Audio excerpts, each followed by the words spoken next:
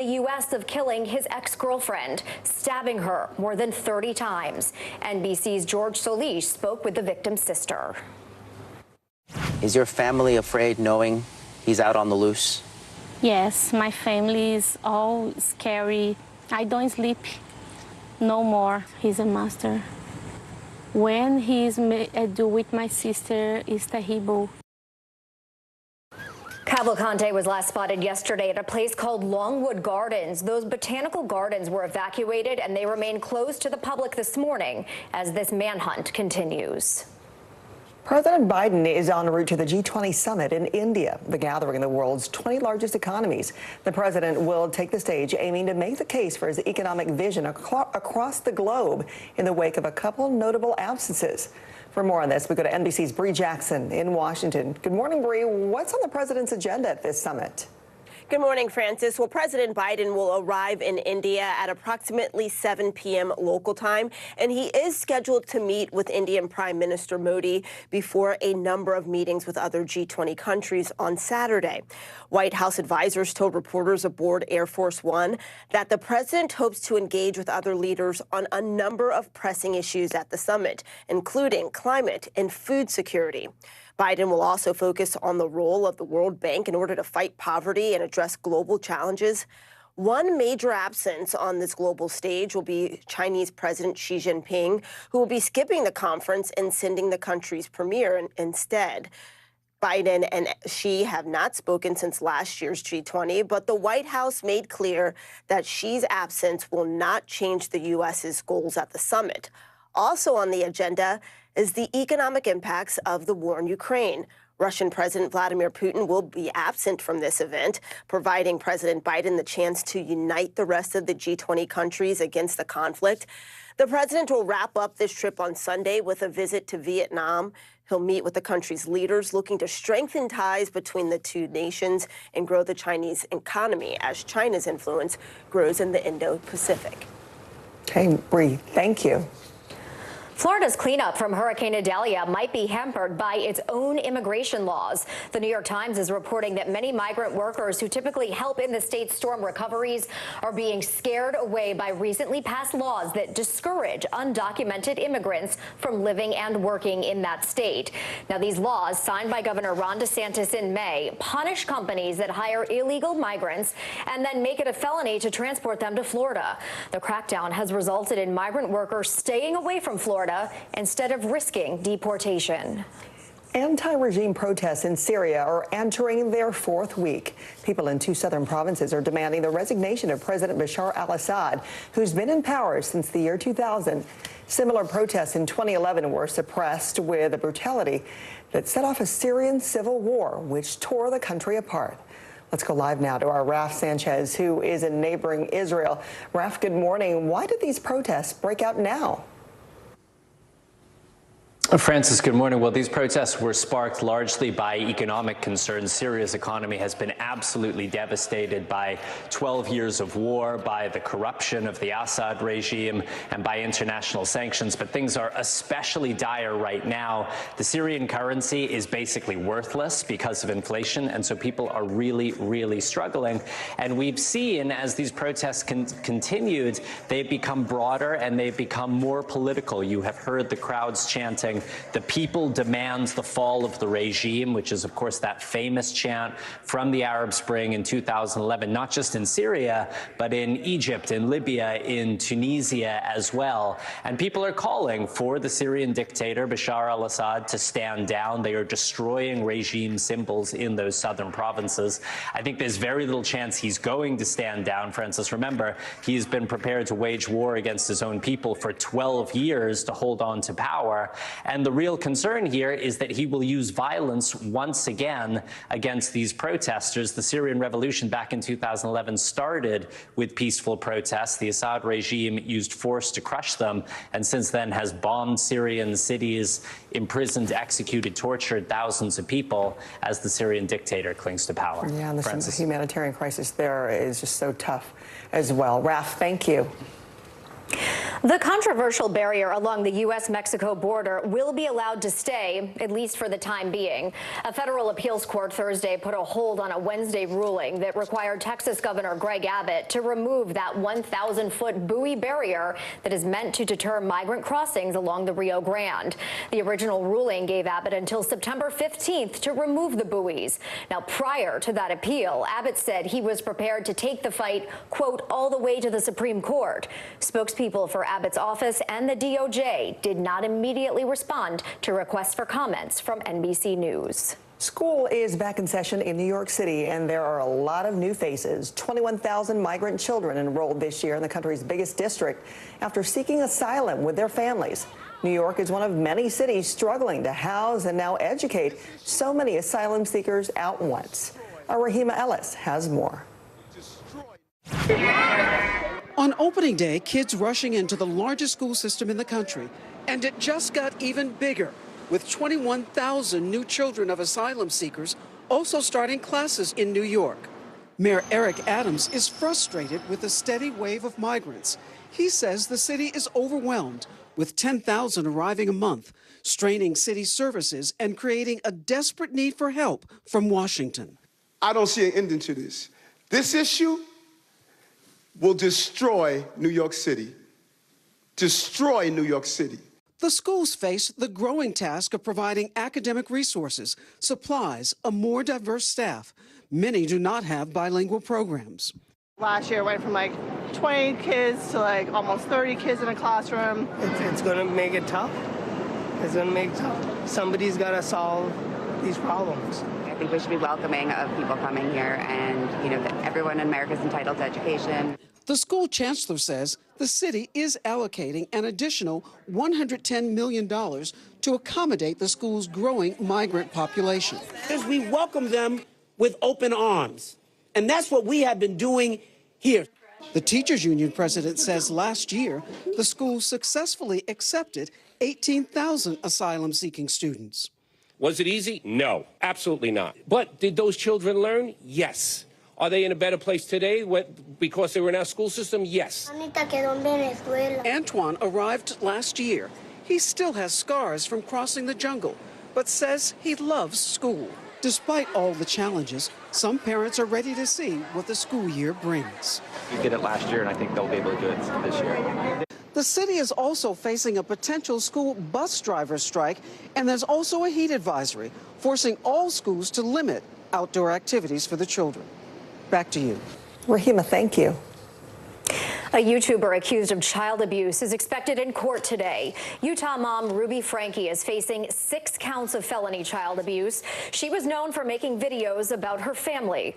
According to the affidavit, one of her kids climbed out of a window asking for help. Police say her children were malnourished. One of them was covered in duct tape and had open wounds. An attorney for Frankie did not respond to a request for comment. The round of severe storms is blowing into the East Coast this morning, but it might bring some relief from all this heat. NBC meteorologist Angie Lassman is the latest. It's tracking the latest for us. Angie, good morning. Good morning, guys. Finally Friday, and we're going to, yes, deal with some showers and some thunderstorms ahead and along that front, but it is eventually going to bring us a little bit of relief from the heat that I know a lot of people have been complaining about. So we've got to wait through the day today. We'll still see parts of really the farther east you go, the warmer it'll be. But once this front works through, the rain will continue to be with us at least until Saturday and Sunday, adding on additional rainfall. You can see it's just how slow of a mover it is. But once it's out of the picture, once it moves a little farther to the east, we'll see some nicer conditions. In the meantime, today, still upper 80s for New York. Washington, D.C. hits 92 degrees. Much cooler as you look back towards places like Detroit, which are barely going to get out of the 60s today, maybe not even into the 70s potentially. A different story down towards the south. The southern plains continue to see temperatures just roasting. 101 for El Paso. We're running 10, 15, even close to 20 degrees above normal in some of these spots, so records will be likely. Mild conditions settle in as we round out the weekend and head into our next work week. And of course, we are watching Hurricane Lee. Really impressive intensification with this system. It went from 80-mile-per-hour winds yesterday at 11 p.m. to 160-mile-per-hour winds at 11 p.m. on Thursday. This is going to be a system that we will watch, but right now, no direct impacts to land. Let's look at the weather across the country. Let's see what's happening in your neighborhood. Temperatures ending up into the low 70s in Cleveland today. Cooler conditions settling in across parts of the Great Lakes. Much warmer as we look to the south, where mid-90s are expected for Mobile. New Orleans heads to 94 degrees, and Dallas ends up at 106. Let's look at your forecast, ladies. Back over to you. All right. Thank you, Angie. Well, those piano keys that brought us classics like Bohemian Rhapsody sold at a multi-million-dollar price tag. Sotheby's auctioned over 1,000 personal items from the estate of Queen lead singer Freddie Mercury. But the baby grand piano fetched the highest bid, $2.2 million. That's their most expensive piano ever sold. His original lyrics, jewelry, and more went for hundreds of thousands. He gifted his estate to close friend Mary Austin before his passing in 1991. Right, back in 60 seconds with new legal trouble for Peloton. The death of a New York man being blamed on the bike.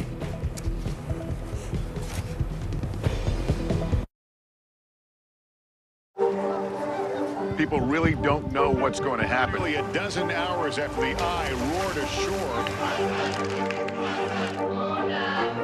More good people than bad people, I know, right? 5 seconds. There is some late-breaking news 4 hours into the Iowa caucuses. All right, anticipated too. Stay on top of breaking news and the biggest stories of the day with NBC News Daily. Thank you so much for joining us. I'm Morgan Radford. I'm Vicki Wynn. I'm Kate Snow. And I'm Zinklaya Samwat. Get in-depth reporting from across the country. We have breaking news out of the White House and around the world. Questions about the rebellion inside Russia. And ways you can take care of your health. What are symptoms that people should be on the lookout for? And your wallet. Some really great last-minute deals if you have flexibility. NBC News Daily. Weekdays from 12 to 4 p.m. Eastern on NBC News Now. We're talking possibly a trillion galaxies. Yes. That is a number that is just so hard to compute. Whether it's the moon, whether it's Mars, it feels like we're on the cusp of something big. Our exclusive report from Alaska. As tensions rise with Russia and China in the air, is the threat level increasing? This is part of our continued reporting on how the military is defending the North. Chief White House correspondent Kristen Welker joins me now. From across the nation. What is the #1 issue for you? To the national stage. The work your son has done. Was anything about those relationships inappropriate or unethical? When critical votes were counted. Still too close to call. And when power was held to account. Is abuse of power an impeachable offense? Kristen Welker met the moment. Now she joins Meet the Press as its new moderator. If it's Sunday, it's Meet the Press. Starting Sunday, September 17th on NBC. Home fitness company Peloton is facing a new lawsuit. The family of a New York man says the bike killed him after it fell on him during a workout. The company has faced several safety recalls, including one tied to the death of a child. NBC's Marissa Parra reports. We turn it up today, baby! Peloton's popular exercise bike at the center of a disturbing lawsuit. In a March filing by the family of Ryan Furtado, they claim the 32-year-old was doing a floor workout using the bike in his Brooklyn home last January. But when he grabbed the bike to help him get up, the suit claims it spun around and hit him head-on, severing his carotid artery in his neck and killing him instantly. In an April court filing, Peloton said it was not liable and that negligence was to blame for Furtado's death. In a statement to NBC News, the company writing in part, quote, "We offer our deepest sympathy and condolences to the Furtado family for this unfortunate accident." Stay with me, Peloton, you got it. In 2021, Peloton faced scrutiny over their Tread Plus treadmill after a 6-year-old died from getting stuck underneath it.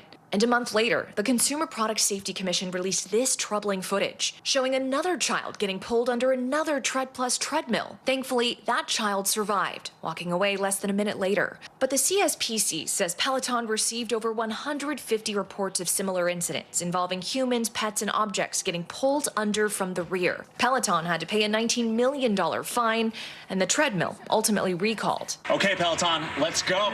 But then in May, another sweeping recall. This time, 2 million Peloton exercise bikes pulled back because of a seat post issues, too easily and unexpectedly breaking off. The way that I hit the ground, kind of landed on my wrist and pushed into my shoulder. 1 minute you're sitting on the bike, next minute you're sitting on the floor. It was just a few years ago when sales for everything Peloton skyrocketed during the COVID lockdowns. As people were looking to stay fit from home, their 2020 shares surged more than 400%. Sing along ride! But in recent years, Peloton stocks have plummeted. The company's laid off over 5,000 workers. And at the end of June this year, Peloton said the recall of its bike seat post cost more than it expected and was a potential factor in reported subscriber decline. And our thanks to Marissa Parra for that report. Still to come here on Early Today, we've got a sneak peek at Hulu's latest buddy comedy starring an award-winning cast and how the Grammys are still celebrating 50 years of hip-hop months after the awards ceremony. Next on Early Today.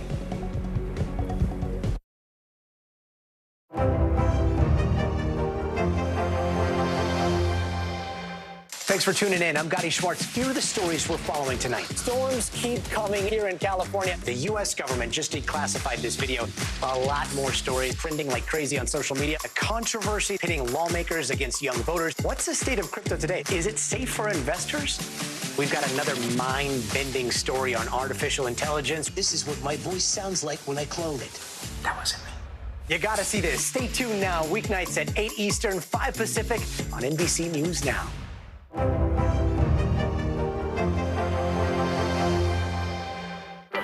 crossing the Today Show off my bucket list. Celebrating my mom's 60th birthday. Just married, and we're honeymooning at the Today Show. It's a girl. Hoda inspired me to become a journalist. I'll have what you guys are having. I'm celebrating here with you. This is amazing. You're on Today. You are not alone when you're here on the Today Show. Emmy Award-nominated journalism is streaming free on NBC News Now. We're coming on the air with breaking news. This is where Carrie is located. See the bright Morning, right behind me, there were little ones included, and you realize you're doing the dishes, Allegations of Russian war crimes. Storm zone in Florida. Essentially on that. So an exciting and a long night. News for the generation of now is NBC News Now. Stay on top of breaking news and the biggest stories of the day with NBC News Daily. Thank you so much for joining us. I'm Morgan Radford. I'm Vicki Wynn. I'm Kate Snow. And I'm Zinklea Samwa. Get in-depth reporting from across the country. We have breaking news out of the White House and around the world. Questions about the rebellion inside Russia. And ways you can take care of your health. What are symptoms that people should be on the lookout for? And your wallet. Some really great last-minute deals if you have flexibility. NBC News Daily. Weekdays from 12 to 4 p.m. Eastern on NBC News Now. From across the nation to the national stage, and when power was held to account, Kristen Welker met the moment. Now she joins Meet the Press as its new moderator. If it's Sunday, it's Meet the Press. Starting Sunday, September 17th on NBC. It always feels so good to get back to it. Hitting high gear a little earlier because there's more to cheer for. It's back to school, back to business, back to the feeling that anything is possible. Take back the day, make it all right. News for the generation of now is NBC News Now. I can't play on live TV in front of millions of people. I'll let you get to it. I know you got to get through hair and makeup. I already went through hair and makeup. Well, then you missed a spot. Ladies getting money. I can't do this. Am I sweating? When you have it, you'll get your dog back. Welcoming back with as we break things down in entertainment this morning. Up first, it's our first look at the upcoming comedy Quiz Lady, starring Sandra Oh and Awkwafina. The duo plays sisters on a cross-country trip looking to get rich on a game show whose host is none other, you just saw him there, Will Ferrell. It streams on Hulu November 3rd. This looks so funny, and I love that you've got the two leading ladies, Asian leading ladies at that. Yes. They cannot get funnier than these two together. And then you add in Will Ferrell. This is going to be a home run. Well, earlier this year, the Grammys brought a star-studded tribute to hip-hop into people's living rooms. But the Recording Academy is celebrating hip-hop's golden anniversary well past the award ceremony. The Grammy Museum is launching an exhibit called Hip Hop America, the Mixtape Exhibit. Fans will get to explore the global impact of hip-hop music and culture with artifacts from legendary artists themselves themselves, like LL Cool J's bucket hat, of course, and Biggie's leather pea jacket. This all opens to the public on October 7th. This is really cool. This is going to bring me back to my high school days. I want to make sure I get there. It's going to look so fun with the fashion, business, the history, as we've seen hip-hop just seep into so much of pop culture. While fans have been begging to celebrate new Rihanna music, she's dropped a new release instead. The Umbrella singer announced that she is bringing her Fenty and Puma collab back, launching a collection of soccer cleat-inspired sneakers. She first partnered with Puma 8 years ago, but stepped away to launch her wildly successful Fenty Beauty in 2017. But fans can grab her sneakers next Friday. What a year it's been. You know, it was Super Bowl, a British Vogue cover, new baby, and then Wakanda Forever music. She's making us all look bad. We thought we were busy. Rihanna, you're killing it. Does it. After the break, it's the first Sunday of the football season, and U.S. Open champions will be crowned. We are fast-forwarding into a jam-packed weekend of sports. Stick around. News lives in the now. It's coming at us every second. News is more now than ever. Look at this. You can't even see anything anymore. Now is raw. Now is real. The Fed's decision today, help us translate that into very plain English. Now is constant. You gotta see this. The future is now. News for the generation of now is NBC News Now. I'm crossing the Today Show off my bucket list. Celebrating my mom's 60th birthday. Just married, and we're honeymooning at the Today Show. It's a girl. Hoda inspired me to become a journalist. I'll have what you guys are having. I'm celebrating here with you. This is amazing. You're on Today. You are not alone when you're here on the Today Show. News lives in the now. It's coming at us every second from all over the world. We have a full team. News is more now than ever. Look at this. You can't even see anything anymore. Our house is no longer here, but we are here. Now is raw.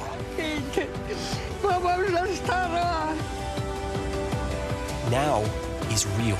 The Fed's decision today, help us translate that into very plain English. Is that good news for us? Now is constant. Morning News Now, we're breaking news. NBC News special report. You gotta see this. The future is now. News for the generation of now is NBC News Now. It always feels so good to get back to it.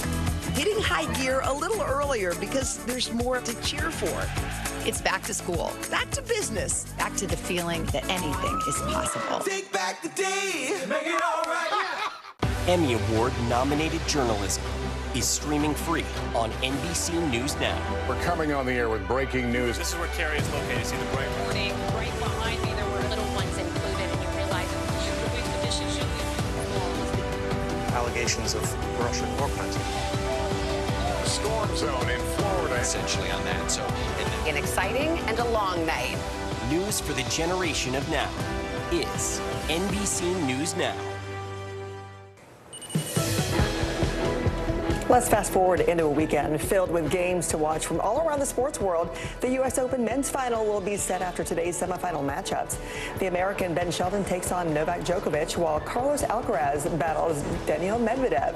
Team USA is 2 wins away from a record-setting 6th FIBA World Cup title. The Americans take on Germany in the semifinals later today. Tomorrow belongs to college football, where Texas and Alabama play in a rematch of last year's nail-biter. Plus, Coach Deion Sanders looks to get Colorado to 2-0 as they take on Nebraska. And 14 games are on the Sunday slate in the NFL, headlined by the Giants and Cowboys reigniting their rivalry in Sunday Night Football. You can watch that one right here on NBC.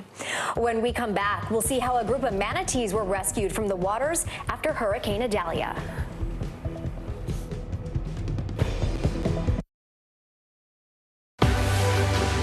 News lives in the now. It's coming at us every second from all over the world.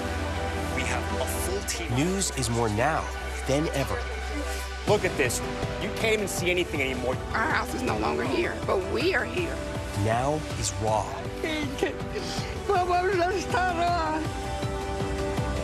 Now is real. The Fed's decision today, help us translate that into very plain English. Is that good news for us? Now is constant. Morning News Now, we're breaking news. NBC News special report. You gotta see this. The future is now. News for the generation of now is NBC News Now.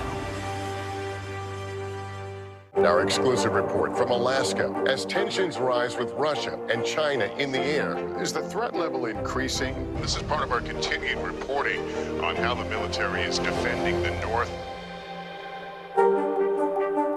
Thanks for tuning in. I'm Gotti Schwartz. Here are the stories we're following tonight. Storms keep coming here in California. The U.S. government just declassified this video. A lot more stories trending like crazy on social media. A controversy pitting lawmakers against young voters. What's the state of crypto today? Is it safe for investors? We've got another mind-bending story on artificial intelligence. This is what my voice sounds like when I clone it. That wasn't me. You gotta see this. Stay tuned now. Weeknights at 8 Eastern, 5 Pacific on NBC News Now. News lives in the now. It's coming at us every second. News is more now than ever. Look at this. You can't even see anything anymore. Now is raw. Now is real. The Fed's decision today, help us translate that into very plain English. Now is constant. You gotta see this. The future is now. News for the generation of now is NBC News Now. It was quite the scene in the Whiskey Creek Canal of Florida after Hurricane Idalia's storms, as 5 manatees had to be rescued. It was a group effort, to say the least. And Sarah Metz from our Fort Myers affiliate tells us more about this hours-long mission. Think of that splash as a thank you. This is definitely an experience, right? It is. It really is. This is in our own backyard. It's an exciting experience. Shirley, Peggy, Rosalie, and Gail had to pause their card game at the Whiskey Creek Country Club when the rescue trucks rolled up. I was going to say, who's winning? No one yet. No one yet. The manatees. The manatees are winning. The manatees were definitely winning in a game of hide and seek. Oh, look, they're putting the net. They're putting the net across. Yep. One just flipped the water. Look at it. Oh, that must be the mama. But more like a game of mousetrap. Rescue crews pulled all their tricks to try and get them to swim into their nets. We're not part of it, but we're all rooting for it. Watching and waiting for each and every manatee, then to be pushed and pulled out of the canal. Wow. And released back into the waters at Horton Park. It's a heartwarming story. But that was so cool. So up close and personal. FWC says all 5 of the manatees were given health checks, scanned for tags, and other routine procedures before they were graciously released back into the water. It was wonderful. I've never seen anything like it. Our thanks to Sarah Metz for sharing that story. And more action from their fellow sea creatures. Georgia beachgoers captured a special seaside show after a pod of dolphins were captured on videotape at Tybee Island, flipping in the air several times. The aerial acrobatics lasted for about 20 seconds before the dolphins swam away, leaving the crowds all smiles, clapping for more, with the show-offs right there. And what a show at the beach. New York City is the mecca of grub, like a cheesy slice of pizza or a burger. But here's the scoop on the best fries in the city. According to the New York Times, Balthazar in Soho is home to the best French fries with a crunchy outside and creamy inside. The fries are made out of russet potatoes. They're fried twice and then tossed with salt. Next in Tribeca, Franchette has a mix of Balthazar's fries with a thicker cut that comes served in a ceramic bowl.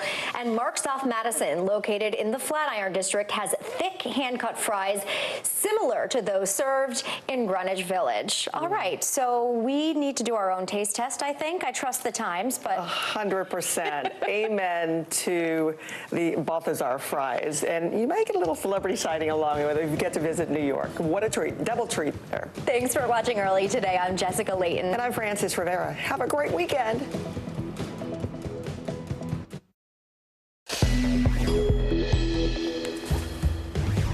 President Biden heads to India for the G20 summit. As the leaders of the world's 20 largest economies gather, we'll have a live report from Washington to break down what's at stake for the global stage. Protests in Syria entering their fourth week. The people there calling for their president to step down. Our Raf Sanchez is live in neighboring Israel with the very latest. The summer of strikes will stretch into the fall. Auto workers are set to walk off the job as negotiations stall with Detroit's big three automakers.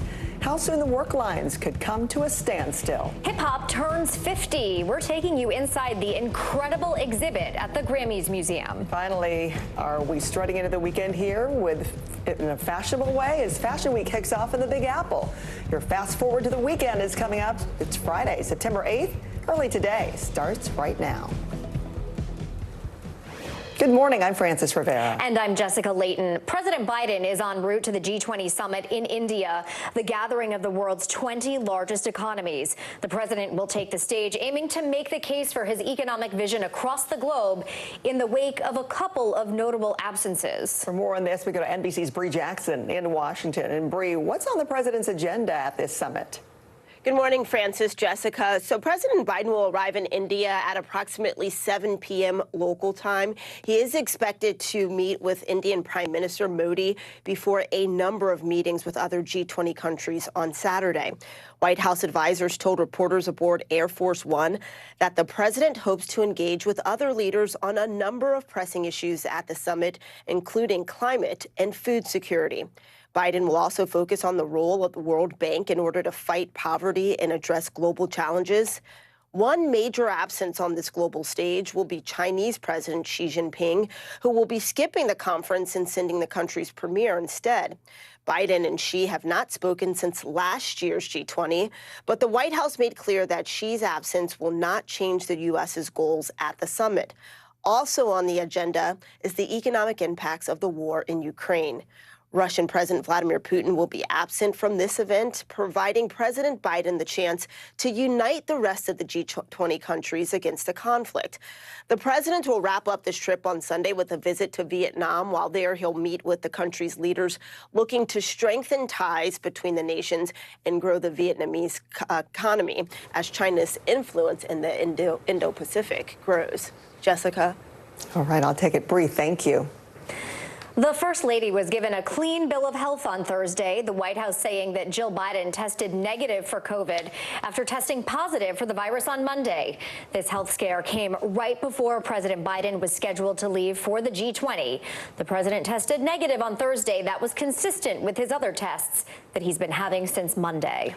After just a two-day trial, a former Trump administration official was convicted on 2 counts of contempt of Congress. Peter Navarro, who was allegedly involved in efforts to overturn the results of the 2020 election, refused to comply with a subpoena from the January 6th committee for documents and testimony last year. Each count carries a minimum of 30 days to a year in prison, as well as a fine. Navarro's sentencing is scheduled for January 12th. Anti-regime protests in Syria are entering their 4th week now. People in 2 southern provinces there are demanding the resignation of President Bashar al-Assad, who has been in power since the year 2000. A similar protest in 2011 were suppressed with a brutality that set off the Syrian civil war, which absolutely tore that country apart. Let's go live now to our Raf Sanchez, who is in neighboring Israel this morning. Raf, good morning. Why did these protests break out now? Jessica, good morning. These protests were sparked initially by the desperate economic situation. Syria's economy has been absolutely devastated by 12 years of war, the corruption of the Assad regime, international sanctions, but things are especially dire right now because the Syrian currency is almost worthless. It's lost nearly all of its value because of inflation. But as these protests have continued, we have seen them become broader and we have seen them become more political. You are hearing the crowds chanting, "The people demand the fall of the regime," which of course is that famous chant from the Arab Spring in 2011, not just in Syria, but in Egypt, in Libya, in Tunisia as well. People are smashing symbols of the regime and they are calling for the resignation of Syrian President Bashar al-Assad. I think it's very unlikely he's going to step down. Remember, he has waged war on his own people for 12 years to hold on to power. And the real concern here is that he will once again use violence to crush these protests. The Syrian revolution in 2011 began with peaceful protests, only for the regime to turn its guns on the people. And since then, we have seen the Assad regime bombing rebel-held areas, starving them, while inside territory that it controls, it has executed, imprisoned, and tortured thousands of people as Assad clings to power. Jessica. Yeah, scary to see what could be to come. Raf, thank you. The controversial barrier along the U.S.-Mexico border will be allowed to stay for the time being. A federal appeals court Thursday put a hold on a Wednesday ruling that required Texas Governor Greg Abbott to remove the 1,000-foot buoy barrier meant to deter migrant crossings along the Rio Grande. The original ruling gave Abbott until September 15th to remove the buoys. Prior to his appeal, Abbott said he is prepared to take this fight all the way to the Supreme Court.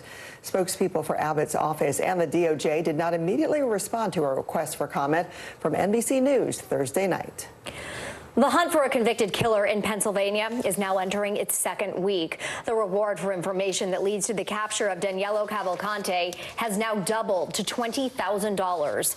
NBC's George Solis is following the latest on that search. From the air to the ground and even across rail yards, the search for Daniello Cavalcante in its 8th day. He's already murdered 2 people, one in Brazil and one here, in a very brutal manner. He's a very dangerous individual. The manhunt began when Cavalcante escaped the Chester County Prison, 30 miles from Philadelphia, last Thursday morning, crab walking up walls in a corridor off the prison's exercise yard.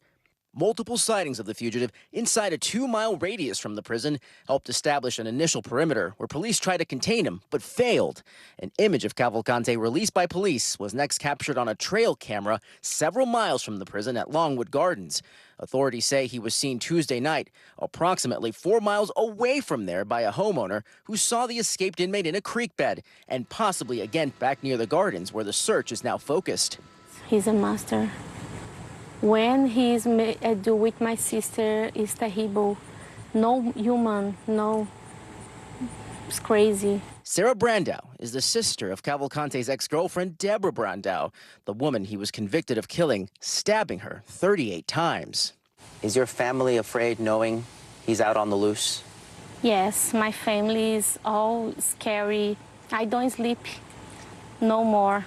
Police say Cavalcante is now within an approximately 8 to 10 square mile radius. I have every reason to believe he is still within that perimeter. Experts say police will slowly push in on that perimeter, trying to get Cavalcante out to a space where he can be taken into custody. Our thanks to George for that report. A YouTuber accused of child abuse is expected in court today. Utah mom Ruby Franke is facing 6 counts of felony child abuse.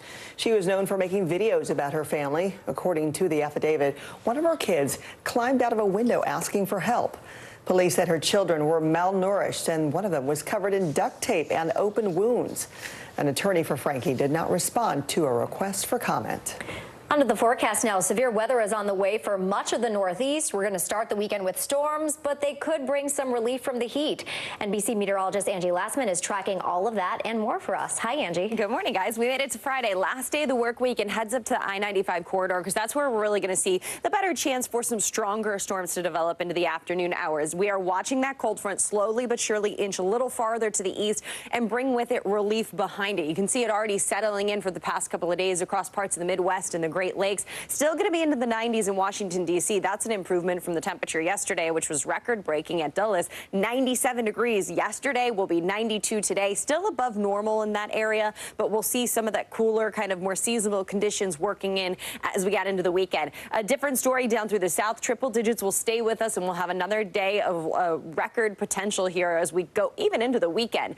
As we look ahead to the weekend across parts of the Great Lakes, the Midwest, the Northeast, things kind of settle down and we get back to those more typical temperatures. Now, switching gears, talking tropics, we of course have Hurricane Lee. Really impressive intensification from this system. 11 p.m. Wednesday, 80 miles per hour. Look what happens just 24 hours later. It blows past the criteria for rapid intensification. We hit 160 mile per hour winds. That is a Category 5 system that we're going to be watching in the coming days. Now, the good news is, as of right now, it continues moving northwest at 14 miles per hour, keeps it just to the north of the Leeward Islands, Puerto Rico, Hispaniola, As we get down the line, we likely will see this turn to the north, maybe scooting right between Bermuda and the United States. Either way, no direct impact to land and the potential for some high risks of rip currents and elevated seas into the weekend. Let's look at the weather across the country. Let's see what's happening in your neighborhood.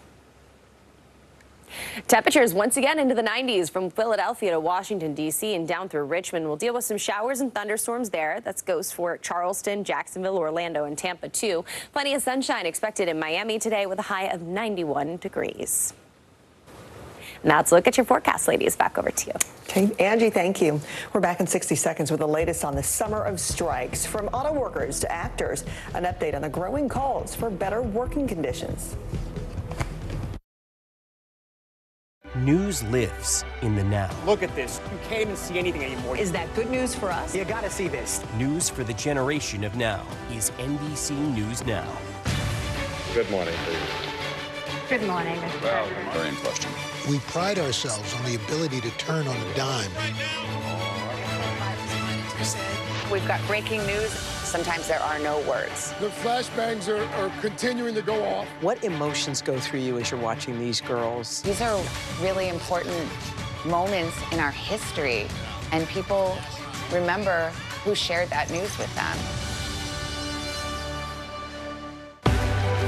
People are stressed when they're going out and flying. Why should they trust you? You're now in this long-anticipated counteroffensive. How's it going? What's the goal? What will you offer voters that former President Trump will not? News for the generation of now is NBC News Now.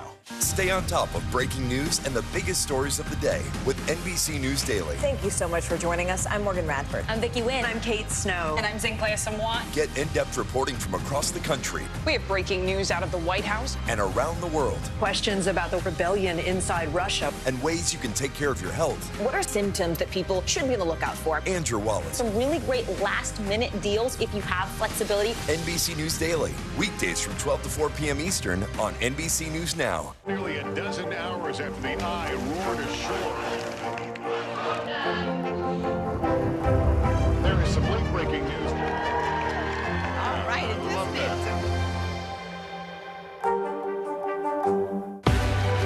People are stressed when they're going out and flying. Why should they trust you? You're now in this long-anticipated counteroffensive. How's it going? What's the goal? What will you offer voters that former President Trump will not? News for the generation of now is NBC News Now.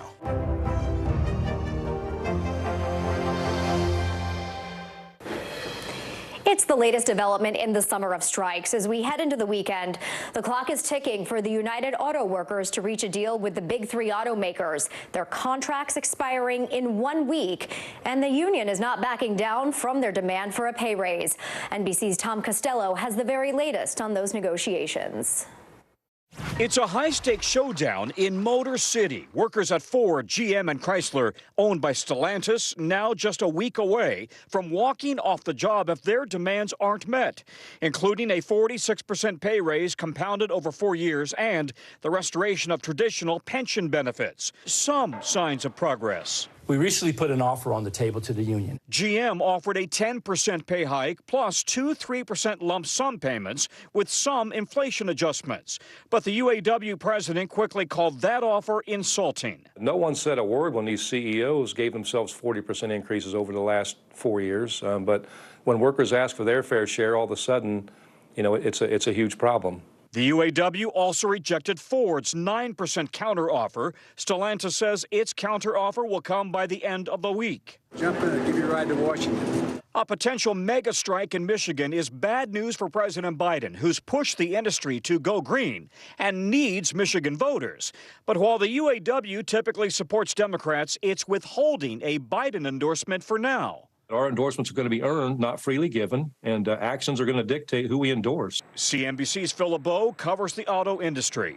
From the UAW's perspective, it needs the White House to lean on the automakers as much as possible so that they can get the best contract possible. The only leverage the UAW has with the White House is withholding an endorsement of President Biden. Industry insiders and analysts believe a strike is still looking very likely. The biggest sticking point, how much more will the big three have to pay their 146,000 workers? Back to you. Tom, thank you. As union workers prepare to picket, writers and actors in Hollywood are keeping up their summer of strikes. Next week will mark 2 months since actors joined writers, bringing Hollywood to a halt. But those strikes show no signs of stopping. Writers Guild and Screen Actors Guild members rallied this week for a California bill that would provide unemployment insurance to striking workers. This is something striking workers in New York and New Jersey already have access to. California's legislature has until next Thursday to send the bill to the governor's desk. Still to come, we've got a sneak peek at Hulu's latest buddy comedy starring an award-winning cast. And how the Grammys are still celebrating 50 years of hip-hop months after the award ceremony. Next on Early Today. News lives in the now. It's coming at us every second from all over the world. We have a full team. News is more now than ever. Look at this. You can't even see anything anymore. Our house is no longer here, but we are here. Now is raw.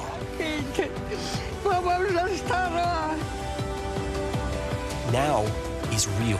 The Fed's decision today, help us translate that into very plain English. Is that good news for us? Now is constant. Morning News Now, we're breaking news. NBC News special report. You gotta see this. The future is now. News for the generation of now is NBC News Now.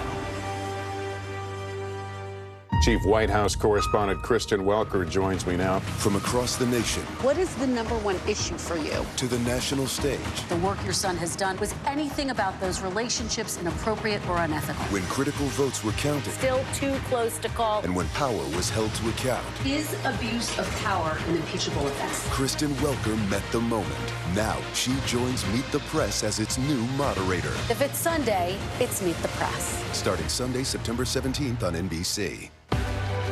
People are stressed when they're going out and flying. Why should they trust you? You're now with this long-anticipated counteroffensive. How's it going? What's the goal? What will you offer voters that former President Trump will not? News for the generation of now is NBC News Now. It always feels so good to get back to it. Back to all your people and the things you love to do. It's a new season, and you start every morning ready to take it all on. Hitting high gear a little earlier because there's more to cheer for. It's back to school. Back to business in a good way. Back to the feeling that anything is possible. Take back the day, make it all right. From across the nation to the national stage, and when power was held to account, Kristen Welker met the moment. Now she joins Meet the Press as its new moderator. If it's Sunday, it's Meet the Press. Starting Sunday, September 17th on NBC. Emmy Award-nominated journalism is streaming free on NBC News Now. We're coming on the air with breaking news. This is where Carrie is located. See the bright morning. Right behind me, there were little ones included, and you realize Allegations of Russian war crimes. Storm zone in Florida. Essentially on that. So An exciting and a long night. News for the generation of now is NBC News Now. I can't play on live TV in front of millions of people. I'll let you get to it. I know you gotta get through hair and makeup. I already went through hair and makeup. Well, then you missed a spot. I can't do this. Am I sweating? When you have it, you'll get your dog back. Welcome back. Let's break down all things entertainment this morning. Our first look at the upcoming comedy Quiz Lady starring Sandra Oh and Awkwafina. The duo play sisters on a cross-country trip looking to get rich on a game show whose host is none other, you saw him, Will Ferrell. You can't binge it this weekend, though. It streams on Hulu November 3rd. I love strong Asian leads in this, and if they're funny, that's even better. Even better. I cannot wait until November 3rd for this. I need it sooner. Yet in Will Ferrell, this is going to be gold. Well, earlier this year, the Grammys brought a star-studded tribute, speaking of gold, to hip-hop into people's living rooms. But the Recording Academy is celebrating hip-hop's golden anniversary well past the awards ceremony. The Grammy Museum is launching an exhibit called Hip Hop America, the Mixtape Exhibit. Fans will get to explore the global impact of hip-hop music and culture with artifacts from legendary artists themselves like LL Cool J, remember his bucket hat, and Biggie's leather pea jacket. So mark your calendars. It opens to the public on October 7th. The Grammy Museum is in LA. For all those who made those mixtapes during the top 10 at 10 back in the 90s, this is for you. I will see you there. Especially since it's interactive, too. You can sample, you can rap, you can spin, all kinds of good stuff in what they call a sonic playground part of the museum. Love it. While fans have been begging to celebrate new Rihanna music, she's dropped a new release instead. The Umbrella singer announced that she is bringing her Fenty and Puma collaboration back, launching a collection of soccer cleat-inspired sneakers. She first partnered with Puma 8 years ago, but stepped away to launch her wildly successful Fenty Beauty in 2017. But fans can grab her sneakers next Friday. I'm sure the lines have already been wrapping around, or, people are planning to wait in line. Planning to wait online make sure for they that. get theirs. She's been checking off so much on her list this year, but when it comes to music, fans are like, when's she going to do it? When's she going to drop it? The next thing? Well, baby, sneakers, Super Bowl. She's had a lot going on. When we come back, the September deal saving you money from your favorite chains. And later, the concrete jungle just got a whole lot trendier. We'll fast forward to the things you need to know. Hey, I'm Hallie. It's good to be with you tonight. The debt ceiling. Here's why this matters. Please, please don't have your eyeballs glaze over. Here's why this matters. Talk to us about what we're supposed to call this. Is it a bailout? Is it a backstop? There's a difference because it matters whose money is being used to prop up these banks. We think we're getting close to this news conference. I will be honest with people. This is like an awkward moment where we think we're right there. You're going to have to tap dance with us maybe a little bit. I do have my tap dancing shoes on, not to worry. From across the nation to the national stage, and when power was held to account, Kristen Welker met the moment. Now she joins Meet the Press as its new moderator. If it's Sunday, it's Meet the Press. Starting Sunday, September 17th on NBC. What's the message that you're trying to get out to young people? Know what is in the drug supply. We've got important news this hour about your money. Mental health, big picture, why is it so tough right now? News for the generation of now is NBC News Now. Good morning, please. Good morning, Mr. President. Very in question. We pride ourselves on the ability to turn on a dime. We've got breaking news. Sometimes there are no words. The flashbangs are continuing to go off. What emotions go through you as you're watching these girls? These are really important moments in our history, and people remember who shared that news with them. Hey, I'm Hallie. It's good to be with you tonight. The debt ceiling. Here's why this matters. Please, please don't have your eyeballs glaze over. Here's why this matters. Talk to us about what we're supposed to call this. Is it a bailout? Is it a backstop? There's a difference because it matters whose money is being used to prop up these banks. We think we're getting close to this news conference. I will be honest with people. This is like an awkward moment where we think we're right there. You're going to have to tap dance with us maybe a little bit. I do have my tap dancing shoes on, not to worry. Thanks for tuning in. I'm Gotti Schwartz. Here are the stories we're following tonight. Storms keep coming here in California. The U.S. government just declassified this video. A lot more stories trending like crazy on social media. A controversy pitting lawmakers against young voters. What's the state of crypto today? Is it safe for investors? We've got another mind-bending story on artificial intelligence. This is what my voice sounds like when I clone it. That wasn't me. You gotta see this. Stay tuned now. Weeknights at 8 Eastern, 5 Pacific on NBC News Now. The streets of New York are turning into runways, and chains are also offering deals. We are fast forwarding into your weekend. Models, designers, and celebrities are flocking to New York City as today officially marks the first day of Fashion Week. 71 brands will showcase their new collections until Wednesday before jetting off to Europe for the rest of the fashion season. Meanwhile, the MTV Video Music Awards will honor the biggest names in the industry on Tuesday. Diddy, Shakira, and Lil Wayne will all be performing after years away from the VMA stage. And young pop sensation Olivia Rodrigo is on the lineup after she takes the Today Show stage later today. Also on Tuesday, Taco Bell is teaming up with DoorDash and over 20,000 Mexican restaurants nationwide to offer you a $5 discount on your Taco Tuesday orders. And then on Thursday, you can grab a buy one, get one free fall drink from Starbucks. Their Thursdays promotion starts afternoon every Thursday this month. I will definitely cash in on that. Yeah, we pretty much set you up for the weekend into next week. You're all set. Food, drinks, What else? What else can we offer you? Coming up, you all know the Corn Kid. Now meet the adult crowned an official corn historian. All that and more coming up on Early Today.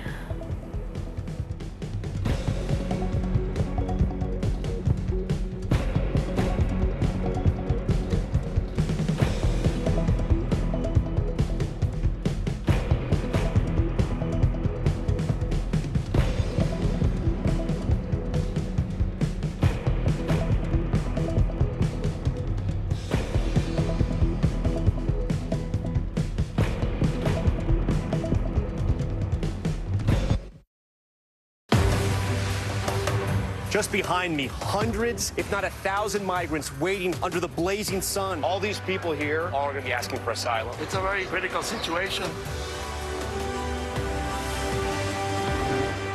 The fire has grown leaps and bounds. You see behind me is typical. How you doing? Pretty bad.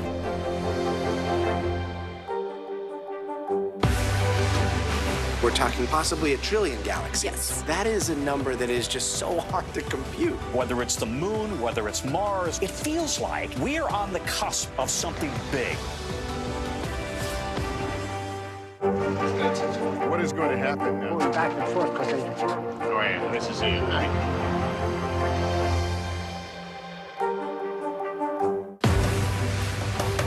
Just behind me, hundreds, if not 1,000 migrants waiting under the blazing sun. All these people here are going to be asking for asylum. It's a very critical situation.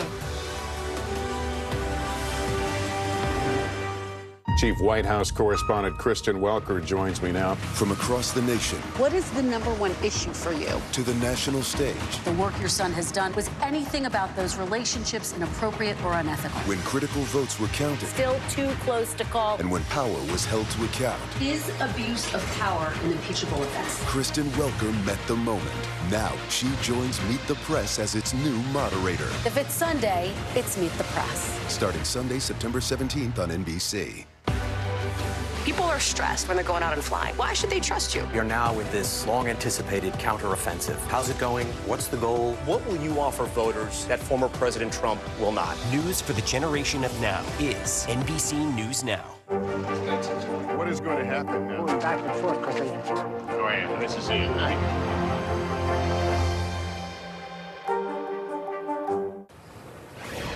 A corn historian is receiving credit where credit is due, given an honorary award after 75 whole years at the Minnesota State Fair. Gordon Severinsen from our Minneapolis affiliate stepped back in time to appreciate the meaning of the award.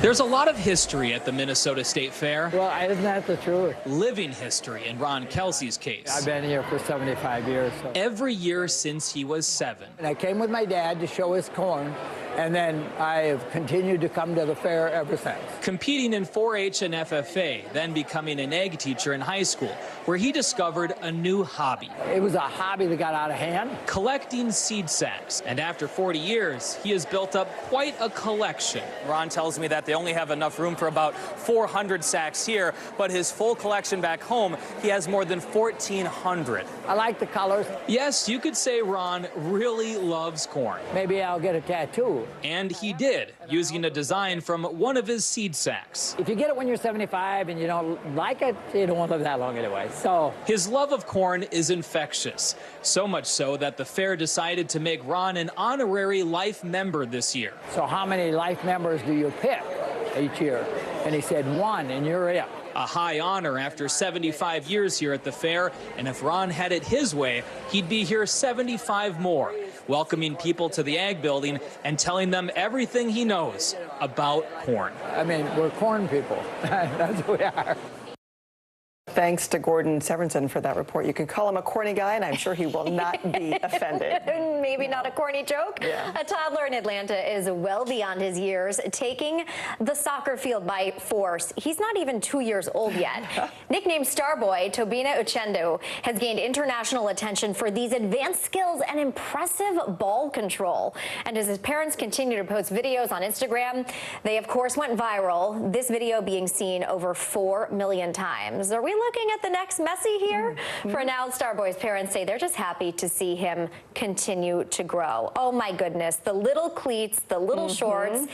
This kid is good. And adorable at that. So let's save this little clip of us talking about Starboy. So years from now, when he does become the next Messi. That's right. We called it here. Yes. All right. There's more ahead on the Today Show, including a new tech tool for parents. Hey, good morning. How many times have you stressed about getting your teens to and from after school activities or practice? Well, now there is a new feature on Uber that could help make things a lot more convenient when you are at work. I'll show you how it works and the built-in safety features too. That's all I had this morning right here on Today. Valuable stuff. We thank you for being with us on this Friday. I'm Frances Rivera. And I'm Jessica Layton. Have a great weekend. We'll see you back here Monday.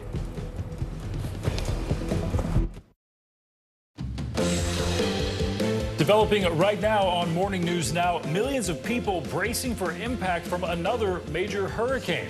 Overnight, Hurricane Lee rapidly intensified from a Category 1 to a Category 5 storm. We're tracking its path as it churns toward the United States.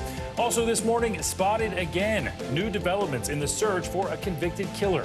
Right now, crews are expanding their search area around Pennsylvania after authorities confirm several possible sightings since he escaped 9 days ago. And the family of one of his victims says they're living in fear that he may kill again. He's a monster. My family is all scary. I don't sleep no more. We'll bring you the latest on that manhunt. Plus, protesters serving controversy at the U.S. Open. They delayed last night's women's semifinals for nearly an hour, and what we're learning from officials. Plus, highlights from that match as Coco Gauff makes history by advancing to the finals. And back in session, now that their summer breaks are over, more students are back in the classroom this morning. And we're taking a look at everything you need to know about student loans with those payments due to restart. We'll also check in with a doctor about how to keep your kids healthy as they head back to the classroom. Plus, if you're already planning a fall break getaway, we've got you covered with some helpful travel tips for a fun, kid-friendly vacation.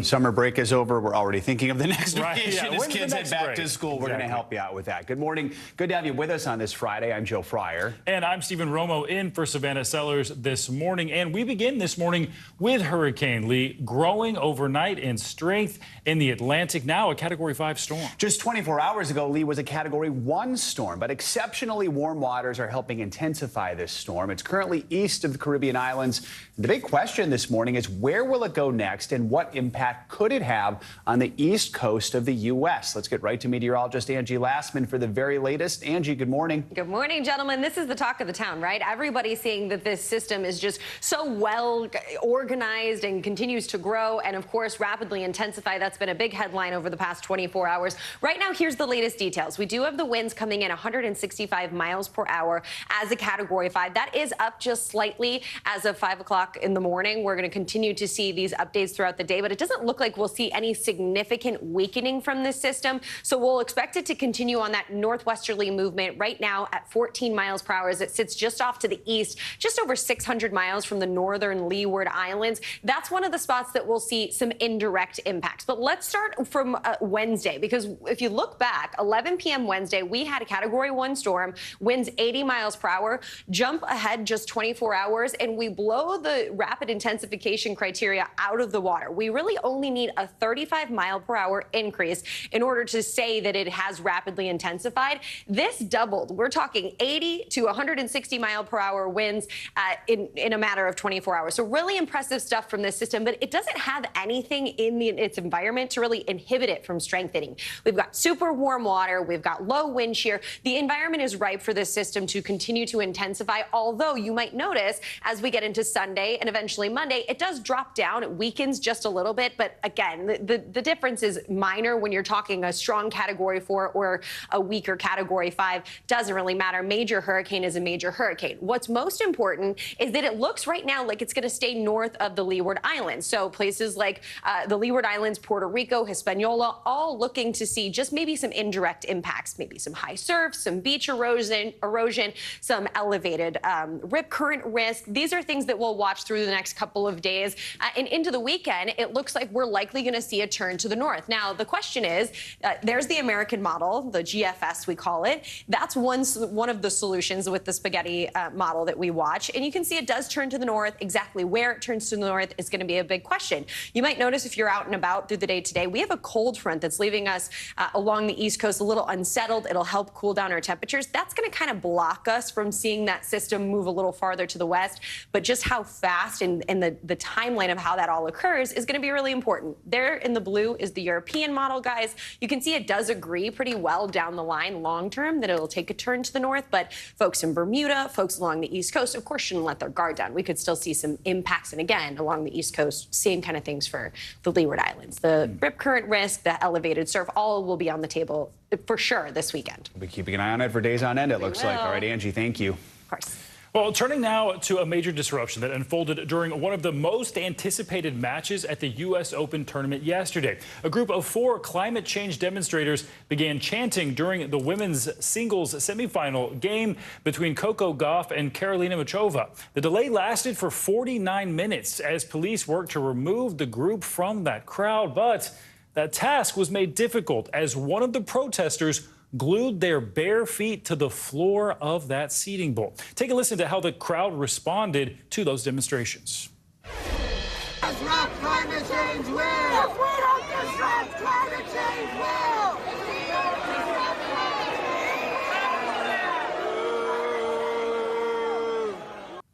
Yeah, people were not happy about that. Environmentalist group Extinction Rebellion took credit for that disruption, claiming, quote, tennis as usual won't be possible on a planet in which humanity fails to keep global warming below 1.5 degrees Celsius. If activists don't disrupt these games, the climate will, end quote. At least 2 of the protesters were taken into custody. Goff had this to say about the incident after winning that match.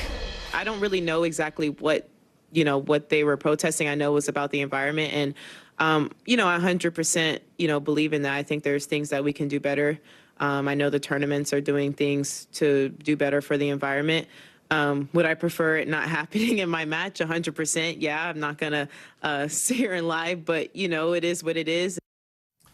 All right, for more on this, let's bring in Julia Elbaba for more. Julia is a national digital editor for NBC Universal Local and a former professional tennis player. So some good insights here, Julia. Good morning to you. How does a disruption like this affect a player and how they're going to approach the match? Does this hurt their momentum at all? Good morning. Thank you for having me. I think any type of delay is tricky, whether it's for weather reasons, a medical reason, but this was not something. Well, we are seeing it more often, but it's not something we see all the time. And you have no sense of timing. Is it going to be a 5-minute interruption? Is it going to be 1 hour? It's really a waiting game. So these players were like, do we wait on the court? Do we go inside? It's tricky because you have to conserve your energy. You have to stay focused. You have to keep up with that nutrition, the hydration, deal with the adrenaline of being in the semifinals, keep the body warmed up so you don't get injured. There's just so many different factors that, play into your mind, into your body that could really disrupt your momentum. Yeah, that uncertainty alone seems like it could be very stressful. But this is not the first time a major tennis match was disrupted by climate change protesters. What more can you tell us about these demonstrations we're seeing, and why tennis? Why is this happening during tennis matches? Yeah, we're definitely seeing this happen more often. In the French Open, we had a climate activist attach himself to the net, wire himself, and glue himself. Another at Wimbledon, we had a protester throw a jigsaw puzzle and confetti and sit on the court. And then last year at the Laver Cup, we saw a man set his whole arm on fire ahead of Roger Federer's official retirement. I don't know, maybe he was protesting Roger Federer's retirement, but that's a whole nother story. Yeah, a lot of people not happy about that one as well. All right, Julia Elbaba, thanks so much for your insights, breaking it all down for us. We certainly appreciate it. Well, later today, a judge is expected to release the full report by a special grand jury. It's all connected to the investigation in Georgia and the attempts to overturn the 2020 election. That special grand jury heard from 75 witnesses over the course of 7 months. Its recommendations for Fulton County District Attorney Fani Willis led to the indictments of former President Trump and 18 others. They have all pleaded not guilty. NBC News legal analyst Danny Ceballos joins us now. So, Danny, first let's do some legal 101 here. Remind us, what's the difference between this special grand jury that did some of the investigating and then the grand jury that returned the indictments? You explained it. The special grand jury was an investigative grand jury, which is allowed under Georgia law. So I've been calling it, in a sense, an advisory grand jury because it really was not necessary procedurally in order to indict Donald Trump or any of the other defendants. It was an investigative grand jury that had no power of its own to indict. It issued a report. That report was heavily redacted. So to say that it was released, it was kind of released before, but it left all of us really wanting. So we would love to see what's in this unredacted or unsealed special report. But the special investigating grand jury was something that Fani Willis did not have to do. She did probably because she wanted, for posterity's sake, there to be no question that not only did citizens ultimately indict Donald Trump, citizens investigated Donald Trump, because a grand jury is made up of citizens. It's the same jury pool that we draw petit juries, which is the name for the jury that tries a case. Well, so a part of this report, the special grand jury report, was released back in February, but the rest remained under seal. What are we looking for actually when we see it? Most of what we were looking for when the original grand jury report was unsealed, because it was mostly sealed, mostly redacted, didn't give us a lot of exciting pieces of information. Understandable. Grand jury proceedings are supposed to be super secret. That is how the system works. It's how we're able to get witnesses in who would otherwise not want to testify. And it's how we avoid unofficially indicting people who may be innocent or who the government doesn't want to indict yet or ever. So the process is secret for a reason. That's why when the grand jury report was released, it really didn't give us, in the world of journalism and the public, a lot of really interesting stuff. So I think why this was really compelling now is really for the defense. The defense is really interested to see what this investigating grand jury's report says and compare it to the state's case in chief. The more investigating a prosecutorial agency does, the more evidence on paper that the defense can use against it. So as a defense attorney, that's what I would be looking for. Speaking of the defense, in a new filing, former President Trump has suggested he may be looking to move this to federal court. We've been talking a lot about this, but remind us why some defendants would want to move this to federal court and what the likelihood is that could even happen. Removal is a strange thing in our law. There's a federal statute that allows somebody who is either sued or prosecuted in state court under very specific circumstances to remove that case, take the case out of state court and into federal court. There is a much more common civil version of this. I probably removed 50 civil cases on something called diversity, which doesn't matter here. The federal official criminal removal provision is so rare. Not only have I never done it, I've never known of anyone to remove a case like this. But the important thing is this. It allows, like a chess move, like castling in chess, the defendant to take his case in state court, put it in federal court. And believe me, when it's done, it's done. It's the prosecutor's job to drag it back down to state court. And if it remains in federal court, then federal procedure applies, the federal jury pool is drawn. That is a major tactical advantage for the defense. All right, Danny, thank you so much. Appreciate it. Thanks so much. Well, there's a growing political firestorm to talk about over the possible indictment of President Biden's son, Hunter. This as Republicans are vowing to intensify their own investigation. NBC News Capitol Hill correspondent Ryan Nobles has the latest.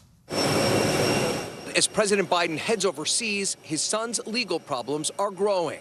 Though many Republicans say they're not satisfied that Special Counsel David Weiss announced he'll seek to indict Hunter Biden by the end of the month. Well, yeah, I mean, that's, it's on the gun charge in Delaware, it looks like, so, big deal. The GOP has slammed Weiss for negotiating what they call a sweetheart plea deal that would have allowed the president's son to avoid prison time. That deal fell apart under a judge's scrutiny. The Biden administration wants to give Hunter Biden a slap on the wrist and have him be the scapegoat. And the objective of the Biden Department of Justice is to protect Joe Biden. But Hunter Biden's attorney firing back at the possibility of an indictment. What changed? Not the facts, not the law, But we have seen over the last 6 weeks, the politics have certainly influenced the outcome. Meanwhile, Republicans on Capitol Hill deposing an FBI agent involved in the original investigation. Many House Republicans arguing Hunter Biden's foreign business dealings are tied to his father, pointing to testimony from Hunter's business partner that the president joined 20 calls with their foreign business associates over a 10-year period. We're going to follow the facts, the evidence, and if it warrants going to an impeachment inquiry, we're going to do that. But some Republicans argue the evidence against the president is not there. But to be clear, sir, at this point, you don't think that evidence has been presented. You're still waiting to see that evidence. I do not think that evidence has been presented, and I don't think there's a need to have an impeachment inquiry. The president has repeatedly said that he played no role in his son's business work. Meanwhile, Republicans are still considering calling the special counsel here to Capitol Hill to testify. All right, more to come. Ryan, thank you.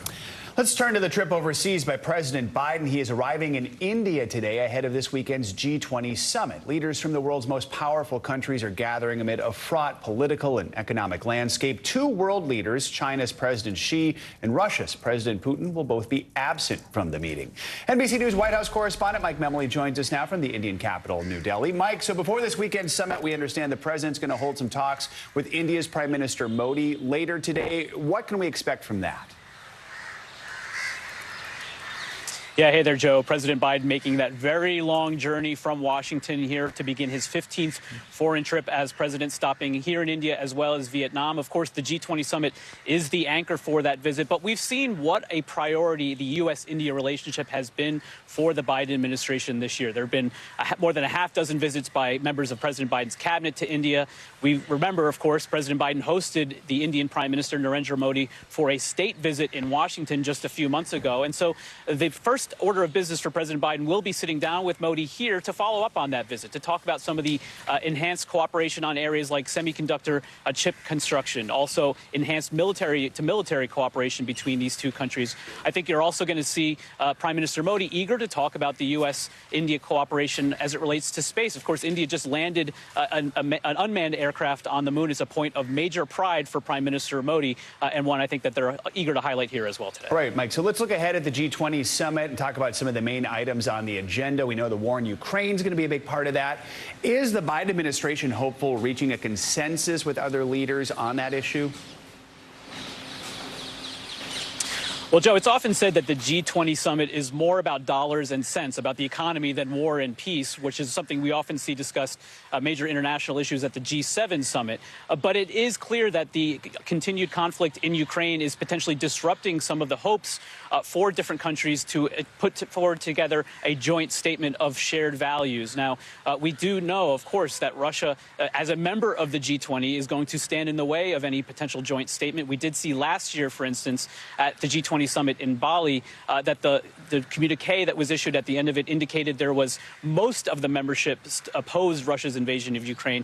Listen to what Janet Yellen, the Treasury Secretary, ahead of the president's arrival here in Delhi, said about the potential for a conflict over Ukraine to disrupt the larger agenda here.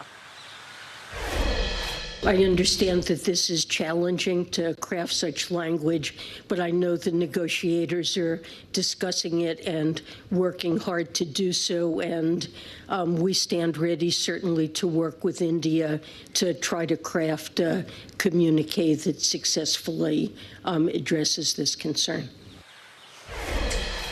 Now, we can expect a major announcement as it relates to assistance for what's known as the Global South, the developing world here. India sees itself really as a gatekeeper between the developed countries of the G20 and those seeking assistance, including the African Union membership for the first time part of this G20 summit. So the leaders are hoping that that will be the focus of some agreements here, not Ukraine overshadowing it all. Mike, as we mentioned, the Chinese and Russian presidents are not going to be there. How is the Biden administration viewing those absences?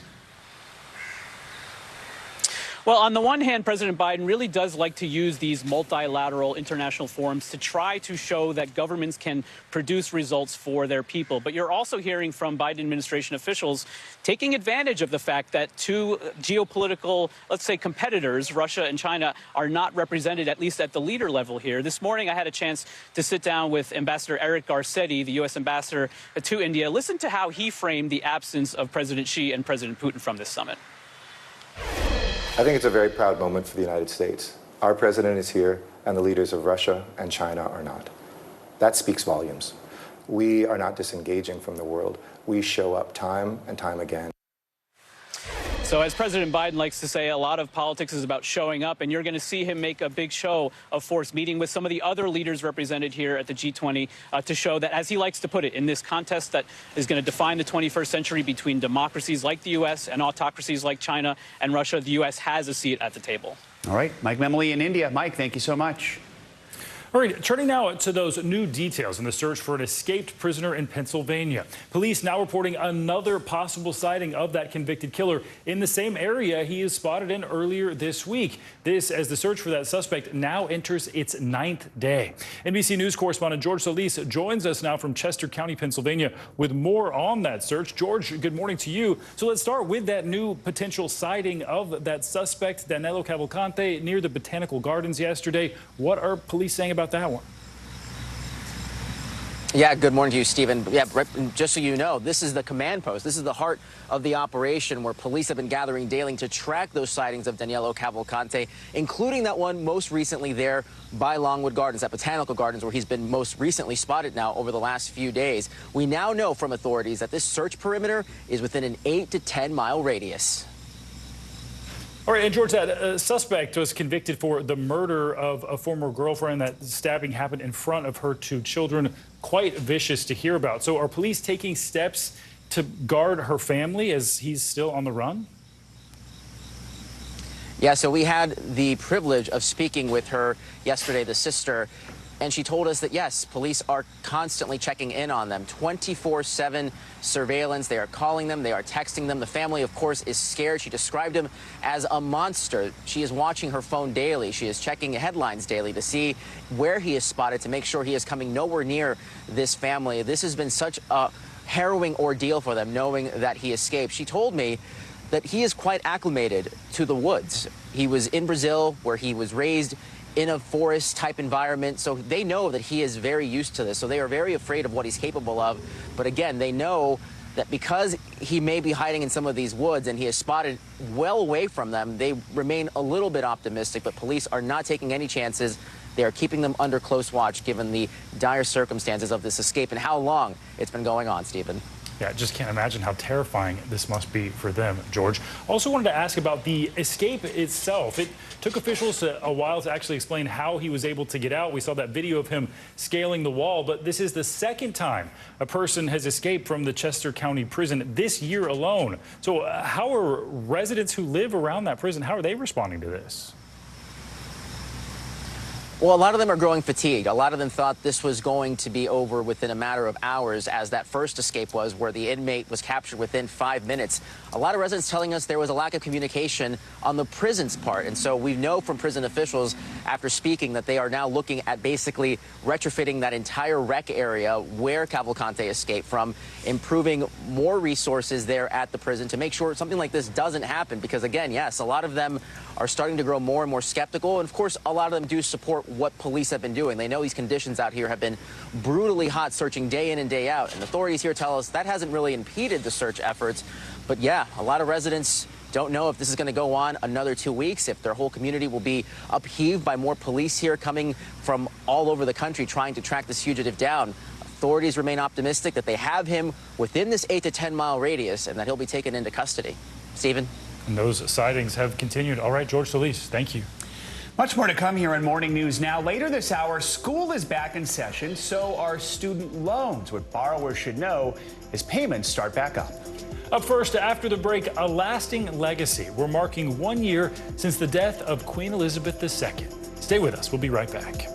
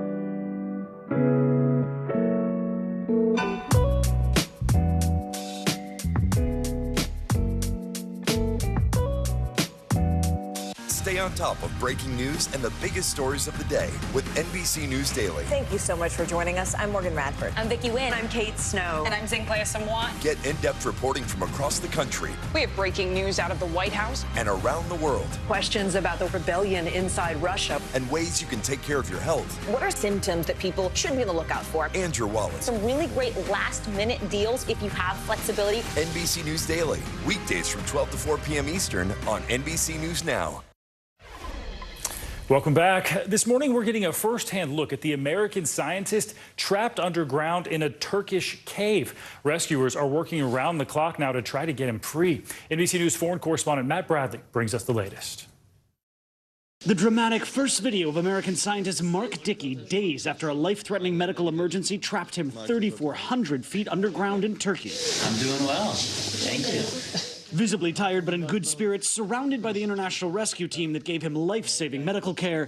As you can see, I'm up, I'm alert, I'm talking, but I'm not healed on the inside yet, so I'm going to need a lot of help to get out of here.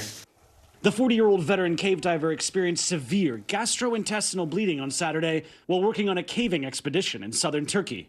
The medical emergency leaving him unable to eat and partially unconscious for 3 days, until 2 doctors delivered units of blood and administered transfusions, according to the Italian Cave and Alpine Service. Reaching depths of over 4,000 feet, the Morka Cave is Turkey's 3rd deepest, a labyrinth of tight passages and water-filled caverns, which Karl Hetmeyer, a fellow cave diver and friend of Dickey's, says makes the cave one of the world's toughest to traverse. It's at the top of the game of difficult cave systems. I don't expect Mark on the surface for 4 to 8 days. His rescuers now facing a monumental journey back to the surface. We take care of our own, and it's really special. Be taken care of. So how long this takes will depend a lot on whether Dickey is able to walk himself out of that cave. If he needs to be carried out on a stretcher, that could make this operation a lot more difficult and a lot more time-consuming. All right, Matt Bradley, thank you. Today marks 1 year since the death of Queen Elizabeth II, the longest reigning monarch in modern British history. She was 96 years old and sat on the throne for more than 70 years. Upon her death, her son immediately took the throne, which meant at age 73, he instantly changed titles from Prince to King Charles III. Daisy McAndrew is an NBC News royal commentator and a Talk TV presenter. She joins us now from Buckingham Palace with a look back at the past year. Daisy, good morning. Good to have you with us. So first of all, where does the Queen's legacy stand 1 year after her death? And what is happening with plans to create a permanent memorial for her? Well, as you said in your introduction this morning, the Queen was Great Britain's longest-serving monarch. So with that, she has secured, of course, her place in the future history books. But, of course, it wasn't just longevity that stood her apart from some of her predecessors. It was also her popularity. She had popularity ratings that politicians around the world would kill for. And so, of course, by being popular herself, she did manage to make the royal family more relevant and hopefully secure the royal family's future. But as far as your question about what kind of memorial, there is a committee that has been put together, being led by the government and Whitehall departments, where they are coming up with an idea for some sort of permanent memorial. Whether that's a sculpture or a garden or a park, we don't know yet. Daisy, people might be surprised to hear that King Charles has no public events planned in the UK today, but the King did release an audio statement paying tribute to his late mother and also put out a previously unreleased portrait from 1968. Let's take a listen. In marking the first anniversary of Her late Majesty's death and my accession, we recall with great affection her long life, devoted service, and all she meant to so many of us. I am deeply grateful, too, for the love and support that has been shown to my wife and myself during this year, as we do our utmost to be of service to you all. I think it's amazing when we still get these glimpses of things that are decades old that we've never seen before. Daisy, what are the King and other royal family members expected to do today? Well, the King has chosen to mark the anniversary of his mother's death in exactly the same way as the Queen used to mark the anniversary of her father's death, by being at the place, the Royal Palace, Balmoral in this instance, where she died exactly a year ago. So he's in Balmoral in Scotland. We've seen him and the Queen this morning go to church.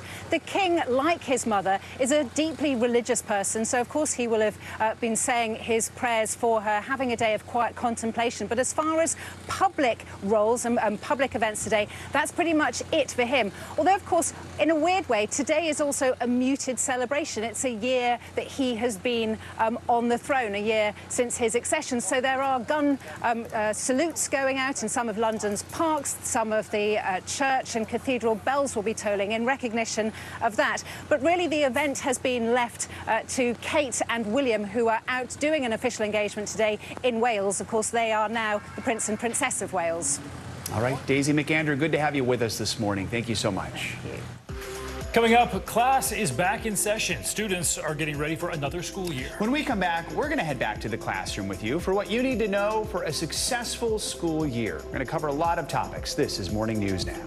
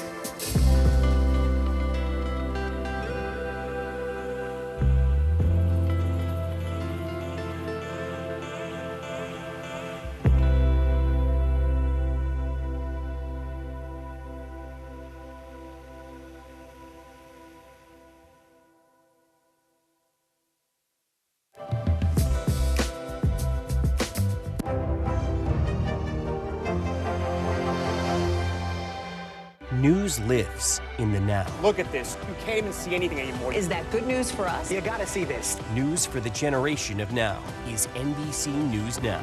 From across the nation to the national stage, and when power was held to account, Kristen Welker met the moment. Now she joins Meet the Press as its new moderator. If it's Sunday, it's Meet the Press. Starting Sunday, September 17th on NBC. Welcome back. Now that it is September, summer vacation is sadly behind us. Students are back in class, parents are back at work, and all this morning we're exploring some of the important topics and themes related to the big return to school. It's all part of our Back in Session series, and we're kicking things off with student loan repayments, which are set to resume in October after that 3-year pause. Joining us now is Dr. Michael Learsh. He's the head of advice and planning at Wells Fargo. Good to have you with us. So let's talk about these repayments that are starting. What's What's the impact that's going to have on borrowers, and what are some of the changes that people should prepare for after 3 years of not having to pay and now starting up again? So it was a huge pause, Joe, for over 3 years on student loan repayment. Now borrowers should know some of the impacts have already occurred. September 1, interest has already started accruing again. October, payments are due. So borrowers should immediately contact their servicer. Sometimes those servicers have changed. A couple have no longer served loans anymore, meaning the person you're paying your bills to or the company you're paying your bills to. So now you need to contact that new servicer to see what is your minimum payment and when is it due. That is essential, critical, Joe, to success here. It's possible the payment number may have changed in 3 years. Is that something that people should keep an eye on? Well, what has typically happened is it stayed exactly the same. It's literally like a freeze in time from March 2020. But what has changed is some of these income-driven repayment plans. And so there's a new one called SAVE, S-A-V-E. Borrowers should look into it, and that has potentially changed your payment. There's also a recounting. The government has recounted some people's payments, and effectively your loan may have been forgiven. So you should really look into that. Studentaid.gov, go to it, and you can find out that information. Let's go through. I know you have some advice to help students pay and manage their loans. What are some of the things that people need to know? Walk us through some of your tips here. So when we look at the tips, the key here is to look at your spending. Think of 3 to 6 months worth of spending. It's not what you don't do, it's what you are doing. Then make it more efficient and effective. Look at what you're spending on essentials, so that could be a mortgage payment, rent, whatever that is, and look at those discretionary items. That's the key here. What are you spending on in terms of things that you necessarily don't need? So that could be streaming services. How do you get more efficient there? Unless you want to watch us, then you definitely need that. Exactly, Joe. But you do. And things like just, going out to dinner, all those things. You should still do those things, but get efficient. Rewards programs, make it a group affair. So if you have a family, you have roommates, work together to make those things more efficient. And then ultimately move to this idea of looking at that minimum payment, putting that in that essential bucket, and then carving that money out of your discretionary spending so you can meet that payment obligation. Very quickly, we're tight on time, but you have these great tips. How to ease the shock of repayments and create a productive mental mindset. What are the headlines here for that? So reframe your thinking. This is good debt. You should focus on repaying it. Okay, you invest in yourself, it's education. And then make a plan. Don't sit inert because you don't want to default, because those income-driven repayment options, this fresh start you have, it won't be available to you if you just don't pay anything and ignore your options. And the last one, really, Joe, is educate yourself. You gotta educate yourself. Studentaid.gov is gonna be a great resource for you. I like that positive mindset. This is good debt. This is a good thing. So, all right. Exactly. Dr. Michael Learsch from Wells Fargo, thank you so much. Good to have you on. Stephen? All right, well, one of the biggest concerns plaguing parents this school year, how to keep their kids healthy. From COVID to flu and everything else in between, it's become even harder to keep children from getting sick. But we have some tips and tricks on how to reduce the risk of illness and maybe also implement a lifelong love for health itself. NBC News medical contributor Dr. Uche Blackstock joins us now with more on this. She's also the CEO of Advancing Health Equity and an emergency medicine physician, so definitely the one we want to talk to. Good morning to you, Dr. Blackstock. So let's start with COVID. We know these case numbers are going up in recent weeks. We're also nearing the start of flu season, RSV season as well. What do parents need to know about the vaccines going into the school year? Who should be getting them? And can kids actually get multiple at the same time? Sure. Thank you so much for having me on today. Yes, so parents are concerned because kids are back in the classroom and there are lots of contagious illnesses that can be passed on. So in terms of flu vaccine, any child over 6 months old should be getting a flu vaccine. The flu season is typically from October to December, January. We're hearing data that it may start a little bit earlier, possibly this month in September. So flu vaccine is something that parents should talk to their pediatricians about. The COVID booster, that is coming out soon, imminently, most likely sometime next week or the following week. Again, any child over 6 months is eligible for that COVID booster. I forgot to mention that children should always get their age-appropriate vaccines based on the vaccine schedule. And finally, RSV usually impacts infants or very elderly people. We have a new shot that is available for babies under 8 months old. They are eligible to get this shot for RSV. And for babies 8 months to about 19 months, they should talk to their pediatricians if they have risk factors for having been premature. They may want to consider this RSV shot as well. Yeah, a lot of excitement around that shot. RSV can be very scary. Also wanted to ask you, Dr. Blackstock, parents, of course, they can't be with their kids 24 hours a day, but they can help them learn some lessons about hygiene, healthy lifestyle. How can parents go about talking to their kids, teaching them lessons that they'll actually use at school to stay healthy? Yeah, and we have a lot of great data that shows positive parenting can help influence good hygiene practices in children. So just talk to your children about, how can they make their community and their classrooms more safer, essentially. And, given that COVID rates are going up, you want to make sure that they are wearing high-quality masks. You want to make sure they're also washing their hands often. We typically say they should be singing Happy Birthday several times for 20 seconds, and that's a good hand wash. They also should make a point of when they're sneezing or coughing to do that into their armpits and not into their hands. And then finally, we want to make sure that we tell our kids, if you're not feeling well, let us know, right? If you're not feeling well, you're going to want to stay home. You don't want to go to school and potentially infect your classmates. Some great tips there, Dr. Blackstock. And just quickly here, I wanted to ask, are there other lessons you can teach your kids so they can have a healthy lifestyle on through adulthood? Yes, and we know that what's really important is for our kids to stay physically active, so making sure that they're getting time outside or in the gym to play, making sure that they have a great sleep schedule. We know that if kids don't get enough sleep, they're not going to do well in school, so making sure that we're turning off those screens as early as possible in the evening so the kids can get a good between 8 and 10 hours of sleep a night. And finally, nutritious foods, making sure that they're eating enough protein, fruits and vegetables, and overall staying away from fatty foods and high salt containing foods as well. Some great advice I'm still trying to pay attention to, Dr. Blackstock. We appreciate it. Thank you. So even though it seems like summer break may have just ended, many parents are already looking ahead, wanting to take advantage of the slowdown in travel and maybe get in one more vacation before the end of the year.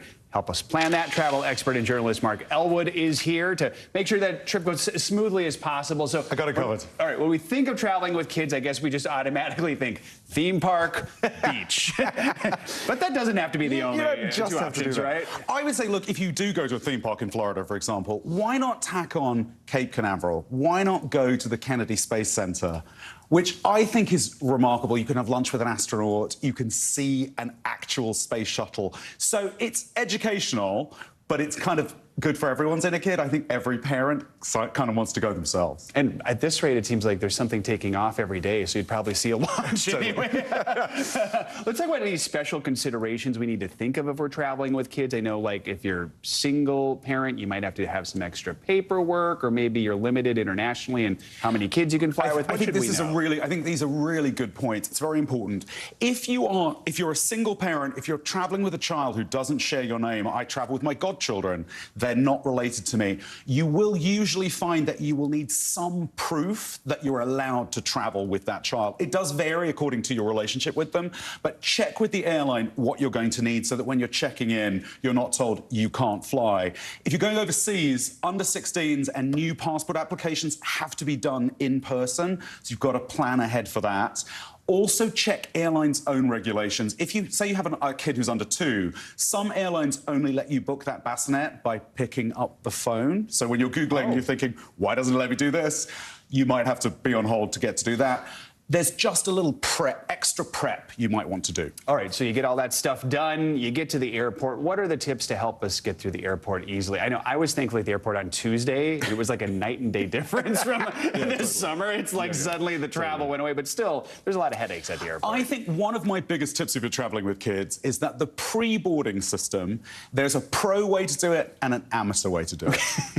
If you're an amateur, you all run on with the stuff and the kids first of all. If you're a pro, one parent, if you're lucky enough, 2 of you to be traveling, goes on with all the stuff, gets the overhead bins, sits there and waits. The other parent keeps the little kids in the terminal, till everybody else has boarded, so that for 40 minutes you're not wriggling in your seat, and then you slip in last. Your kids are thrilled to be there. They won't be complaining when you're about to take off. And so are the people who sit around the kids sometimes. It's a win-win for everybody. It's a win-win for everybody. These are some great tips. Mark Elwood, thank you so much. Appreciate it. All right, still coming up here, New York City at a breaking point. Yeah, that's the warning from the mayor as the city's migrant crisis worsens. We'll bring you the latest on that. This is Morning News Now.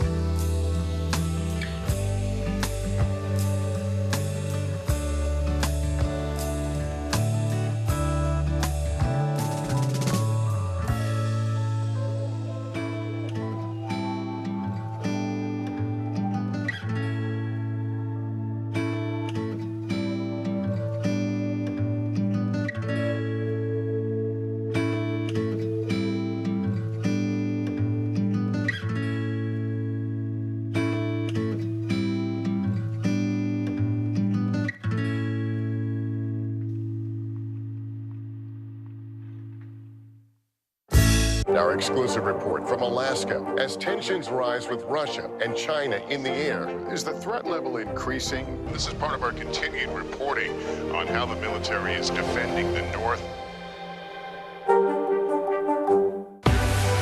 What's the message that you're trying to get out to young people? Know what is in the drug supply. We've got important news this hour about your money. Mental health, big picture, why is it so tough right now? News for the generation of now is NBC News Now.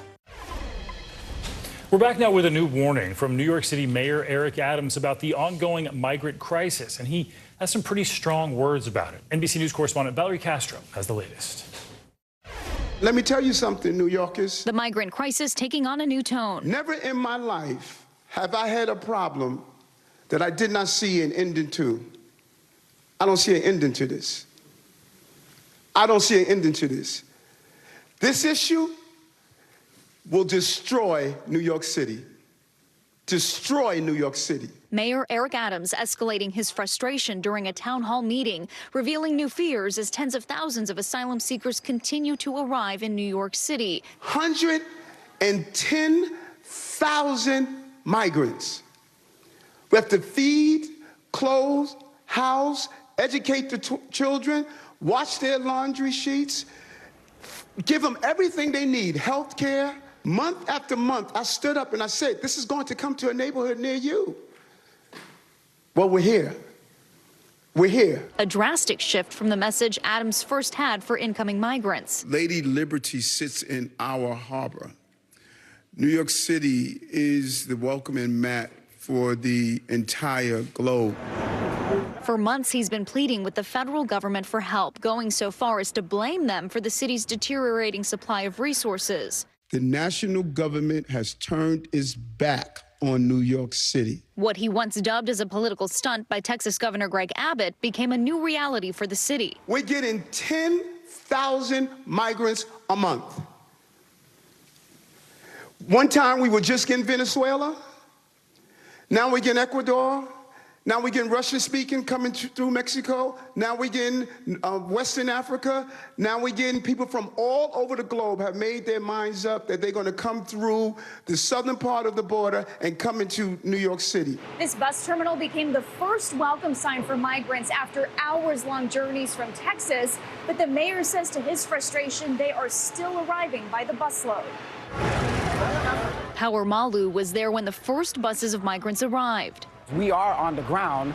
We have outlasted every city agency that has come in to the Port Authority, which is a disgrace. A year later, he says the city's resources have been mismanaged and the responsibility now falling onto organizers like him. Several months ago, we saw the city here with representatives welcoming the migrants with open arms, providing resources. At what point did you see that change?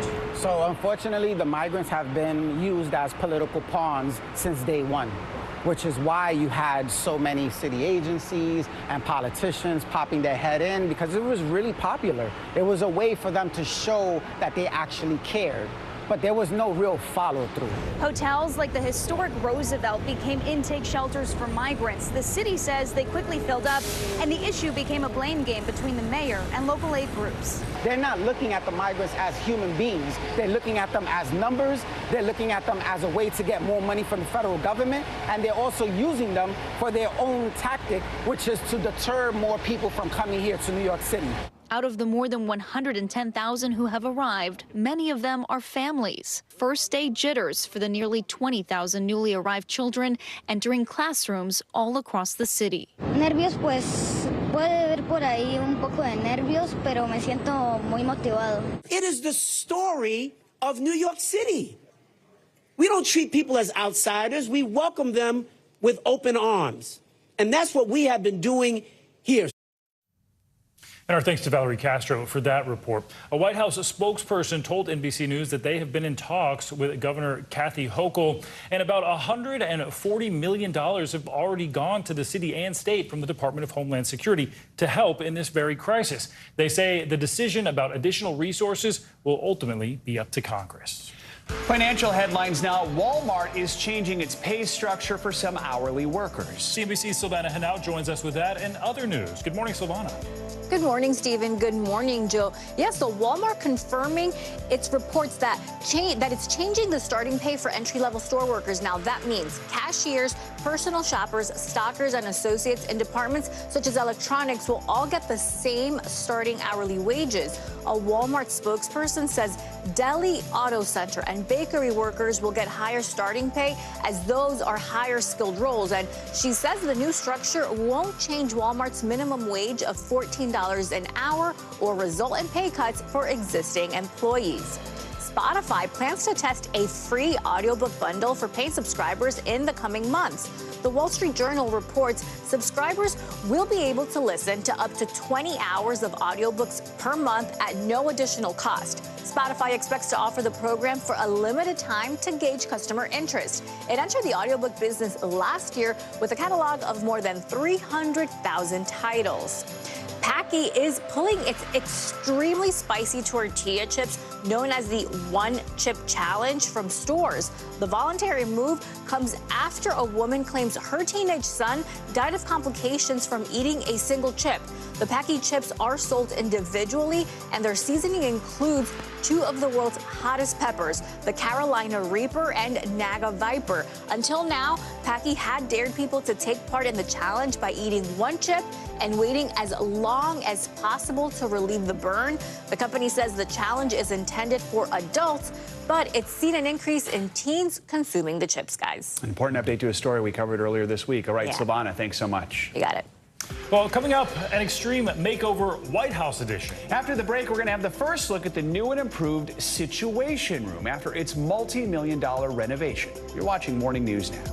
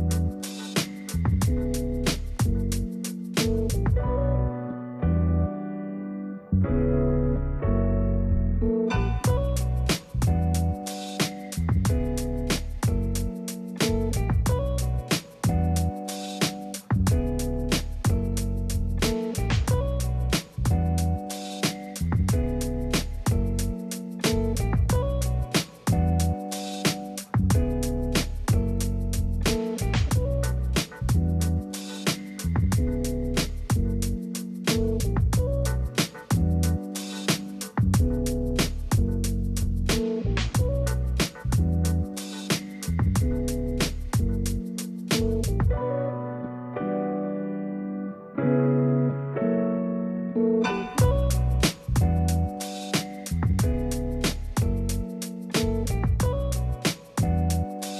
Award-nominated journalism is streaming free on NBC News Now. We're coming on the air with breaking news. This is where Carrie is located. See the bright morning. Right behind me, there were little ones included, and you realize should we wait the dishes? Should we? Allegations of Russian war crimes. Storm zone in Florida. Essentially on that. So An exciting and a long night. News for the generation of now is NBC News Now. Welcome back. So the yoga pose known as the corpse pose may have been taken too literally after a peaceful yoga class in England was mistaken for a mass murder scene. Police were called by an onlooker reporting several people laying on the floor inside the Seafront Cafe in Lincolnshire. In a Facebook post, the cafe said, if anyone heard the massive police sirens, please be reassured, adding, we are not part of any mad cult or crazy clubs. Police did confirm to Sky News they had received the call on Wednesday night, quote, with good intentions. Those folks must have been really, really good at the corpse pose. They were great at it. It is weird that it was in a cafe, I guess. You are supposed to breathe during the corpse pose. Yes, still, please be so breathing. Hopefully Yes. breathe. All right. For the first time in more than 10 years, the White House Situation Room is getting a massive overhaul. Yeah, and after a several million-dollar renovation, it's now showing off the new and improved Nerve Center. NBC News White House correspondent Monica Alba joins us now with a sneak peek at that newly renovated room. So, Monica, good morning. This is the first update in 10 years now. Technology has improved quite a bit since 2007. So what are these major upgrades? Exactly, Stephen and Joe. This was a fascinating look. I get to work in the White House and cover history on the daily, but to actually be able to see these places where some of the most secretive, sensitive meetings take place for any administration was a real honor. And this new $50 million project took about a year to complete, and essentially it was a gut renovation. The giant conference room known as the JFK conference room in the Situation Room, which is actually a kind of misnomer in and of itself. It's not just one place. It's a huge 5,500 square foot complex that has a lot of different areas like you're seeing there on the screen in these images provided by the White House. So the main conference room, what you see in most of movies and TV shows, there it is right there, was completely torn apart, demolished, and now there are new table, chairs, furniture. But the most important thing is that the security was actually enhanced and all of those capabilities in order to keep up with foreign adversaries. And the director of the Situation Room who led this tour, who works in the White House, told us essentially everything is now up to the highest standard in line with the intelligence community. Now all those movies and TV shows are going to have to update their sets so it's accurate. So Monica, since they could not use the room while it was being worked on, what did the White House do during the renovations? They created other secure areas throughout the West Wing and in the Eisenhower Executive Office building, which is just across the way from there. So they did have these backups. And of course, wherever the president is, he can be briefed securely, but he can't always interface with everybody as easily as he can now. And these heads of state calls really are like an orchestra, I was told. There are so many different components that have to come together from within the government. And now they can do that far more easily here. And I was told that when the president saw the newly renovated Situation Room earlier this week, he was quite impressed. He thought it was fantastic. He did a little bit of a ribbon cutting there, and they really did want to try to honor a little bit of what it looked like originally with some modern touches. Yeah, I was going to ask about that, Monica. It really looks like it still has a 1960s vibe to it. Was, aside from the technology, of course, was that important to them during this? It was. They wanted to honor that past, and it was the JFK administration that actually first established this secure communication suite known later as the Situation Room after the Cuban Missile Crisis. So that is why they still honor it in that way. And a really fun fact, guys, the smaller conference room, which is the one where officials in the Obama administration monitored the raid that killed Osama bin Laden. Remember, that wasn't in the main one, it was in the smaller one. All of that was taken out and preserved, and it's going to be moved the Obama Presidential Center, possibly for future use in a library once that's off the ground. So a huge piece of history saved there. And then they actually turn that space now into 2 smaller breakout rooms for people to use. Wow, fascinating. Remembering that iconic photo when you mentioned that. Monica, thanks for that preview. We appreciate it. 60 style is always in. So that's true. That does it for this hour Morning News Now. But your news continues right now.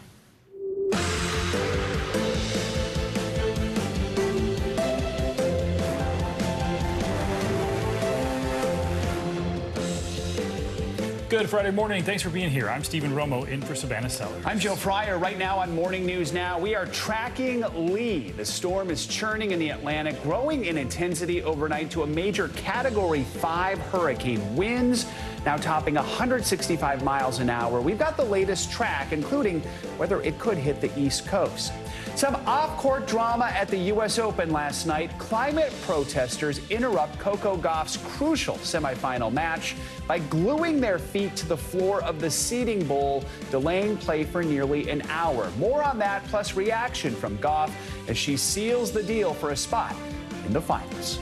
Also this morning, school is back in session across America. Millions of students now back in the classroom and their parents back in the office as summer comes to a close. So later in the hour, we'll bring you our conversation with Education Secretary Miguel Cardona on the Biden administration's latest effort to raise the bar in America's schools. And get ready to spill your guts in this week's Can't Miss list. We've got everything you need to know about that brand new album from pop sensation Olivia Rodrigo, which is sure to be your soundtrack for the weekend. If you're very quiet right now, you can hear Olivia Rodrigo on the plaza outside of Rockefeller Center. And all of her stands that are just surrounding that area right busy morning here at 30 Rock. All right, we're going to begin this morning with Hurricane Lee exploding in intensity overnight to a major Category 5 storm. Yeah, Lee is just a monster storm right now. You can see it there east of the Caribbean islands. Still unclear what happens next and what this will mean for the East Coast. So let's get straight to meteorologist Angie Lashman for the very latest. Angie, good morning. Good morning, guys. It's pretty impressive what Lee has done so far, continuing to really increase and at a fast pace. We did reach that rapid intensification criteria as we went from Wednesday night into Thursday night, doubling its sustained maximum winds. And right now, even stronger than what it was, 165-mile-per-hour winds right now. We're going to continue to see this kind of maintain this strength or maybe a little less. But either way, still going to be a major hurricane for at least the short term. We've got it moving right now at northwest at about 14 miles per hour as it sits just over 600 miles to the east of the Leeward Islands. We're seeing a little bit of shower activity across parts of the Caribbean there, but otherwise it's going to be the indirect impacts that we'll mainly see for folks in that region as we get through at least your Saturday and into your Sunday, potentially into the early parts of next week. So places like Puerto Rico, Leeward Islands, you could see the elevated rip current risk, the higher surf, maybe some outer gusty conditions, maybe some rain bands, but otherwise it doesn't look like the wind field of this system is all that big, considering what a strong storm it is. So that's a good thing as far as proximity to those islands with where we're expecting the center to be. You can see the cone is fairly tight for like the next couple of days. It gets, of course, a little wider as we get down the forecast line as we get into, say, Wednesday. But as we head into the middle of next week, it looks like we'll likely see a turn from this, or at least that's what models are indicating right now. We always say it's a little too far out to know for sure, so we continue to monitor. And you can see the spread between the models, at least the American model and the European model, is fairly good. We're looking at some good indications that we likely won't have to deal with any direct impacts to land when it comes to the United States or even parts of the Caribbean here as we get through at least the next 10 days. Bermuda is going to be a place to watch for Hurricane Lee as we get into next week. But in the meantime, it's the rip current risk, it's the elevated storm, the elevated surf that we'll see from this storm. We've also got Tropical Storm Margot, not expecting that to impact any areas either. And, it's the peak of hurricane season, so essentially this is what we expect for this time of year.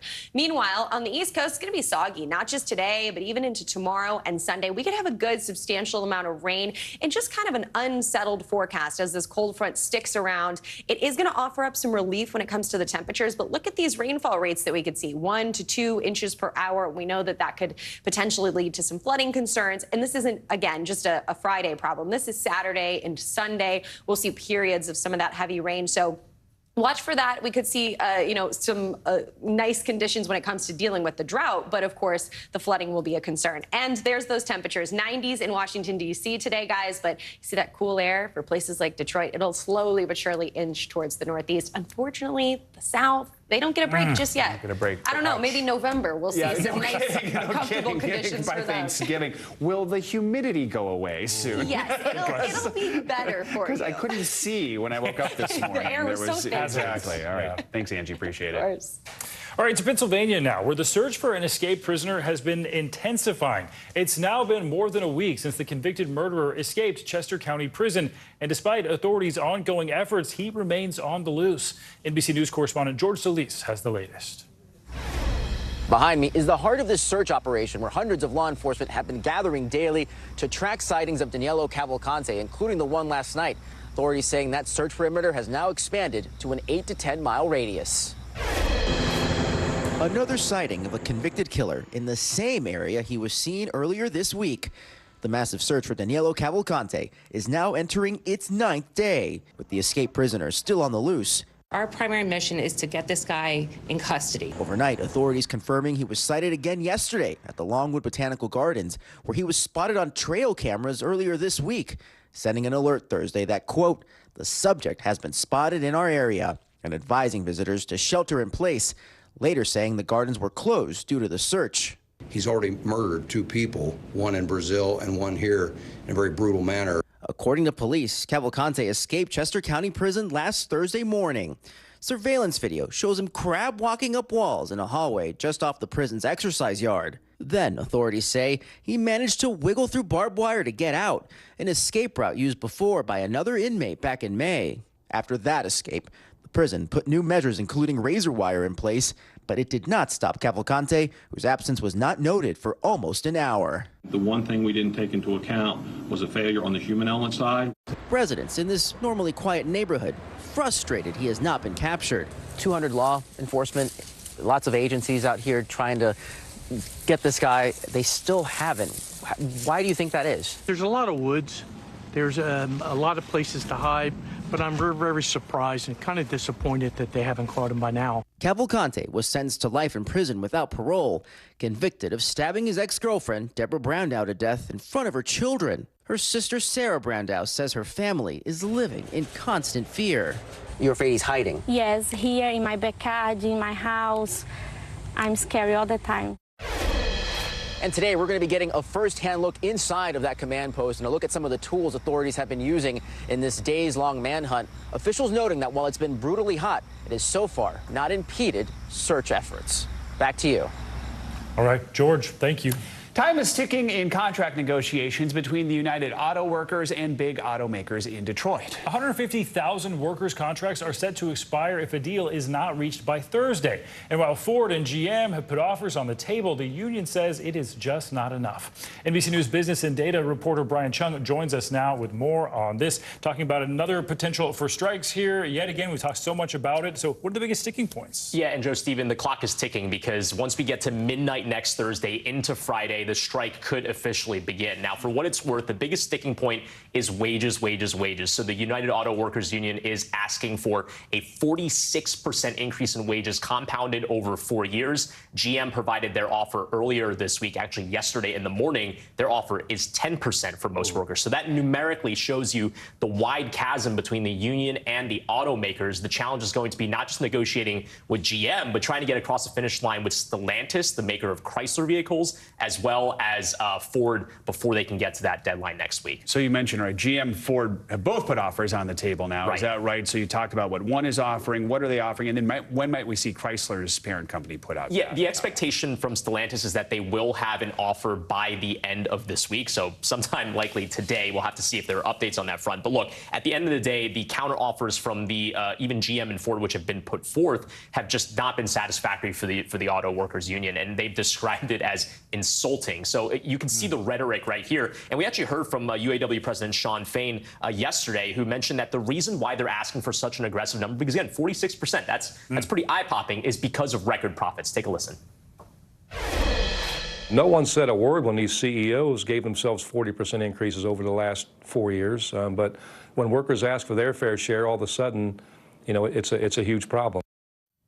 And they're also pointing to increased CEO pay. GM CEO Mary Barra, her salary has gone up by over 30% between 2018 and 2022. Again, part of the rhetoric behind the UAW's big ask here. Something I thought was interesting about this, the UAW actually wants President Biden to lean on automakers to try to get something accomplished here. They are withholding an endorsement for his re-election until something actually happens. What could the president actually do about this? Yeah, for what it's worth, the president and Congress can put together what they call a PEB. It's essentially a board word that Congress can put together to help facilitate negotiations. They would really prefer to keep this a hands-off process, which means that they would really only use the PEB if it was really getting down to the final hours or even a strike having begun before they could ultimately use that authority. The president would have to be the one to kind of pull the trigger on that. But when it comes to what we're talking about with the UAW negotiations, what's really important to remember here is that with the presidential election happening in 2024, yes, it is indeed the case that this is a huge union, right? Over 100,000 workers. That's a very important endorsement for either the Republican or the Democratic camp. The Biden administration has leaned very much into pro-union. However, they have not been endorsed by the UAW. We heard from Sean Fain yesterday saying they don't see the case for endorsing a potential presidential candidate, Trump, from the GOP side of things. They said he's not a man of the working people. So it seems that they're leaning towards the Democrats. But again, as you point out, Stephen, no official endorsement just yet. All right, something to pay attention to. Brian Chung, thanks so much.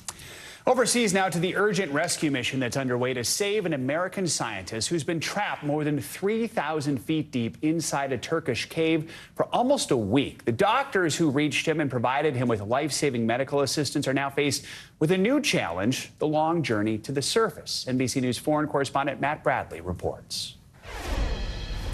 Good morning, guys. I'm not far from the mouth of that cave where that American explorer has been trapped for days and where we're beginning to see one of the most complex, most dangerous rescue operations in a cave in recent memory. You sure that Mark is okay? After nearly a week underground, I'm doing well. Thank you. We're hearing from American scientist Mark Dickey for the first time, trapped in one of the world's deepest caves, telling everyone that he's as well as can be expected. After a life-threatening medical emergency left him trapped nearly half a mile underground in Turkey. I'm up, I'm alert, I'm talking, but I'm not healed on the inside yet, so I'm going to need a lot of help to get out of here. The 40-year-old veteran cave diver experienced severe gastrointestinal bleeding on Saturday while working on a caving expedition in southern Turkey. The medical emergency leaving him unable to eat and partially unconscious for 3 days, until 2 doctors were able to give him desperately needed blood transfusions, according to the Italian Cave and Alpine Service. He's not out of the woods yet. The next steps will be incredibly difficult. But he's surrounded by help. Some 150 rescuers from multiple countries are working on the complex rescue mission. I want to thank everyone that's down here. It is amazing to see how many people have responded on the surface. It's already being called one of the largest cave rescues ever attempted. We take care of our own, and it's really special to be taken care of. But Dickey will need all the help he can get. The challenge, the Morka Cave is Turkey's 3rd deepest, reaching depths of over 4,000 feet. It's a labyrinth of tight passages and water-filled caverns, which Carl Hetmeyer, the fellow cave diver and friend of Dickey's, says makes the cave one of the world's toughest to traverse. It's at the top of the game of difficult cave systems. I don't expect Mark on the surface for 4 to 8 days. So even if he's feeling better, the real challenge for Dickey and his rescuers is yet to come. And guys, a lot of the timeline here depends on whether or not Dickey will be able to walk himself out of that cave. If he has to be carried out on a stretcher, that could make this whole operation a lot longer and a lot more dangerous. Guys? All right, Matt Bradley, thanks so much. Turning now to New York, where one of yesterday's huge U.S. Open matches was disrupted by climate change activists. Yeah, Coco Gauff and Karolina Muchova had to wait about 50 minutes as police tried to get the protesters out. But despite all that chaos, Gauff went on to win that match and make some history. NBC News senior national correspondent Stephanie Goss joins us now with details on this one. Hey, Stephanie. Hey, guys, good morning. This tournament began with 128 women. Now it's down to just 2. American Coco Gauff and the soon-to-be world #1 Aryna Sabalenka. At 19, Gauff is the first U.S. teen to reach the finals since Serena Williams over 2 decades ago. Her hard-fought victory coming after a group of protesters inside Arthur Ashe Stadium forced officials to stop play for nearly an hour. American tennis sensation Coco Gauff is heading to the U.S. Open final.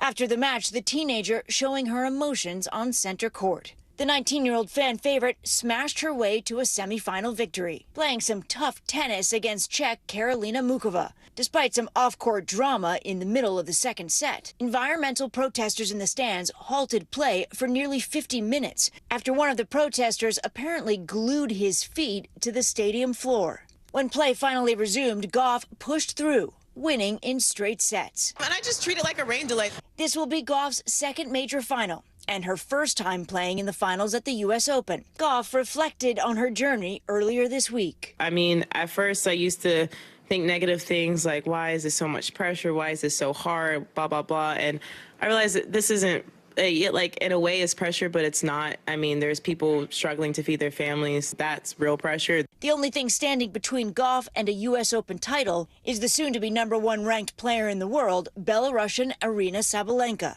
This year's Australian Open champ came roaring back against American Madison Keys. Now Gauff and Sabalenka will go head-to-head on Saturday, where the crowd is expected to be mostly red, white, and blue. She's playing really incredible tennis here at the US Open, and yeah, crowd will be supporting her. Gauff hoping to take home a big win on American soil. You know, I told myself, I'm just going to go out there, have fun, and play the tennis that I know how to play. If Gauff wins, she would be just the 4th American woman to win the Open this century. In just a few hours, another American, Ben Shelton, will play in the men's semifinals against Novak Djokovic. Last year's champ, Carlos Alcaraz, will take on Daniil Medvedev in the other semi. Some pretty good matches. I can't wait for that final. Yeah, it's going to be fun. All right, thanks, Stephanie.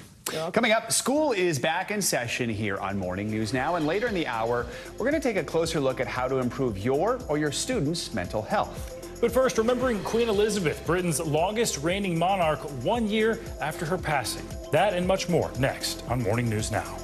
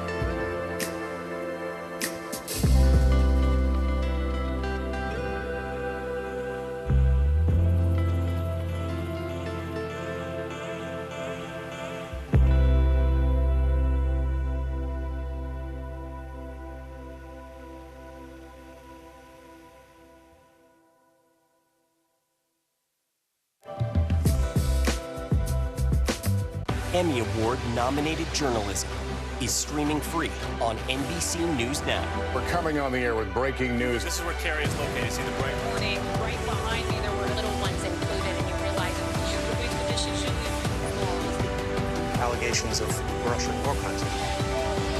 Storm zone in Florida. Essentially on that, so. An exciting and a long night. News for the generation of now is NBC News Now. To international headlines now. North Korea claims it's added a new weapon to its arsenal. NBC's Raf Sanchez joins us from Tel Aviv with that and other world headlines. Raf, good morning. Joe, Stephen, good morning. Yeah, that's right. North Korea says it has produced a new nuclear attack submarine, which would be a major technical advancement. The country's dictator, Kim Jong-un, made the announcement at a ceremony earlier today. He borrowed a naval captain's hat that he wore with a beige suit. It isn't clear right now if the submarine is for real or just the latest propaganda from the regime. In Hong Kong, record-breaking rain has paralyzed much of the city. Subway stations were flooded while drivers were trapped in cars on the road. Schools have been closed and authorities have urged people to seek shelter. The government says it's some of the most intense rain since the 1800s.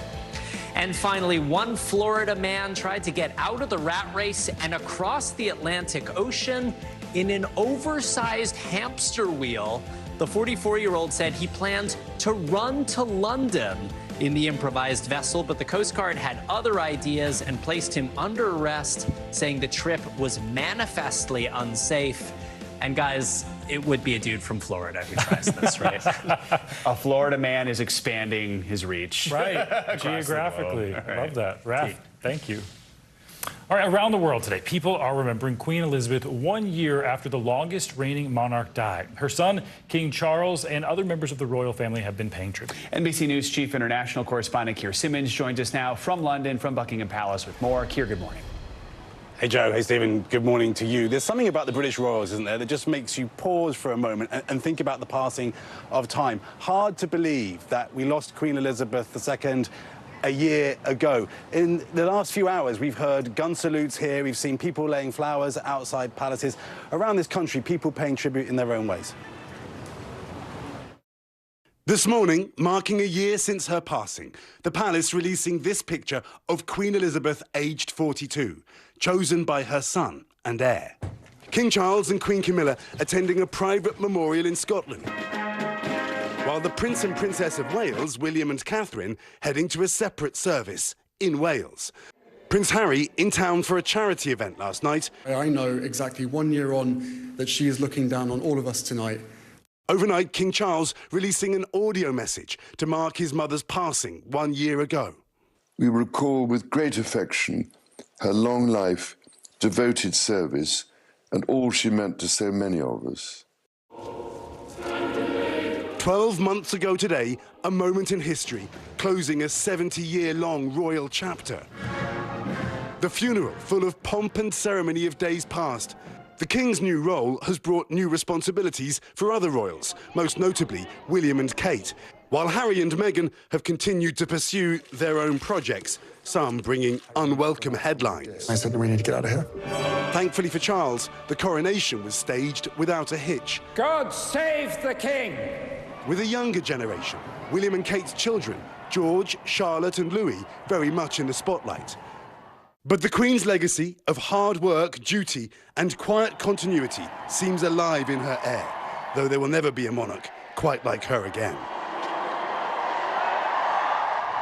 And guys, we're told that the King and Queen Camilla and the Prince and Princess of Wales are going to spend most of the day in private contemplation, and that's understandable, isn't it? Because the Queen, of course, was the Queen, but as we said so many times here a year ago, she was also, of course, a mother and a grandmother and a great-grandmother. Joe, Stephen?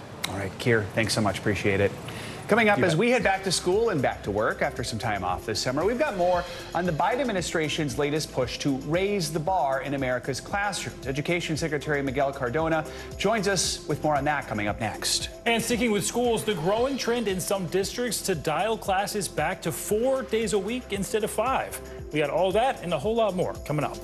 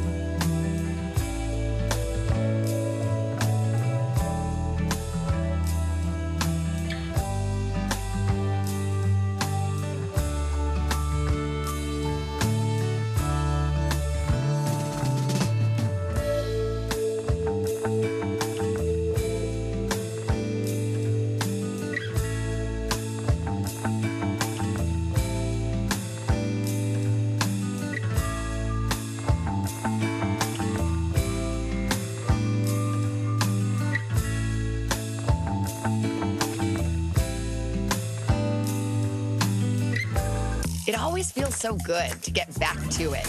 Hitting high gear a little earlier because there's more to cheer for. It's back to school, back to business, back to the feeling that anything is possible. Take back the day, make it all right. News lives in the now. Look at this. You can't even see anything anymore. Is that good news for us? You gotta see this. News for the generation of now is NBC News Now.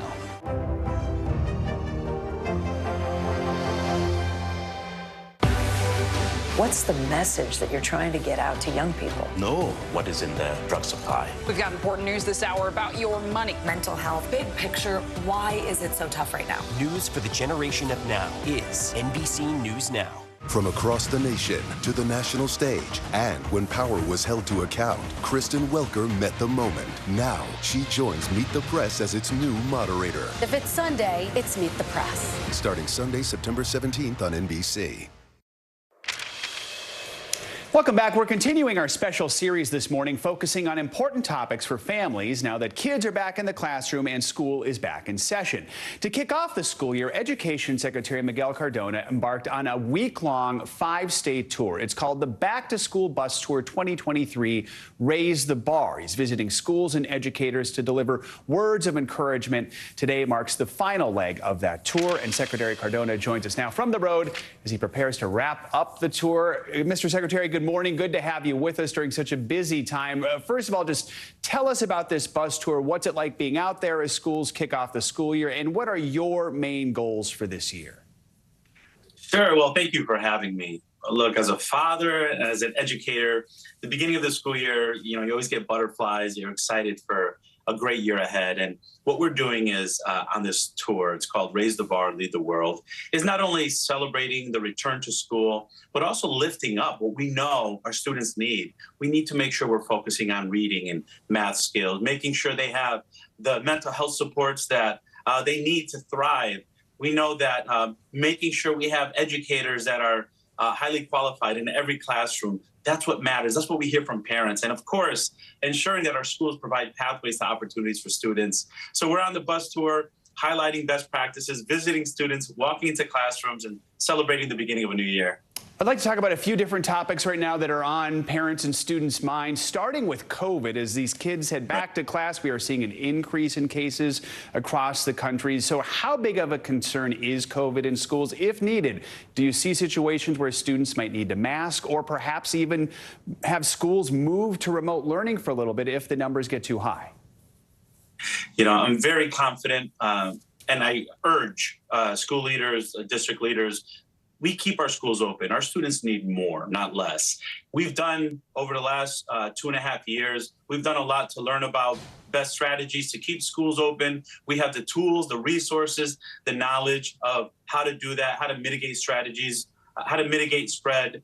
There's no reason schools should close. We know how to thrive managing the pandemic. And for me, the focus is making sure students have access to in-person learning where they can be with their friends, with their teachers. That's my focus, really. And as I said before, the tools, the resources are out there to learn how to manage with COVID numbers increasing. Because of COVID, we continue to see this learning loss issue. New studies, the latest test scores show learning loss remains a huge issue. And it's a long-term issue, yet we're seeing some of the federal relief money winding down. What is it the federal government can do to help close some of these learning gaps right now? No, you're absolutely right. Look, and even before the pandemic, the reading achievement and the math achievement in this country is not where it needs to be. This tour is called Raise the Bar, Lead the World. We should be leading the world in these measures, and we're not. So our strategy is, let's not go back to what it was before the pandemic. Our kids deserve more. Our parents have been asking for more. What we're focusing on is our Raise the Bar strategy has literacy and numeracy at the heart of it. After school programs, summer school programs, ensuring that there are enough reading teachers. And while you're absolutely right that the American Rescue Plan dollars, which were crucial to safely reopen our schools, is sunsetting next year, it's really important that we continue to advocate for Title I funding for students with disabilities, to make sure that these students that were impacted most have the support that they need to address achievement disparities that have persisted in our country even before the pandemic. Right here in New York, we're seeing a major issue unfold right now with the influx of migrants. That includes students who are being sent to the city, going to schools. We heard Mayor Adams say this week, he says this migrant crisis will destroy the city. He's begging the federal government for more help. First of all, do you agree with the mayor? Do you think this will destroy the city? Well, I'll leave that assessment to the mayor and his team. What I will tell you is we recognize that this is a situation where all students need to be educated, right? We recently reached out to all different 50 states, communicating the importance of making sure that the students' needs are being met, regardless of status. And we have technical assistance available for New York and for other states and districts that are having an increase in students who are migrants into their communities. We recognize the challenges it poses, and we're here to provide support, technical assistance where needed. We recognize that at the end of the day, these students right now are in need. We need to support them, and we need to support our districts that are having more students come in, and needing a lot of support. The mayor says he's not getting enough help from the federal government. Do you think there is more the federal government can do? Well, as it pertains to the students, we want to make sure that we are providing support. Mayor Adams and our team be happy to make sure that he has the support that he needs. But I think what Mayor Adams is referring to is additional funding to make sure the needs of these students are being met. Again, we can help with that, but we can also use a whole of government approach to make sure not only in New York, but in other places where they have an increase of migrants that we're providing support. We only have about 30 seconds here, but I do want to ask about the teacher shortage right now that we're seeing all around the country. What's the top way you're trying to address that right now? Well, we're bringing attention to it. Look, teachers on average make 24% less than folks with similar degrees in other professions. And we talk a lot about a teacher shortage issue. It really boils down to a teacher respect issue in this country. For me, I know as a parent, the teacher in front of my child's classroom will make a huge difference, and my partnership with that teacher will make a difference in my child's life. So it's time to raise the bar by lifting the profession, supporting our educators, making sure our students have highly qualified people in front of them. All right. Secretary of Education Miguel Cardona, thank you so much for taking time to join us during this busy week. We appreciate it. Of course. Thank you. Well, this year, more and more schools are making a big change, moving to a 4-day school week. But while the kids may like it, some people say there are some pretty serious downsides to it. NBC News correspondent Priscilla Thompson joins us now with a look at these pros and the cons. Hey, Priscilla. Hey, Stephen, good morning. As you all were just discussing, in the wake of the pandemic, schools have been struggling with addressing learning loss and also a teacher shortage, with some of them turning to the 4-day school week as a possible solution. And while many schools say that it's working for them, there's new research that suggests it may not be the best fit for everyone. Dear student, this is a little welcome note. In Ohio's North College Hill City School District, a new academic year is underway, and so is a brand new schedule. This year, students will report to school just 4 days a week, with Mondays set aside for teachers to plan and students to review and recharge. The new schedule, a result of what Superintendent Eugene Blahlik calls a decline in staff morale and a growing number of teachers calling out sick. We were dealing with a high absenteeism. Our teachers were burnt out, and myself and my administrative team, we often found ourselves coming over to the buildings to help support the teachers because we couldn't find subs. Blahlik, looking for ways to help teachers feel less overwhelmed, researched the benefits of 4-day weeks. Within months, the district received permission to become Ohio's first to adopt a 4-day schedule. Teachers are excited. Teacher burnout is very real. We deal with students with so much trauma. We don't have an 8-to-5 job. We start here at 7:30, we leave at 3:30, but most of us are bringing stuff home. Mondays will hopefully enable us not to do that. Nationwide, there are now more than 1,600 4-day schools in 24 states. Administrators in DeKalb, Texas, say 4-day weeks have enabled them to attract and retain more qualified teachers. And education studies show there are other potential benefits, including saving districts money, providing students with mental health breaks, and reducing school fights. But some education experts worry about the downsides of shortened weeks.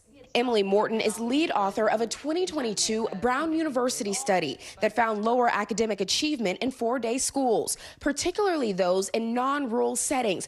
Their students are growing less on average than schools that are similar that don't adopt 4-day school weeks.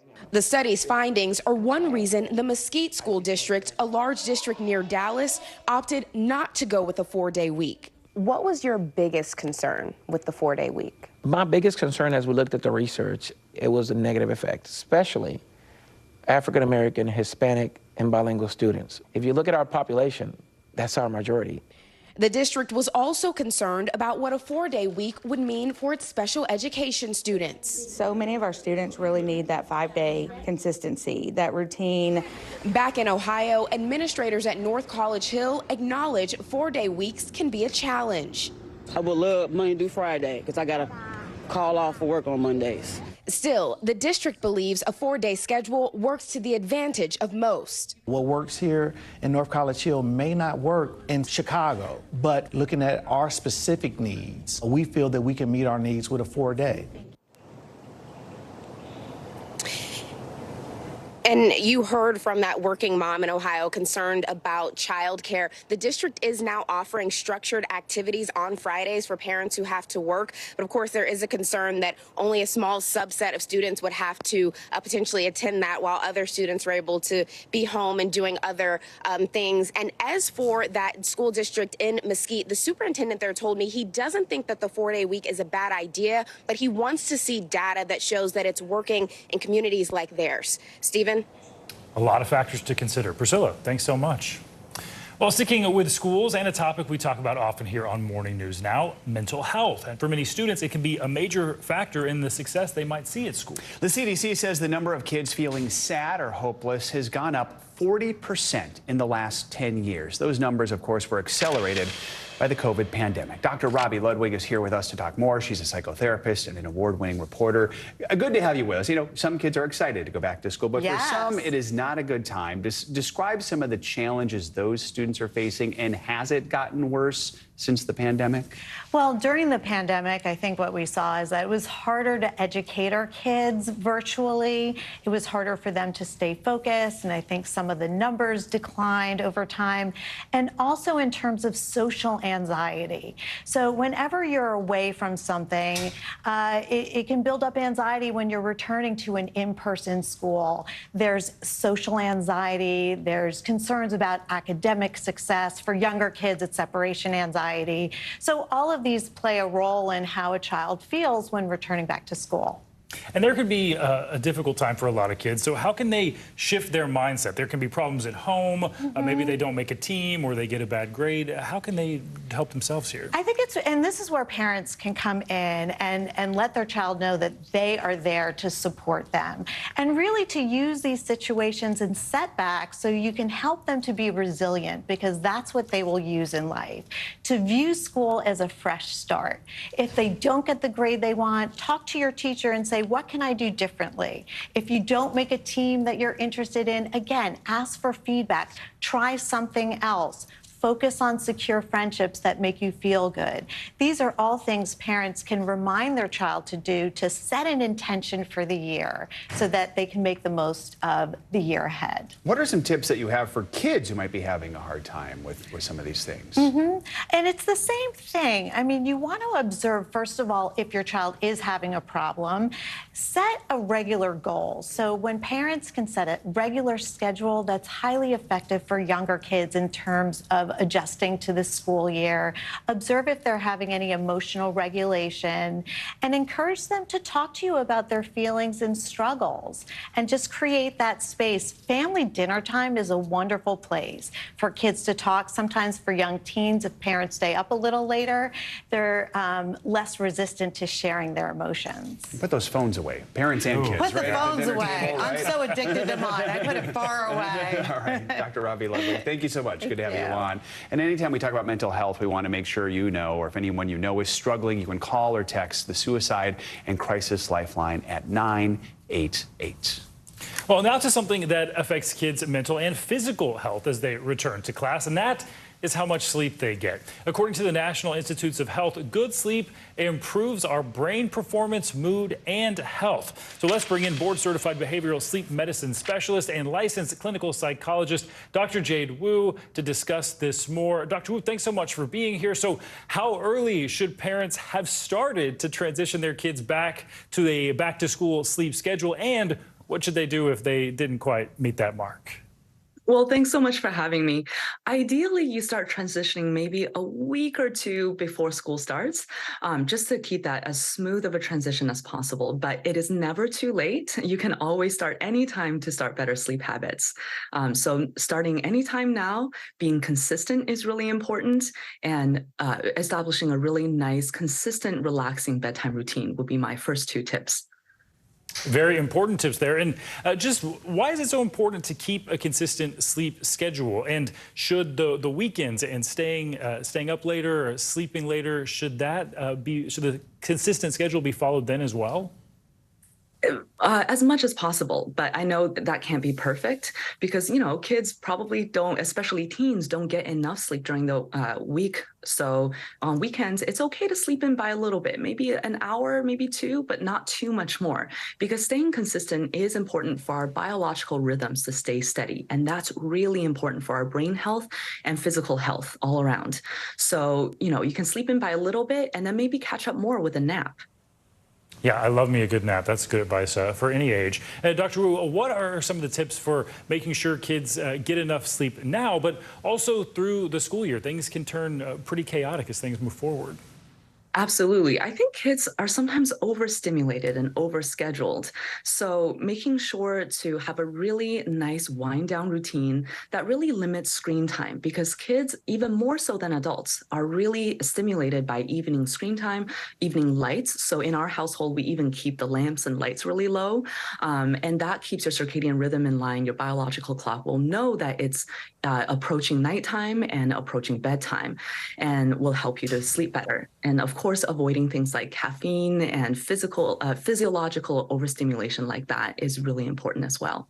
Yeah, that consistency really seems key. And how much sleep for particular age groups do we have? It seems like younger kids need a bit more, and that decreases as they get to high school. Is that right?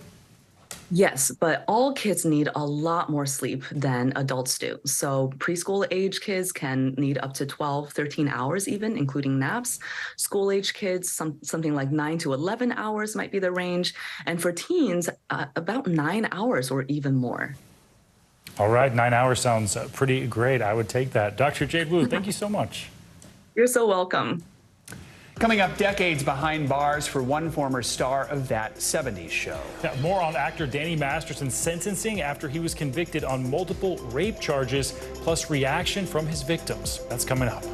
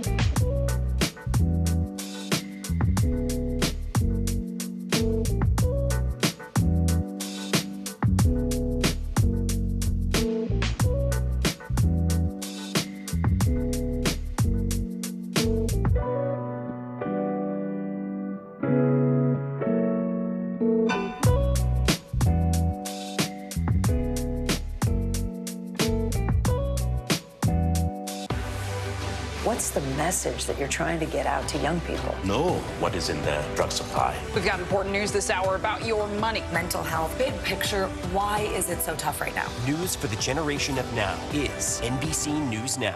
From across the nation to the national stage, and when power was held to account, Kristen Welker met the moment. Now she joins Meet the Press as its new moderator. If it's Sunday, it's Meet the Press. Starting Sunday, September 17th on NBC. What is going to happen now? Going back and forth because Oh, yeah, nice to see you tonight. From across the nation to the national stage, and when power was held to account, Kristen Welker met the moment. Now she joins Meet the Press as its new moderator. If it's Sunday, it's Meet the Press. Starting Sunday, September 17th on NBC.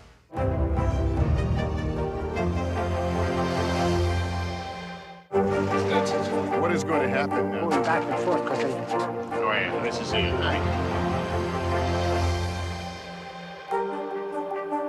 From across the nation to the national stage, and when power was held to account, Kristen Welker met the moment. Now she joins Meet the Press as its new moderator. If it's Sunday, it's Meet the Press. Starting Sunday, September 17th on NBC.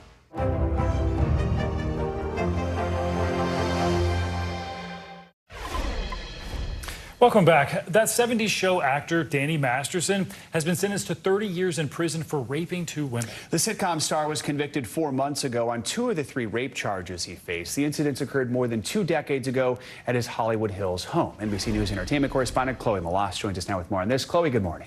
Good morning. Well, look, this is a very serious trial that we have been following over the years since the first was declared a mistrial. Now, Masterson's legal team is vowing to appeal this conviction. Danny Masterson, who shot to fame in that 70s show and later convicted of raping 2 women at his Hollywood Hills home 20 years ago, was sentenced 30 years to life in prison Thursday. The deputy district attorney saying justice may have been delayed, but ultimately still served. Somebody needs to be held accountable, despite the length of the time. Masterson sat silently. His wife, actress Bijou Phillips, also in the courtroom, listening as the victims read statements before the sentencing. One saying, quote, "His sickness is no longer my burden to bear." After delivering her decision, the judge telling Masterson, "You are not the victim here. Your actions 20 years ago took away another person's voice and choice. One way or another, you will have to come to terms with your prior actions and their consequences." Masterson was known for starring as Stephen Hyde for 8 seasons on that 70s show, alongside Ashton Kutcher and Mila Kunis. He is also one of the Church of Scientology's most prominent members. In 2020, Masterson was arrested after 3 former members of the church accused him of rape between 2001 and 2003. One of the victims saying they waited to come forward because of threats from the controversial church. The actor, who did not take the stand, has denied raping the women. The third accuser's case ended in a mistrial. The Church of Scientology has said the church has no policy prohibiting or discouraging members from reporting criminal conduct of anyone, Scientologists or not, to law enforcement. Following the sentencing, Masterson's lawyer insisting the convictions would be overturned. The errors which occurred in this case are substantial and unfortunately led to verdicts which are not supported by the evidence. Actress Leah Remini, a former Scientologist and vocal critic of the church, was also present in court during the sentencing, saying in a statement after court that she was relieved to see Masterson finally behind bars. All right, Chloe, thank you so much. Thanks so much. All right, let's get to some financial headlines now. It looks like Goldman Sachs might be gearing up for a fresh round of layoffs. CNBC's Silvana Henao joins us with that and other money news. Silvana, good morning. Hey, Joe. Hey, Stephen. Good morning to you. Yeah, so Goldman Sachs is reportedly planning a new round of job cuts for employees who are deemed underperformers. The Financial Times says the cuts could come as soon as next month and result in between 1% and 5% of staffers losing their jobs. This is an annual practice Goldman Sachs conducts as part of performance reviews. The report comes as Goldman CEO David Solomon pushed back against critics over his leadership style and strategy. He tells CNBC he doesn't recognize the caricature they're painting of him. BMW is dropping its controversial subscription for heated seats. Last year, the automaker started charging owners in some countries $18 a month for that option, which used to be a standard feature. BMW telling autocar drivers didn't take the idea, and it plans to focus on paid software options such as assisted driving and parking. And eBay will give sellers the option to create product listings from just a photo using generative AI. The company believes the AI product listings will help speed up the selling process, especially for new merchants who may feel overwhelmed. The new tool uses pictures uploaded by sellers to fill in information such as a product title, a description, item category, and other key things that buyers may want to know. I'm scared of AI, but I like this idea. So you just put a photo there and then it figures out all the descriptions and everything like that? I think that sounds lazy, but you know, maybe. but if you're busy. If you're overwhelmed, but you know, but there you go. We'll see how it goes. It seems like he could go way wrong. Right. But we'll see.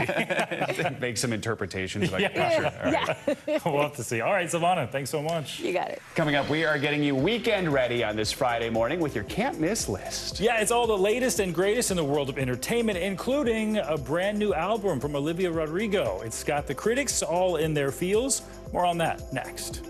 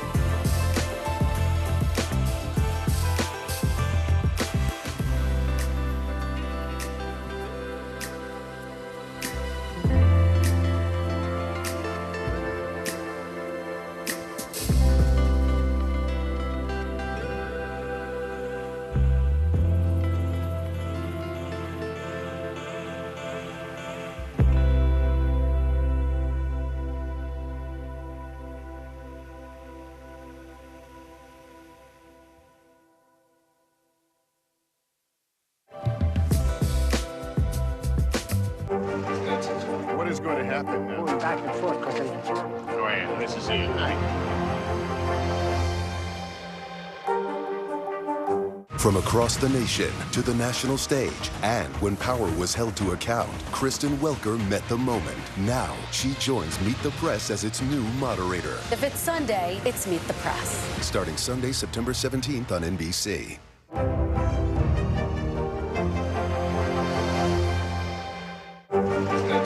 What is going to happen now? going back and forth because Go ahead. This is it, right?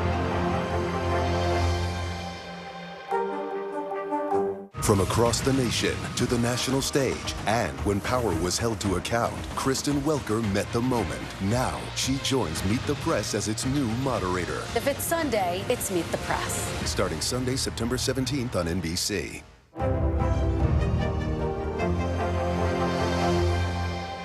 From across the nation to the national stage, and when power was held to account, Kristen Welker met the moment. Now she joins Meet the Press as its new moderator. If it's Sunday, it's Meet the Press. Starting Sunday, September 17th on NBC. Welcome back. I gotta tell you, this one shocked me. Actor Ian McKellen's portrayal of the wizard Gandalf in the Lord of the Rings movies, of course, a fan favorite. Turns out, though, he may have not been the first choice. In an interview with Variety, McKellen claims that some other big names like Anthony Hopkins and even Sean Connery actually passed on that role. The 84-year-old actor went on to receive Oscar and other nominations for his work in that series of films. So how does he feel about the actors who turned down that role? He joked, "I hope they feel silly." I feel like Ian McKellen, Anthony Hopkins, and Sean Connery were always up for the same right, roles. Yeah, that's a good for point. decades. Yeah, totally. That's a great point. And staying with major franchise films, there are 2 in theaters this weekend. That's right. It's Friday, which means it's time for your weekly can't-miss list. All the movies, the shows, the music you need to see this weekend. Pop culture expert and journalist Ariel Kristen is here with more. All right, let's start with movies. We've got some popular franchises with new versions. The Nun. And then on the opposite end of the spectrum, My Big Fat Greek Wedding. What should we know? Yeah, so The Nun I'm very excited about. I think I've talked to you before about my love of horror movies. It is going to be something that's pretty scary. I don't know if you've seen the trailer for it, but basically it's about Sister Irene. It continues 4 years after the last film and her interaction with the demonic nun, Valak. So it takes place in a boarding school in France. So I'm all about this. It's expected to do $30 million this opening weekend. The last film originally did around $365 million worldwide. So it's a big one for that. A boarding school in France already seems chilling to me. Just on its own. Yes, but I'm all about it. Yeah, so My Big Fat Greek Wedding 3 also coming out. What about that one? Yes, our favorite Greek family is back. It makes me want to go back to Greece. And so this one is about the family traveling to Greece for a family reunion. And Tula, played by Nia Vardalos, who is the writer and director, she wants to fulfill her father's last wish of getting his childhood diary to a long-lost friend. So if you love a lot of love, laughter, and some tears, you want to definitely go check this one out. Got the whole crew all back together again. Yeah, John Corbett, Andrew Martin. Yes, yeah. Lainey Tazan and everything. So. Yeah, wow, can't miss that one. Also, I want to ask about if you're staying home, streaming movies. How about those? Yeah, so the first thing that's one of my favorites is actually The Walking Dead, Daryl Dixon.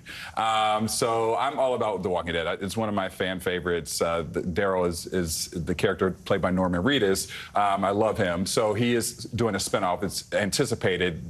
We've been wanting this for a long time. So it's about the story of Daryl going off, and he ends up ashore in France, and he doesn't know how he got there, what happened, what's going on, any of that kind of stuff. So it's a one to watch. Hopefully he speaks French. Yeah. Hopefully he speaks French. This next one is the most fascinating thing I think I've heard all week that is on streaming, right? Sitting in bars with cake. Yeah. Sitting in bars with cake, yes. Which is exactly what it sounds like. Yes, so it's Yara Shahidi, who is actually, she stars in Blackish, Yara Shahidi. She stars in Blackish and Mixish. She is plays a young girl who is very shy about finding dates, and she decides to bake cakes in order to get dates. This is a whole thing. I feel like I should be, trying a new way to get dates myself. I'm not sure. It seems that maybe it's going to work, but this is based off true stories, and so it's pretty exciting. It's and Bette Midler's in it? Bette Midler's in it. Wow. Odessa Zion as well. So yeah, cool. Man, lots of stars there. And finally, talking about some 2 big music drops overnight. First, what can you tell us about the new music video? Cardi B has that one with Megan Thee Stallion and also Olivia Rodrigo. A lot of excitement there. Yeah, so we already saw that Cardi B and Meg Thee Stallion actually had the WAP song a couple years back, which was pretty popular. This is called Bongos, so it is a new video that's coming out. Now, Meg has had a very interesting year. She said she was going to walk away from music just because of everything with the big trial that happened with Tory Lanez, but she's coming back strong, and she's giving us what she's got. It's a great video. I don't know if it's safe to watch at work all the time, but it's definitely a fun video to check out. All right, we got less than 30 seconds here, but Olivia Rodrigo, who's across the street this morning performing, but the whole album's out now. Yes. Guts. So it is her new album. It's a 12-song album that is basically about her relationships, love. She's promoting and fighting for women. So this is a very, very endearing and personal album for her. So we're excited to hear all the music that comes along with that and what she's bringing with it. But it's going to be a phenomenal album. I feel like people are going to be listening to it. Yes. All right, sure. Daryl, Kristen, thank you so much for joining us. We appreciate it. Have a great weekend. That's going to do it for this hour of Morning News Now. But your news continues right now. Developing right now on Morning News Now, millions of people bracing for impact from another major hurricane. Overnight, Hurricane Lee rapidly intensified from a Category 1 to a Category 5 storm. We're tracking its path as it churns toward the United States. Also this morning, spotted again. New developments in the search for a convicted killer. Right now, crews are expanding their search area around Pennsylvania after authorities confirm several possible sightings since he escaped 9 days ago. And the family of one of his victims says they're living in fear that he may kill again. He's a monster. My family is all scary. I don't sleep no more. We'll bring you the latest on that manhunt. Plus, protesters serving controversy at the U.S. Open.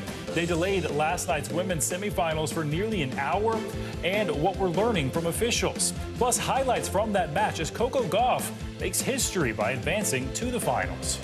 And back in session, now that their summer breaks are over, more students are back in the classroom this morning. And we're taking a look at everything you need to know about student loans with those payments due to restart. We'll also check in with a doctor about how to keep your kids healthy as they head back to the classroom.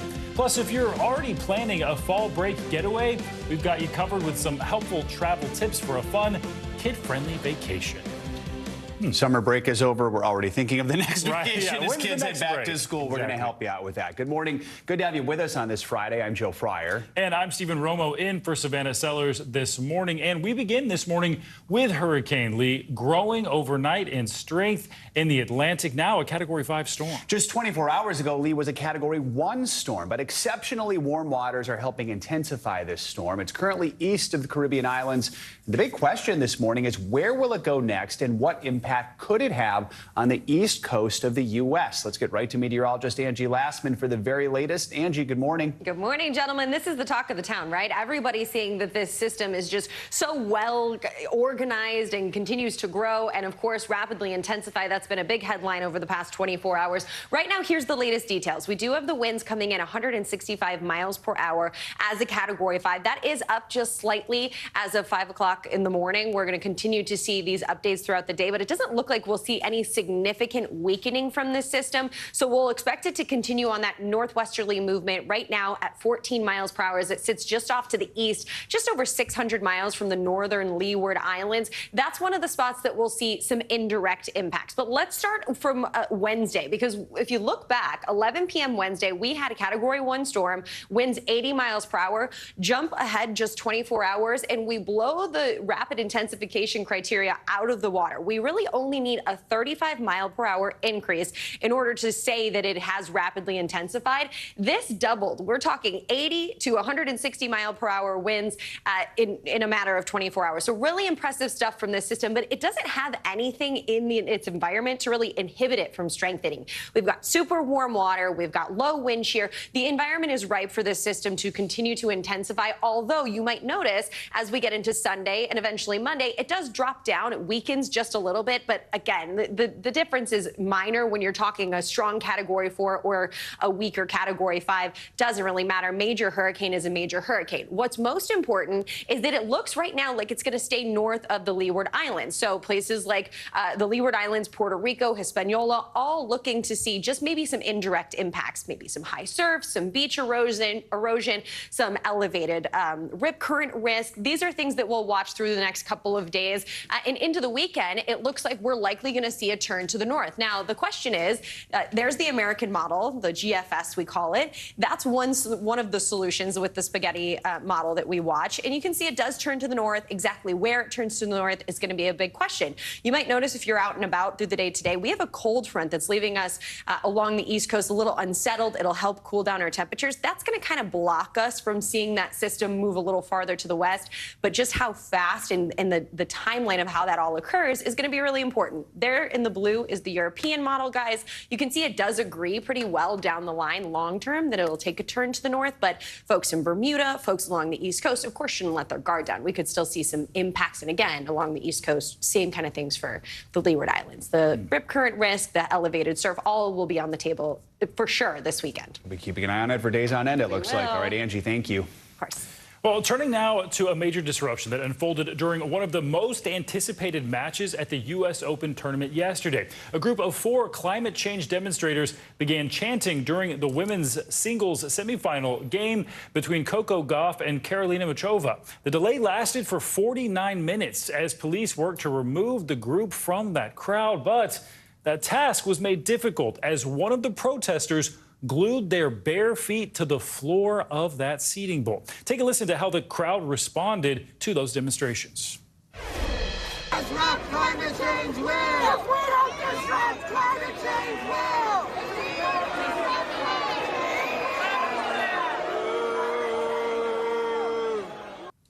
Yeah, people were not happy about that. Environmentalist group Extinction Rebellion took credit for that disruption, claiming, quote, tennis as usual won't be possible on a planet in which humanity fails to keep global warming below 1.5 degrees Celsius. If activists don't disrupt these games, the climate will, end quote. At least 2 of the protesters were taken into custody. Gauff had this to say about the incident after winning that match. I don't really know exactly what they were protesting. I know it was about the environment, and I 100% believe in that. I think there's things that we can do better. I know the tournaments are doing things to do better for the environment. Would I prefer it not happening in my match? 100%. Yeah, I'm not gonna sit here and lie, but it is what it is. All right, for more on this, let's bring in Julia Elbaba for more. Julia is a national digital editor for NBC Universal Local and a former professional tennis player. So some good insights here, Julia. Good morning to you. How does a disruption like this affect a player and how they're going to approach the match? Does this hurt their momentum at all? Good morning. Thank you for having me. I think any type of delay is tricky, whether it's for weather reasons, a medical reason, but this was not something. Well, we are seeing it more often, but it's not something we see all the time. And you have no sense of timing. Is it going to be a 5-minute interruption? Is it going to be 1 hour? It's really a waiting game. So these players were like, do we wait on the court? Do we go inside? It's tricky because you have to conserve your energy. You have to stay focused. You have to keep up with that nutrition, the hydration, deal with the adrenaline of being in the semifinals, keep the body warmed up so you don't get injured. There's just so many different factors that, play into your mind, into your body that could really disrupt your momentum. Yeah, that uncertainty alone seems like it could be very stressful. But this is not the first time a major tennis match was disrupted by climate change protesters. What more can you tell us about these demonstrations we're seeing, and why tennis? Why is this happening during tennis matches? Yeah, we're definitely seeing this happen more often. In the French Open, we had a climate activist attach himself to the net, wire himself, and glue himself. Another at Wimbledon, we had a protester throw a jigsaw puzzle and confetti and sit on the court. And then last year at the Laver Cup, we saw a man set his whole arm on fire ahead of Roger Federer's official retirement. I don't know, maybe he was protesting Roger Federer's retirement, but that's a whole nother story. Yeah, a lot of people not happy about that one as well. All right, Julia Elbaba, thanks so much for your insights, breaking it all down for us. We certainly appreciate it. Well, later today, a judge is expected to release the full report by a special grand jury. It's all connected to the investigation in Georgia and the attempts to overturn the 2020 election. That special grand jury heard from 75 witnesses over the course of 7 months. Its recommendations for Fulton County District Attorney Fani Willis led to the indictments of former President Trump and 18 others. They have all pleaded not guilty. NBC News legal analyst Danny Ceballos joins us now. So, Danny, first let's do some legal 101 here. Remind us, what's the difference between this special grand jury that did some of the investigating and then the grand jury that returned the indictments? You explained it. The special grand jury was an investigative grand jury, which is allowed under Georgia law. So I've been calling it, in a sense, an advisory grand jury because it really was not necessary procedurally in order to indict Donald Trump or any of the other defendants. It was an investigative grand jury that had no power of its own to indict. It issued a report. That report was heavily redacted. So to say that it was released, it was kind of released before, but it left all of us really wanting. So we would love to see what's in this unredacted or unsealed special report. But the special investigating grand jury was something that Fani Willis did not have to do. She did probably because she wanted, for posterity's sake, there to be no question that not only did citizens ultimately indict Donald Trump, citizens investigated Donald Trump because a grand jury is made up of citizens. It's the same jury pool that we draw petit juries, which is the name for the jury that tries a case. Well, so a part of this report, the special grand jury report, was released back in February, but the rest remained under seal. What are we looking for actually when we see it? Most of what we were looking for when the original grand jury report was unsealed, because it was mostly sealed, mostly redacted, didn't give us a lot of exciting pieces of information. Understandable. Grand jury proceedings are supposed to be super secret. That is how the system works. It's how we're able to get witnesses in who would otherwise not want to testify. And it's how we avoid unofficially indicting people who may be innocent or who the government doesn't want to indict yet or ever. So the process is secret for a reason. That's why when the grand jury report was released, it really didn't give us, in the world of journalism and the public, a lot of really interesting stuff. So I think why this was really compelling now is really for the defense. The defense is really interested to see what this investigating grand jury's report says and compare it to the state's case in chief. The more investigating a prosecutorial agency does, the more evidence on paper that the defense can use against it. So as a defense attorney, that's what I would be looking for. Speaking of the defense, in a new filing, former President Trump has suggested he may be looking to move this to federal court. We've been talking a lot about this, but remind us why some defendants would want to move this to federal court and what the likelihood is that could even happen. Removal is a strange thing in our law. There's a federal statute that allows somebody who is either sued or prosecuted in state court under very specific circumstances to remove that case, take the case out of state court and into federal court. There is a much more common civil version of this. I probably removed 50 civil cases on something called diversity, which doesn't matter here.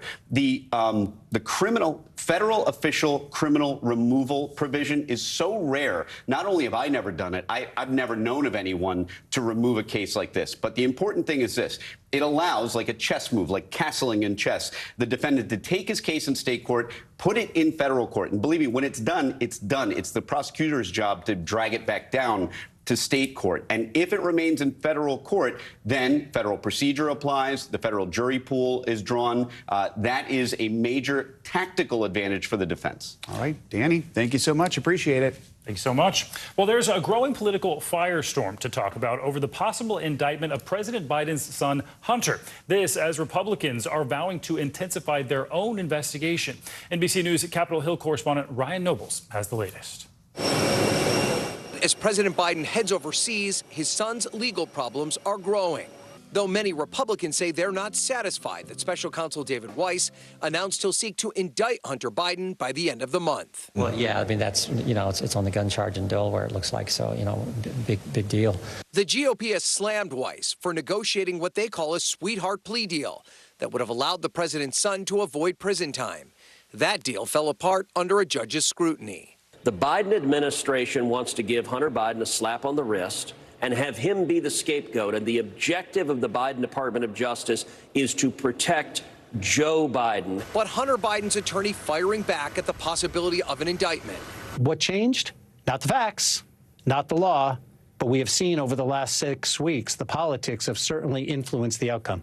Meanwhile, Republicans on Capitol Hill deposing an FBI agent involved in the original investigation. Many House Republicans arguing Hunter Biden's foreign business dealings are tied to his father, pointing to testimony from Hunter's business partner that the president joined 20 calls with their foreign business associates over a 10-year period. We're going to follow the facts, the evidence, and if it warrants going to an impeachment inquiry, we're going to do that. But some Republicans argue the evidence against the president is not there. But to be clear, sir, at this point, you don't think that evidence has been presented. You're still waiting to see that evidence. I do not think that evidence has been presented, and I don't think there's a need to have an impeachment inquiry. The president has repeatedly said that he played no role in his son's business work. Meanwhile, Republicans are still considering calling the special counsel here to Capitol Hill to testify. All right, more to come. Ryan, thank you. Let's turn to the trip overseas by President Biden. He is arriving in India today ahead of this weekend's G20 summit. Leaders from the world's most powerful countries are gathering amid a fraught political and economic landscape. Two world leaders, China's President Xi and Russia's President Putin, will both be absent from the meeting. NBC News White House correspondent Mike Memoli joins us now from the Indian capital, New Delhi. Mike, so before this weekend's summit, we understand the president's going to hold some talks with India's Prime Minister Modi later today. What can we expect from that? Yeah, hey there, Joe. President Biden making that very long journey from Washington here to begin his 15th foreign trip as president, stopping here in India as well as Vietnam. Of course, the G20 summit is the anchor for that visit, but we've seen what a priority the U.S.-India relationship has been for the Biden administration this year. There have been more than a half dozen visits by members of President Biden's cabinet to India. We remember, of course, President Biden hosted the Indian Prime Minister Narendra Modi for a state visit in Washington just a few months ago. And so the first order of business for President Biden will be sitting down with Modi here to follow up on that visit, to talk about some of the enhanced cooperation on areas like semiconductor chip construction, also enhanced military cooperation between these two countries. I think you're also going to see Prime Minister Modi eager to talk about the U.S.-India cooperation as it relates to space. Of course, India just landed an unmanned aircraft on the moon. Is a point of major pride for Prime Minister Modi, and one I think that they're eager to highlight here as well today. Right, Mike. So let's look ahead at the G20 summit and talk about some of the main items on the agenda. We know the war in Ukraine is going to be a big part of that. Is the Biden administration hopeful reaching a consensus with other leaders on that issue? Well, Joe, it's often said that the G20 summit is more about dollars and cents, about the economy than war and peace, which is something we often see discussed major international issues at the G7 summit. But it is clear that the continued conflict in Ukraine is potentially disrupting some of the hopes for different countries to put forward together a joint statement of shared values. Now, we do know, of course, that Russia, as a member of the G20, is going to stand in the way of any potential joint statement. We did see last year, for instance, at the G20 summit in Bali, that the communique that was issued at the end of it indicated there was most of the membership opposed Russia's invasion of Ukraine. Listen to what Janet Yellen, the Treasury Secretary, ahead of the president's arrival here in Delhi, said about the potential for a conflict over Ukraine to disrupt the larger agenda here. I understand that this is challenging to craft such language, but I know the negotiators are discussing it and working hard to do so, and we stand ready, certainly, to work with India to try to craft a communique that successfully addresses this concern. Now, we can expect a major announcement as it relates to assistance for what's known as the Global South, the developing world here. India sees itself really as a gatekeeper between the developed countries of the G20 and those seeking assistance, including the African Union membership for the first time part of this G20 summit. So the leaders are hope that that will be the focus of some agreements here, not Ukraine overshadowing it all. Mike, as we mentioned, the Chinese and Russian presidents are not going to be there. How is the Biden administration viewing those absences? Well, on the one hand, President Biden really does like to use these multilateral international forums to try to show that governments can produce results for their people. But you're also hearing from Biden administration officials taking advantage of the fact that two geopolitical, let's say, competitors, Russia and China, are not represented, at least at the leader level here. This morning, I had a chance to sit down with Ambassador Eric Garcetti, the U.S. ambassador to India. Listen to how he framed the absence of President Xi and President Putin from this summit. I think it's a very proud moment for the United States. Our president is here, and the leaders of Russia and China are not. That speaks volumes. We are not disengaging from the world. We show up time and time again.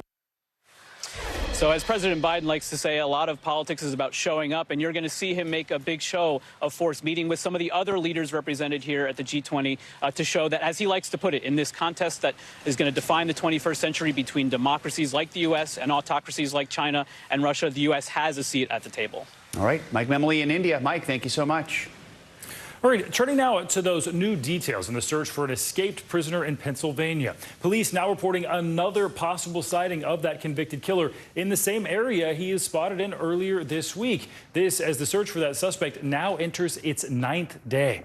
NBC News correspondent George Solis joins us now from Chester County, Pennsylvania, with more on that search. George, good morning to you. So let's start with that new potential sighting of that suspect, Danilo Cavalcante, near the Botanical Gardens yesterday. What are police saying about that one?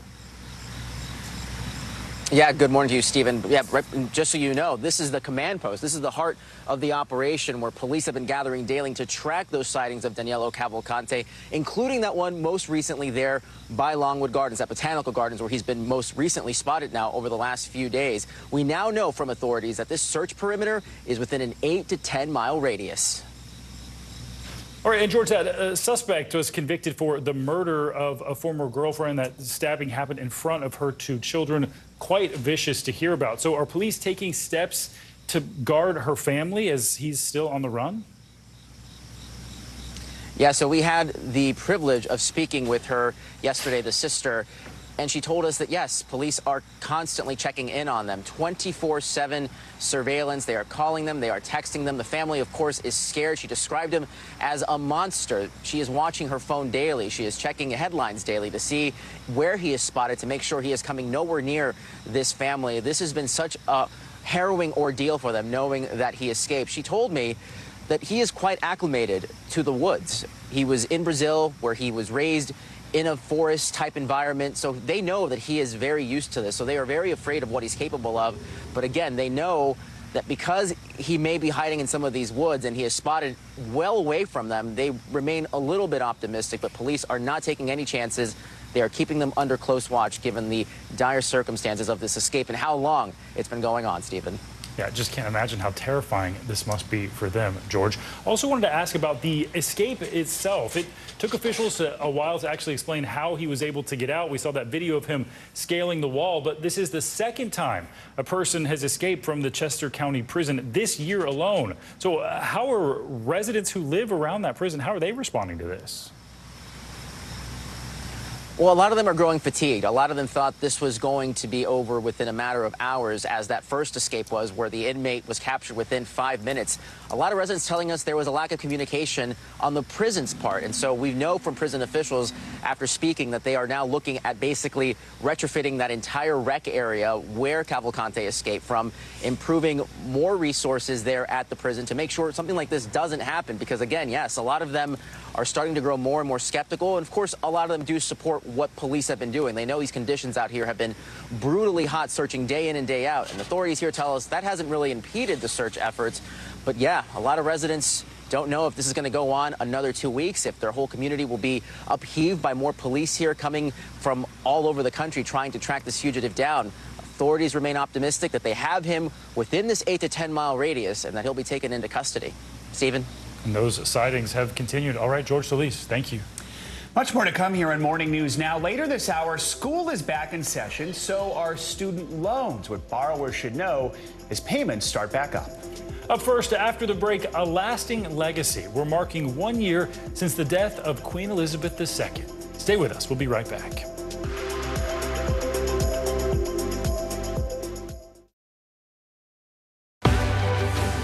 Stressed when they're going out and flying. Why should they trust you? You're now with this long-anticipated counteroffensive. How's it going? What's the goal? What will you offer voters that former President Trump will not? News for the generation of now is NBC News Now.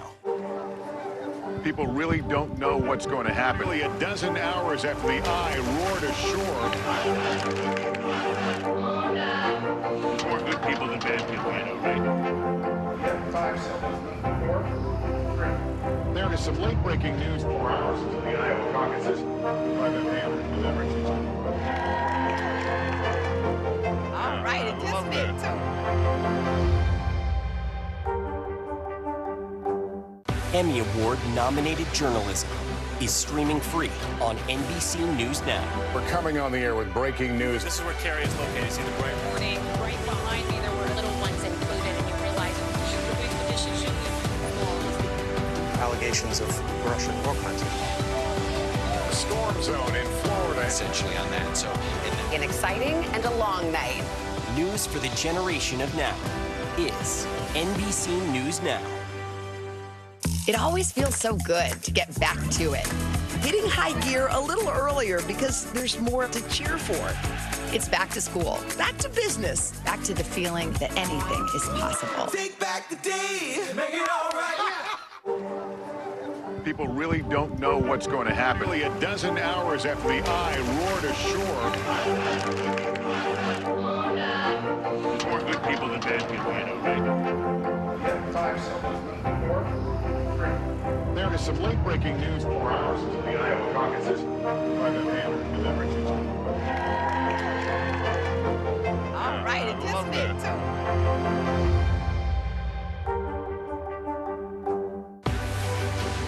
News lives in the now. It's coming at us every second from all over the world. We have a full team. News is more now than ever.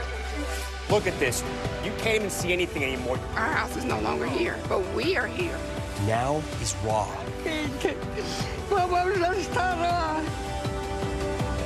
Now is real. The Fed's decision today, help us translate that into very plain English. Is that good news for us? Now is constant. Morning News Now, we're breaking news. NBC News special report. You gotta see this. The future is now. News for the generation of now is NBC News Now.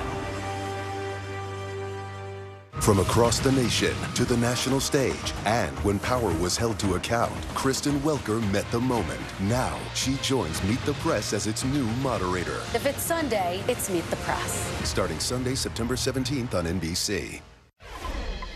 Welcome back. This morning, we're getting a first-hand look at the American scientist trapped underground in a Turkish cave. Rescuers are working around the clock now to try to get him free. NBC News foreign correspondent Matt Bradley brings us the latest. The dramatic first video of American scientist Mark Dickey days after a life-threatening medical emergency trapped him 3,400 feet underground in Turkey. I'm doing well. Thank you. Visibly tired but in good spirits, surrounded by the international rescue team that gave him life-saving medical care. As you can see, I'm up, I'm alert, I'm talking, but I'm not healed on the inside yet, so I'm going to need a lot of help to get out of here. The 40-year-old veteran cave diver experienced severe gastrointestinal bleeding on Saturday while working on a caving expedition in southern Turkey. The medical emergency leaving him unable to eat and partially unconscious for 3 days, until 2 doctors delivered units of blood and administered transfusions, according to the Italian Cave and Alpine Service. Reaching depths of over 4,000 feet, the Morka Cave is Turkey's 3rd deepest, a labyrinth of tight passages and water-filled caverns, which Carl Hetmeyer, a fellow cave diver and friend of Dickey's, says makes the cave one of the world's toughest to traverse. It's at the top of the game of difficult cave systems. I don't expect Mark on the surface for 4 to 8 days. His rescuers now facing a monumental journey back to the surface. We take care of our own, and it's really special to be taken care of. So how long this takes will depend a lot on whether Dickey is able to walk himself out of that cave. If he needs to be carried out on a stretcher, that could make this operation a lot more difficult and a lot more time-consuming. All right, Matt Bradley, thank you. Today marks 1 year since the death of Queen Elizabeth II, the longest reigning monarch in modern British history. She was 96 years old and sat on the throne for more than 70 years. Upon her death, her son immediately took the throne, which meant at age 73, he instantly changed titles from Prince to King Charles III. Daisy McAndrew is an NBC News royal commentator and a Talk TV presenter. She joins us now from Buckingham Palace to look back at the past year. Daisy, good morning. Good to have you with us. So first of all, where does the Queen's legacy stand 1 year after her death? And what is happening with plans to create a permanent memorial for her? Well, as you said in your introduction this morning, the Queen was Great Britain's longest-serving monarch. So with that, she has secured, of course, her place in the future history books. But, of course, it wasn't just longevity that stood her apart from some of her predecessors. It was also her popularity. She had popularity ratings that politicians around the world would kill for. And so, of course, by being popular herself, she did manage to make the royal family more relevant and hopefully secure the royal family's future. But as far as your question about what kind of memorial, there is a committee that has been put together, being led by the government and Whitehall departments, where they are coming up with an idea for some sort of permanent memorial. Whether that's a sculpture or a garden or a park, we don't know yet. Daisy, people might be surprised to hear that King Charles has no public events planned in the UK today, but the King did release an audio statement paying tribute to his late mother and also put out a previously unreleased portrait from 1968. Let's take a listen. In marking the first anniversary of Her late Majesty's death and my accession, we recall with great affection her long life, devoted service, and all she meant to so many of us. I am deeply grateful, too, for the love and support that has been shown to my wife and myself during this year, as we do our utmost to be of service to you all. I think it's amazing when we still get these glimpses of things that are decades old that we've never seen before. Daisy, what are the King and other royal family members expected to do today? Well, the King has chosen to mark the anniversary of his mother's death in exactly the same way as the Queen used to mark the anniversary of her father's death, by being at the place, the Royal Palace, Balmoral in this instance, where she died exactly a year ago. So he's in Balmoral in Scotland. We've seen him and the Queen this morning go to church. The King, like his mother, is a deeply religious person, so of course he will have been saying his prayers for her, having a day of quiet contemplation. But as far as public roles and public events today, that's pretty much it for him. Although, of course, in a weird way, today is also a muted celebration. It's a year that he has been on the throne, a year since his accession. So there are gun salutes going out in some of London's parks. Some of the church and cathedral bells will be tolling in recognition of that. But really, the event has been left to Kate and William, who are out doing an official engagement today in Wales. Of course, they are now the Prince and Princess of Wales. All right, Daisy McAndrew, good to have you with us this morning. Thank you so much. Thank you. Coming up, class is back in session. Students are getting ready for another school year. When we come back, we're going to head back to the classroom with you for what you need to know for a successful school year. We're going to cover a lot of topics. This is Morning News Now.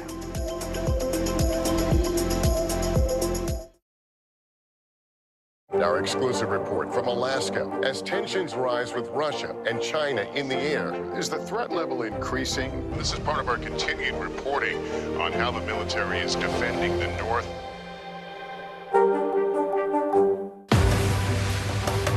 Just behind me, hundreds, if not 1,000 migrants waiting under the blazing sun. All these people here are going to be asking for asylum. It's a very critical situation. Still to come on the Channel 2 News. Well, the waters are certainly receding now. Still too close to call. Lester Holt reporting from Ground Zero, as it's being referred to. It is, in fact, the taste of freedom. The Haitian people know a little something about resiliency. What's the biggest risk right now? Some of the troops who have been proud. I want to welcome you to the first presidential debate. In fact, we've been told we can't go any farther. You with some resilient folks, let me get in.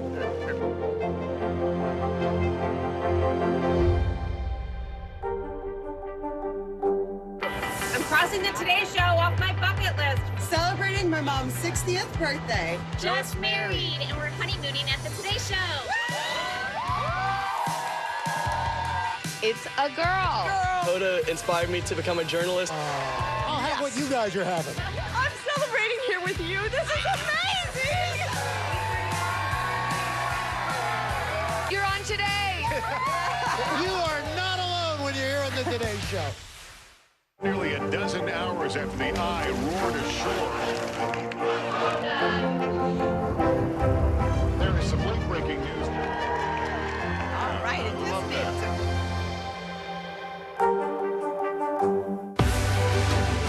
We're talking possibly 1 trillion galaxies. Yes. That is a number that is just so hard to compute. Whether it's the moon, whether it's Mars, it feels like we're on the cusp of something big.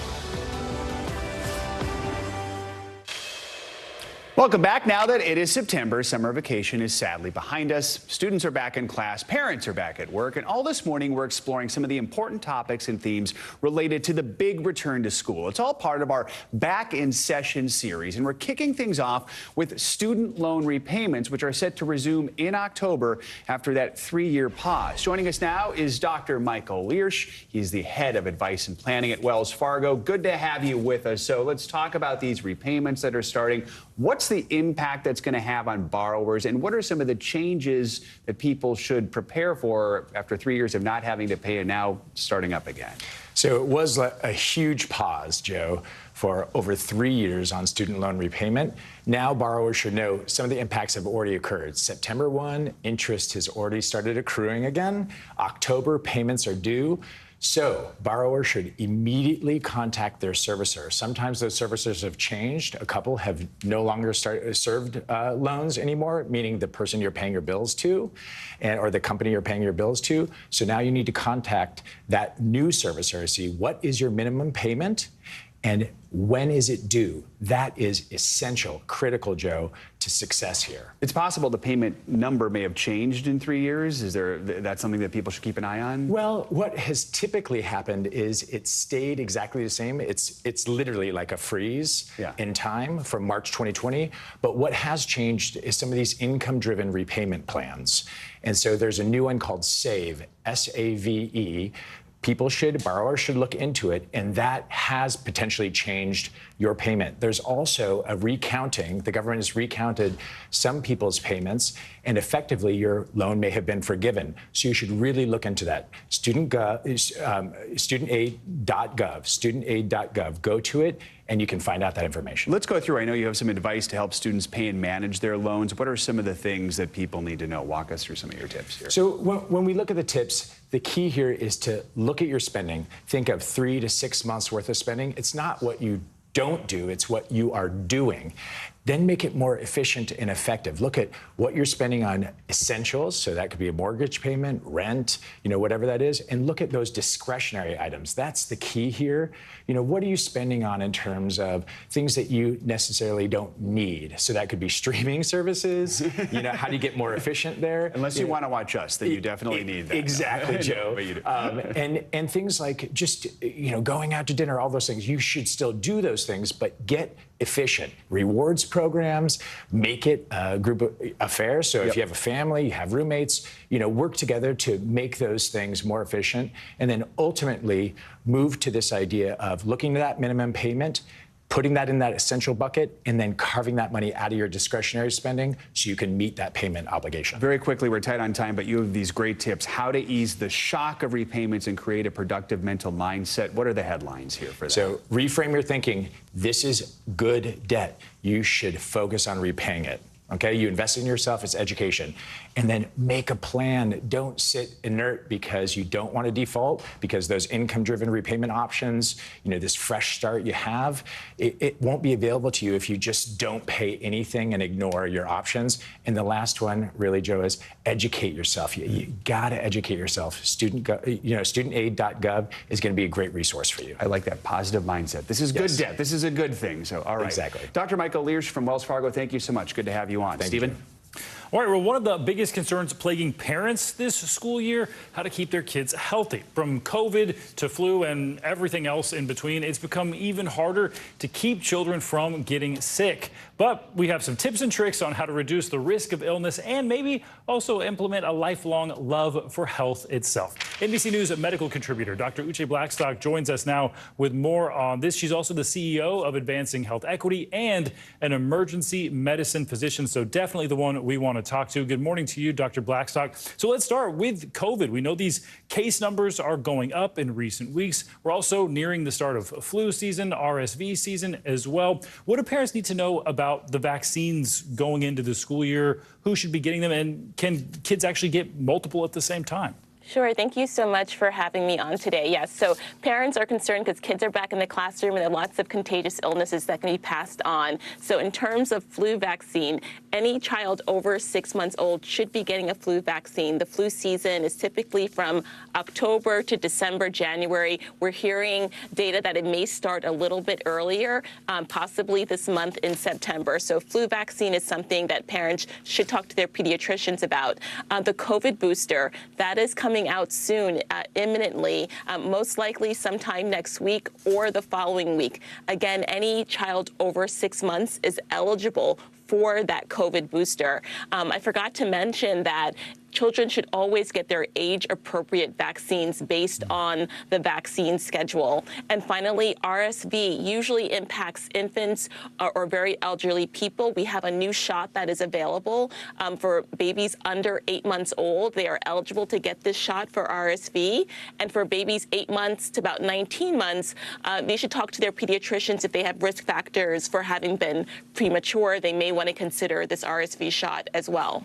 Yeah, a lot of excitement around that shot. RSV can be very scary. Also wanted to ask you, Dr. Blackstock, parents, of course, they can't be with their kids 24 hours a day, but they can help them learn some lessons about hygiene, healthy lifestyle. How can parents go about talking to their kids, teaching them lessons that they'll actually use at school to stay healthy? Yeah, and we have a lot of great data that shows positive parenting can help influence good hygiene practices in children. So just talk to your children about, how can they make their community and their classrooms more safer, essentially. And, given that COVID rates are going up, you want to make sure that they are wearing high-quality masks. You want to make sure they're also washing their hands often. We typically say they should be singing Happy Birthday several times for 20 seconds, and that's a good hand wash. They also should make a point of when they're sneezing or coughing to do that into their armpits and not into their hands. And then finally, we want to make sure that we tell our kids, if you're not feeling well, let us know, right? If you're not feeling well, you're going to want to stay home. You don't want to go to school and potentially infect your classmates. Some great tips there, Dr. Blackstock. And just quickly here, I wanted to ask, are there other lessons you can teach your kids so they can have a healthy lifestyle on through adulthood? Yes, and we know that what's really important is for our kids to stay physically active, so making sure that they're getting time outside or in the gym to play, making sure that they have a great sleep schedule. We know that if kids don't get enough sleep, they're not going to do well in school, so making sure that we're turning off those screens as early as possible in the evening so the kids can get a good between 8 and 10 hours of sleep a night. And finally, nutritious foods, making sure that they're eating enough protein, fruits and vegetables, and overall staying away from fatty foods and high salt containing foods as well. Some great advice I'm still trying to pay attention to, Dr. Blackstock. We appreciate it. Thank you. So even though it seems like summer break may have just ended, many parents are already looking ahead, wanting to take advantage of the slowdown in travel and maybe get in one more vacation before the end of the year. Help us plan that. Travel expert and journalist Mark Elwood is here to make sure that trip goes as smoothly as possible. So I got it covered. All right, when we think of traveling with kids, I guess we just automatically think theme park, beach. But that doesn't have to be the only two options, right? I would say, look, if you do go to a theme park in Florida, for example, why not tack on Cape Canaveral? Why not go to the Kennedy Space Center, which I think is remarkable. You can have lunch with an astronaut. You can see an actual space shuttle. So it's educational, but it's kind of good for everyone's inner kid. I think every parent kind of wants to go themselves. And at this rate, it seems like there's something taking off every day, so you'd probably see a lunch anyway. Let's talk about any special considerations we need to think of if we're traveling with kids. I know, like, if you're single parent, you might have to have some extra paperwork, or maybe you're limited internationally in how many kids you can fly with. I think these are really good points. It's very important. If you're a single parent, if you're traveling with a child who doesn't share your name, I travel with my godchildren, they're not related to me, you will usually find that you will need some proof that you're allowed to travel with that child. It does vary according to your relationship with them, but check with the airline what you're going to need so that when you're checking in, you're not told you can't fly. If you're going overseas, under 16s and new passport applications have to be done in person, so you've got to plan ahead for that.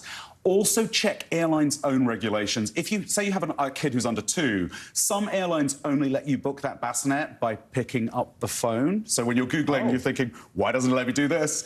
you might have to be on hold to get to do that. There's just a little extra prep you might want to do. All right, so you get all that stuff done, you get to the airport. What are the tips to help us get through the airport easily? I know I was thankfully at the airport on Tuesday. It was like a night and day difference from this summer. It's like suddenly the travel went away, but still, there's a lot of headaches at the airport. I think one of my biggest tips if you're traveling with kids is that the pre-boarding system, there's a pro way to do it and an amateur way to do it. If you're an amateur, you all run on with the stuff and the kids first of all. If you're a pro, one parent, if you're lucky enough, two of you to be traveling, goes on with all the stuff, gets the overhead bins, sits there and waits. The other parent keeps the little kids in the terminal till everybody else is boarded, so that for 40 minutes you're not wriggling in your seat, and then you slip in last, your kids are thrilled to be there, they won't be complaining when you're about to take off. And so are the people who sit around the kids sometimes. It's a win-win for everybody. It's a win-win for everybody. These are some great tips. Mark Elwood, thank you so much. Appreciate it. All right, still coming up here, New York City at a breaking point. Yeah, that's the warning from the mayor as the city's migrant crisis worsens. We'll bring you the latest on that. This is Morning News Now.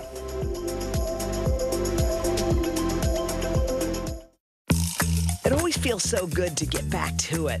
Back to all your people and the things you love to do. It's a new season, and you start every morning ready to take it all on. Hitting high gear a little earlier because there's more to cheer for. It's back to school, back to business in a good way, back to the feeling that anything is possible. Take back the day, make it all right.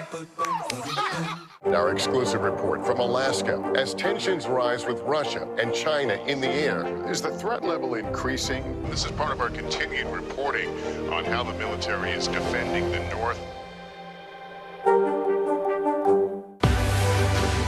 News lives in the now. It's coming at us every second from all over the world. We have a full team. News is more now than ever. Look at this. You can't even see anything anymore. Our house is no longer here, but we are here.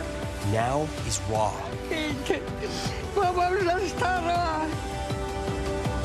Now is real. The Fed's decision today, help us translate that into very plain English. Is that good news for us? Now is constant. Morning News Now, or breaking news. NBC News special report. You gotta see this. The future is now. News for the generation of now is NBC News Now. Chief White House correspondent Kristen Welker joins me now. From across the nation. What is the #1 issue for you? To the national stage. The work your son has done. Was anything about those relationships inappropriate or unethical? When critical votes were counted. Still too close to call. And when power was held to account. Is abuse of power an impeachable offense? Kristen Welker met the moment. Now she joins Meet the Press as its new moderator. If it's Sunday, it's Meet the Press. Starting Sunday, September 17th on NBC. News lives in the now. It's coming at us every second from all over the world. We have a full team. News is more now than ever. Look at this. You can't even see anything anymore. Our house is no longer here, but we are here. Now is raw.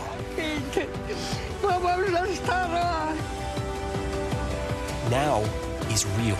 The Fed's decision today, help us translate that into very plain English. Is that good news for us? Now is constant. Morning News Now, or breaking news. NBC News special report. You gotta see this. The future is now. News for the generation of now is NBC News Now. Nearly a dozen hours after the eye roared ashore. There is some late-breaking news. All right, it love that.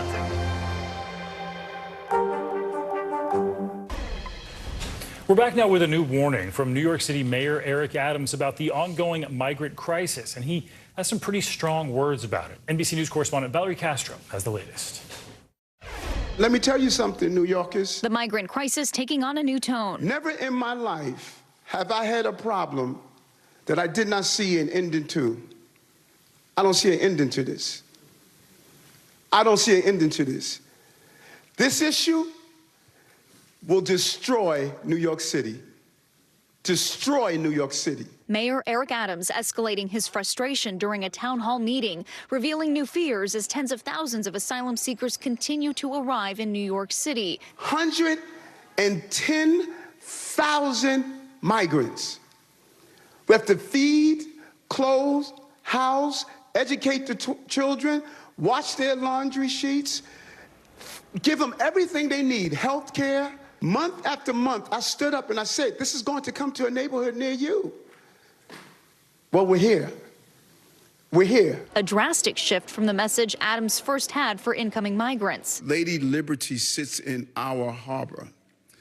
New York City is the welcoming mat for the entire globe. For months, he's been pleading with the federal government for help, going so far as to blame them for the city's deteriorating supply of resources. The national government has turned its back on New York City. What he once dubbed as a political stunt by Texas Governor Greg Abbott became a new reality for the city. We're getting 10,000 migrants a month. One time we were just getting Venezuela. Now we're getting Ecuador. Now we're getting Russian-speaking coming through Mexico. Now we're getting Western Africa. Now we're getting people from all over the globe have made their minds up that they're going to come through the southern part of the border and come into New York City. This bus terminal became the first welcome sign for migrants after hours-long journeys from Texas. But the mayor says to his frustration, they are still arriving by the busload. Power Malu was there when the first buses of migrants arrived. We are on the ground. We have outlasted every city agency that has come in to the Port Authority, which is a disgrace. A year later, he says the city's resources have been mismanaged and the responsibility now falling onto organizers like him. Several months ago, we saw the city here with representatives welcoming the migrants with open arms, providing resources. At what point did you see that change? So unfortunately, the migrants have been used as political pawns since day one, which is why you had so many city agencies and politicians popping their head in, because it was really popular. It was a way for them to show that they actually cared. But there was no real follow-through. Hotels like the historic Roosevelt became intake shelters for migrants. The city says they quickly filled up, and the issue became a blame game between the mayor and local aid groups. They're not looking at the migrants as human beings. They're looking at them as numbers. They're looking at them as a way to get more money from the federal government. And they're also using them for their own tactic, which is to deter more people from coming here to New York City. Out of the more than 110,000 who have arrived, many of them are families. First-day jitters for the nearly 20,000 newly arrived children entering classrooms all across the city. Nervios, pues puede haber por ahí un poco de nervios, pero me siento muy motivado. It is the story of New York City. We don't treat people as outsiders. We welcome them with open arms. And that's what we have been doing here. And our thanks to Valerie Castro for that report. A White House spokesperson told NBC News that they have been in talks with Governor Kathy Hochul, and about $140 million have already gone to the city and state from the Department of Homeland Security to help in this very crisis. They say the decision about additional resources will ultimately be up to Congress. Financial headlines now. Walmart is changing its pay structure for some hourly workers. CNBC's Silvana Henao joins us with that and other news. Good morning, Silvana. Good morning, Stephen. Good morning, Joe. Yes, so Walmart confirming its reports that it's changing the starting pay for entry-level store workers. Now, that means cashiers, personal shoppers, stockers, and associates in departments such as electronics will all get the same starting hourly wages. A Walmart spokesperson says deli, auto center, and bakery workers will get higher starting pay as those are higher skilled roles. And she says the new structure won't change Walmart's minimum wage of $14 an hour or result in pay cuts for existing employees. Spotify plans to test a free audiobook bundle for paid subscribers in the coming months. The Wall Street Journal reports subscribers will be able to listen to up to 20 hours of audiobooks per month at no additional cost. Spotify expects to offer the program for a limited time to gauge customer interest. It entered the audiobook business last year with a catalog of more than 300,000 titles. Paqui is pulling its extremely spicy tortilla chips known as the One Chip Challenge from stores. The voluntary move comes after a woman claims her teenage son died of complications from eating a single chip. The Paqui chips are sold individually, and their seasoning includes two of the world's hottest peppers, the Carolina Reaper and Naga Viper. Until now, Paqui had dared people to take part in the challenge by eating one chip and waiting as long as possible to relieve the burn. The company says the challenge is intended for adults, but it's seen an increase in teens consuming the chips, guys. An important update to a story we covered earlier this week. All right, Silvana, thanks so much. You got it. Well, coming up, an extreme makeover White House edition. After the break, we're going to have the first look at the new and improved Situation Room after its multi-million-dollar renovation. You're watching Morning News Now.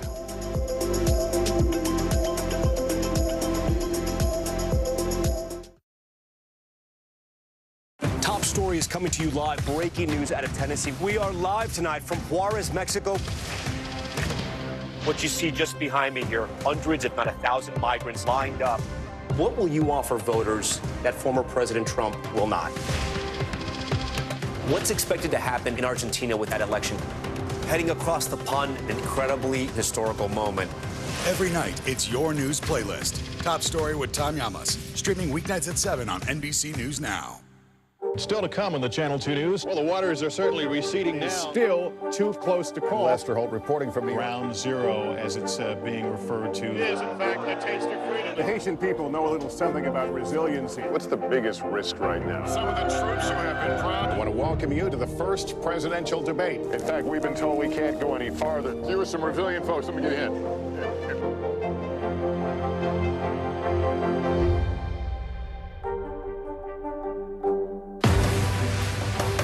Just behind me, hundreds, if not 1,000 migrants waiting under the blazing sun. All these people here are going to be asking for asylum. It's a very critical situation.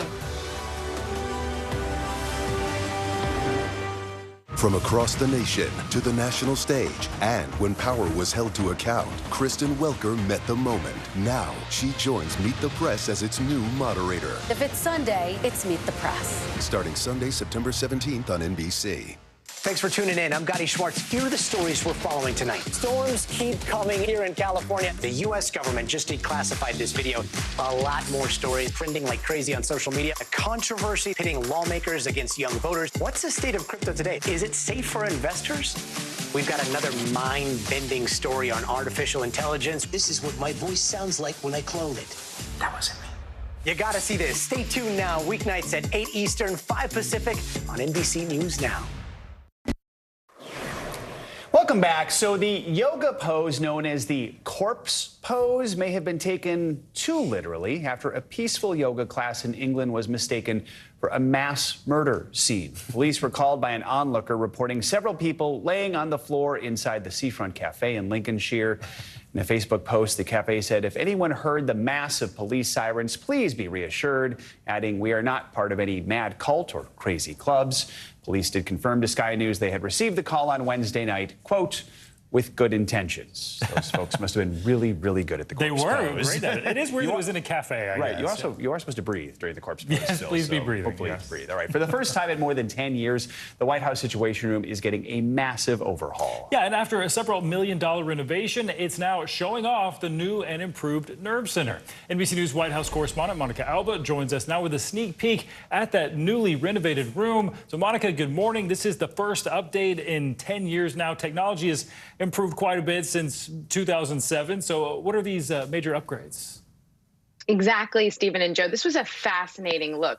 I get to work in the White House and cover history on the daily, but to actually be able to see these places where some of the most secretive, sensitive meetings take place for any administration was a real honor. And this new $50 million project took about a year to complete, and essentially it was a gut renovation. The giant conference room known as the JFK conference room in the Situation Room, which is actually a kind of misnomer in and of itself. It's not just one place.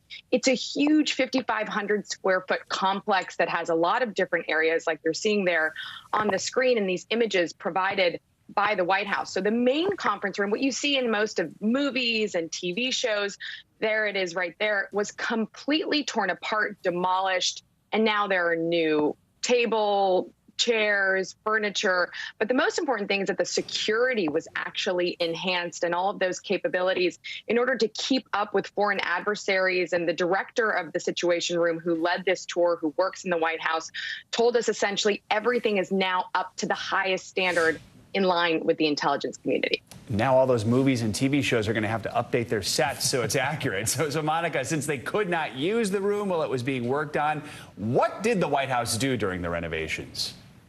They created other secure areas throughout the West Wing and in the Eisenhower Executive Office building, which is just across the way from there. So they did have these backups. And of course, wherever the president is, he can be briefed securely, but he can't always interface with everybody as easily as he can now. And these heads of state calls really are like an orchestra, I was told. There are so many different components that have to come together from within the government.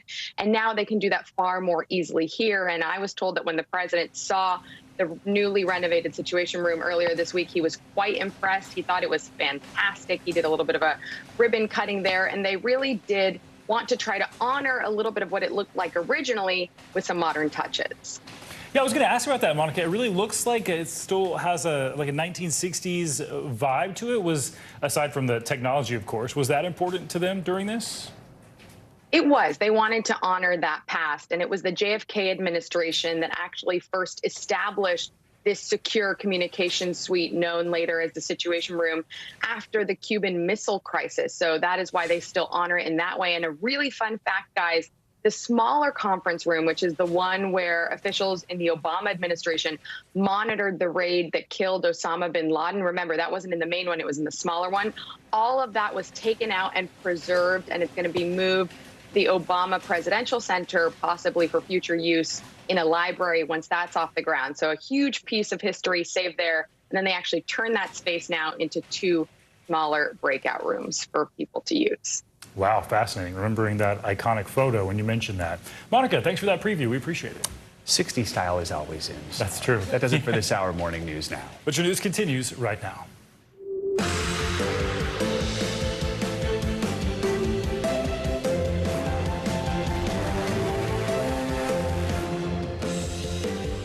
Good Friday morning. Thanks for being here. I'm Stephen Romo in for Savannah Sellers. I'm Joe Fryer. Right now on Morning News Now, we are tracking Lee. The storm is churning in the Atlantic, growing in intensity overnight to a major Category 5 hurricane. Winds now topping 165 miles an hour. We've got the latest track, including whether it could hit the East Coast.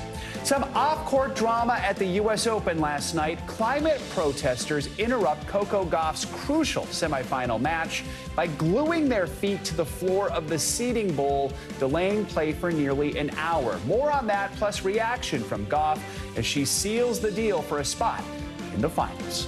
Also this morning, school is back in session across America. Millions of students now back in the classroom and their parents back in the office as summer comes to a close. So later in the hour, we'll bring you our conversation with Education Secretary Miguel Cardona on the Biden administration's latest effort to raise the bar in America's schools. And get ready to spill your guts in this week's Can't Miss list. We've got everything you need to know about that brand new album from pop sensation Olivia Rodrigo, which is sure to be your soundtrack for the weekend. You're very quiet right now. You can hear Olivia Rodrigo on the plaza outside of Rockefeller Center. And all of her stands that are just surrounding that area right now. Busy morning here at 30 Rock. All right, we're going to begin this morning with Hurricane Lee exploding in intensity overnight to a major Category 5 storm. Yeah, Lee is just a monster storm right now. You can see it there east of the Caribbean islands. Still unclear what happens next and what this will mean for the East Coast. So let's get straight to meteorologist Angie Lashman for the very latest. Angie, good morning. Good morning, guys. It's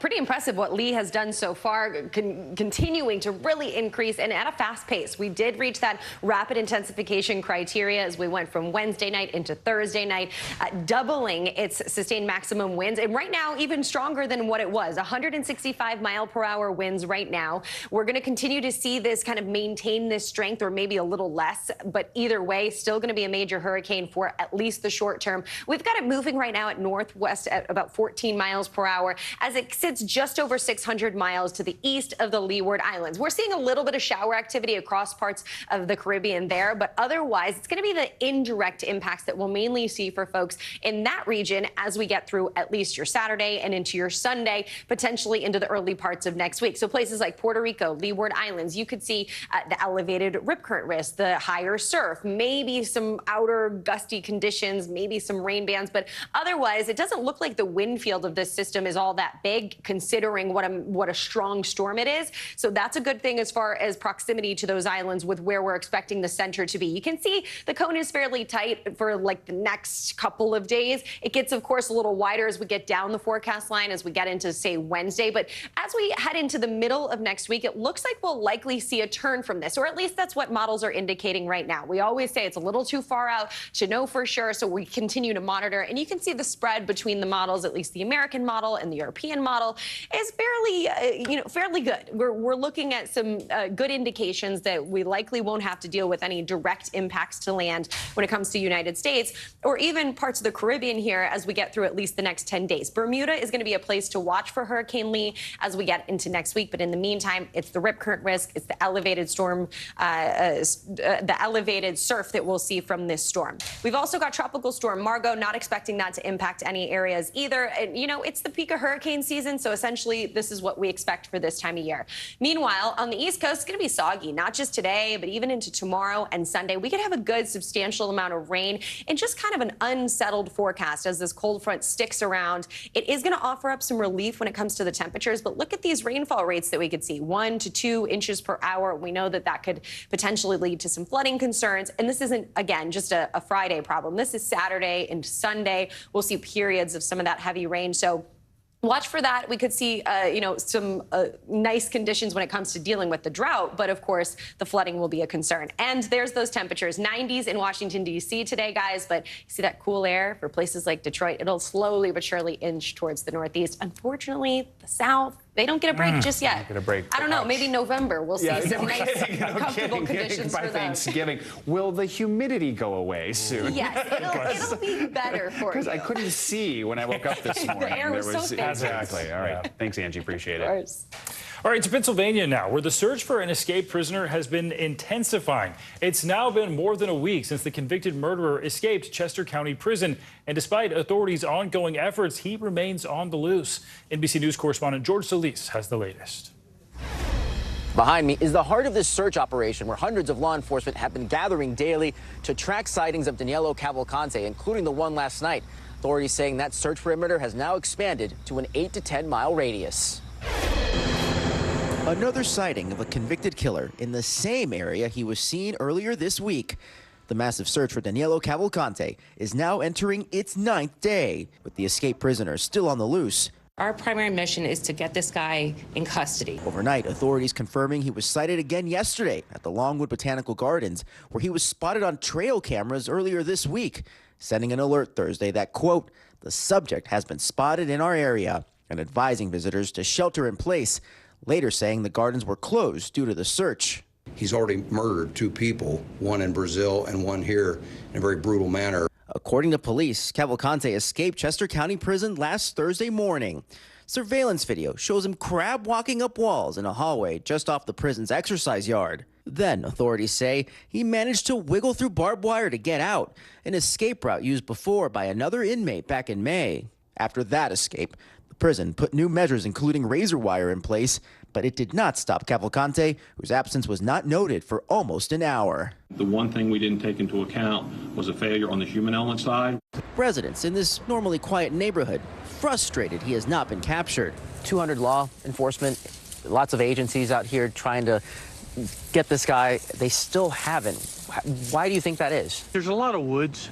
There's a lot of places to hide, but I'm very, very surprised and kind of disappointed that they haven't caught him by now. Cavalcante was sentenced to life in prison without parole, convicted of stabbing his ex-girlfriend, Deborah Brandow, to death in front of her children. Her sister, Sarah Brandow, says her family is living in constant fear. You're afraid he's hiding? Yes, here in my backyard, in my house. I'm scared all the time. And today we're going to be getting a first-hand look inside of that command post and a look at some of the tools authorities have been using in this days-long manhunt. Officials noting that while it's been brutally hot, it has so far not impeded search efforts. Back to you. All right, George, thank you. Time is ticking in contract negotiations between the United Auto Workers and big automakers in Detroit. 150,000 workers' contracts are set to expire if a deal is not reached by Thursday. And while Ford and GM have put offers on the table, the union says it is just not enough. NBC News Business and Data reporter Brian Chung joins us now with more on this, talking about another potential for strikes here. Yet again, we've talked so much about it. So what are the biggest sticking points? Yeah, and Joe, Stephen, the clock is ticking because once we get to midnight next Thursday into Friday, the strike could officially begin. Now, for what it's worth, the biggest sticking point is wages. So the United Auto Workers Union is asking for a 46% increase in wages compounded over 4 years. GM provided their offer earlier this week, actually yesterday in the morning. Their offer is 10% for most workers. So that numerically shows you the wide chasm between the union and the automakers. The challenge is going to be not just negotiating with GM, but trying to get across the finish line with Stellantis, the maker of Chrysler vehicles, as well as Ford before they can get to that deadline next week. So you mentioned, right, GM and Ford have both put offers on the table now. Right. Is that right? So you talked about what one is offering, what are they offering, and then when might we see Chrysler's parent company put out? Yeah, the expectation from Stellantis is that they will have an offer by the end of this week. So sometime likely today. We'll have to see if there are updates on that front. But look, at the end of the day, the counter offers from the even GM and Ford, which have been put forth, have just not been satisfactory for the Auto Workers Union, and they've described it as insulting. So you can see the rhetoric right here. And we actually heard from UAW President Shawn Fain yesterday, who mentioned that the reason why they're asking for such an aggressive number, because again, 46%, that's pretty eye-popping, is because of record profits. Take a listen. No one said a word when these CEOs gave themselves 40% increases over the last 4 years. But when workers ask for their fair share, all of a sudden, you know, it's a huge problem. And they're also pointing to increased CEO pay. GM CEO Mary Barra, her salary has gone up by over 30% between 2018 and 2022. Again, part of the rhetoric behind the UAW's big ask here. Something I thought was interesting about this, the UAW actually wants President Biden to lean on automakers to try to get something accomplished here. They are withholding an endorsement for his reelection until something actually happens. What could the president actually do about this? Yeah, for what it's worth, the president and Congress can put together what they call a PEB. It's essentially a board that Congress can put together to help facilitate negotiations. They would really prefer to keep this a hands-off process, which means that they would really only use the PEB if it was really getting down to the final hours or even a strike having begun before they could ultimately use that authority. The president would have to be the one to kind of pull the trigger on that. But when it comes to what we're talking about with the UAW negotiations, what's really important to remember here is that with the presidential election happening in 2024, yes, it is indeed the case that this is a huge union, right? Over 100,000 workers. That's a very important endorsement for either the Republican or the Democratic camp. The Biden administration has leaned very much into pro-union. However, they have not been endorsed by the UAW. We heard from Shawn Fain yesterday saying they don't see the case for endorsing a potential presidential candidate, Trump, from the GOP side of things. They said he's not a man of the working people. So it seems that they're leaning towards the Democrats. But again, as you point out, Stephen, no official endorsement just yet. All right, something to pay attention to. Brian Chung, thanks so much. Overseas now to the urgent rescue mission that's underway to save an American scientist who's been trapped more than 3,000 feet deep inside a Turkish cave for almost a week. The doctors who reached him and provided him with life-saving medical assistance are now faced with a new challenge, the long journey to the surface. NBC News foreign correspondent Matt Bradley reports. Good morning, guys. I'm not far from the mouth of that cave where that American explorer has been trapped for days and where we're beginning to see one of the most complex, most dangerous rescue operations in a cave in recent memory. You sure that Mark is okay? After nearly a week underground, I'm doing well. Thank you. We're hearing from American scientist Mark Dickey for the first time. Trapped in one of the world's deepest caves, telling everyone that he's as well as can be expected. After a life-threatening medical emergency left him trapped nearly half a mile underground in Turkey. I'm up, I'm alert, I'm talking, but I'm not healed on the inside yet, so I'm going to need a lot of help to get out of here. The 40-year-old veteran cave diver experienced severe gastrointestinal bleeding on Saturday while working on a caving expedition in southern Turkey. The medical emergency leaving him unable to eat and partially unconscious for 3 days. until 2 doctors were able to give him desperately needed blood transfusions, according to the Italian Cave and Alpine Service. He's not out of the woods yet. The next steps will be incredibly difficult. But he's surrounded by help. Some 150 rescuers from multiple countries are working on the complex rescue mission. I want to thank everyone that's down here. It is amazing to see how many people have responded on the surface. It's already being called one of the largest cave rescues ever attempted. We take care of our own, and it's really special to be taken care of. But Dickie will need all the help he can get. The challenge, the Morka Cave is Turkey's 3rd deepest, reaching depths of over 4,000 feet. It's a labyrinth of tight passages and water-filled caverns, which Carl Hetmeyer, the fellow cave diver and friend of Dickie's, says makes the cave one of the world's toughest to traverse. It's at the top of the game of difficult cave systems. I don't expect Mark on the surface for 4 to 8 days. So even if he's feeling better, the real challenge for Dickie and his rescuers is yet to come. And guys, a lot of the timeline here depends on whether or not Dickie will be able to walk himself out of that cave. If he has to be carried out on a stretcher, that could make this whole operation a lot longer and a lot more dangerous. Guys? All right, Matt Bradley, thanks so much. Turning now to New York, where one of yesterday's huge U.S. Open matches was disrupted by climate change activists. Yeah, Coco Gauff and Karolina Muchova had to wait about 50 minutes as police tried to get the protesters out. But despite all that chaos, Gauff went on to win that match and make some history. NBC News senior national correspondent Stephanie Goss joins us now with details on this one. Hey, Stephanie. Hey, guys, good morning. This tournament began with 128 women. Now it's down to just 2. American Coco Gauff and the soon-to-be world #1 Aryna Sabalenka. At 19, Gauff is the first U.S. teen to reach the finals since Serena Williams over 2 decades ago. Her hard-fought victory coming after a group of protesters inside Arthur Ashe Stadium forced officials to stop play for nearly an hour. American tennis sensation Coco Gauff is heading to the U.S. Open final.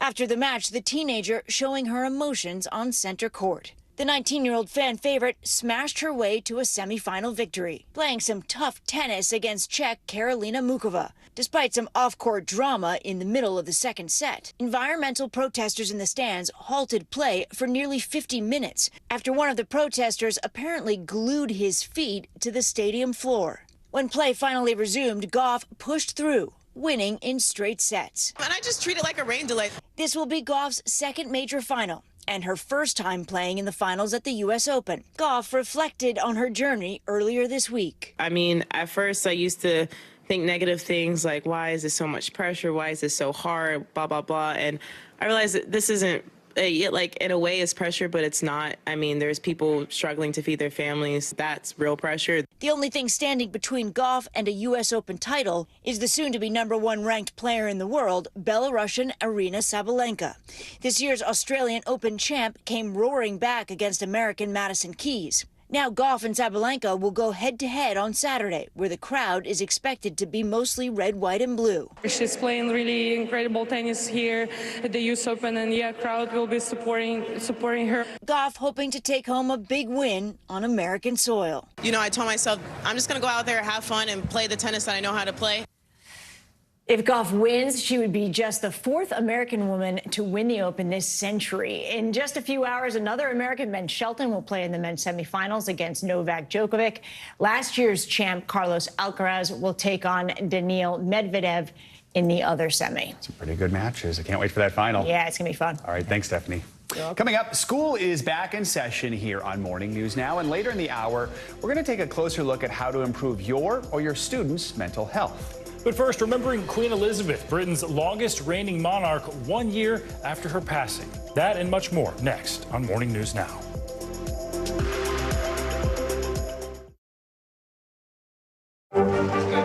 What is going to happen now? Going back and forth because Oh, yeah, this is it, right?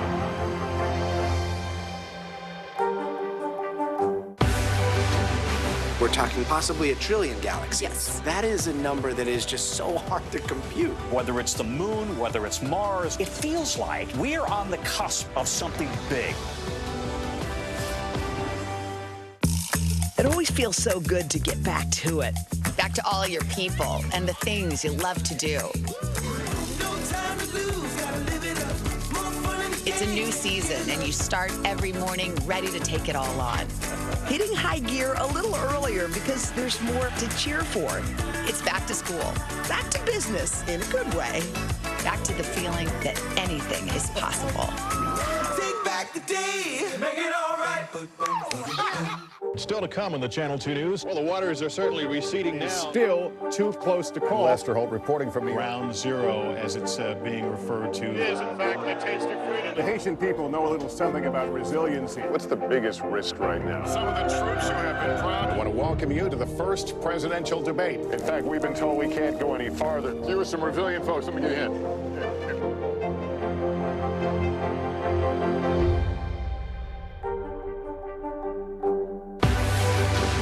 News lives in the now. It's coming at us every second from all over the world. We have a full team. News is more now than ever. Look at this. You can't even see anything anymore. Our house is no longer here, but we are here. Now is raw.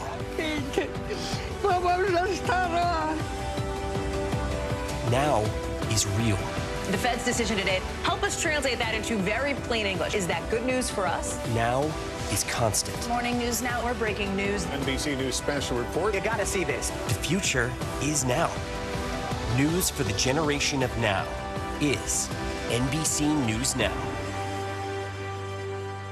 Nearly a dozen hours after the eye roared ashore. There is some late-breaking news. All right, it just did.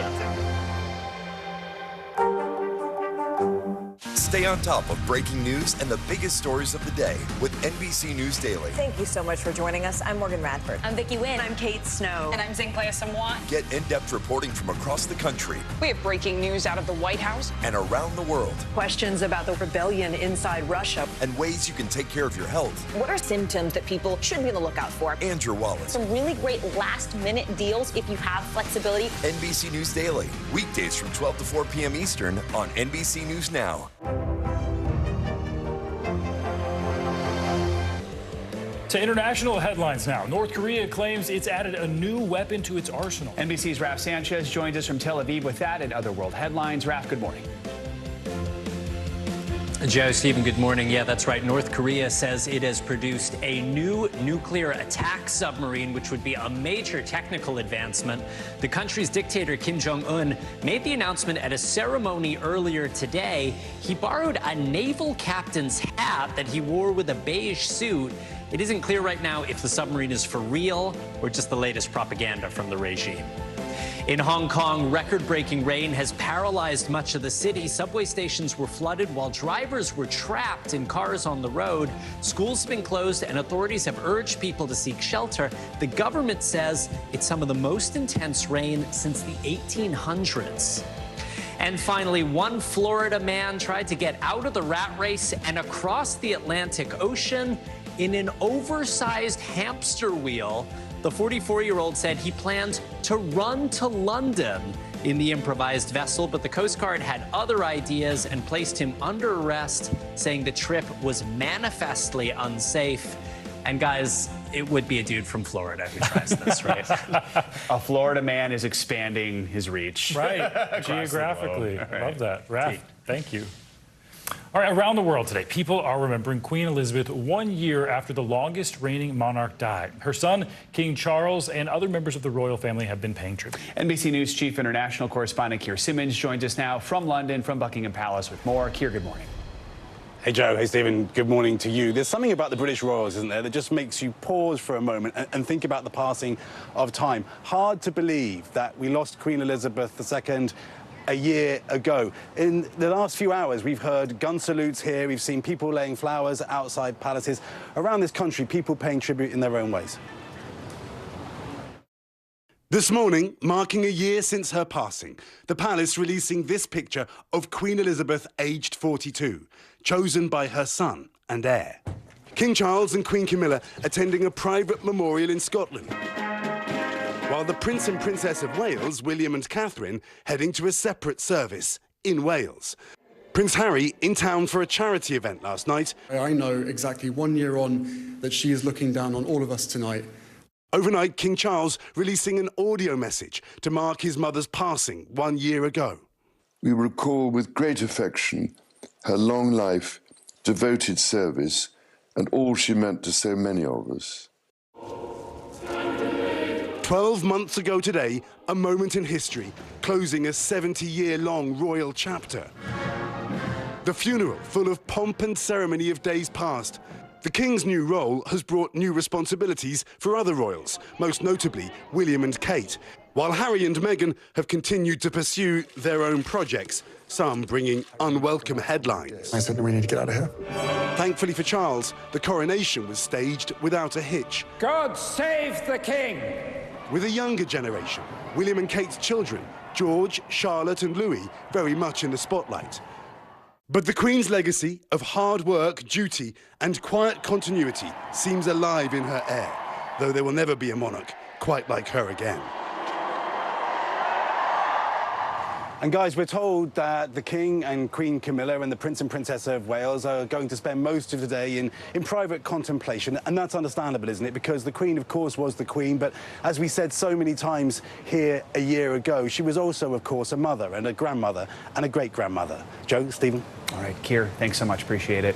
Coming up, as we head back to school and back to work after some time off this summer, we've got more on the Biden administration's latest push to raise the bar in America's classrooms. Education Secretary Miguel Cardona joins us with more on that coming up next. And sticking with schools, the growing trend in some districts to dial classes back to 4 days a week instead of 5. We got all that and a whole lot more coming up.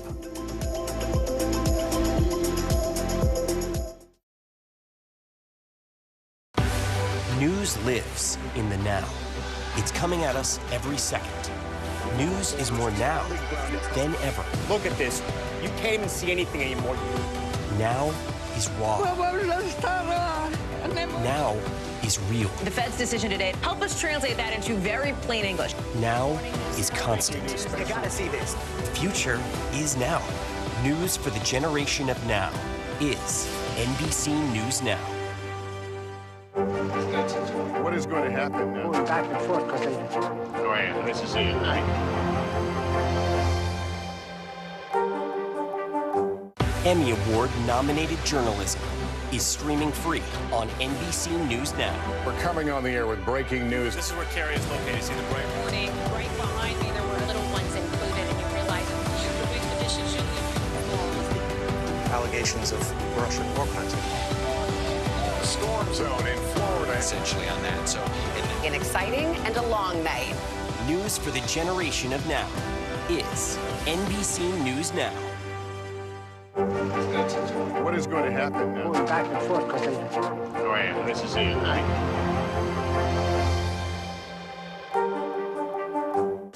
News for the generation of now is NBC News Now.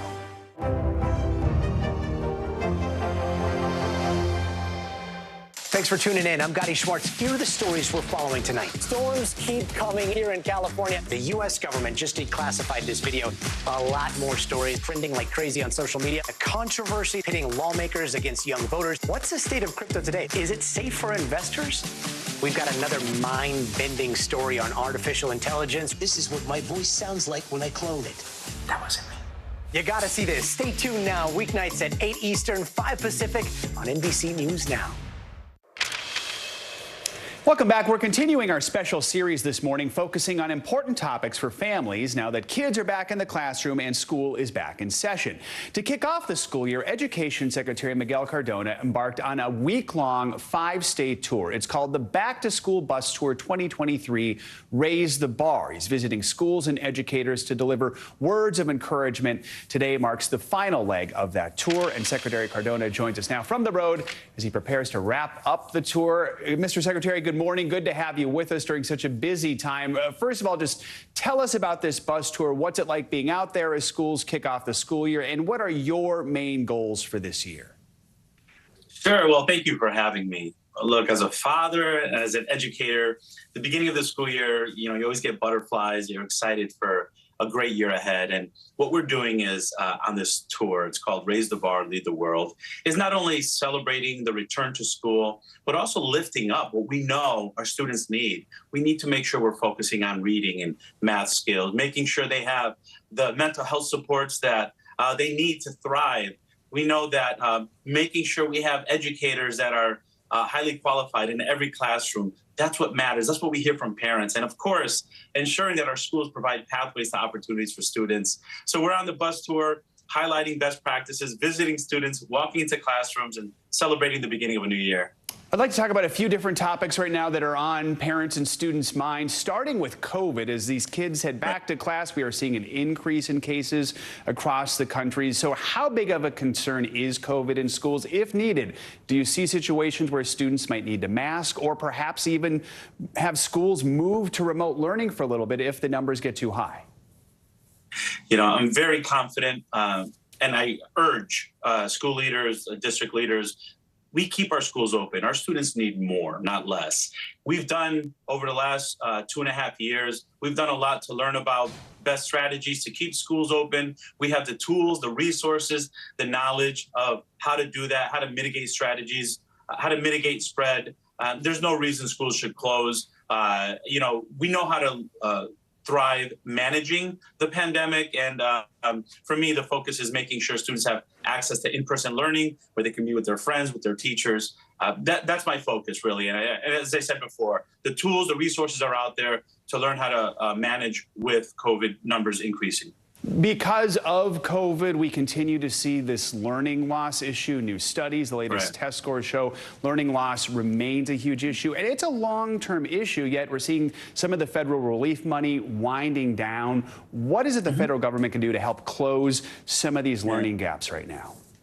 No, you're absolutely right. Look, and even before the pandemic, the reading achievement and the math achievement in this country is not where it needs to be. This tour is called Raise the Bar, Lead the World. We should be leading the world in these measures, and we're not. So our strategy is, let's not go back to what it was before the pandemic. Our kids deserve more.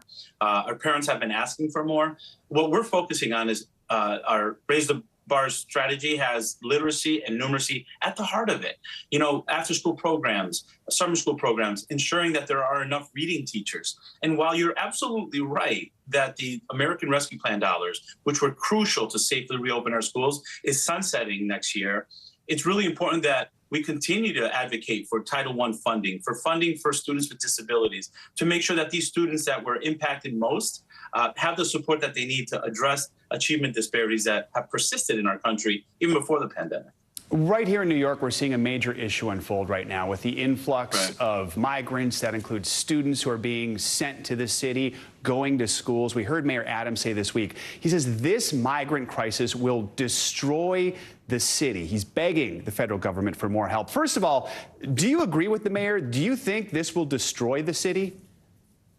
Well, I'll leave that assessment to the mayor and his team. What I will tell you is we recognize that this is a situation where all students need to be educated, right? We recently reached out to all 50 states, communicating the importance of making sure that the students' needs are being met regardless of status. And we have technical assistance available for New York and for other states and districts that are having an increase in students who are migrants into their communities. We recognize the challenges it poses, and we're here to provide support, technical assistance where needed. We recognize that at the end of the day, these students right now are in need. We need to support them, and we need to support our districts that are having more students come in, and needing a lot of support. The mayor says he's not getting enough help from the federal government. Do you think there is more the federal government can do?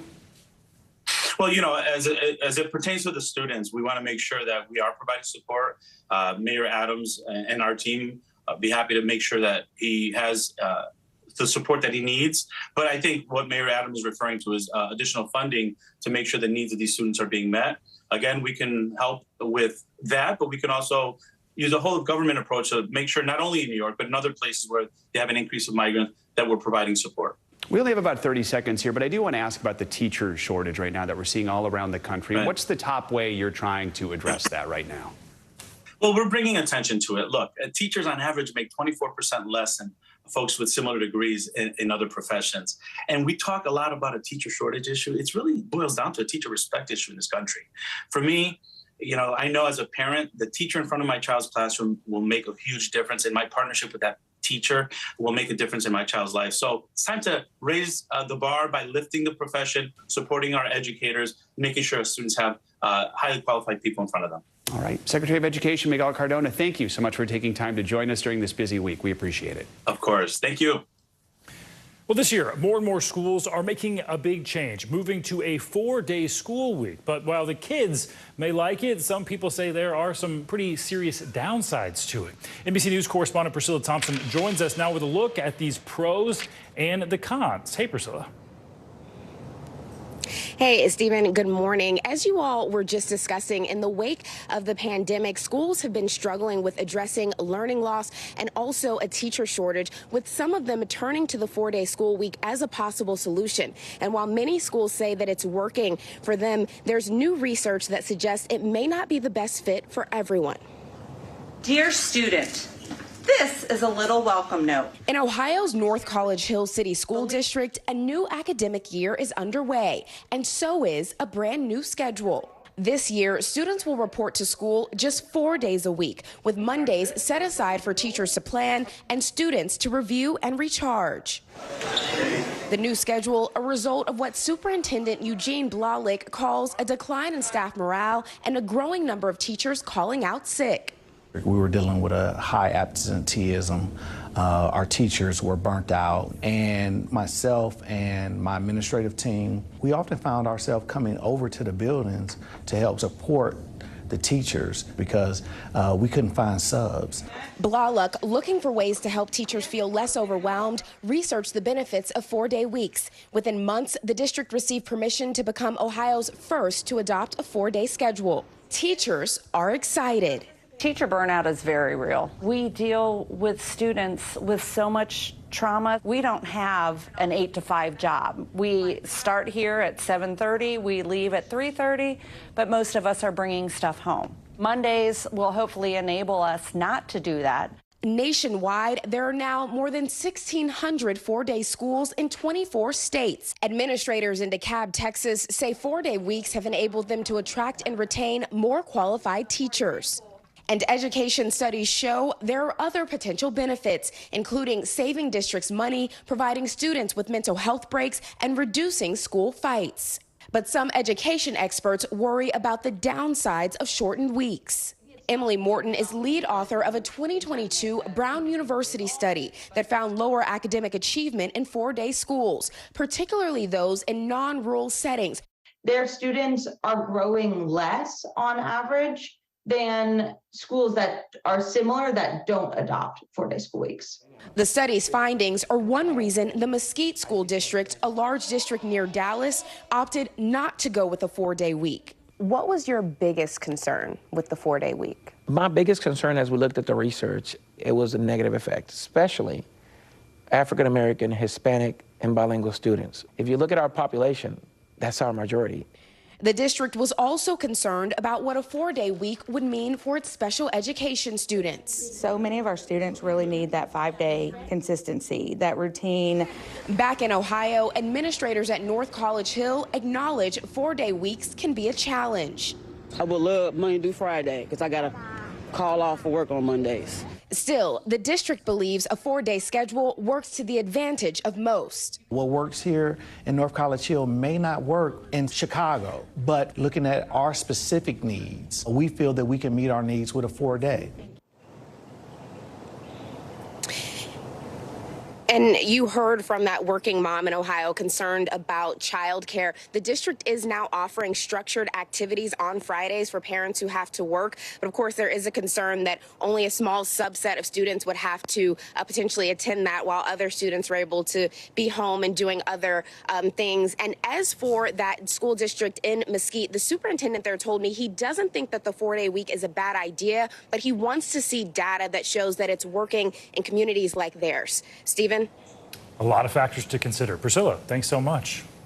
Well, sticking with schools and a topic we talk about often here on Morning News Now, mental health. And for many students, it can be a major factor in the success they might see at school. The CDC says the number of kids feeling sad or hopeless has gone up 40% in the last 10 years. Those numbers, of course, were accelerated by the COVID pandemic. Dr. Robbie Ludwig is here with us to talk more. She's a psychotherapist and an award-winning reporter. Good to have you with us. You know, some kids are excited to go back to school, but for some, it is not a good time. Describe some of the challenges those students are facing, and has it gotten worse since the pandemic? Well, during the pandemic, I think what we saw is that it was harder to educate our kids virtually. It was harder for them to stay focused, and I think some of the numbers declined over time, and also in terms of social anxiety. So whenever you're away from something, it can build up anxiety when you're returning to an in-person school. There's social anxiety, there's concerns about academic success. For younger kids, it's separation anxiety. So all of these play a role in how a child feels when returning back to school. And there could be a difficult time for a lot of kids. So how can they shift their mindset? There can be problems at home. Maybe they don't make a team or they get a bad grade. How can they help themselves here? I think and this is where parents can come in and let their child know that they are there to support them. And really to use these situations and setbacks so you can help them to be resilient, because that's what they will use in life. To view school as a fresh start. If they don't get the grade they want, talk to your teacher and say, what can I do differently? If you don't make a team that you're interested in, again, ask for feedback. Try something else. Focus on secure friendships that make you feel good. These are all things parents can remind their child to do to set an intention for the year so that they can make the most of the year ahead. What are some tips that you have for kids who might be having a hard time with some of these things? And it's the same thing. I mean, you want to observe, first of all, if your child is having a problem, set a regular goal. So when parents can set a regular schedule, that's highly effective for younger kids in terms of adjusting to the school year. Observe if they're having any emotional regulation, and encourage them to talk to you about their feelings and struggles, and just create that space. Family dinner time is a wonderful place for kids to talk. Sometimes for young teens, if parents stay up a little later, they're less resistant to sharing their emotions. Put those phones away, parents and kids. Put the phones away. I'm so addicted to mine. I put it far away. All right, Dr. Robbie Ludwig, thank you so much. Good to have you on. And anytime we talk about mental health, we want to make sure you know, or if anyone you know is struggling, you can call or text the Suicide and Crisis Lifeline at 988. Well, now to something that affects kids' mental and physical health as they return to class, and that is how much sleep they get. According to the National Institutes of Health, good sleep improves our brain performance, mood, and health. So let's bring in board-certified behavioral sleep medicine specialist and licensed clinical psychologist, Dr. Jade Wu, to discuss this more. Dr. Wu, thanks so much for being here. So how early should parents have started to transition their kids back to a back-to-school sleep schedule, and what should they do if they didn't quite meet that mark? Well, thanks so much for having me. Ideally, you start transitioning maybe a week or two before school starts, just to keep that as smooth of a transition as possible. But it is never too late. You can always start anytime to start better sleep habits. So starting anytime now, being consistent is really important, and establishing a really nice, consistent, relaxing bedtime routine would be my first two tips. Very important tips there. And just why is it so important to keep a consistent sleep schedule? And should the weekends and staying up later or sleeping later, should the consistent schedule be followed then as well? As much as possible, but I know that can't be perfect because, you know, kids probably don't, especially teens, don't get enough sleep during the week. So on weekends, it's okay to sleep in by a little bit, maybe an hour, maybe two, but not too much more, because staying consistent is important for our biological rhythms to stay steady. And that's really important for our brain health and physical health all around. So, you know, you can sleep in by a little bit and then maybe catch up more with a nap. Yeah, I love me a good nap. That's good advice for any age. Dr. Wu, what are some of the tips for making sure kids get enough sleep now, but also through the school year? Things can turn pretty chaotic as things move forward. Absolutely. I think kids are sometimes overstimulated and overscheduled. So making sure to have a really nice wind down routine that really limits screen time, because kids, even more so than adults, are really stimulated by evening screen time, evening lights. So in our household, we even keep the lamps and lights really low. And that keeps your circadian rhythm in line. Your biological clock will know that it's approaching nighttime and approaching bedtime, and will help you to sleep better. And of course, avoiding things like caffeine and physiological overstimulation like that is really important as well. Yeah, that consistency really seems key. And how much sleep for particular age groups do we have? It seems like younger kids need a bit more, and that decreases as they get to high school. Is that right? Yes, but all kids need a lot more sleep than adults do. So preschool age kids can need up to 12, 13 hours even, including naps. School age kids, something like 9 to 11 hours might be the range. And for teens, about 9 hours or even more. All right, 9 hours sounds pretty great. I would take that. Dr. Jade Wu, thank you so much. You're so welcome. Coming up, decades behind bars for one former star of That 70s Show. Yeah, more on actor Danny Masterson's sentencing after he was convicted on multiple rape charges, plus reaction from his victims. That's coming up.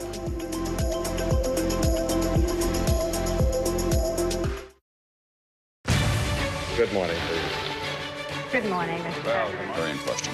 We pride ourselves on the ability to turn on a dime.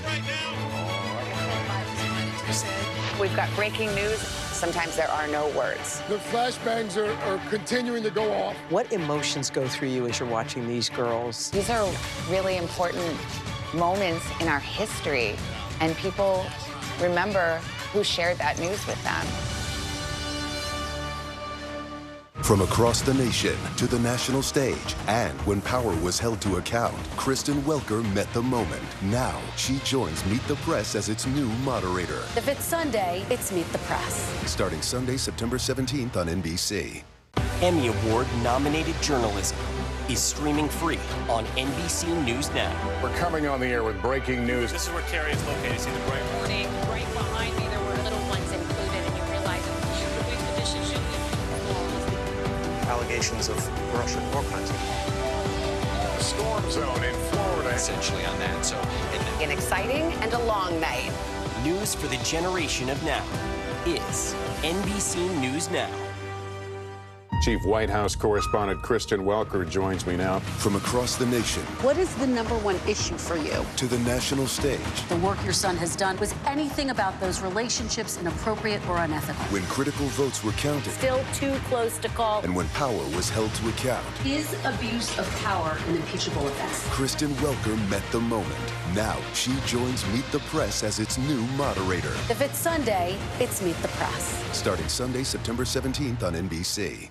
Stay on top of breaking news and the biggest stories of the day with NBC News Daily. Thank you so much for joining us. I'm Morgan Radford. I'm Vicki Wynn. I'm Kate Snow. And I'm Zinklaya Samwan. Get in-depth reporting from across the country We have breaking news out of the White House. and around the world, Questions about the rebellion inside Russia. and ways you can take care of your health What are symptoms that people should be on the lookout for? and your wallet. Some really great last-minute deals if you have flexibility. NBC News Daily, weekdays from 12 to 4 p.m. Eastern on NBC News Now. Our exclusive report from Alaska. As tensions rise with Russia and China in the air, is the threat level increasing? This is part of our continued reporting on how the military is defending the North. What's the message that you're trying to get out to young people? Know what is in the drug supply. We've got important news this hour about your money. Mental health, big picture. Why is it so tough right now? News for the generation of now is NBC News Now. Fire has grown leaps and bounds. What you see behind me is typical. How you doing? Pretty bad. News for the generation of now is NBC News Now. Welcome back. That 70s show actor, Danny Masterson, has been sentenced to 30 years in prison for raping 2 women. The sitcom star was convicted 4 months ago on 2 of the 3 rape charges he faced. The incidents occurred more than 2 decades ago at his Hollywood Hills home. NBC News entertainment correspondent Chloe Malas joins us now with more on this. Chloe, good morning. Good morning. Well, look, this is a very serious trial that we have been following over the years since the first was declared a mistrial. Now, Masterson's legal team is vowing to appeal this conviction. Danny Masterson, who shot to fame in that 70s show and later convicted of raping 2 women at his Hollywood Hills home 20 years ago, was sentenced 30 years to life in prison Thursday. The deputy district attorney saying justice may have been delayed, but ultimately still served. Somebody needs to be held accountable, despite the length of the time. Masterson sat silently. His wife, actress Bijou Phillips, also in the courtroom, listening as the victims read statements before the sentencing. One saying, quote, "His sickness is no longer my burden to bear." After delivering her decision, the judge telling Masterson, "You are not the victim here. Your actions 20 years ago took away another person's voice and choice. One way or another, you will have to come to terms with your prior actions and their consequences." Masterson was known for starring as Stephen Hyde for 8 seasons on that 70s show, alongside Ashton Kutcher and Mila Kunis. He is also one of the Church of Scientology's most prominent members. In 2020, Masterson was arrested after 3 former members of the church accused him of rape between 2001 and 2003. One of the victims saying they waited to come forward because of threats from the controversial church. The actor, who did not take the stand, has denied raping the women. The third accuser's case ended in a mistrial. The Church of Scientology has said the church has no policy prohibiting or discouraging members from reporting criminal conduct of anyone, Scientologists or not, to law enforcement. Following the sentencing, Masterson's lawyer insisting the convictions would be overturned. The errors which occurred in this case are substantial and unfortunately led to verdicts which are not supported by the evidence. Actress Leah Remini, a former Scientologist and vocal critic of the church, was also present in court during the sentencing, saying in a statement after court that she was relieved to see Masterson finally behind bars. All right, Chloe, thank you so much. Thanks so much. All right, let's get to some financial headlines now. It looks like Goldman Sachs might be gearing up for a fresh round of layoffs. NBC Silvana Henao joins us with that and other money news. Silvana, good morning. Hey, Joe. Hey, Stephen. Good morning to you. Yeah, so Goldman Sachs is reportedly planning a new round of job cuts for employees who are deemed underperformers. The Financial Times says the cuts could come as soon as next month and result in between 1% and 5% of staffers losing their jobs. This is an annual practice Goldman Sachs conducts as part of performance reviews. The report comes as Goldman CEO David Solomon pushed back against critics over his leadership style and strategy. He tells CNBC he doesn't recognize the caricature they're painting of him. BMW is dropping its controversial subscription for heated seats. Last year, the automaker started charging owners in some countries $18 a month for that option, which used to be a standard feature. BMW telling autocar drivers didn't take the idea and it plans to focus on paid software options such as assisted driving and parking. And eBay will give sellers the option to create product listings from just a photo using generative AI. The company believes the AI product listings will help speed up the selling process, especially for new merchants who may feel overwhelmed. The new tool uses pictures uploaded by sellers to fill in information such as a product title, a description, item category, and other key things that buyers may want to know. I'm scared of AI, but I like this idea. So you just put a photo there and then it figures out all the descriptions like. And everything like that? I think that sounds lazy, but you know, maybe. But if you're busy. If you're overwhelmed, but you know, but there you go. We'll see how it goes. It seems like he could go way wrong. Right. But we'll see.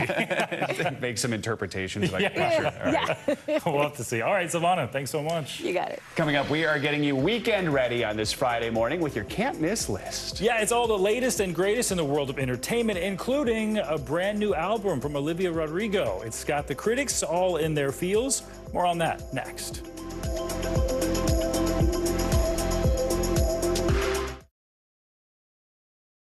The fire has grown leaps and bounds. What you see behind me is typical. How you doing? Pretty bad. Top story is coming to you live. Breaking news out of Tennessee. We are live tonight from Juarez, Mexico. What you see just behind me here, hundreds, if not 1,000 migrants lined up. What will you offer voters that former President Trump will not? What's expected to happen in Argentina with that election? Heading across the pond, an incredibly historical moment. Every night, it's your news playlist. Top Story with Tom Llamas, streaming weeknights at 7 on NBC News Now. We're talking possibly 1 trillion galaxies. Yes. That is a number that is just so hard to compute. Whether it's the moon, whether it's Mars, it feels like we're on the cusp of something big. From across the nation to the national stage, and when power was held to account, Kristen Welker met the moment. Now she joins Meet the Press as its new moderator. If it's Sunday, it's Meet the Press. Starting Sunday, September 17th on NBC.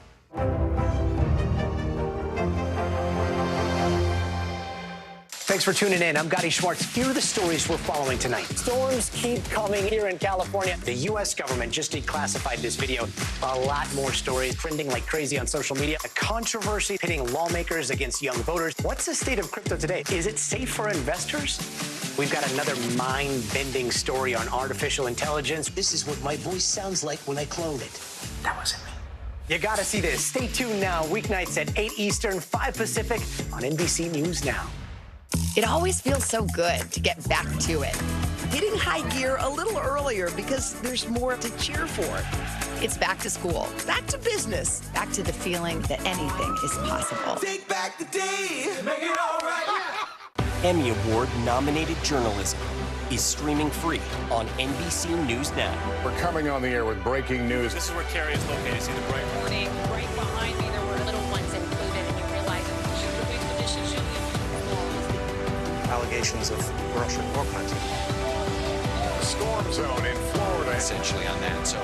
An exciting and a long night. News for the generation of now is NBC News Now. Chief White House correspondent Kristen Welker joins me now. From across the nation What is the #1 issue for you? to the national stage, The work your son has done. Was anything about those relationships inappropriate or unethical? when critical votes were counted, Still too close to call. and when power was held to account, Is abuse of power an impeachable offense? Kristen Welker met the moment. Now she joins Meet the Press as its new moderator. If it's Sunday, it's Meet the Press. Starting Sunday, September 17th on NBC. Stay on top of breaking news and the biggest stories of the day with NBC News Daily. Thank you so much for joining us. I'm Morgan Radford. I'm Vicki Wynn. I'm Kate Snow. And I'm Zinclair Samwa. Get in-depth reporting from across the country We have breaking news out of the White House. and around the world, Questions about the rebellion inside Russia. and ways you can take care of your health What are symptoms that people should be on the lookout for? and your wallet. Some really great last-minute deals if you have flexibility. NBC News Daily, weekdays from 12 to 4 p.m. Eastern on NBC News Now. Welcome back. I gotta tell you, this one shocked me. Actor Ian McKellen's portrayal of the wizard Gandalf in the Lord of the Rings movies, of course a fan favorite. Turns out, though, he may have not been the first choice. In an interview with Variety, McKellen claims that some other big names like Anthony Hopkins and even Sean Connery actually passed on that role. The 84-year-old actor went on to receive Oscar and other nominations for his work in that series of films. So how does he feel about the actors who turned down that role? He joked, "I hope they feel silly." I feel like Ian McKellen, Anthony Hopkins, and Sean Connery were always up for the same Right, roles, yeah, like, that's a good for point. decades. Yeah, totally, that's a great point. And staying with major franchise films, there are 2 in theaters this weekend. That's right. It's Friday, which means it's time for your weekly can't-miss list. All the movies, the shows, the music you need to see this weekend. Pop culture expert and journalist Ariel Kristen is here with more. All right, let's start with movies. We've got some popular franchises with new versions. The Nun. And then on the opposite end of the spectrum, My Big Fat Greek Wedding. What should we know? Yes, so The Nun I'm very excited about. I think I've talked to you before about my love of horror movies. It is going to be something that's pretty scary. I don't know if you've seen the trailer for it, but basically it's about Sister Irene. It continues 4 years after the last film and her interaction with the demonic nun, Valak. So it takes place in a boarding school in France. So I'm all about this. It's expected to do $30 million this opening weekend. The last film originally did around $365 million worldwide, so it's a big one for that. boarding school in France already seems chilling to me. Just on its own. So, yeah, yes, so that's but I'm all about it. Yeah. So My Big Fat Greek Wedding 3 also coming out. What about that one? Yes, our favorite Greek family is back. It makes me want to go back to Greece. And so this one is about the family traveling to Greece for a family reunion. And Tula, played by Nia Vardalos, who is the writer and director, she wants to fulfill her father's last wish of getting his childhood diary to a long-lost friend. So if you love a lot of love, laughter, and some tears, you want to definitely go check this one out. Got the whole crew all back together again. Yeah, John Corbett, Andrew Martin. Yes, Yeah. Lainey Tazan and everything. So. Yeah. Wow. Can't miss that one. Also, I want to ask about if you're staying home, streaming movies. How about those? Yeah, so the first thing that's one of my favorites is actually The Walking Dead, Daryl Dixon. So I'm all about The Walking Dead. It's one of my fan favorites. Daryl is the character played by Norman Reedus. I love him. So he is doing a spinoff. It's anticipated. We've been wanting this for a long time.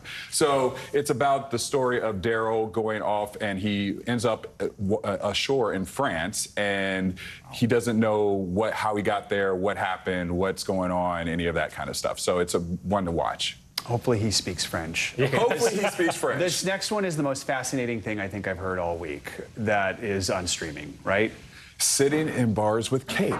Yeah. Sitting in bars with cake, yes. Which is exactly what it sounds like. Yes, so it's Yara Shahidi, who is actually, she stars in Blackish, Yara Shahidi.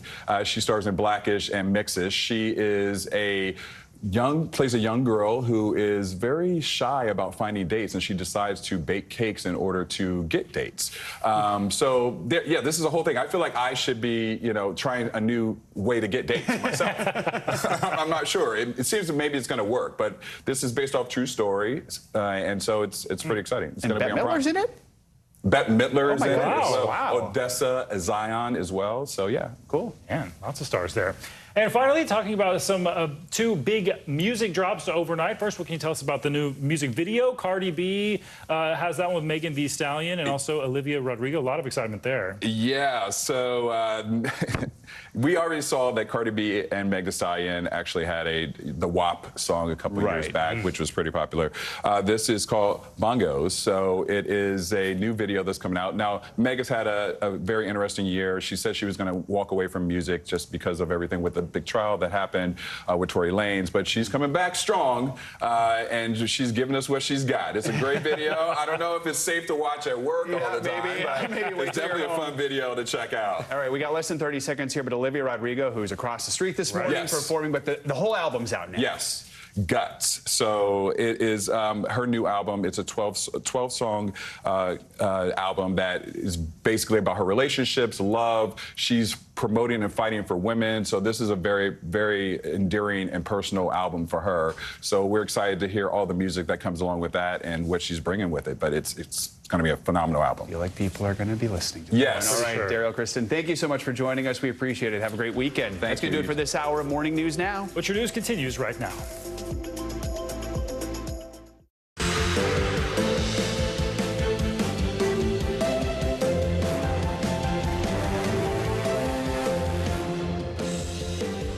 Good Friday morning. Thanks for being here. I'm Stephen Romo in for Savannah Sellers. I'm Joe Fryer. Right now on Morning News Now, we are tracking Lee. The storm is churning in the Atlantic, growing in intensity overnight to a major Category 5 hurricane. Winds now topping 165 miles an hour. We've got the latest track, including whether it could hit the East Coast. Some off-court drama at the U.S. Open last night. Climate protesters interrupt Coco Gauff's crucial semifinal match by gluing their feet to the floor of the seating bowl, delaying play for nearly an hour. More on that, plus reaction from Gauff as she seals the deal for a spot in the finals.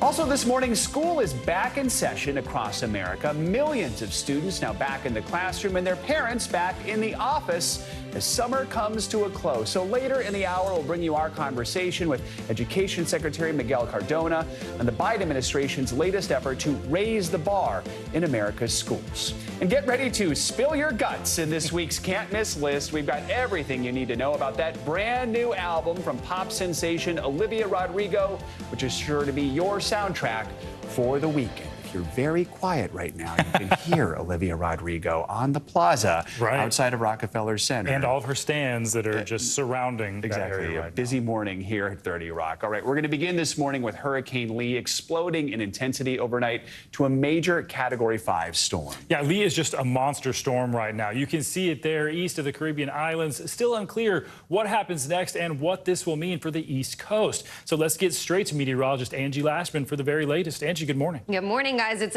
pretty impressive what Lee has done so far, continuing to really increase and at a fast pace. We did reach that rapid intensification criteria as we went from Wednesday night into Thursday night, doubling its sustained maximum winds. And right now, even stronger than what it was, 165-mile-per-hour winds right now. We're going to continue to see this kind of maintain this strength or maybe a little less. But either way, still going to be a major hurricane for at least the short term. We've got it moving right now at northwest at about 14 miles per hour as it sits just over 600 miles to the east of the Leeward Islands. We're seeing a little bit of shower activity across parts of the Caribbean there, but otherwise it's going to be the indirect impacts that we'll mainly see for folks in that region as we get through at least your Saturday and into your Sunday, potentially into the early parts of next week. So places like Puerto Rico, Leeward Islands, you could see the elevated rip current risk, the higher surf, maybe some outer gusty conditions, maybe some rain bands, but otherwise it doesn't look like the wind field of this system is all that big considering what a strong storm it is.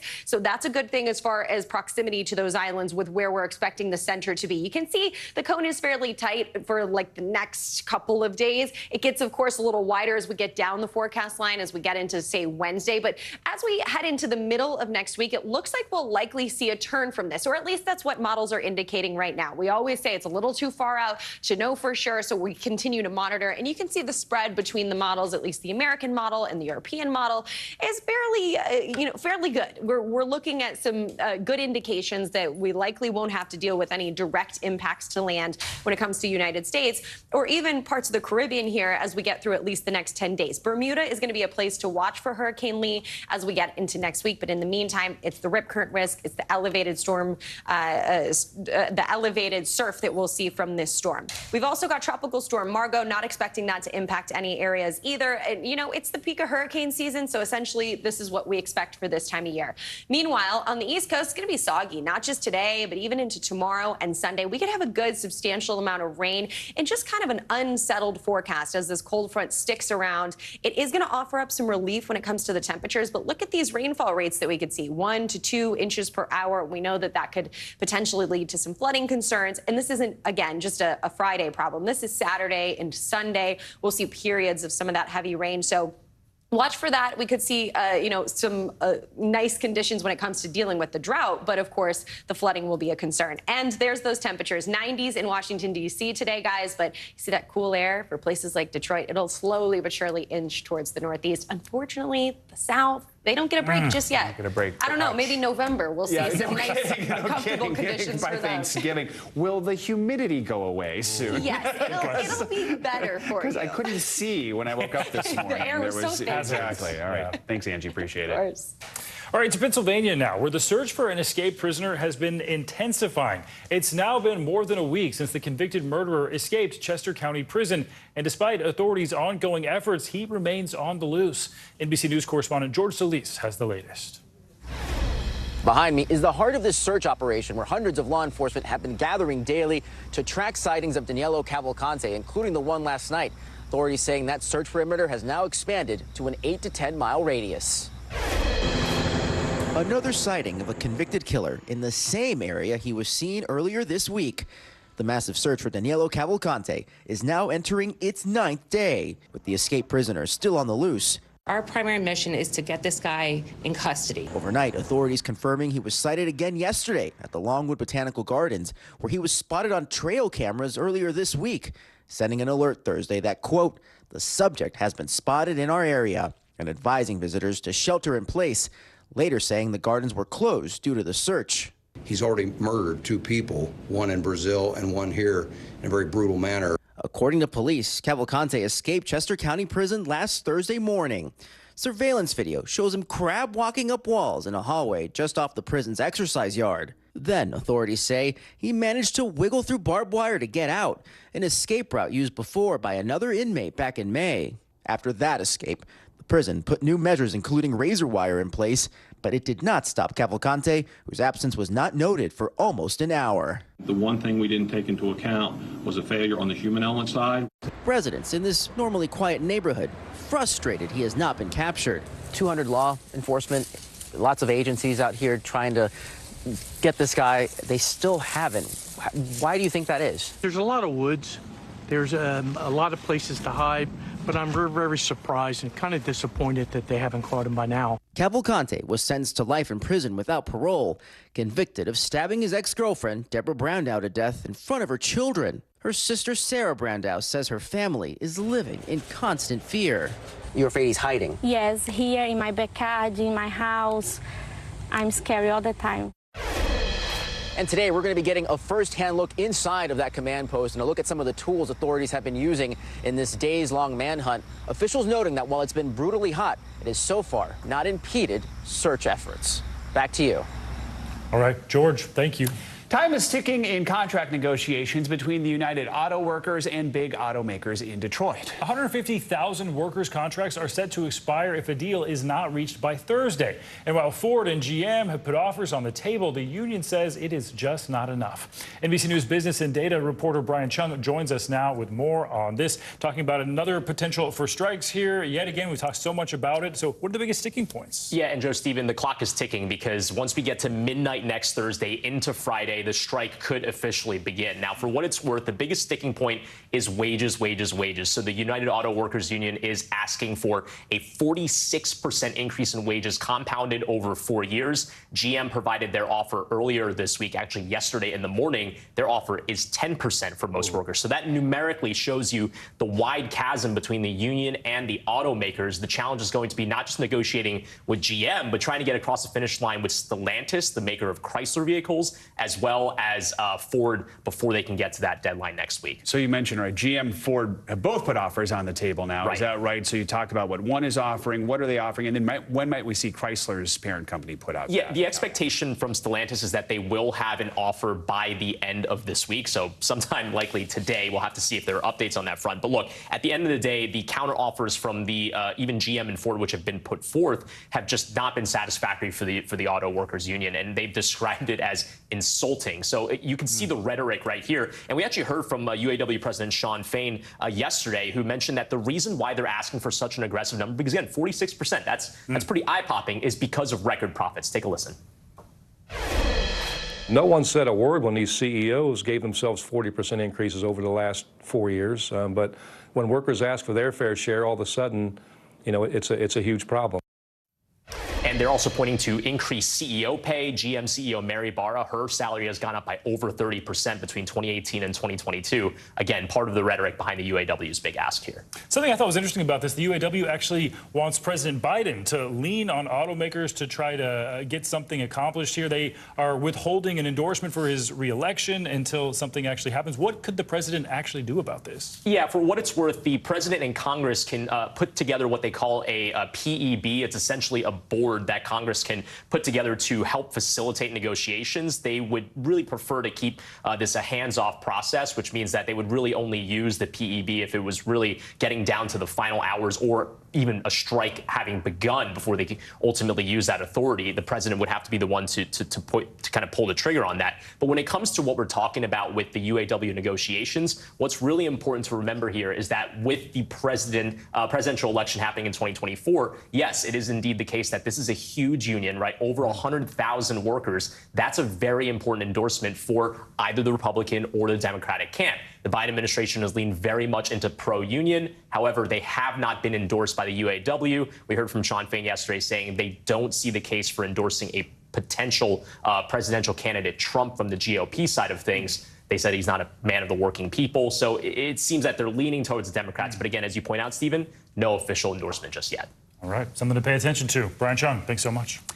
Overseas now to the urgent rescue mission that's underway to save an American scientist who's been trapped more than 3,000 feet deep inside a Turkish cave for almost a week. The doctors who reached him and provided him with life-saving medical assistance are now faced with a new challenge, the long journey to the surface. NBC News foreign correspondent Matt Bradley reports.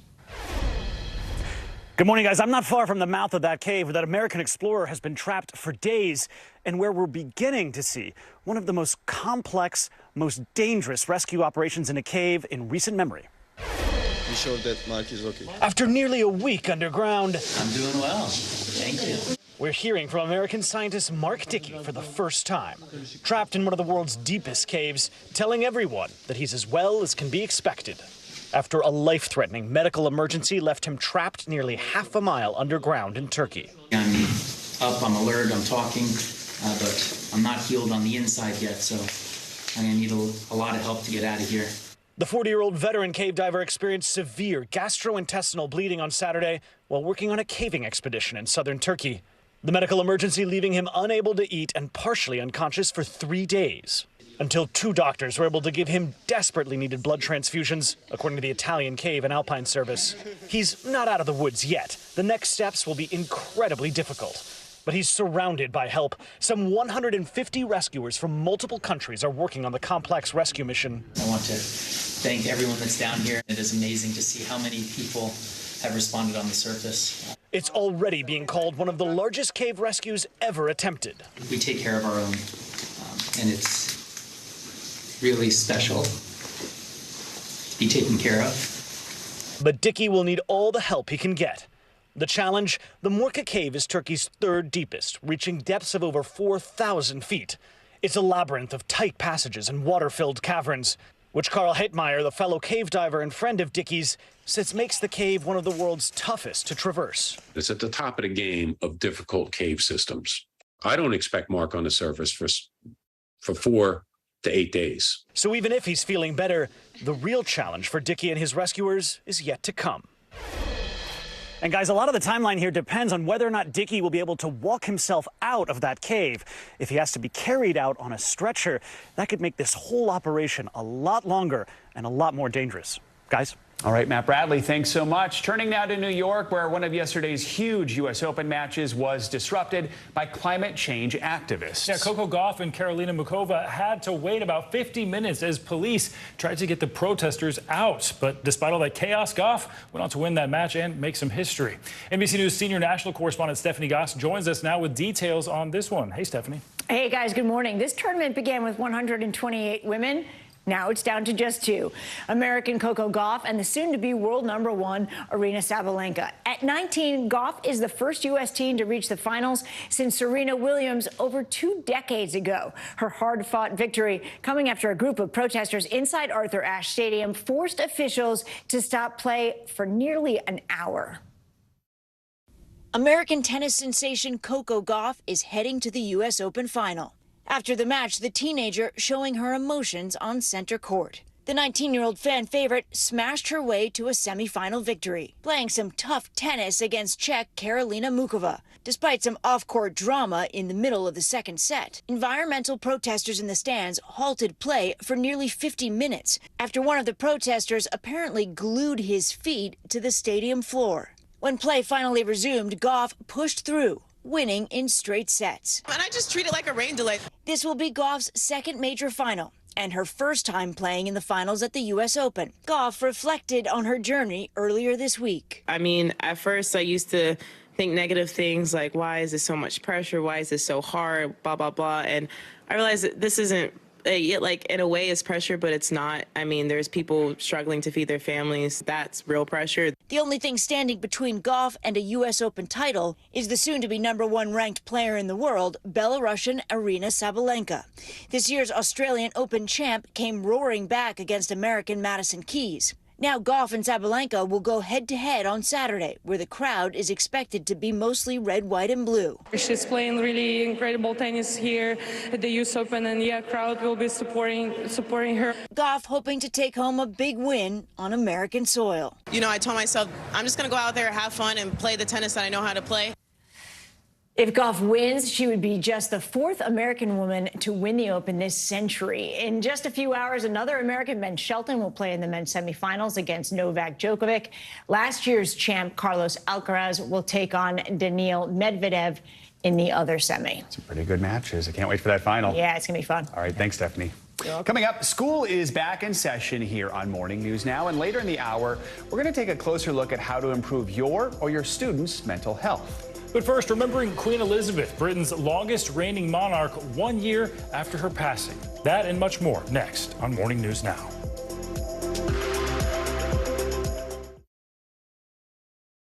Stay on top of breaking news and the biggest stories of the day with NBC News Daily. Thank you so much for joining us. I'm Morgan Radford. I'm Vicki Wynn. I'm Kate Snow. And I'm Zinklaya Samwat. Get in-depth reporting from across the country. We have breaking news out of the White House and around the world. Questions about the rebellion inside Russia. And ways you can take care of your health. What are symptoms that people should be on the lookout for? And your wallet. Some really great last-minute deals if you have flexibility. NBC News Daily. Weekdays from 12 to 4 p.m. Eastern on NBC News Now.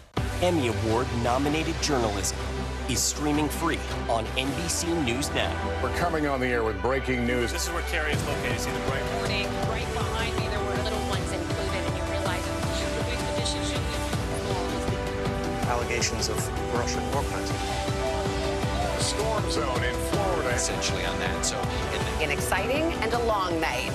News for the generation of now is NBC News Now. It always feels so good to get back to it. Hitting high gear a little earlier because there's more to cheer for. It's back to school, back to business, back to the feeling that anything is possible. Take back the day, make it all right. People really don't know what's going to happen. Nearly a dozen hours after the eye roared ashore. More good people than bad people, you know, right? Yeah, 5 seconds. There is some late-breaking news 4 hours into the Iowa caucuses by the Hammer deliberations. All right, it just made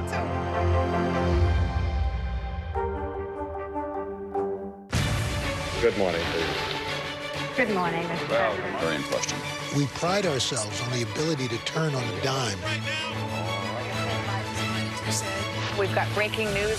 Sometimes there are no words. The flashbangs are continuing to go off. What emotions go through you as you're watching these girls? These are really important moments in our history, and people remember who shared that news with them. News lives in the now. It's coming at us every second from all over the world. We have a full team. News is more now than ever. Look at this. You can't even see anything anymore. Our house is no longer here, but we are here. Now is raw.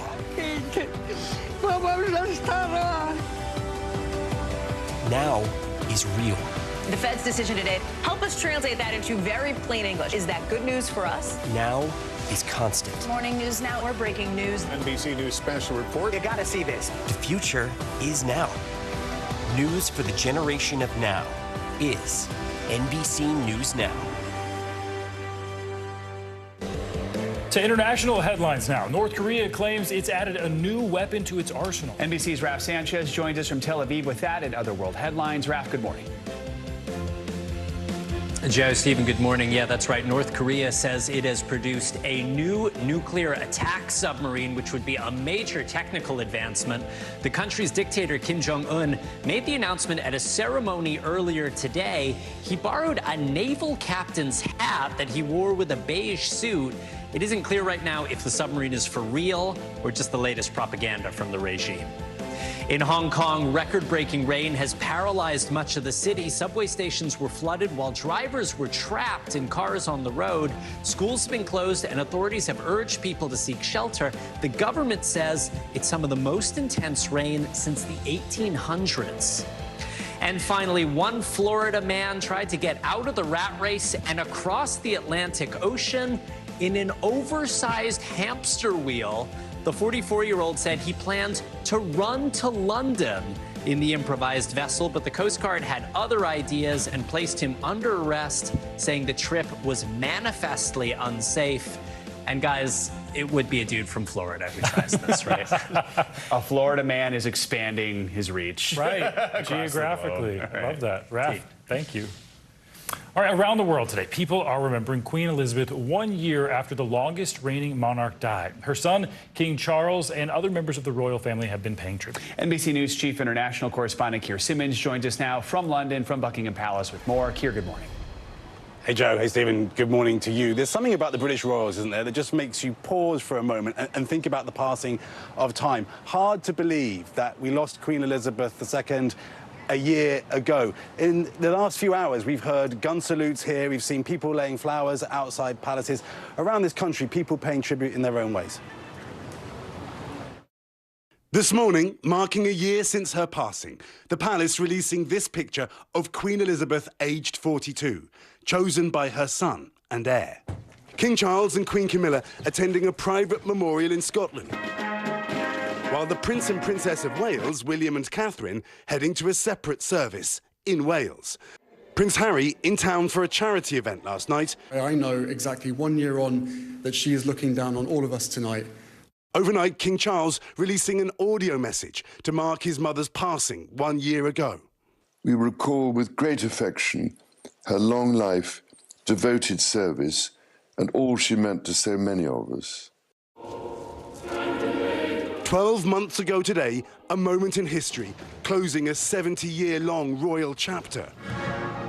The funeral, full of pomp and ceremony of days past. The King's new role has brought new responsibilities for other royals, most notably William and Kate, while Harry and Meghan have continued to pursue their own projects, some bringing unwelcome headlines. I said we need to get out of here. Thankfully for Charles, the coronation was staged without a hitch. God save the King! With a younger generation, William and Kate's children, George, Charlotte and Louis, very much in the spotlight. But the Queen's legacy of hard work, duty and quiet continuity seems alive in her heir, though there will never be a monarch quite like her again. And guys, we're told that the King and Queen Camilla and the Prince and Princess of Wales are going to spend most of the day in private contemplation, and that's understandable, isn't it? Because the Queen, of course, was the Queen, but as we said so many times here a year ago, she was also, of course, a mother and a grandmother and a great-grandmother. Joe, Stephen? All right, Keir, thanks so much. Appreciate it. Coming up, as we head back to school and back to work after some time off this summer, we've got more on the Biden administration's latest push to raise the bar in America's classrooms. Education Secretary Miguel Cardona joins us with more on that coming up next. And sticking with schools, the growing trend in some districts to dial classes back to 4 days a week instead of 5. We got all that and a whole lot more coming up.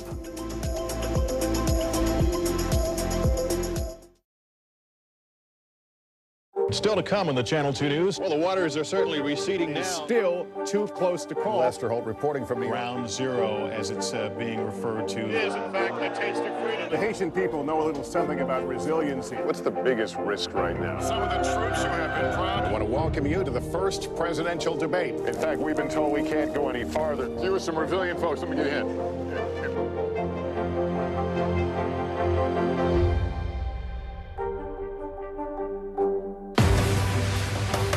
Just behind me, hundreds, if not 1,000 migrants waiting under the blazing sun. All these people here are going to be asking for asylum. It's a very critical situation. Stay on top of breaking news and the biggest stories of the day with NBC News Daily. Thank you so much for joining us. I'm Morgan Radford. I'm Vicki Wynn. I'm Kate Snow. And I'm Zinklaya Samwat. Get in-depth reporting from across the country. We have breaking news out of the White House And around the world. Questions about the rebellion inside Russia. And ways you can take care of your health. What are symptoms that people should be on the lookout for? And your wallet. Some really great last-minute deals if you have flexibility. NBC News Daily. Weekdays from 12 to 4 p.m. Eastern on NBC News Now. From across the nation to the national stage, and when power was held to account, Kristen Welker met the moment. Now she joins Meet the Press as its new moderator. If it's Sunday, it's Meet the Press. Starting Sunday, September 17th on NBC. It always feels so good to get back to it. Back to all your people and the things you love to do. It's a new season, and you start every morning ready to take it all on. Hitting high gear a little earlier because there's more to cheer for. It's back to school, back to business in a good way, back to the feeling that anything is possible. Take back the day, make it all right. Emmy Award-nominated journalism is streaming free on NBC News Now. We're coming on the air with breaking news. This is where Carrie is located. See the bright Morning, right behind me, there were little ones included, and you realize you should waste the dishes, you'll leave. allegations of Russian war crimes. Storm zone in Florida. Essentially on that, so...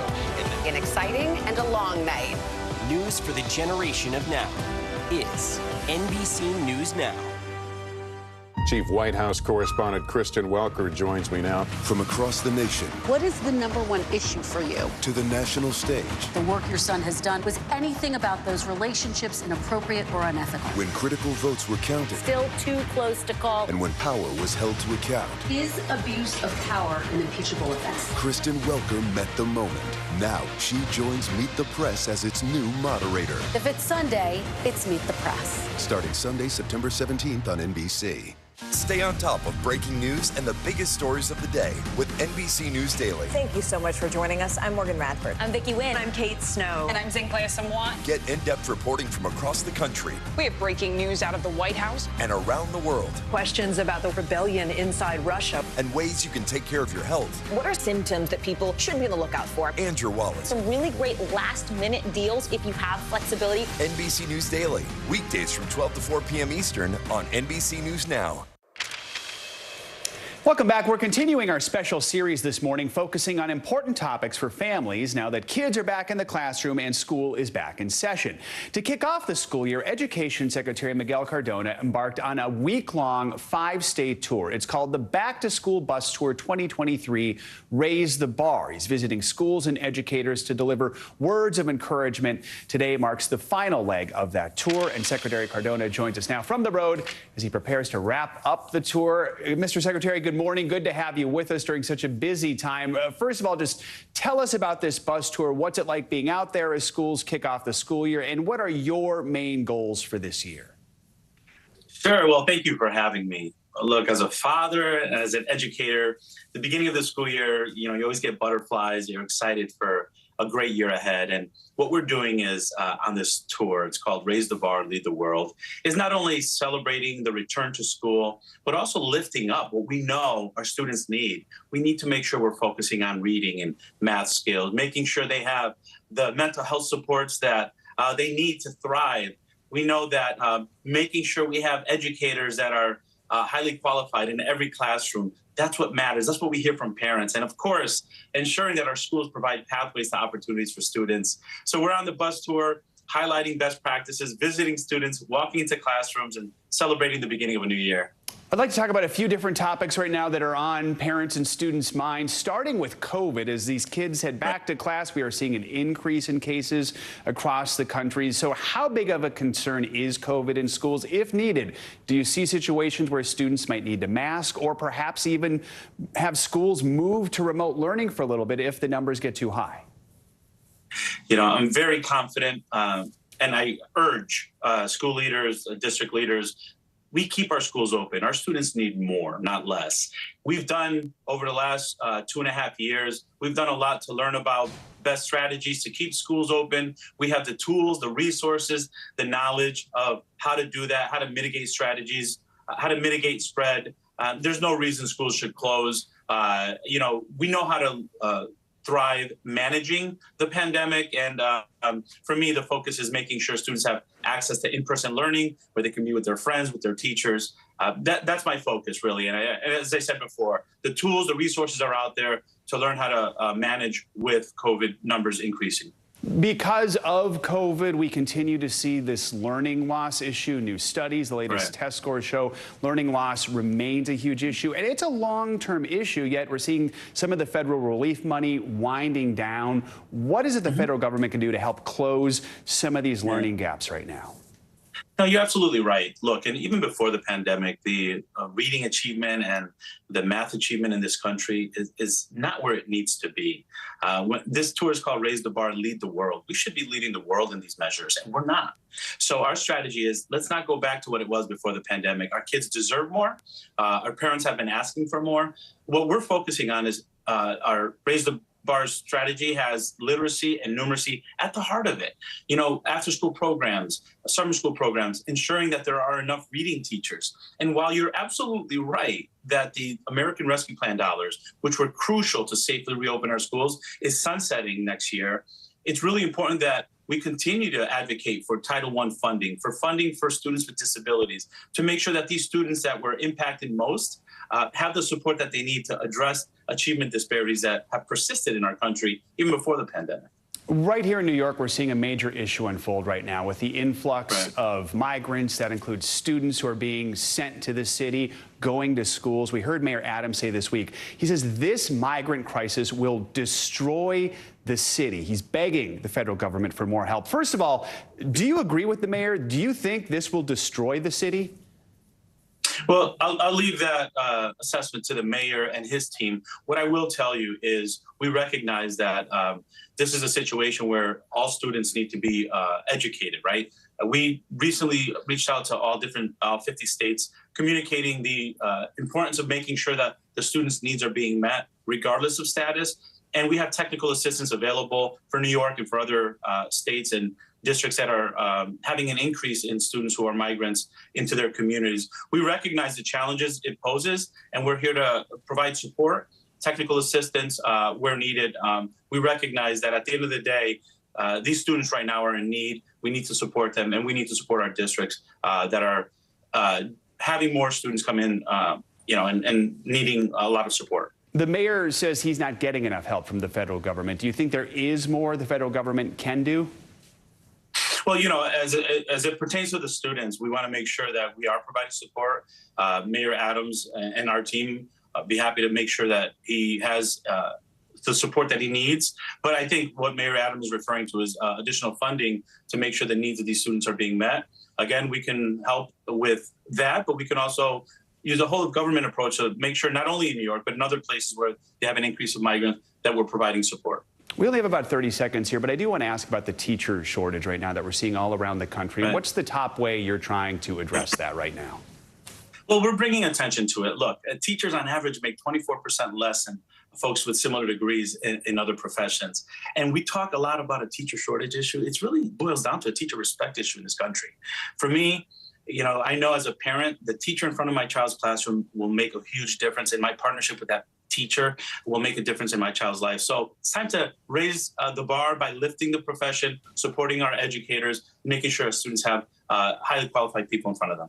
All right. Secretary of Education Miguel Cardona, thank you so much for taking time to join us during this busy week. We appreciate it. Of course. Thank you. Well, this year, more and more schools are making a big change, moving to a 4-day school week. But while the kids may like it, some people say there are some pretty serious downsides to it. NBC News correspondent Priscilla Thompson joins us now with a look at these pros and the cons. Hey, Priscilla.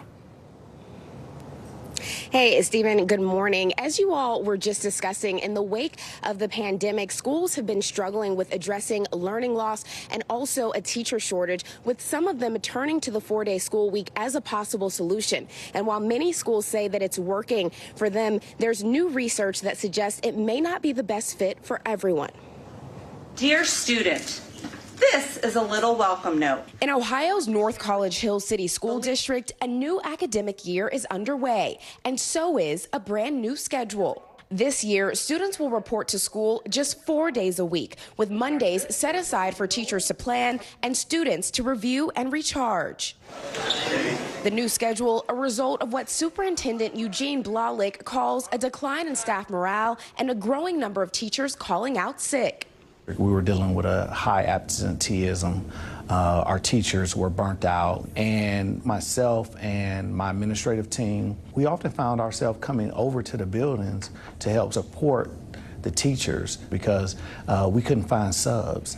Blahlik, looking for ways to help teachers feel less overwhelmed, researched the benefits of 4-day weeks. Within months, the district received permission to become Ohio's first to adopt a 4-day schedule. Teachers are excited. Teacher burnout is very real. We deal with students with so much trauma. We don't have an 8-to-5 job. We start here at 7:30, we leave at 3:30, but most of us are bringing stuff home. Mondays will hopefully enable us not to do that. Nationwide, there are now more than 1,600 four-day schools in 24 states. Administrators in DeKalb, Texas say four-day weeks have enabled them to attract and retain more qualified teachers. And education studies show there are other potential benefits, including saving districts money, providing students with mental health breaks, and reducing school fights. But some education experts worry about the downsides of shortened weeks. Emily Morton is lead author of a 2022 Brown University study that found lower academic achievement in four-day schools, particularly those in non-rural settings.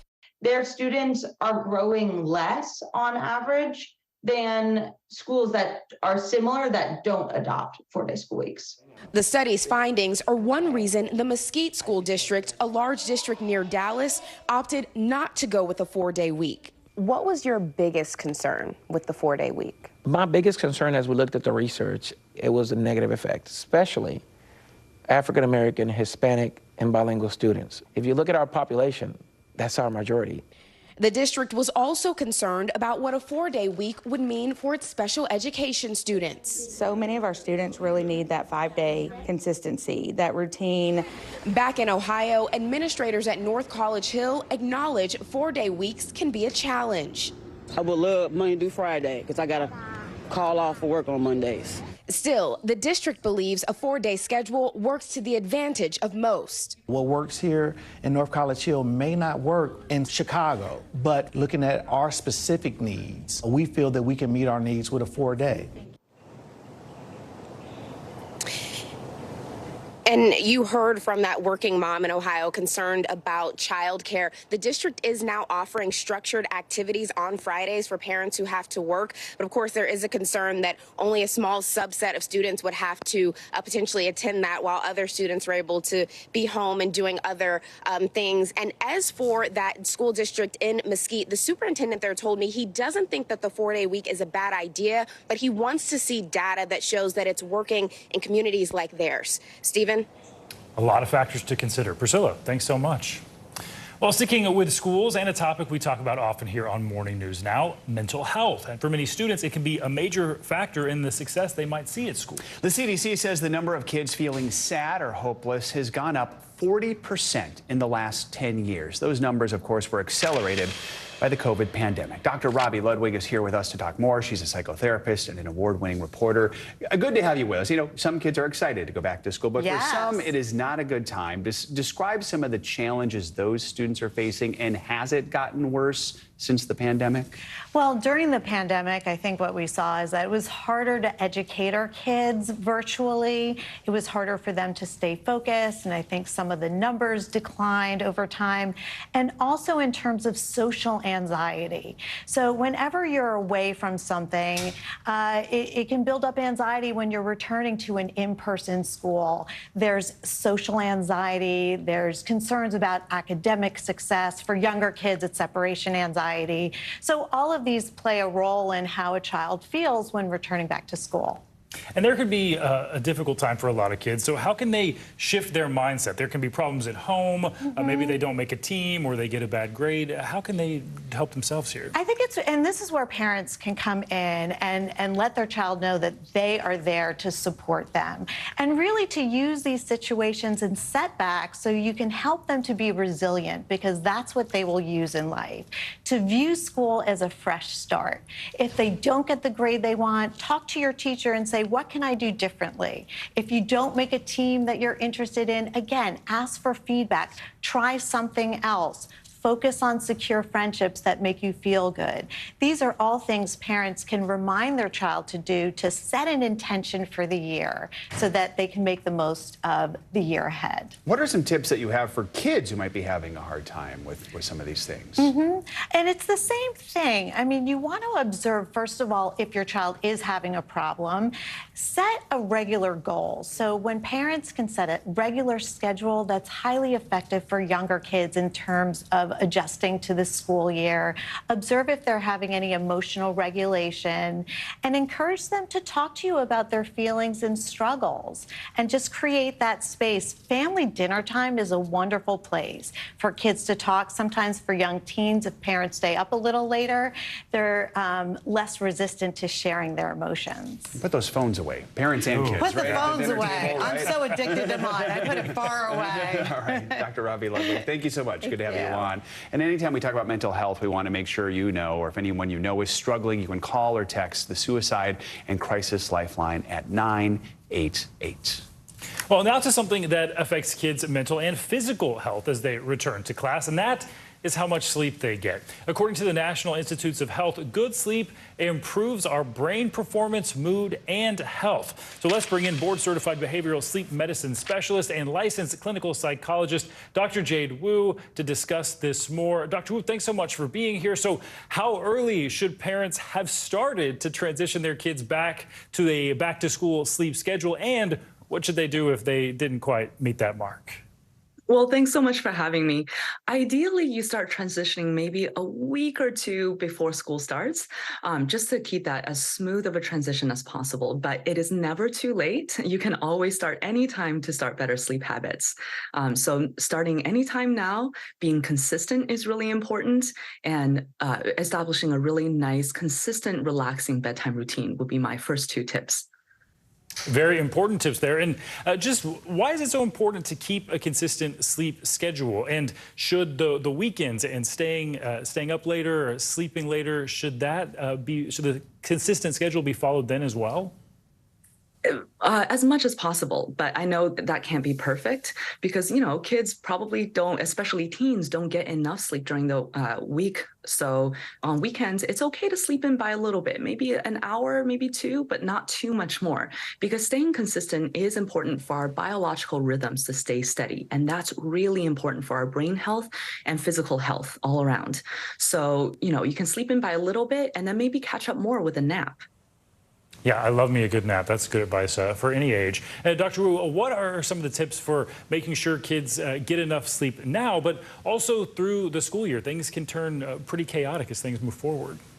Absolutely. I think kids are sometimes overstimulated and overscheduled. So making sure to have a really nice wind down routine that really limits screen time, because kids, even more so than adults, are really stimulated by evening screen time, evening lights. So in our household, we even keep the lamps and lights really low.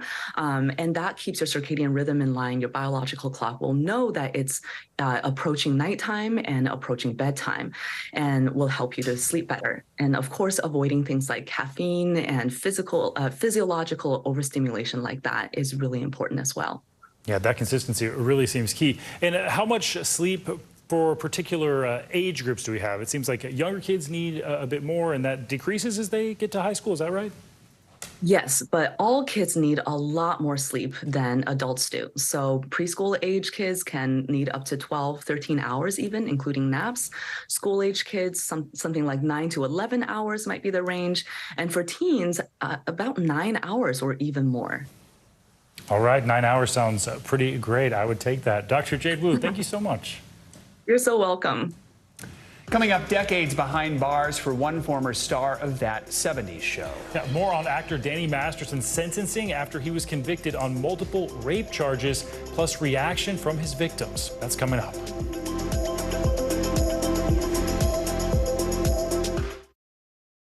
Top story is coming to you live. Breaking news out of Tennessee. We are live tonight from Juarez, Mexico. What you see just behind me here, hundreds, if not 1,000 migrants lined up. What will you offer voters that former President Trump will not? What's expected to happen in Argentina with that election? Heading across the pond, an incredibly historical moment. Every night, it's your news playlist. Top Story with Tom Llamas. Streaming weeknights at 7 on NBC News Now. Fire has grown leaps and bounds. You see behind me is typical. How you doing? Pretty bad. Chief White House correspondent Kristen Welker joins me now. From across the nation What is the #1 issue for you? to the national stage, The work your son has done. Was anything about those relationships inappropriate or unethical? when critical votes were counted, Still too close to call. and when power was held to account, Is abuse of power an impeachable offense? Kristen Welker met the moment. Now she joins Meet the Press as its new moderator. If it's Sunday, it's Meet the Press. Starting Sunday, September 17th on NBC. It always feels so good to get back to it. Hitting high gear a little earlier because there's more to cheer for. It's back to school, back to business, back to the feeling that anything is possible. Take back the day, make it all right. Top story is coming to you live. Breaking news out of Tennessee. We are live tonight from Juarez, Mexico. What you see just behind me here, hundreds, if not 1,000 migrants lined up. What will you offer voters that former President Trump will not? What's expected to happen in Argentina with that election? Heading across the pond, an incredibly historical moment. Every night, it's your news playlist. Top story with Tom Llamas. Streaming weeknights at 7 on NBC News Now. News lives in the now. Look at this. You can't even see anything anymore. Is that good news for us? You gotta see this. News for the generation of now is NBC News Now.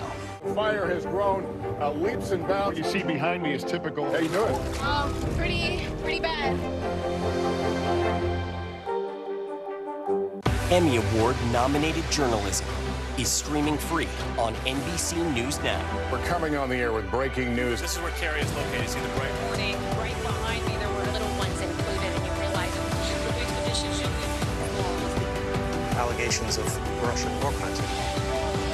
Storm zone in Florida. Essentially on that, so An exciting and a long night.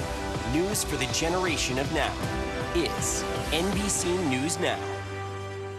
From across the nation to the national stage, and when power was held to account, Kristen Welker met the moment. Now she joins Meet the Press as its new moderator. If it's Sunday, it's Meet the Press. Starting Sunday, September 17th on NBC.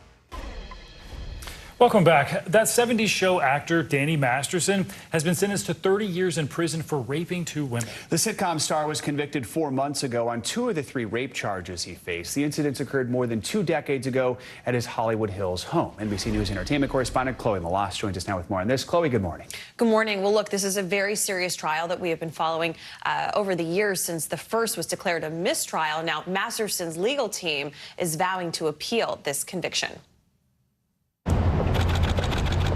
Danny Masterson, who shot to fame in that 70s show and later convicted of raping 2 women at his Hollywood Hills home 20 years ago, was sentenced 30 years to life in prison Thursday. The deputy district attorney saying justice may have been delayed, but ultimately still served. Somebody needs to be held accountable, despite the length of the time. Masterson sat silently. His wife, actress Bijou Phillips, also in the courtroom, listening as the victims read statements before the sentencing. One saying, quote, "His sickness is no longer my burden to bear."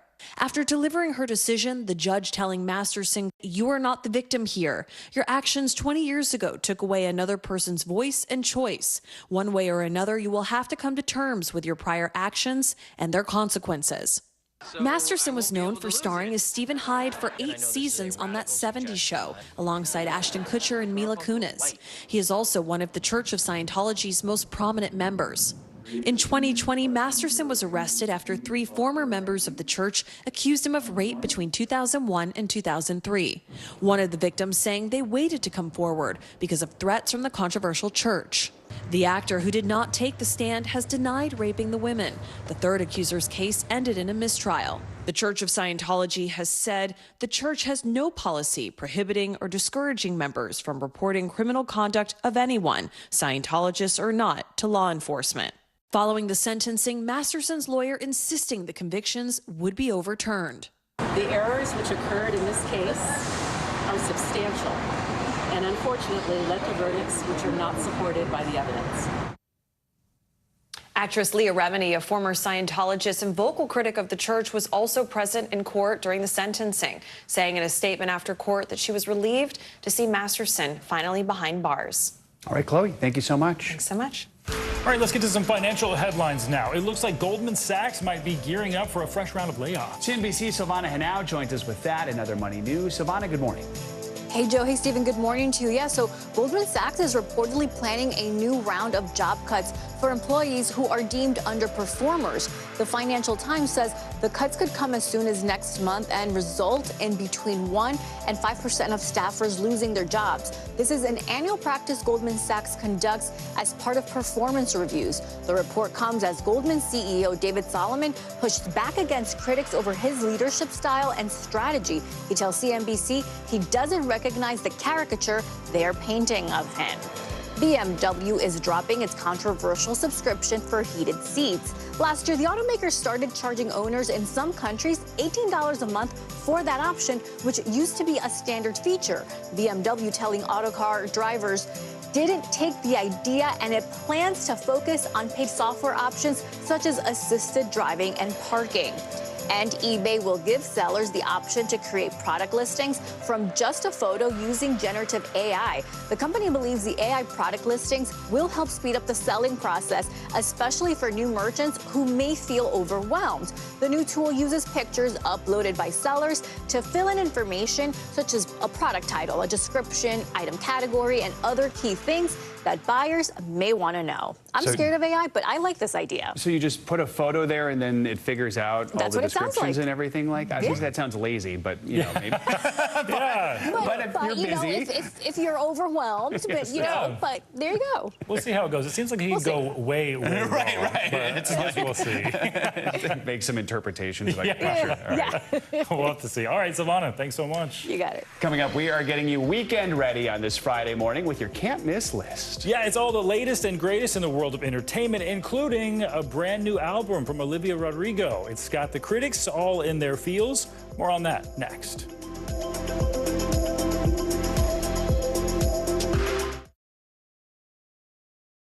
From across the nation to the national stage, and when power was held to account, Kristen Welker met the moment. Now she joins Meet the Press as its new moderator. If it's Sunday, it's Meet the Press. Starting Sunday, September 17th on NBC.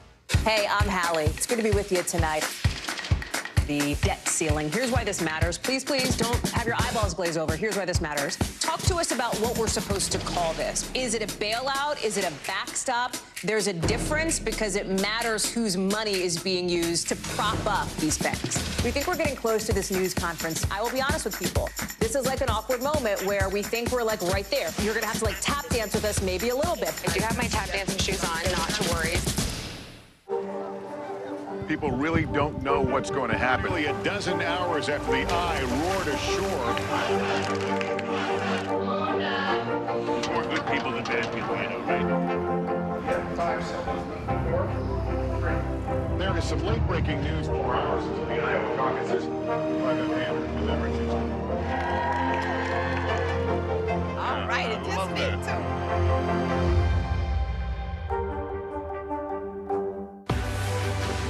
News lives in the now. It's coming at us every second from all over the world. We have a full team. News is more now than ever. Look at this. You can't even see anything anymore. Our house is no longer here, but we are here. Now is raw.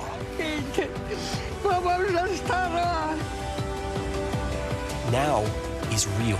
The Fed's decision today, help us translate that into very plain English. Is that good news for us? Now is constant. Morning News Now or breaking news. NBC News special report. You gotta see this. The future is now. News for the generation of now is NBC News Now.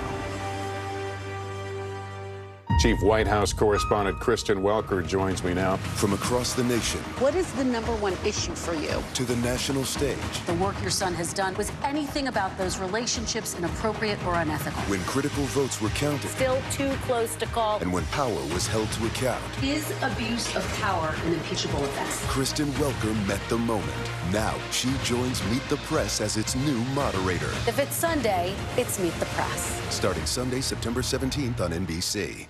Stay on top of breaking news and the biggest stories of the day with NBC News Daily. Thank you so much for joining us. I'm Morgan Radford. I'm Vicki Wynn. I'm Kate Snow. And I'm Zinklaya Samwat. Get in-depth reporting from across the country. We have breaking news out of the White House and around the world. Questions about the rebellion inside Russia. And ways you can take care of your health. What are symptoms that people should be on the lookout for? And your wallet. Some really great last-minute deals if you have flexibility. NBC News Daily. Weekdays from 12 to 4 p.m. Eastern on NBC News Now. News lives in the now. Look at this. You can't even see anything anymore. Is that good news for us? You gotta see this. News for the generation of now is NBC News Now.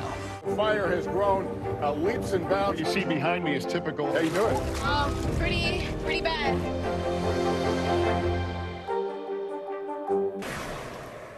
Welcome back. I gotta tell you, this one shocked me. Actor Ian McKellen's portrayal of the wizard Gandalf in the Lord of the Rings movies, of course, a fan favorite. Turns out, though, he may have not been the first choice. In an interview with Variety, McKellen claims that some other big names like Anthony Hopkins and even Sean Connery actually passed on that role. The 84-year-old actor went on to receive Oscar and other nominations for his work in that series of films. So how does he feel about the actors who turned down that role? He joked, "I hope they feel silly." I feel like Ian McKellen, Anthony Hopkins, and Sean Connery were always up for the same roles. Yeah, that's a good for point. decades. Yeah, totally. That's a great point. And staying with major franchise films, there are 2 in theaters this weekend. That's right. It's Friday, which means it's time for your weekly can't-miss list. All the movies, the shows, the music you need to see this weekend. Pop culture expert and journalist Ariel Kristen is here with more. All right, let's start with movies. We've got some popular franchises with new versions. The Nun. And then on the opposite end of the spectrum, My Big Fat Greek Wedding. What should we know? Yes, so The Nun I'm very excited about. I think I've talked to you before about my love of horror movies. It is going to be something that's pretty scary. I don't know if you've seen the trailer for it, but basically it's about Sister Irene. It continues 4 years after the last film and her interaction with the demonic nun, Valak. So it takes place in a boarding school in France. So I'm all about this. It's expected to do $30 million this opening weekend. The last film originally did around $365 million worldwide. So it's a big one for that. A boarding school in France already seems chilling to me. Just on its own. Yes, but I'm all about it. Yeah, so My Big Fat Greek Wedding 3 also coming out. What about that one? Yes, our favorite Greek family is back. It makes me want to go back to Greece. And so this one is about the family traveling to Greece for a family reunion. And Tula, played by Nia Vardalos, who is the writer and director, she wants to fulfill her father's last wish of getting his childhood diary to a long-lost friend. So if you love a lot of love, laughter, and some tears, you want to definitely go check this one out. Got the whole crew all back together again. Yeah, John Corbett, Andrew Martin. Yes, yeah. Lainey Tazan and everything. So. Yeah, wow, can't miss that one. Also, I want to ask about if you're staying home, streaming movies. How about those? Yeah, so the first thing that's one of my favorites is actually The Walking Dead, Daryl Dixon. So I'm all about The Walking Dead. It's one of my fan favorites. Daryl is the character played by Norman Reedus. I love him. So he is doing a spinoff. It's anticipated. We've been wanting this for a long time. So it's about the story of Daryl going off, and he ends up ashore in France, and he doesn't know how he got there, what happened, what's going on, any of that kind of stuff. So it's a one to watch. Hopefully he speaks French. Yes. Hopefully he speaks French. This next one is the most fascinating thing I think I've heard all week that is on streaming, right? Sitting in Bars with Cake. Yeah. Sitting in Bars with Cake, yes. Which is exactly what it sounds like. Yes, so it's Yara Shahidi, who is actually, she stars in Blackish, Yara Shahidi. She stars in Blackish and Mixish. She is plays a young girl who is very shy about finding dates, and she decides to bake cakes in order to get dates. This is a whole thing. I feel like I should be, trying a new way to get dates myself. I'm not sure. It seems that maybe it's going to work, but this is based off true story, and so it's pretty exciting. It's going to be on Prime. Bette Midler's in it? Bette Midler's in it as well. Wow. Odessa Zion as well. So yeah, cool. Man, lots of stars there. And finally, talking about some two big music drops overnight. First, what can you tell us about the new music video? Cardi B has that one with Megan Thee Stallion and also Olivia Rodrigo. A lot of excitement there. Yeah, so we already saw that Cardi B and Meg Thee Stallion actually had the WAP song a couple of years back, which was pretty popular. This is called Bongos, so it is a new video that's coming out. Now, Meg has had a very interesting year. She said she was going to walk away from music just because of everything with the big trial that happened with Tory Lanez, but she's coming back strong, and she's giving us what she's got. It's a great video. I don't know if it's safe to watch at work all the time, but it's definitely a fun video to check out. All right, we got less than 30 seconds here, but Olivia Rodrigo, who's across the street this morning performing, but the whole album's out now. Yes. Guts. So it is her new album. It's a 12-song album that is basically about her relationships, love. She's promoting and fighting for women. So this is a very, very endearing and personal album for her. So we're excited to hear all the music that comes along with that and what she's bringing with it. But it's going to be a phenomenal album. I feel like people are going to be listening to it. Yes. All right, Daryl, Kristen, thank you so much for joining us. We appreciate it. Have a great weekend. That's going to do it for this hour of Morning News Now. But your news continues right now.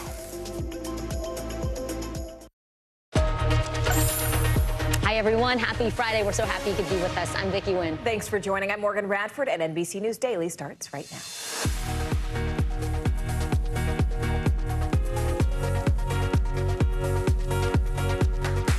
Today is Friday, September 8th. On the loose, a Pennsylvania community is growing more anxious as the search for an escaped inmate enters its 9th day. More on the latest reported sighting and whether authorities think they are closer to catching him. Rescue mission underway. The American scientist who is trapped inside a Turkish cave sharing an update on his condition after he fell ill while on an expedition. How rescue teams from multiple countries are now working together to get him out. Teen sensation American tennis star Coco Gauff will be playing in her very first U.S. Open final this weekend. We're going to take you through her inspiring journey both on and off the court. And, of course, we're going to give you a health check. Therapy, it can be intimidating, especially if you've never spoken to a mental health professional. We'll tell you what to look out for when you're getting started and how to really know if the person you're choosing is a good fit. A very important conversation. Yeah. Welcome to NBC News Daily. We're going to begin in Pennsylvania with new hope in the manhunt for a convicted killer. Take a look at the lower left part of this map. You're going to see Longwood Gardens. That is where Daniello Cavalcante was sighted last night in the same area where he was spotted on trail cameras earlier this week. The gardens are now closed until further notice. Meanwhile, the search is in its 9th day. Day and night, hundreds of law enforcement officials combing through the 8 to 10 mile search zone that's heavily wooded and filled with places to hide. NBC News correspondent Emily Ikeda joins us now from Unionville, Pennsylvania, just outside the command post there. Emily, it's good to see you this Friday. We know that authorities say the killer has, in fact, been spotted at least 8 different times since he escaped from Chester County Prison last Thursday. They upped that reward money to $20,000 for any information that sort of leads to his arrest. So does it appear that they're getting closer to catching this guy? Well, police telling me, Morgan, that they are feeling optimistic this morning. We got some more insight from police in touring their command post. This is the heart, the nervous system to this massive manhunt operation, which we now know involves 350 law enforcement officers. It's the FBI inside, CBP, and of course, Pennsylvania State Police, which is now leading the investigation. We got to see a live map that they follow, revealing all of the troopers' cars, forming this perimeter that continues to shift with additional sightings. You mentioned yesterday Cavalcante was seen at Longwood Gardens, those sweeping botanical gardens we've been talking about all week. Those trail cams, that's what initially earlier this week we got some of the strongest images of him, which revealed that he has been able to accumulate some items like a duffel bag, other supplies, a backpack, a sweatshirt. And so that's a point of concern for police. Here's more on his latest movements. You may know that we shifted the perimeter last night. There was some additional information. I told you about a sighting yesterday that was around noon. That seems to be supported by some other information, another trail camera photo that we got last night. That is definitely Cavalcante and puts him over in the area of Longwood Gardens.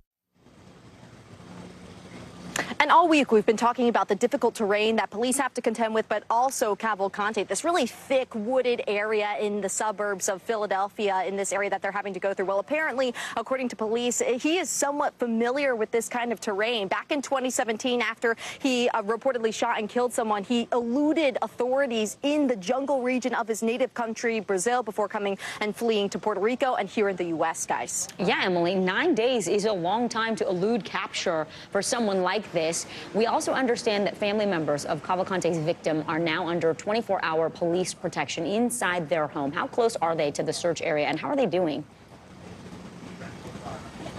Well, it's understandably absolutely terrifying. They live in Pennsylvania, and now they know that the person who murdered their sister, Deborah Brandau, is now on the run, continuing to elude authorities. We are hearing from their family. My colleague George Solis spoke with the sister, who described how they're sleeping in the same room. They have that 24/7 police protection because of this this murderer who has been on the run now, day 9 of this massive manhunt, guys. NBC News correspondent Emily Aketa, thank you so much for the latest there. Well, now let's go overseas to Turkey, where rescue operations are underway to save an American scientist who's trapped in one of the world's deepest caves. Yeah, 40-year-old Mark Dickey suffered a life-threatening medical emergency while on a cave diving expedition nearly half a mile underground. Now some 150 rescuers from multiple countries are working to get him out. NBC News foreign correspondent Matt Bradley joins us now from Morka Valley, Turkey. Matt, good to have you. So Dickey actually did release a video updating the world on his condition. You see him there in the red jacket. How did he get into this situation in the first place, and what is he saying about how he's feeling?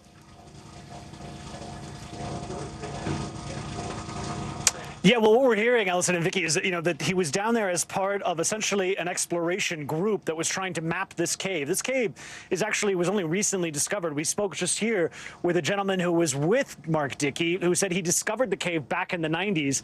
And, these caves, they're kind of like the great unknown. They're still actually mapping them. That's what they were doing and running some scientific experiments. The man that I spoke to said that while he was down there, deep in this cave, about 3,400 feet down below, that's when he started feeling very ill. He started vomiting blood, and he was very weak and dizzy. And that's when they realized that there was a very, very serious problem. He was stricken with gastrointestinal bleeding. Now, that wouldn't be such a big deal if you're in a major hospital or in a major city like in the United States, but he's 3,400 feet below the surface, and that makes it a very, very difficult task to reach him and to get him medical help. He had 4 blood transfusions. There's still blood down there with him if they need it, but he hasn't had a blood transfusion in the last 2 days.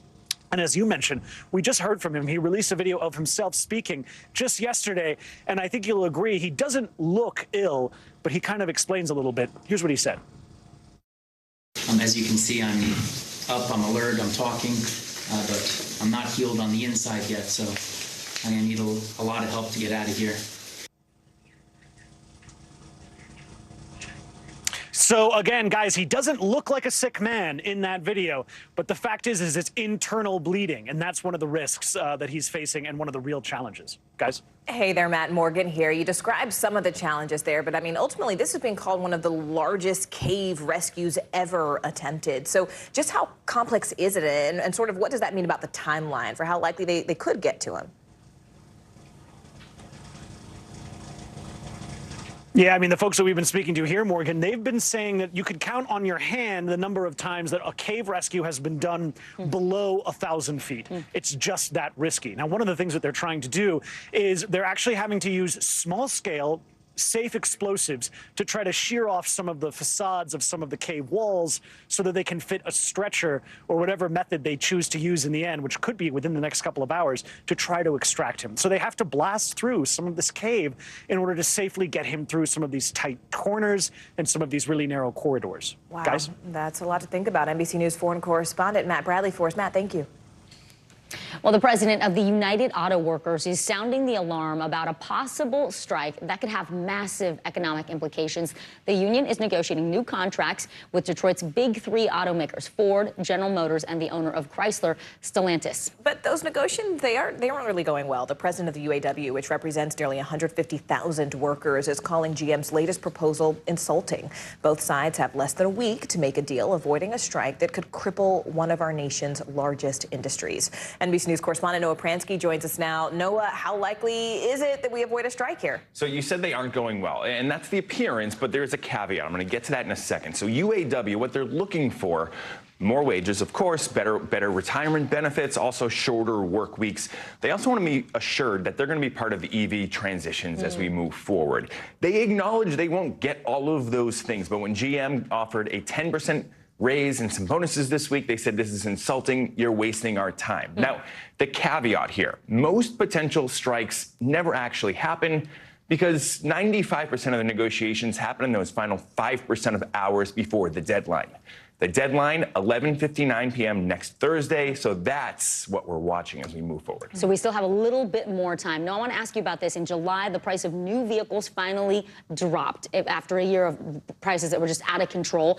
How could a big strike like this potentially impact the industry and car supply for consumers? Yeah, there's broad economic impacts. First, for the automakers, you're looking at billions of dollars every couple of days. The last time we had a strike, only 4 years ago, it cost them billions of dollars, billions and billions. One projection, this would be a $5 billion impact to automakers. Of course, it would affect other industries too. For auto prices, you mentioned, a prolonged strike would have an impact on the supply, which could force prices up. And then that speaks to the big impact here on the economy. The auto sector is a very important one. We saw with supply chains issues during the pandemic. If this sector hits a real inflation bump, it could impact other sectors of the U.S. economy. So a lot of reasons to hope this thing gets settled before next Thursday. Yeah, we don't want that ripple effect. So you said Thursday? Thursday, 11:59. Okay. NBC News correspondent Noah Pransky, thank you so much. Well, it's time now for our CNBC Money Minute. Health insurance costs, they're rising at their steepest rate in more than a decade. Major consulting firms say that prices for employer coverage are expected to increase by at least 6.5%, and that's in 2024. That's not good news. CNBC markets and investing reporter Pippa Stevens joins us now. So, Pippa, are we starting to see the effects of inflation taking its toll on health insurance? And also, is this going to change what people have to pay out of pocket for coverage? Well, Vicki, according to a Wall Street Journal report, individual insurance plans under the Affordable Care Act are also going to see premiums rise. A health research nonprofit estimated a 6% jump next year. Workers could also end up bearing the burden on workplace coverage as some employers raise out-of-pocket costs to offset those increases. Meantime, Apple shares fell almost 3% yesterday after reports surfaced suggesting that Chinese government workers may be banned from using iPhones. The Wall Street Journal reported that China ordered agency employees not to bring iPhones to work. Now, Bloomberg confirmed that the ban extended to state-backed firms. China is the company's third largest market, accounting for nearly a fifth of the total revenue. And Toyota is looking to expand its clientele with the new plug-in hybrid Century SUV. This vehicle is marketed toward wealthy customers with characteristics of a chauffeur-driven car.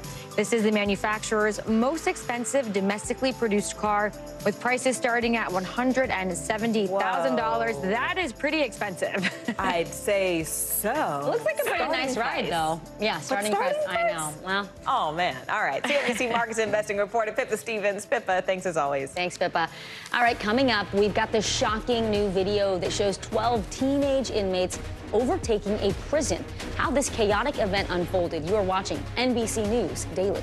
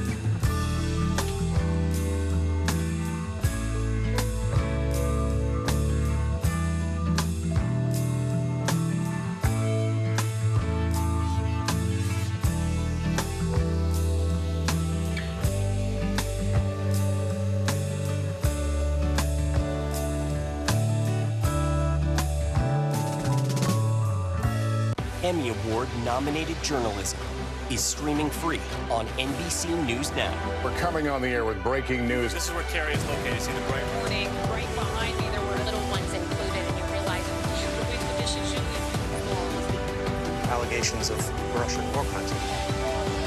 Storm zone in Florida. Essentially on that, so An exciting and a long night. News for the generation of now is NBC News Now.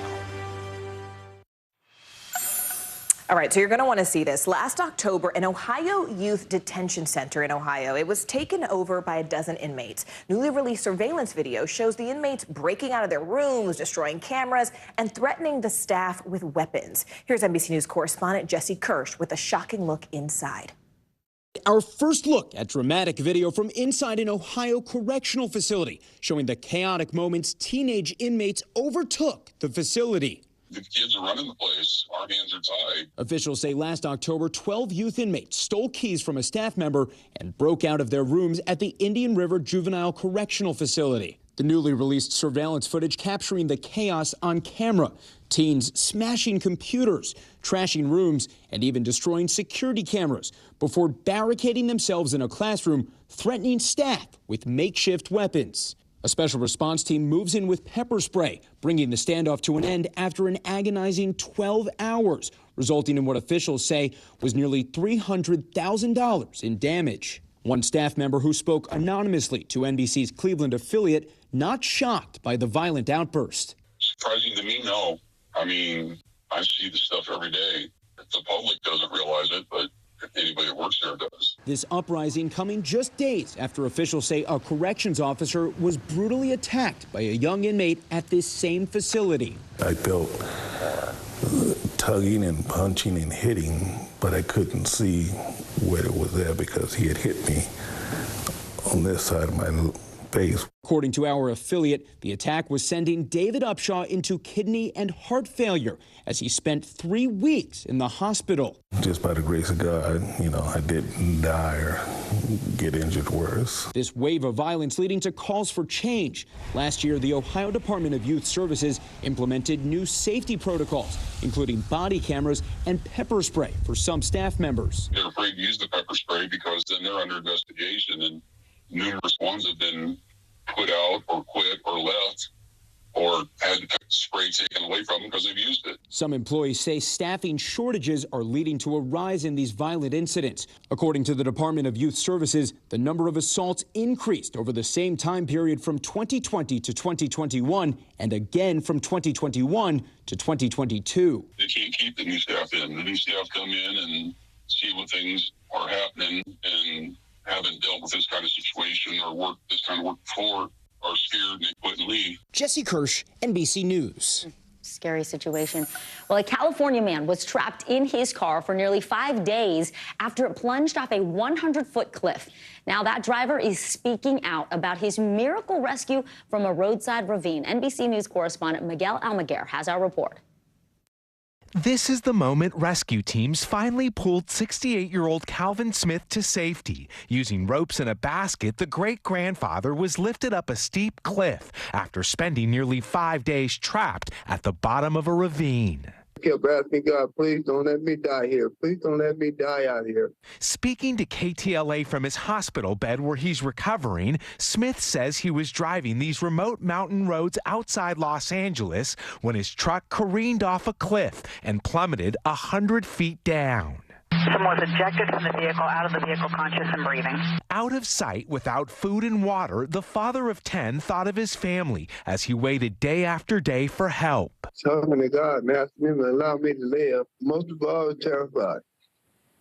Cold at night, ice cold, and burning up hot during the daytime. Growing more worried he might not survive another night. On day 5, Smith finally heard dirt bikers in the area. When I heard him yelling for help, I was really shocked. Corey Sizlove spotted the truck, climbed down to Smith, gave him water, and called for help.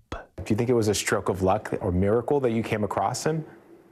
It was definitely a miracle. A remote rescue after a miracle on the mountain.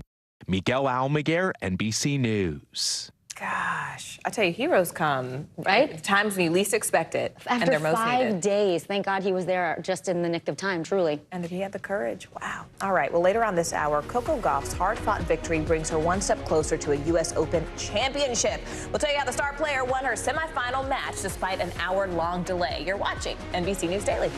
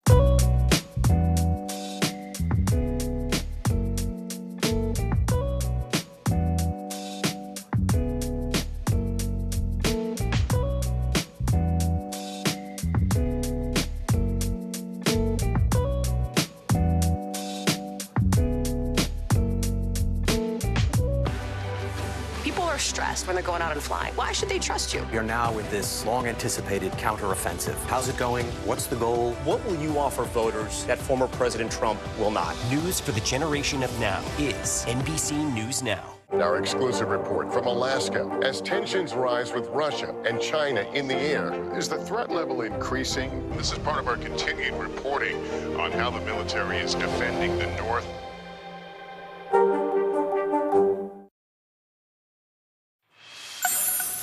Well, today marks 5 days since a Florida man disappeared from a cruise ship in Miami. The Coast Guard has suspended the search, but his family says they will not rest until he is brought home. Kim Nguyen from NBC Miami has the very latest on the investigation. No one knows anything, and he's just vanished.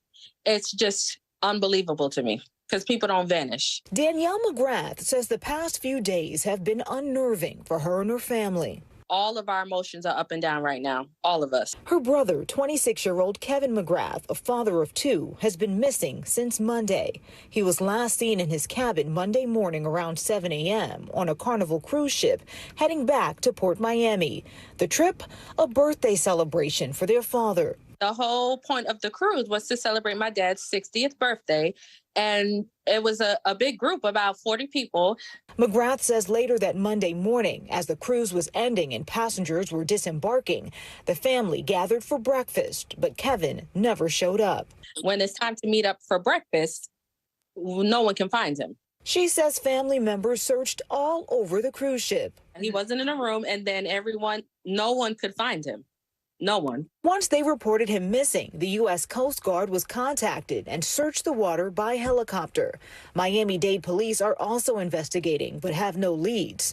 A spokesperson for Carnival sent this statement to NBC6, writing in part, the guest was not detected by surveillance systems, including U.S. Customs and Border Patrol, during the debarkation process. Miami-Dade police eventually cleared the ship to sail. The Carnival care team is supporting the guest's family. My jaw just dropped. Mitchell Branch is Kevin's friend and says the two served in the Army together. He and other family members say Kevin would never just disappear and was always in good spirits. He's always like the light of the room. He has this huge personality that'll stick out in any room. He's very straightforward. He's goofy. He's funny. McGrath is urging other passengers who may have seen him that morning to speak up. My brother didn't just vanish. Someone knows something. Someone's seen something. I just want my brother home. My family wants my brother home. Just please, we need him home. For NBC News Daily, I'm Kim Nguyen.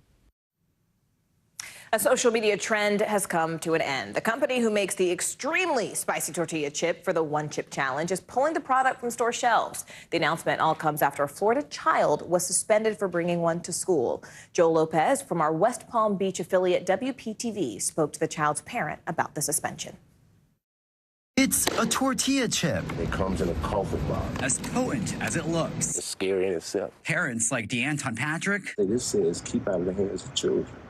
It says for adult consumption only. Why are y'all selling it to a 12-year-old child? My son came here yesterday and bought it. He says his son bought the Pocky One Chip Challenge from a Boynton Beach Walgreens, no questions asked. Then his 10-year-old daughter brought it to Forest Park Elementary School.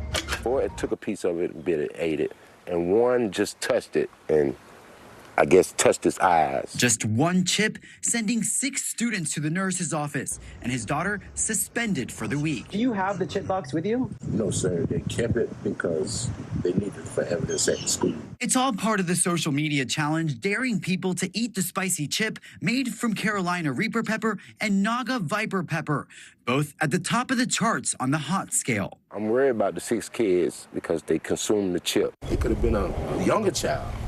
You know, maybe a 2-3-year-old. Just imagine them eating one of them chips. I did reach out to Walgreens, and they released this statement saying, in response to recent reports, out of an abundance of caution, Walgreens is voluntarily removing these products immediately from stores. We are currently in contact with the supplier on appropriate next steps to address reports of consumer concerns. What more would you like to see from products like this? You have to have an ID to buy this product. No word on how those 6 students are doing. The Palm Beach County School District says they don't disclose information about medical situations, but that safety is their top priority. That was Joel Lopez with our West Palm Beach affiliate WBTV reporting. Up next, the final report released from the special grand jury in Georgia. What we are learning about the investigative work that led to the criminal indictment of former President Donald Trump and 18 others. You are watching NBC News Daily.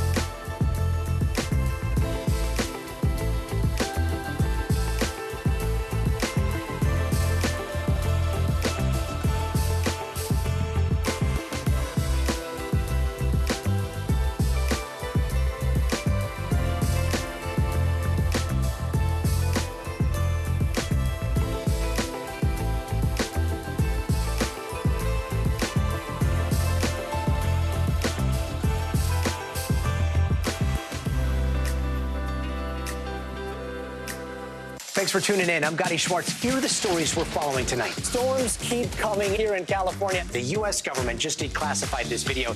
A lot more stories trending like crazy on social media. A controversy pitting lawmakers against young voters. What's the state of crypto today? Is it safe for investors? We've got another mind-bending story on artificial intelligence. This is what my voice sounds like when I clone it.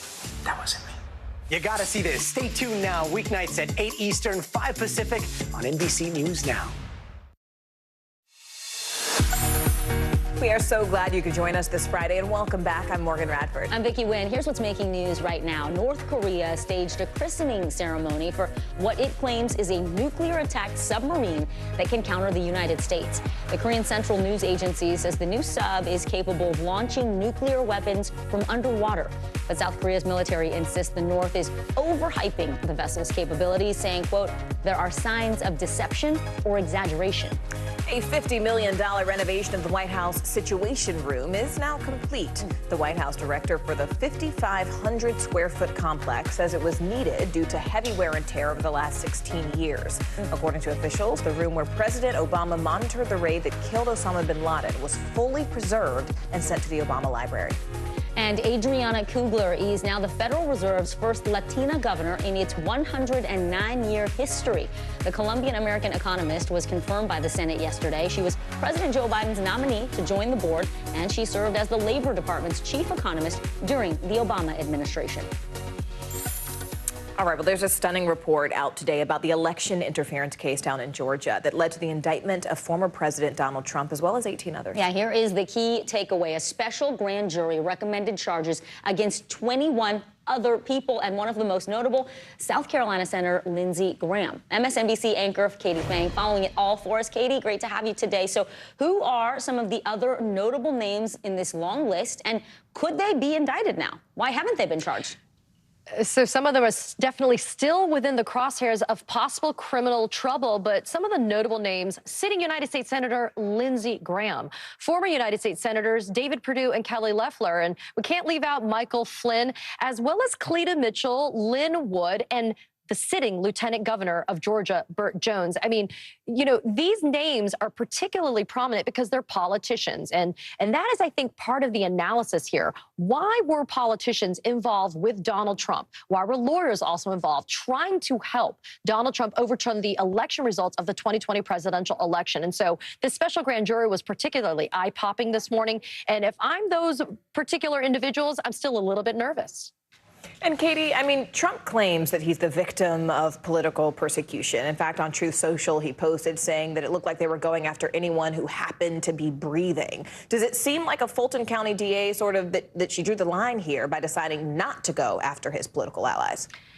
Yeah, so great question. Let's be explicitly clear. The special grand jury sat independent of anything that had to do with the DA, Fani Willis. That second grand jury that brought the ultimate indictment that's being prosecuted right now, that's a totally different group of people, and that also had nothing to do with DA Fani Willis. That was a jury of these defendants' peers that took the evidence and made these decisions. But, you know, there's a lot of legal maneuvering that went on. You guys may remember that a few months ago, Lindsey Graham went to court to be able to fight having to testify before any grand jury concerning what was going on in Georgia. And there's certain protections that are afforded or baked into certain politicians like Lindsey Graham, the speech and debate clause, this idea that they're allowed to make certain statements, make certain speeches, and they're protected in terms of that conduct. And so I think Fani Willis said, I have this evidence. I'm going to pursue the strongest evidence. If you look at the special grand jury report itself, it shows the number of votes in support or against actually bringing criminal charges. And I think that might have been a part of the calculus for DA Fani Willis when it came to her decision to pursue charges against certain defendants that ultimately were returned by that second grand jury.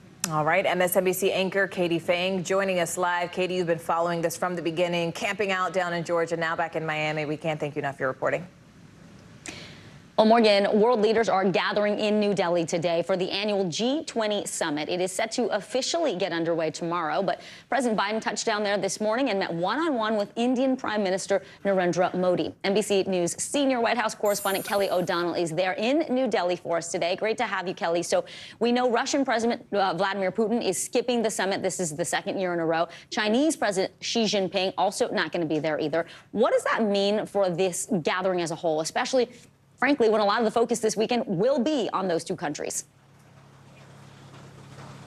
Exactly, on those two countries, and they are represented, but not by their top leaders. And there is disappointment from President Biden, as well as others who are participating, at the absence of being able to engage directly with China's president, and obviously with Vladimir Putin, whose impact on the world is so significant. I spoke with Secretary Yellen, Treasury Secretary, today, and she said one of the most significant things the world economy needs is for the war in Ukraine, led by Russia, to end. And so there will be a lot of focus on that. One of the big questions will be, can the other nations that are participating come to an agreement on how they want to speak about the Ukraine war?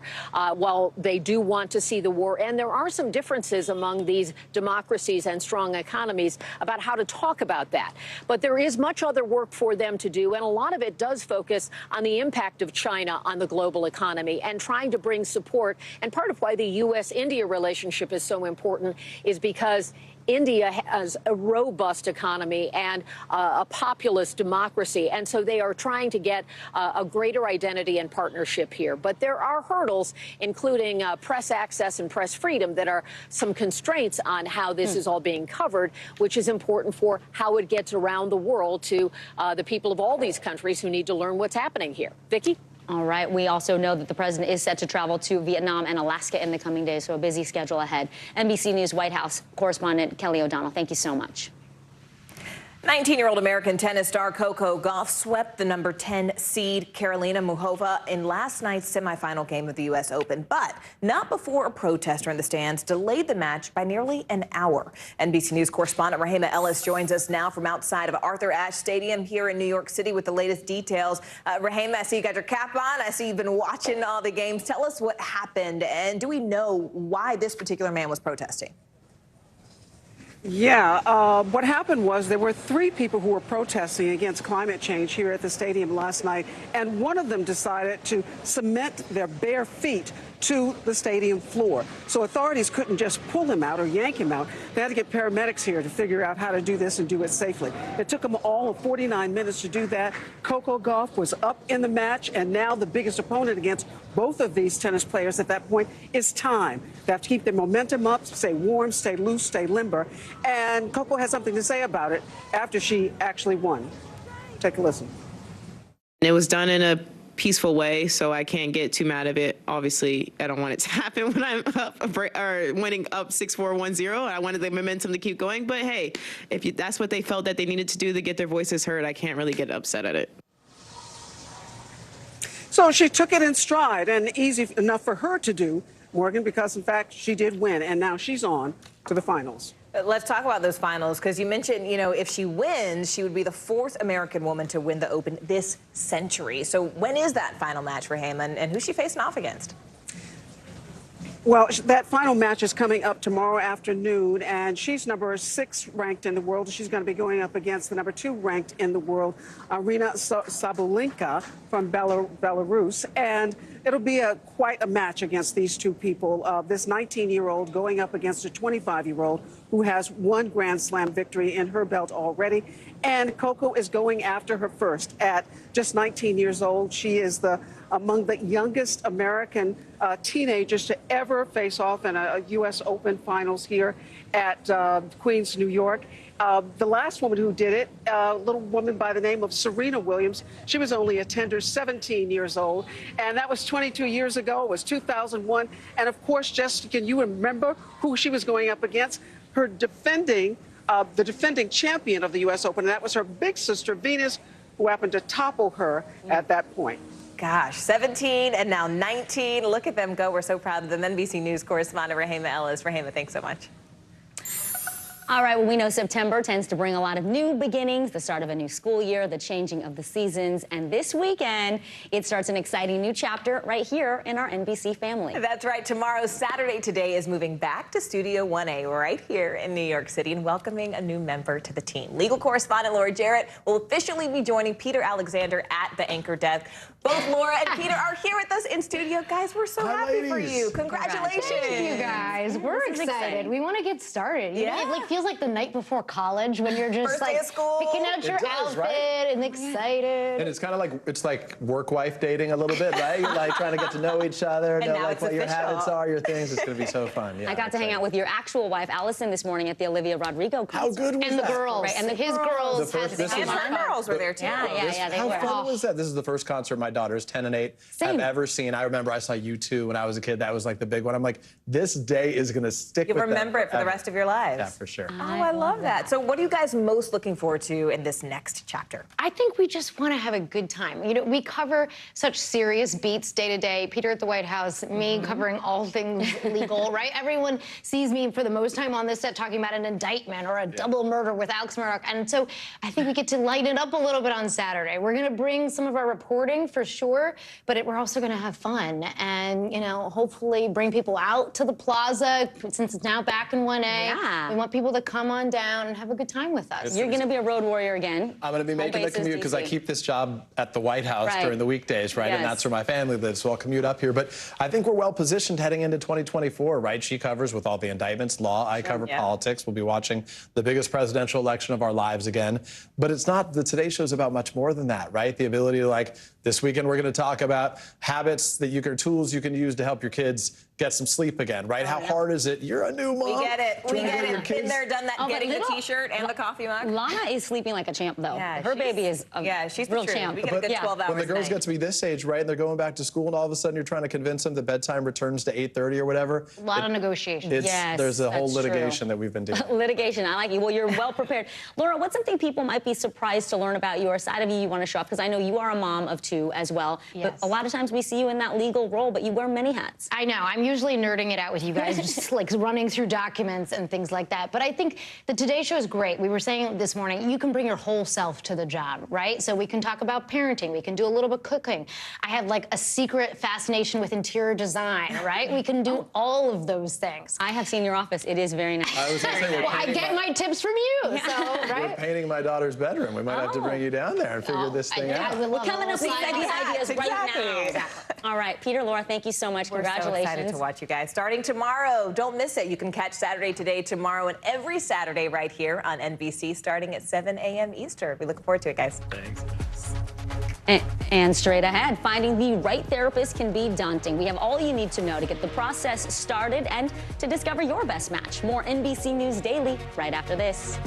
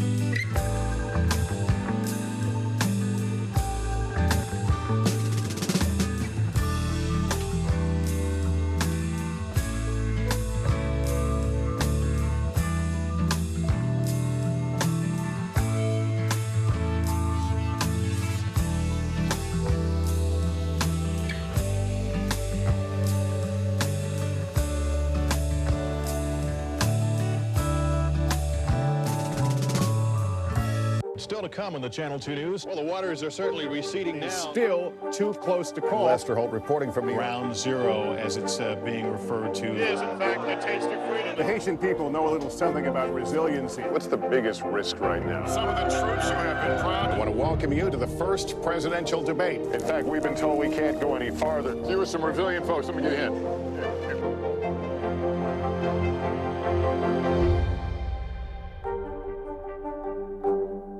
News for the generation of now is NBC News Now. If you have been interested in learning more about therapy, it can feel like the hardest part is just getting started. So today we're talking about what you need to know to make the whole process a little less overwhelming and the right questions to ask when meeting a therapist for the first time. Joining us now, we have family and clinical psychologist Dr. Jen Hartstein with us. Dr. Jen, thanks so much for being with us this Friday. For a lot of people who are curious about what therapy is or what it could look like for them, what is the first step that someone should take if they're looking to get started? It's a great question. And truth be told, the first step is deciding that it's something you might need, right? So that's kind of the hardest part, is going, hey, maybe this is something I need to do, and make that commitment to yourself. We frequently go, yeah, this is something to do, and it gets overwhelming, or we don't know how to start, so we just don't. And really take some time with yourself to decide, what do I want to go to therapy for? We all could benefit from therapy. Let's be honest, a place to just talk about ourselves, like what's not to like about that. But some of us have a specific thing we want to address. So think about that when you go into kind of find the right therapist for you. Dr. Hartstein, how can people find the correct mental health professional? I know it's a little bit of, try it out, test it out, and walk through the difference between psychologists, psychiatrists, and counselors. Or even like a licensed social care worker. Yeah. Right. It's like alphabet soup a little bit, I think, when we're stopping to think about it. So one of the big differences, a psychologist is the person who's gone to get a degree for 5 years. They usually have a PhD or a PsyD after their name. So they're a doctorate of philosophy or a doctorate of psychology. A psychiatrist is an MD, so they can prescribe medications. A licensed social worker would be an LMSW, an LCSW. You can have a licensed mental health counselor. So it's alphabet soup. And the fact is, all of us at the end of the day, our trainings are all different, but we can all provide really solid psychotherapy for what you need. So as you're doing your research, you might kind of be like, oh, this person really resonates for me. Let me see what they're like. Well, speaking of that, does one training background help if you have a specific issue? So if you're someone who suffers from anxiety, would you go to a different type of specialist versus someone who suffers from depression? So all of us can get very specialized training. So let's say I really want to be someone who specializes in teenagers. I'm going to probably take a course of study that puts me in that space, right? Or I want to learn cognitive behavior therapy. So I'm going to get specific training in that area. So if I sit with myself and go, hey, I'm having anxiety moments, I'm really feeling overwhelmed, I think I need somebody to give me those skills and strategies, I'm going to find that person. And that training can go across all degrees. So it's not necessarily only the degree, but some of us prefer to see a psychologist versus a social worker. It's a little bit of personal preference. Let's say you have chosen a therapist, a psychiatrist, and you're in that first consultation. What are some key questions you need to be asking so you can figure out if it is a good fit? Right. And I think one thing most of us don't think about is you can often ask a psychologist, psychiatrist, therapist for a 10 or 15-minute phone call to see how you feel about it even before you show up. But some things to ask, right? How long have you been in practice? What's your rate? And in that, you might want to know, do they take insurance? Will they work at a sliding fee with you if you can't afford their fee, but they feel like a good fit? Dig into what their areas of expertise are. A lot of times in an advertisement, people throw a lot of information out there, but you really want to know what that is. And then the last thing you want to ask is like, what's a session like? What can I expect when I walk in? Are you an interactive therapist? Are you one that sits back a little more, so that you don't go in totally blind? And if you can get that consultation call, you can get a sense of personality, and if that feels like someone you want to kind of move forward with in a more serious way. And I guess final question, Dr. Jen, are there any sort of red flags that people should watch out for during that initial consultation? Well, I think that if that therapist is really talking more about themselves than talking about you, that's a huge red flag. If they refuse to answer your questions, that might not be someone you want to work with, right? If you can't feel like you can trust that person, even in that initial 15, 20-minute call, you might want to go find somebody else. Very good advice. Family and clinical psychologist Dr. Jennifer Hartstein, thank you so much. Have a great weekend. And you are watching NBC News Daily.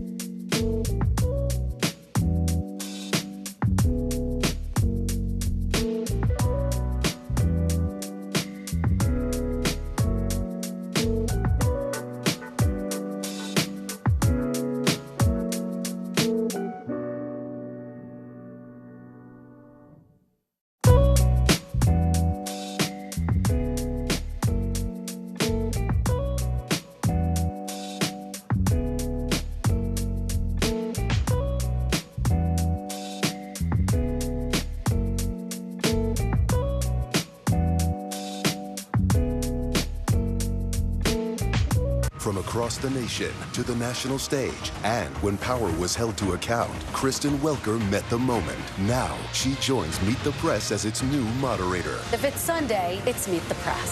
Starting Sunday, September 17th on NBC. News for the generation of now is NBC News Now. What is going to happen now? Going back and forth, Kristen. Oh, yeah, this is it, right?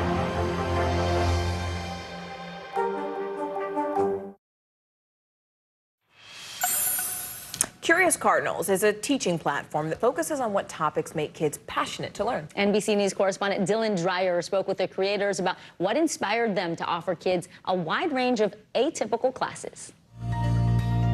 So kids are obviously like, why am I reading Shakespeare, or why am I learning geometry? And how will this actually help me achieve my future aspirations? When Stanford University students Audrey Wish and Alec Katz were sent home from college during the pandemic, they decided to tutor kids in areas they were passionate about. Audrey taught criminal justice reform, and Alec took on aviation. They say that after just a few sessions, they realized an untapped potential and created an education platform, Curious Cardinals. And it is a runaway success. We had $700,000 in revenue that first year, and now we've raised $6.8 million in funding. Where did this idea come from? Happened so organically. I started tutoring kids and observed how disengaged and uninspired they were with what they were learning in school. Audrey and Alex say they discovered a connection with the K-12 students and the mentors who were matched with them. First, let's talk about what kind of vibe you want your app to go for. They created a learning template outside the box of traditional education. The Meta platform shares have been surging 8% due to revenue projections. Right, wait, revenue projections? What are those? Offering classes not often taught in school, from aviation to fashion, to finance, to sports. Why did you think you would be able to change that dynamic so that it's something more effective for students? So we never sought out to do anything differently, but it was when we realized how powerful this was that we observed what the core differentiators were. For starters, Curious Cardinals uses peer-based mentorship with college kids closer in age to students, a focus on passion-based learning to discover what kids love to do, and project-based learning to help kids bring their interests to life. I started working with a student named Remy on math. His mom was like, anything to get him off of TikTok, to engage him. I was like, what would really spark his passion for math so he understands the why behind it? 6 sessions later, Alec and Remy built a drone. You really think, once you're done with the project, you're like, I did this. So often that fear of failure inhibits students from even trying. So we want to detach that fear and encourage exploration. Curious Cardinals started with 10 mentors. They now have a diverse group of 500 mentors who also have similar backgrounds and identities with the kids they teach. We're going to talk a bit about font and color today. Sessions generally run an hour and cost $95, and there's financial aid for those who can't meet that cost. Equity and access has been a core value since the beginning. As they devote all their time to Curious Cardinals, Audrey and Alex say they are now the class of TBD. It's ironic that we're starting an education company and have paused our own education, but I think it's a microcosm for the mission we hope to espouse, that there's nonlinear tracks to finding your passion, and you should really do what inspires you to wake up every morning with a sense of beliefs and purpose. Curious Cardinals. Our thanks to Dylan Dreyer for that story. All right, here is what is trending right now. NFL quarterback Joe Burrow has now become the highest paid player in the franchise's history. Burrow sealed the deal after months of negotiations. He has signed a $275 million contract extension with the Cincinnati Bengals. The 5-year agreement, it comes more than a month after Chargers quarterback Justin Herbert broke the record with a $262.5 million deal. We are finally learning the name of Rihanna and A$AP Rocky's second child. Riot Rose Mayers was born August 1st at Cedars-Sinai Hospital in LA, according to his birth certificate. Now, if you remember, Rihanna announced that she was pregnant with her second baby boy during her Super Bowl halftime performance back in February. Who could forget that? Especially, I think I was pregnant at the time, and I was like, what? Yes, You remember. All right, and Olivia Rodrigo's new album, Guts, is finally here. Overnight, the singer released the highly anticipated follow-up to her first studio album, Sour. It is already topping the charts. Rodrigo even kicked off the album's debut this morning with a special performance on the Today Show Plaza. Guess who was there to I was see there with my two it? older daughters. Miss Vicky went. Did and they their love it? friends. They had the best time. Olivia was so gracious. Yes, she went. She high-fived people in the crowd. She was lovely, and I'm so happy to see Guts doing so well. We love that. All right, I'm Morgan Radford. I'm Vicky Nguyen. You are watching NBC News Daily.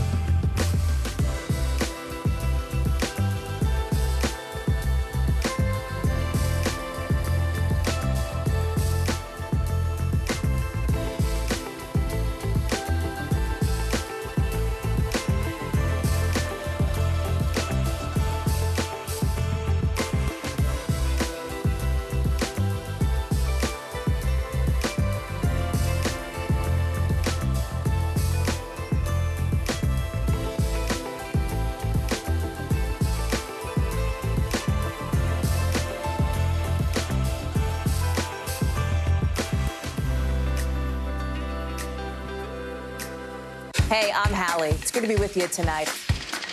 The debt ceiling. Here's why this matters. Please, please don't have your eyeballs glaze over. Here's why this matters. Talk to us about what we're supposed to call this. Is it a bailout? Is it a backstop? There's a difference because it matters whose money is being used to prop up these banks. We think we're getting close to this news conference. I will be honest with people. This is like an awkward moment where we think we're like right there. You're going to have to like tap dance with us maybe a little bit. I do have my tap dancing shoes on, not to worry.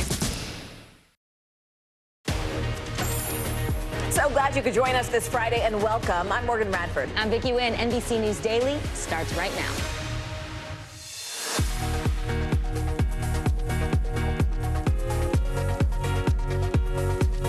Today is Friday, September 8th. Labor talks. More than 100,000 auto workers could go on strike next week if the big three American car companies fail to reach a deal.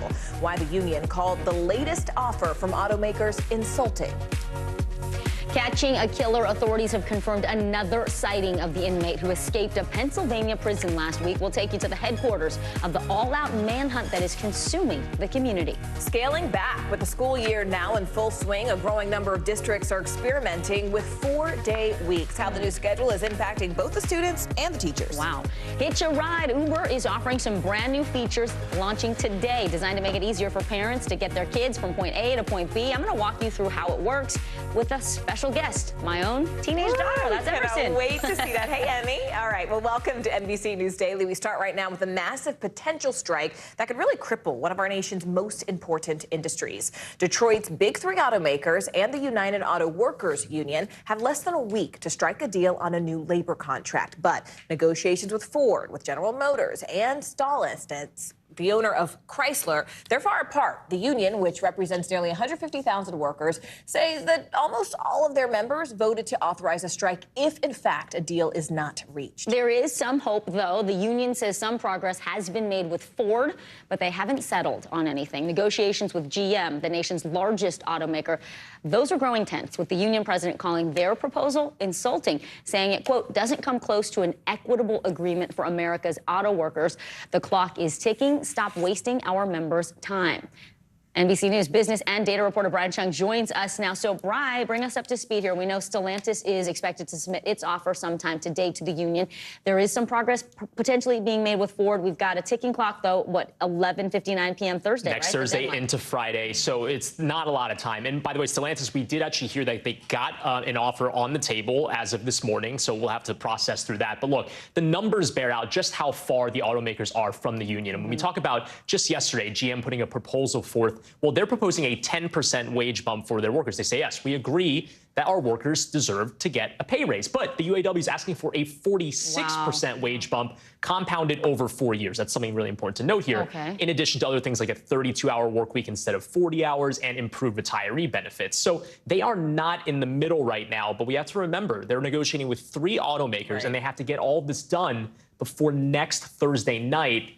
You could see why maybe the math adds up to a potential strike. I mean, frankly, that's a lot of pressure. So what could a strike of this size, what does that mean in terms of our economy? Yeah, well, when it comes to those that have been trying to buy a new car, it's already been brutal, right? It was already really hard in COVID because the factories were effectively shut down during the lockdowns. Then you also have the supply chain issues after the lockdowns, in which case it was a lot more expensive if you could find a new vehicle. Well, if this strike does happen, the estimate is that over 100,000 fewer vehicles would be on the lots because of production stoppages at those plants, which could mean, okay, well, the dealers that do have cars in the lot, they might mark them up even higher. So prices could be higher. And again, there's economics to this too. It's so big, the employee base of these auto workers, that could really impact the economy at large as well. All right. Business and Data reporter Brian Chung. Brian, thanks. We appreciate it. Thank you, Brian. We turn now to the ongoing manhunt for a convicted killer. Escaped inmate Daniello Cavalcante was spotted again yesterday for what authorities say is the 8th time since he escaped a Pennsylvania prison. He's been on the loose for 9 days now. Yeah, and that sighting, it took place near Longwood Gardens, which you can see here. If you look at this map, it's on the lower left-hand portion. That facility, it's been closed until further notice. NBC News correspondent Emily Ikeda joins us now from Unionville, Pennsylvania, outside that command post. Emily, I know you've been following this from the beginning. We're talking 350 law enforcement officials. They're all involved in this operation. They're spanning multiple government agencies. Have they been able to make any progress? Hey there, Morgan. It's a massive manhunt, and it's tactical forces coming in from across the country. You probably can make out a lot of noise in this area because we are at the command post for this massive manhunt operation. There's a fire truck behind me. We saw a helicopter take off from here not too long ago, just beyond there in the field. And they are optimistic. They're feeling optimistic. That's what police are telling me this morning. And they are confident that he is still in the area. You might be able to make out a helicopter flying overhead. This is one of the key assets that we've seen in this multi-agency investigation, or manhunt rather, for Danilo Cavalcante, we are in day 9 of the manhunt. But you mentioned those recent sightings, and so it places him in the area of Longwood Gardens. It sounds like he's just traversing the similar area, staying fairly close, and so that's good news from authorities' perspective as they try to squeeze him out. They try to tighten the perimeter that we saw shift overnight because of some of the latest tips, and we continue to see surveillance images, the latest surveillance images coming from Longwood Gardens, which is something we've talked about a lot this week. Earlier this week, he was caught on a trail cam there, which revealed he has since accumulated some supplies, backpack, duffel bag, a sweatshirt. So it's something they're continuing to follow, and they're urging people to continue locking their doors because all signs point to he's still in this area, guys. Oh, absolutely. And you spoke with some homeowners who've also upgraded their security, added additional lights. It is scary. We know George Solis, our colleague, spoke with the family of Cavalcante's victim. What did they say about how they're feeling right now, knowing this man is out on the loose? Well, understandably terrified. Remember, Deborah Brandau was the ex-girlfriend of Cavalcante, and he stabbed her to death in front of her children. So now her family's just absolutely terrified with this convicted murderer on the run. The family telling my colleague George Solis that they have been staying in the same room just because they are so terrified, describing him as a monster. They have 24/7 law enforcement presence on their property not far from here as this manhunt continues. Take a listen here. Is your family afraid knowing he's out on the loose? Yes, my family is all scary. I don't sleep no more. He's a monster. When he's with my sister, it's terrible.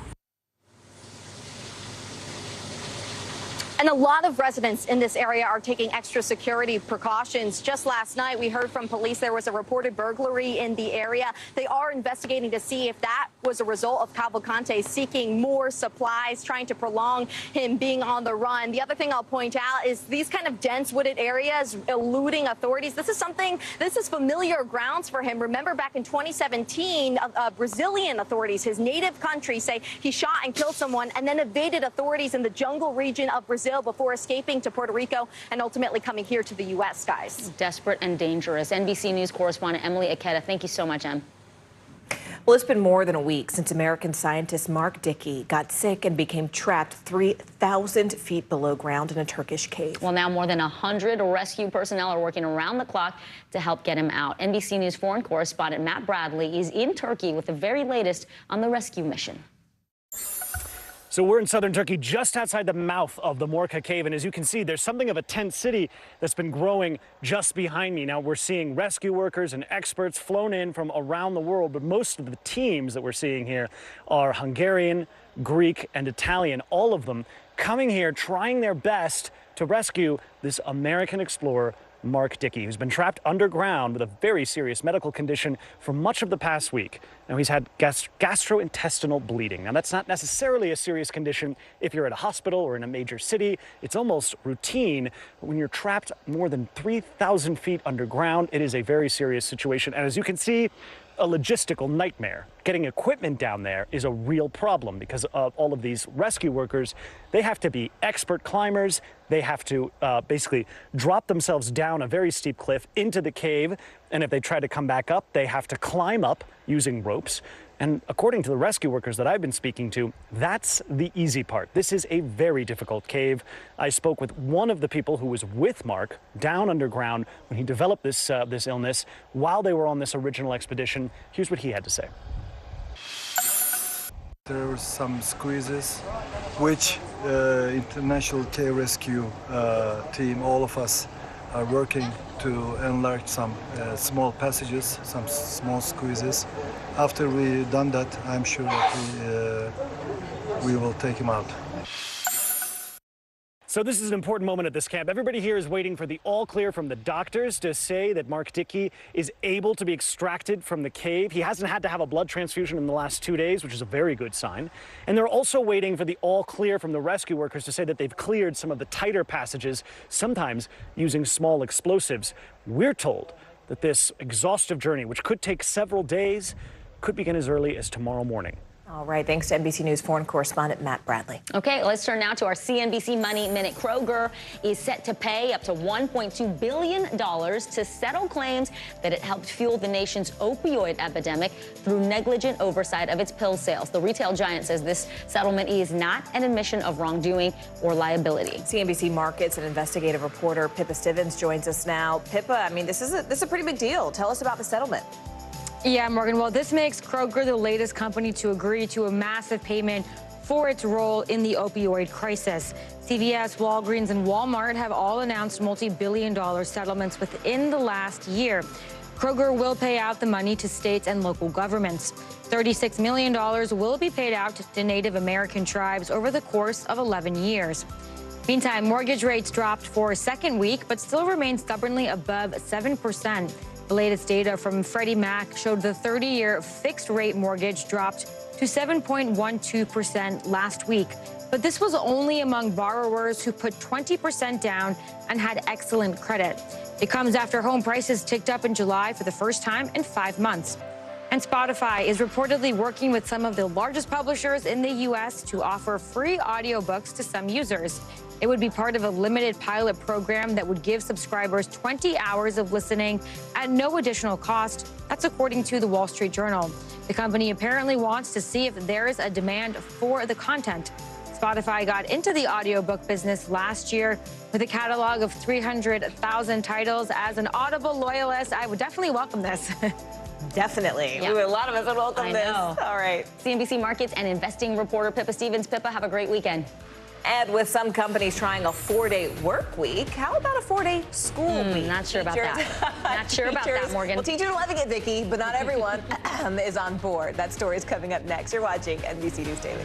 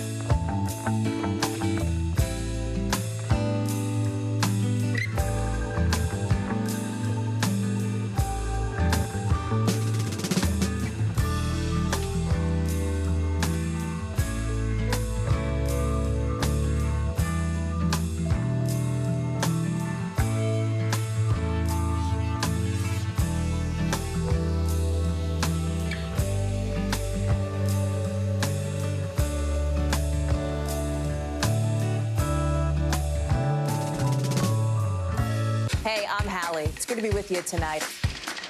The debt ceiling. Here's why this matters. Please, please don't have your eyeballs glaze over. Here's why this matters. Talk to us about what we're supposed to call this. Is it a bailout? Is it a backstop? There's a difference because it matters whose money is being used to prop up these banks. We think we're getting close to this news conference. I will be honest with people. This is like an awkward moment where we think we're like right there. You're going to have to like tap dance with us maybe a little bit. I do have my tap dancing shoes on, not to worry.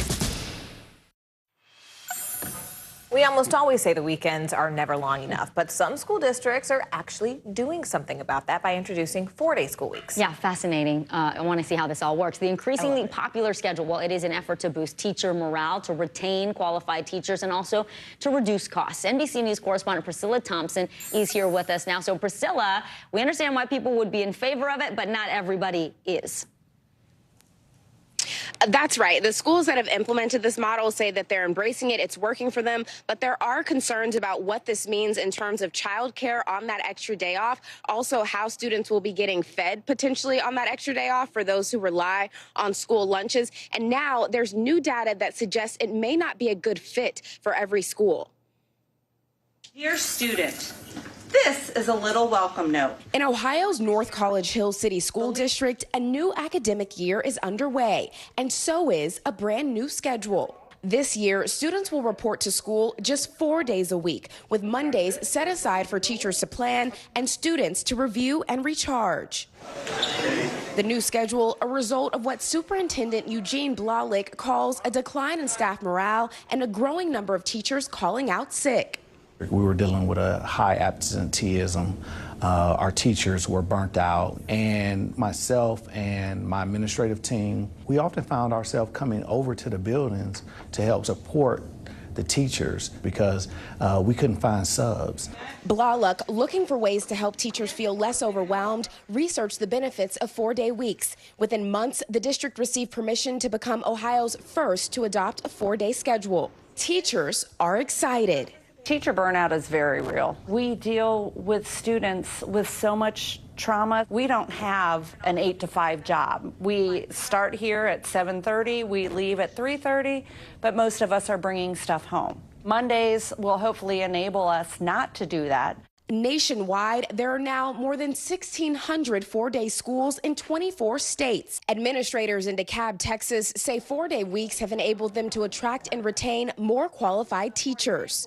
And education studies show there are other potential benefits, including saving districts money, providing students with mental health breaks, and reducing school fights. But some education experts worry about the downsides of shortened weeks. Emily Morton is lead author of a 2022 Brown University study that found lower academic achievement in 4-day schools, particularly those in non-rural settings. Their students are growing less on average than schools that are similar that don't adopt 4-day school weeks. The study's findings are one reason the Mesquite School District, a large district near Dallas, opted not to go with a 4-day week. What was your biggest concern with the 4-day week? My biggest concern as we looked at the research, it was a negative effect, especially African American, Hispanic, and bilingual students. If you look at our population, that's our majority. The district was also concerned about what a 4-day week would mean for its special education students. So many of our students really need that 5-day consistency, that routine. Back in Ohio, administrators at North College Hill acknowledge 4-day weeks can be a challenge. I would love Monday through Friday because I got to call off for work on Mondays. Still, the district believes a 4-day schedule works to the advantage of most. What works here in North College Hill may not work in Chicago, but looking at our specific needs, we feel that we can meet our needs with a 4-day. Priscilla, you talked about this at the top of the story. For the schools that are embracing or trying out the 4-day work week or school weeks, what happens to the kids who need school-provided meals Monday through Friday, or students whose parents rely on after-school care 5 days a week? Yeah, Vicki, those are the big concerns. So in Ohio, the cafeteria is going to stay open on that designated day off. So for students who rely on those meals, they will still be able to get those meals. And they're also going to offer structured in-school activities on that designated day off as well. So students won't be required to attend, but if they have a parent that's working, that's unable to keep them at home, they will be able to do those activities or do some activities at school without it being a formal school day. Vicki? Yeah, Priscilla, it's interesting because I feel like a lot of this has to do with where you are. I'm from North Carolina. I imagine that's a different, ministry than here in New York. Why did they say the 4-day school week worked better in rural communities? Yeah, so one of the things the expert we spoke to mentioned is that in many of these rural communities, the school district is one of the main employers. So if the students are getting the day off, the parents are also getting that day off. And so they're able to spend time maybe doing enrichment activities with their student. But of course, as you mentioned, in a lot of big cities, including here in Houston, where you have a lot of parents working in a lot of different places, that may not be possible. So that's one of the things that they're looking at, and also just the implementation of the actual school day and how it's formatted. Morgan, Vicki? All right, NBC's Priscilla Thompson for us there. Priscilla, thanks. Really interesting story. Yeah. Thank you. All right, one of today's most popular country singers speaking out after his arrest, what Zach Bryan is saying. That's next. You're watching NBC News Daily.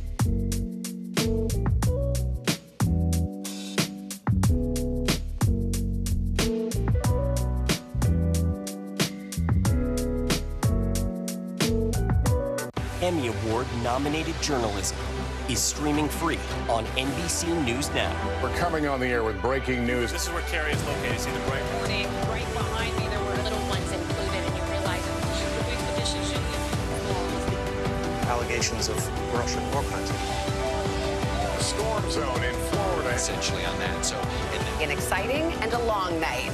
News for the generation of now is NBC News Now.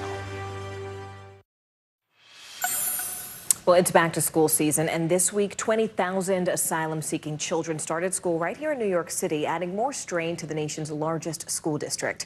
Now, New York City Mayor Eric Adams is calling out fellow Democrats and the federal government for not doing enough to help. NBC News correspondent Ron Allen has more. Students and teachers in the country's largest school system are starting the school year with a new challenge. Migrant children, like third grader Anhil, are entering U.S. classrooms for the first time. I do feel very excited, he says, admitting he's nervous as well. Overall, some 20,000 children from migrant families are now attending city schools, part of what Mayor Eric Adams has called a crisis overwhelming New York. More than 110,000 new arrivals in need of food, housing, and education. We're getting no support on this national crises. And he says more migrants keep arriving, as many as 10,000 every month. Many bus from other states or making their own way here. The Democratic mayor accusing the Biden administration of failing to act. I don't see an ending to this. This issue will destroy New York City. In response, the Biden administration saying it has worked closely with New York officials, providing more than $140 million in aid this year, adding only Congress can reform our broken immigration system and provide additional resources to communities across the country. Republicans pouncing on the mayor's criticism. All of them are discovering suddenly the burdens of Joe Biden's open borders and illegal immigration. And it's not just New York. Cities nationwide are buckling under the pressure of asylum seekers. Meanwhile, overnight, a U.S. appeals court granting a temporary stay, allowing Texas to keep controversial buoys in place on the Rio Grande between the Texas-Mexico border. Governor Greg Abbott has argued the buoys deter illegal crossings, while critics raise humanitarian concerns, saying they can lead to drownings. Back in New York City, the arrival of so many school-age migrant students is a conflicting issue for many parents. Does that concern you? No, not really. I'm an immigrant myself. I want my tax dollars to go toward my kids, but the softer side of me feels bad for these kids. You know, it's not their problem. Ron Allen, NBC News. World leaders are gathering in India today for the G20 summit. The big question now, are they in India or is it something else? Invitations to a reception dinner there show a different name, fueling speculation that the government could be making a change. NBC News foreign correspondent Josh Letterman explains. With just a few swapped syllables, a seismic move by Indian Prime Minister Narendra Modi, just days before the world's most powerful leaders arrive for a summit that Modi hopes will showcase his nation's rise as a major global player. A potential change to India's name from, well, India to Bharat, another term for India, but in Hindi or Sanskrit. But why? Modi's right-wing nationalist party, the BJP, says India is a symbol of the nation's British colonial past, with its painful legacy of slavery. India, that is Bharat. It is there in the Constitution. Some Indians telling NBC News they like the name change. One saying, quote, now we get to use it in our own language. We feel pride in saying it. But others are questioning why the government is focusing on a name change, saying there are bigger problems to address, like helping the poor. And this isn't Modi's first controversial name change. The city of Allahabad became Prayagraj, trading out a Muslim name for one that hadn't been used since the 16th century. And the Mughal garden at the president's palace in New Delhi became Amrit Uidan. Critics say it's part of an effort by Modi, a Hindu, and his right-wing party to drum up Hindu nationalist sentiments and erase the history of the Muslims who ruled this country for years and remain a huge part of it, with some 200 million Muslims in the country today, some of whom say they're increasingly under attack under Modi's rule. So Mr. Modi's political ideology, it believes in Hindu nationalism and targeting Muslims and Christians, and that is what he has been trying to do with every single action, whether it is in Kashmir, whether it is in Manipur, whether it is in any other laws that he wants to bring to this country right now. One opposition leader saying it would be foolish to dispense with an incalculable brand value that's been built up over centuries, especially when India has 22 official languages and Hindi is spoken by less than half the population. Josh Letterman, NBC News. Well, lots of hype as the U.S. Open enters its final week, and more on the young tennis stars grabbing the spotlight and blazing a trail for the next generation. You're watching NBC News Daily, and don't forget you can always watch us for free on NBC News Now.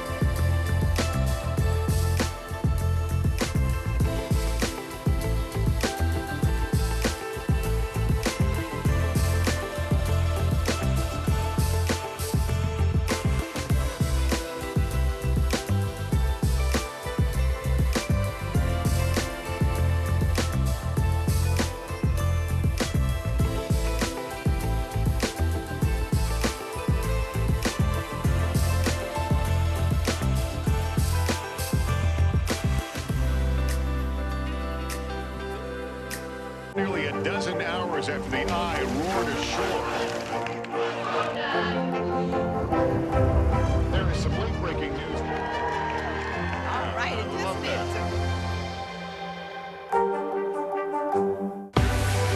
What's the message that you're trying to get out to young people? Know what is in the drug supply. We've got important news this hour about your money. Mental health, big picture, why is it so tough right now? News for the generation of now is NBC News Now.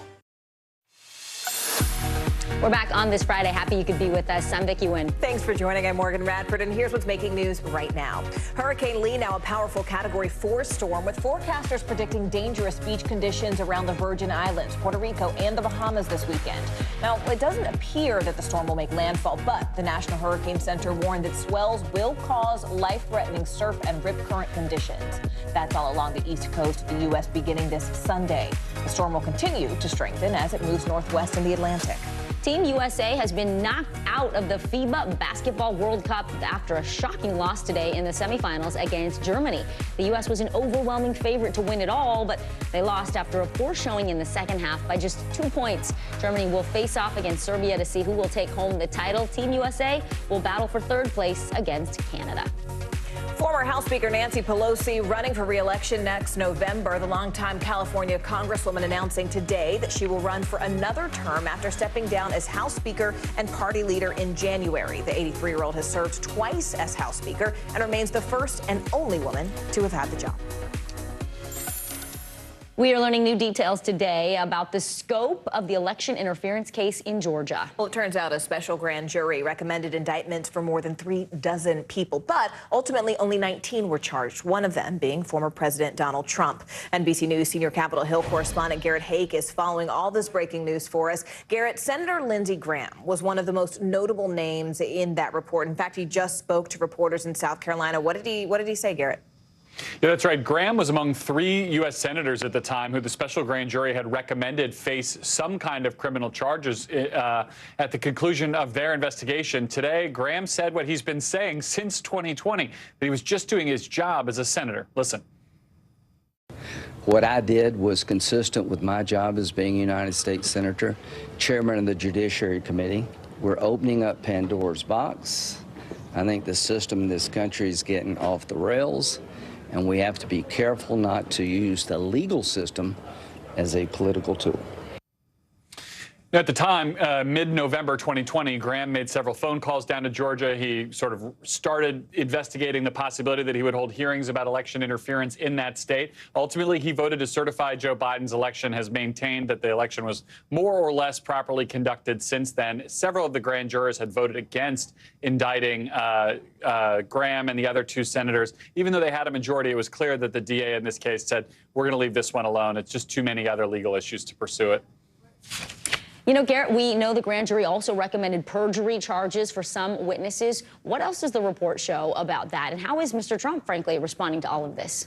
Yeah, the perjury piece of this is frankly one of the most tantalizing mysteries that we still have here. We got that line in an unredacted version of the report that came out earlier this spring. It's still there in this report, suggesting that these grand jurors thought they were being lied to by some witnesses, plural, but it doesn't name them. And we've not seen any move by the DA to indict on perjury. So that remains an open question. As for former President Trump, he lambasted this report, suggested it's just more evidence of a witch hunt, and he spoke to the scale of the effort here, saying that the special grand jury wanted to invite anyone who happened to be breathing at the time. He suggests that that wide net undermines their credibility. Ladies.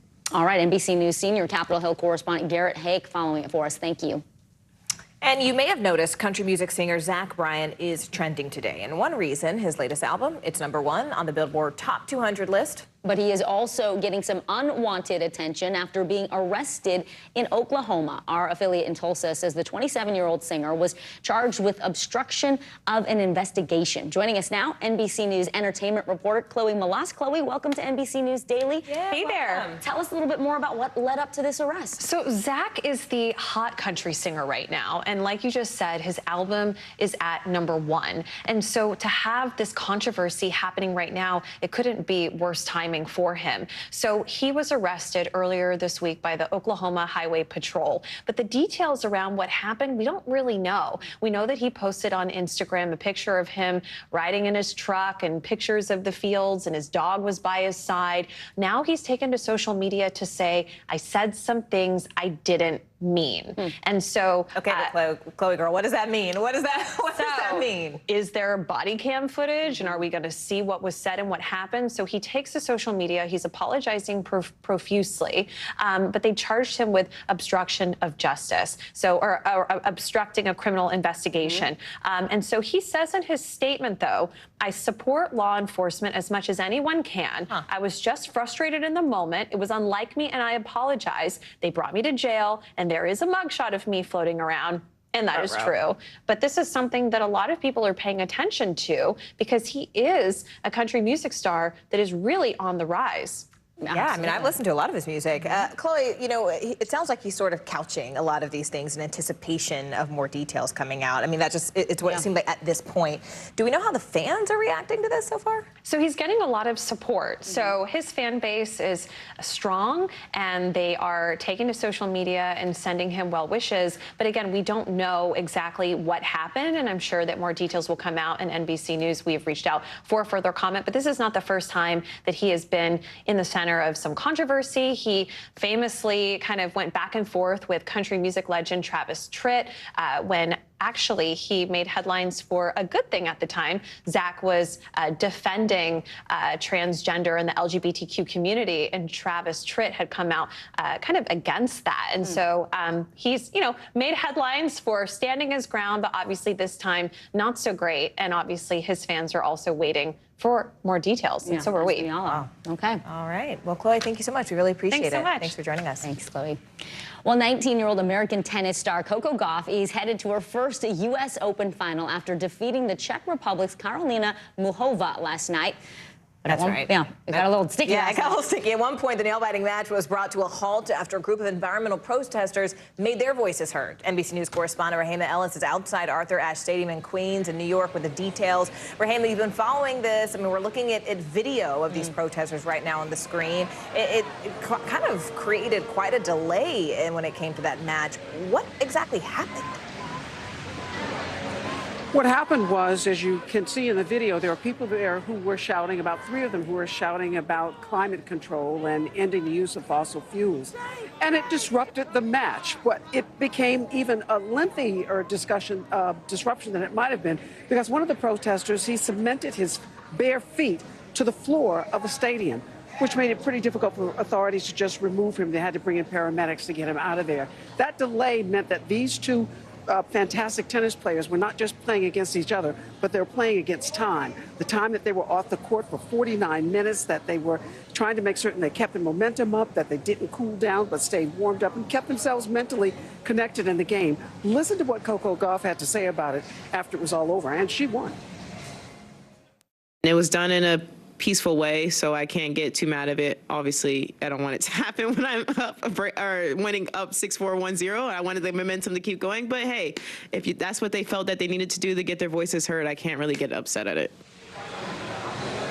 And as a champion that she is, she was able to win that match in just 2 straight sets.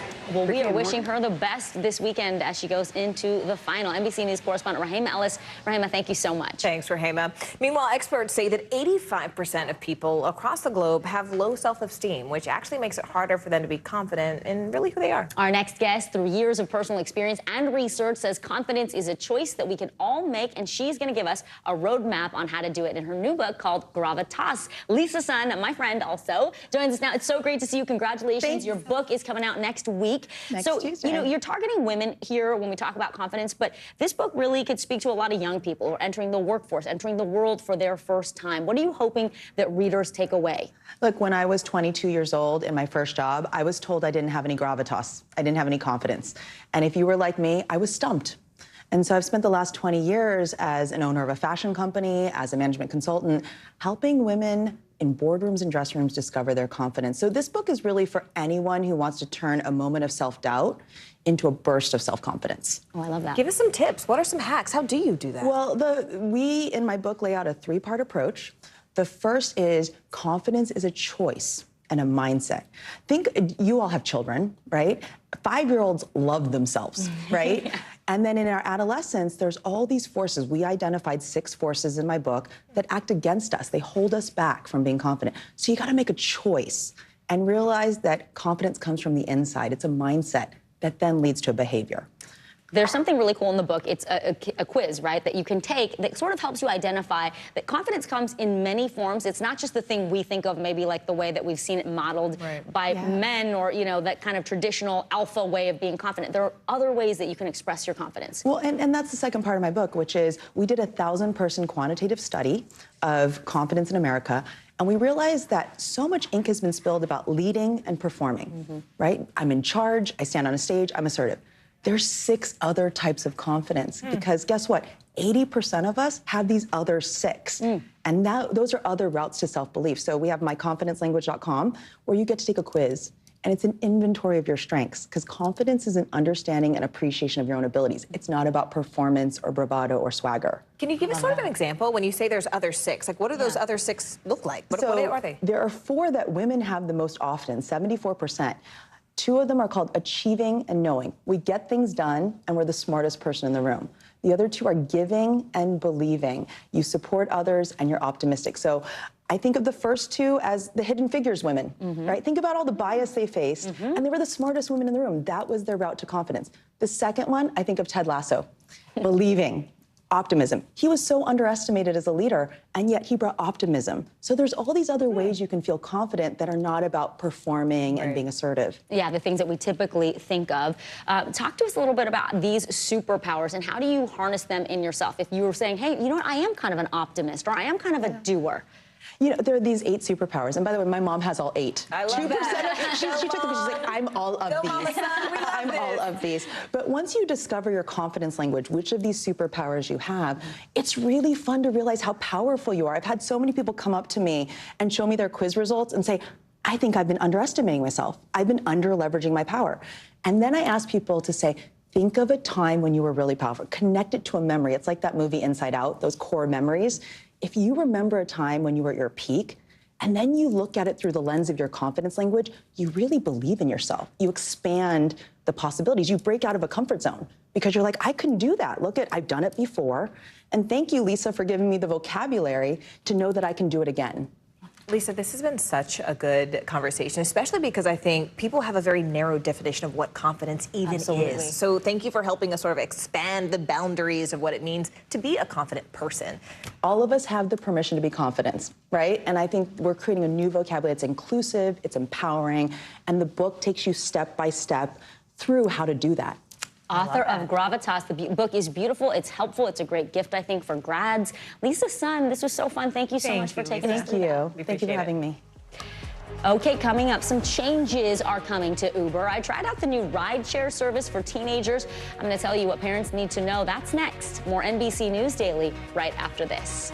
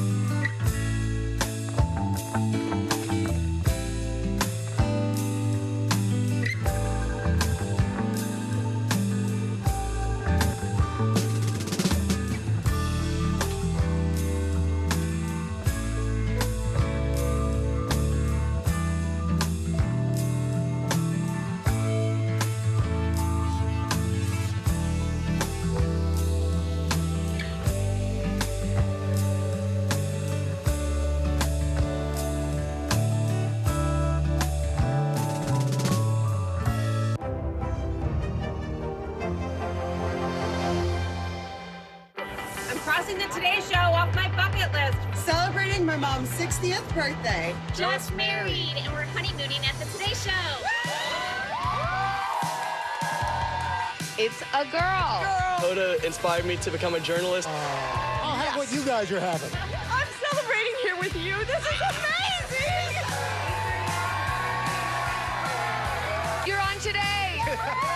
You are not alone when you're here on the Today Show. All right, so global ride-sharing is estimated to make $43 billion in profit this year. The average user spends about $90 a month on services like Uber or Lyft. Well, now Uber is trying to make it easier for parents to get their kids around even when they can't drive them. So starting today, Uber for Teens, it is available nationwide. My daughter and I tried it out to show you how it works.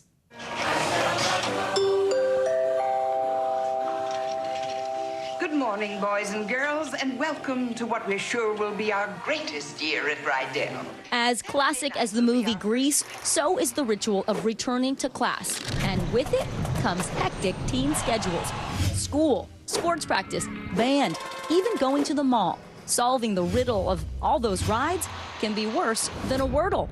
I should know, my own teenage daughter, Emerson, is as busy as ever. So we're trying out Uber for Teens.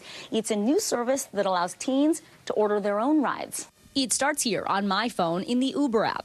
Teens can't actually create an account on their own. A parent or guardian has to invite them. So you go to your Uber app, hit account, and then family and teens, right there, invite family, and there it is, add a teen.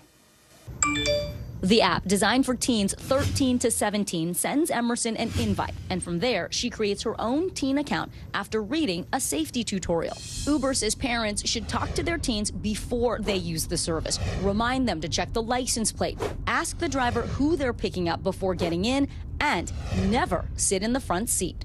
I'm ordering my ride now. Oh, here I am at work, and I just got a text. Yep, it's a notification. It says Emerson just requested a ride, and the driver is arriving in 4 minutes. The car pulls up. Hey, how are you? Who are you here for? Emerson. Yep, all right. But the driver can't start the ride without a personal identification number or PIN from Emerson's app to ensure she's in the right car. You will have one PIN for me. The PIN is 6255. She's on her way while I follow along from my office. It shows me Emerson's been picked up, and it shows me she'll be dropped off in 7 minutes. I can even call the driver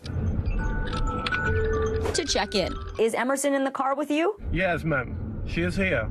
Great. Is everything going okay? Everything perfect, ma'am. Just perfect. Hey, Emerson, are you there? Can you hear me? Yep. Okay, cool. Everything's good on your end? Going great. Uber says drivers with teen passengers can't change drop-off locations, and if the drive goes off course or stops for extended periods of time, Uber will call the driver and teen, and if necessary, 911. Uber Vice President Sachin Kansal notes the safety features are mandatory and cannot be turned off. Our kids are very precious cargo. For parents, the most important thing was visibility and tracking. Can any driver drive teens, or do they have to go through a vetting process? They have to be an experienced driver on our platform, and they have to be positively rated throughout. In addition, Uber says it conducts criminal background checks and reviews driving records every year, providing a new option for busy parents just in time for the start of school. Thanks for the ride.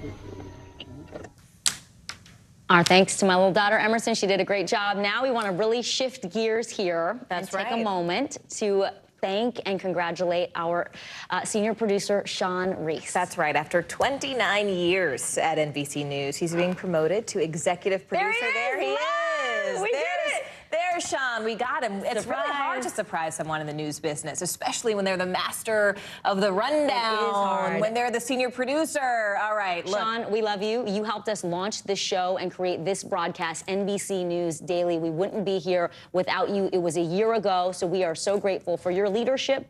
Our team of producers obviously love you as well, and we all wish you the very best on your next chapter. You're not going far. Morning News Now with Joe Fryer, Savannah Sellers. You are getting a great one, guys. It is a big loss for us. That's right. But he and Joey Cole have really steered the ship for us. And Sean, you guys made such a wonderful team. And I know you're going to be a great addition to your new team. And we are wishing you the very best. And to all of you, you're watching NBC News Daily.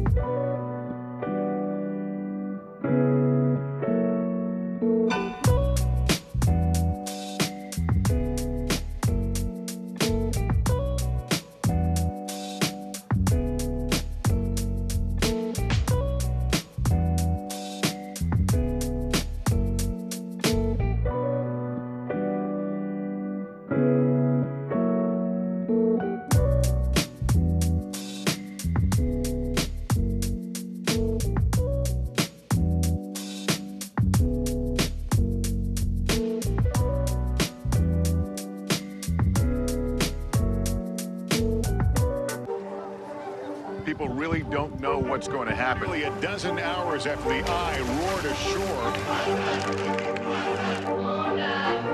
More good people than bad people, you know, right? Yeah, 5 seconds. 4, 3. There is some late-breaking news 4 hours into the Iowa caucuses by the Andrew delivery system. All right, it just me too.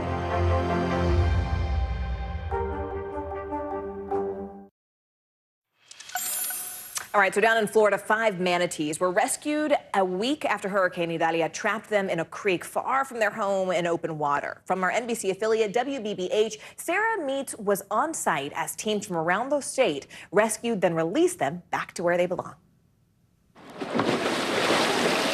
Think of that splash as a thank you. This is definitely an experience, right? It is. This is in our own backyard. It's an exciting experience. Shirley, Peggy, Rosalie, and Gail had to pause their card game at the Whiskey Creek Country Club when the rescue trucks rolled up. I was going to say, who's winning? No one yet. No one yet. The manatees. The manatees are winning. The manatees were definitely winning in a game of hide and seek. Oh, look, they're putting the net. They're putting the net across. Yep. One just flipped the water. Oh, that must be the mama. But more like a game of mousetrap. Rescue crews pulled all their tricks to try and get them to swim into their nets. We're not part of it, but we're all rooting for it. Watching and waiting for each and every manatee, then to be pushed and pulled out of the canal. And released back into the waters at Horton Park. It's a heartwarming story. But that was so cool. So up close and personal. FWC says all 5 of the manatees were given health checks, scanned for tags, and other routine procedures before they were graciously released back into the water. It was wonderful. I've never seen anything like it. All right, that's from our NBC affiliate, WBBH, Sarah Meets. All those manatees. All right, Morgan, some dogs can sit, some can shake hands or paws, some can roll over, but one Vermont dog has a really unique skill. He can ride a scooter. From our NBC affiliate, WPTZ, Amanda Martin-Ryan introduces us to the pup that is now scooting around town. If you're driving through the Essex, Vermont neighborhood the Quinton family lives in, you've got to keep your eyes peeled for bikers, pedestrians, and as of recently, Lola. I think it's probably my most commented post ever that she should go nationwide, she should go viral, like Lola should be known as the scootering dog. 12-year-old Kate taught the 2-year-old Australian Labradoodle this skill about a year ago.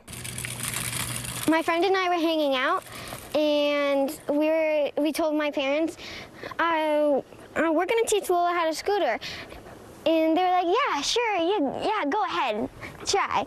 And 30 minutes later, I came back and I was like, yep, I got it done. She scootered. Since then, Lola's been going for rides a couple times each week. She's able to push off the ground with her own paws. And over the summer, Lola learned to go down the hill in her neighborhood on her own. It took a couple of weeks to get used to it and start actually pedaling. As extraordinary as scootering makes her, Lola's adoption into the family is special in its own way. 6 months before getting Lola, the Quintons lost their 2-year-old pup who was paralyzed. Both dogs are from the same breeder in New Hampshire. When we could reflect after Millie died, we realized maybe she just wasn't healthy in the first place. So we absolutely are just over the moon with Lola. And for Kate in particular, their bond is even more special. If Lola gets out of the house and she's playing and being naughty, Kate can go outside and she can get her immediately. Nobody else can, but Kate can. She listens to Kate. Kate is her person. And besides just scootering, Lola is also fond of piggyback rides. The Quintons say they couldn't be more grateful to have a dog as talented and loving as Lola. She's like a human dog version of me. She makes me feel better when I'm sad, and she's very lovable. Oh, very lovable. Scooter doodly. Our thanks to Amanda Martin-Ryan for that story. All right, and here is what's trending now. Lots and lots of stories. In fact, today, flags in Florida, they're flying at half-staff in honor of the late singer Jimmy Buffett. Florida Governor Ron DeSantis issued the order for certain flags between Key West and the state's capital, Tallahassee. DeSantis said the flags will be up until 5 o'clock today because, quote, it's always 5 o'clock somewhere. Always. That is a nod, as you know, to a famous Jimmy Buffett song. The Florida musician died last week at 76 years old. Well, I am Vicki Wing. I'm Morgan Radford, and you're watching NBC News Daily. You can always watch us for free 24/7 on our streaming network, NBC News Now.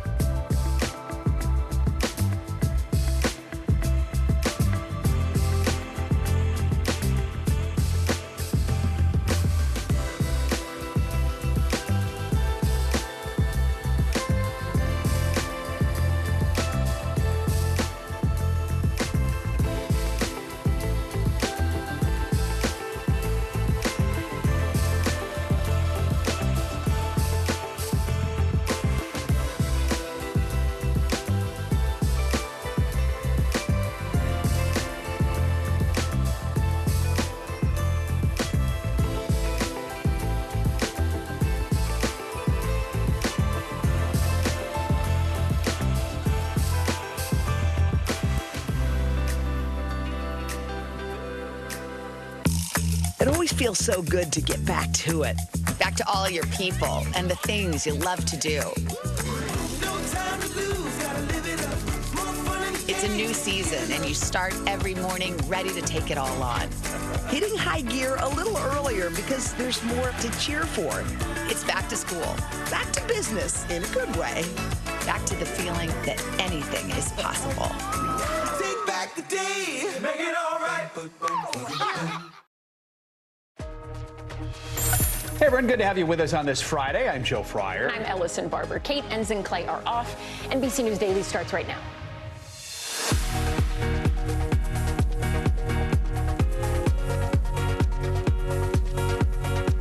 Today is Friday, September 8th, 2023. More defendants. We're now getting a look at the grand jury's findings in the Georgia election interference case.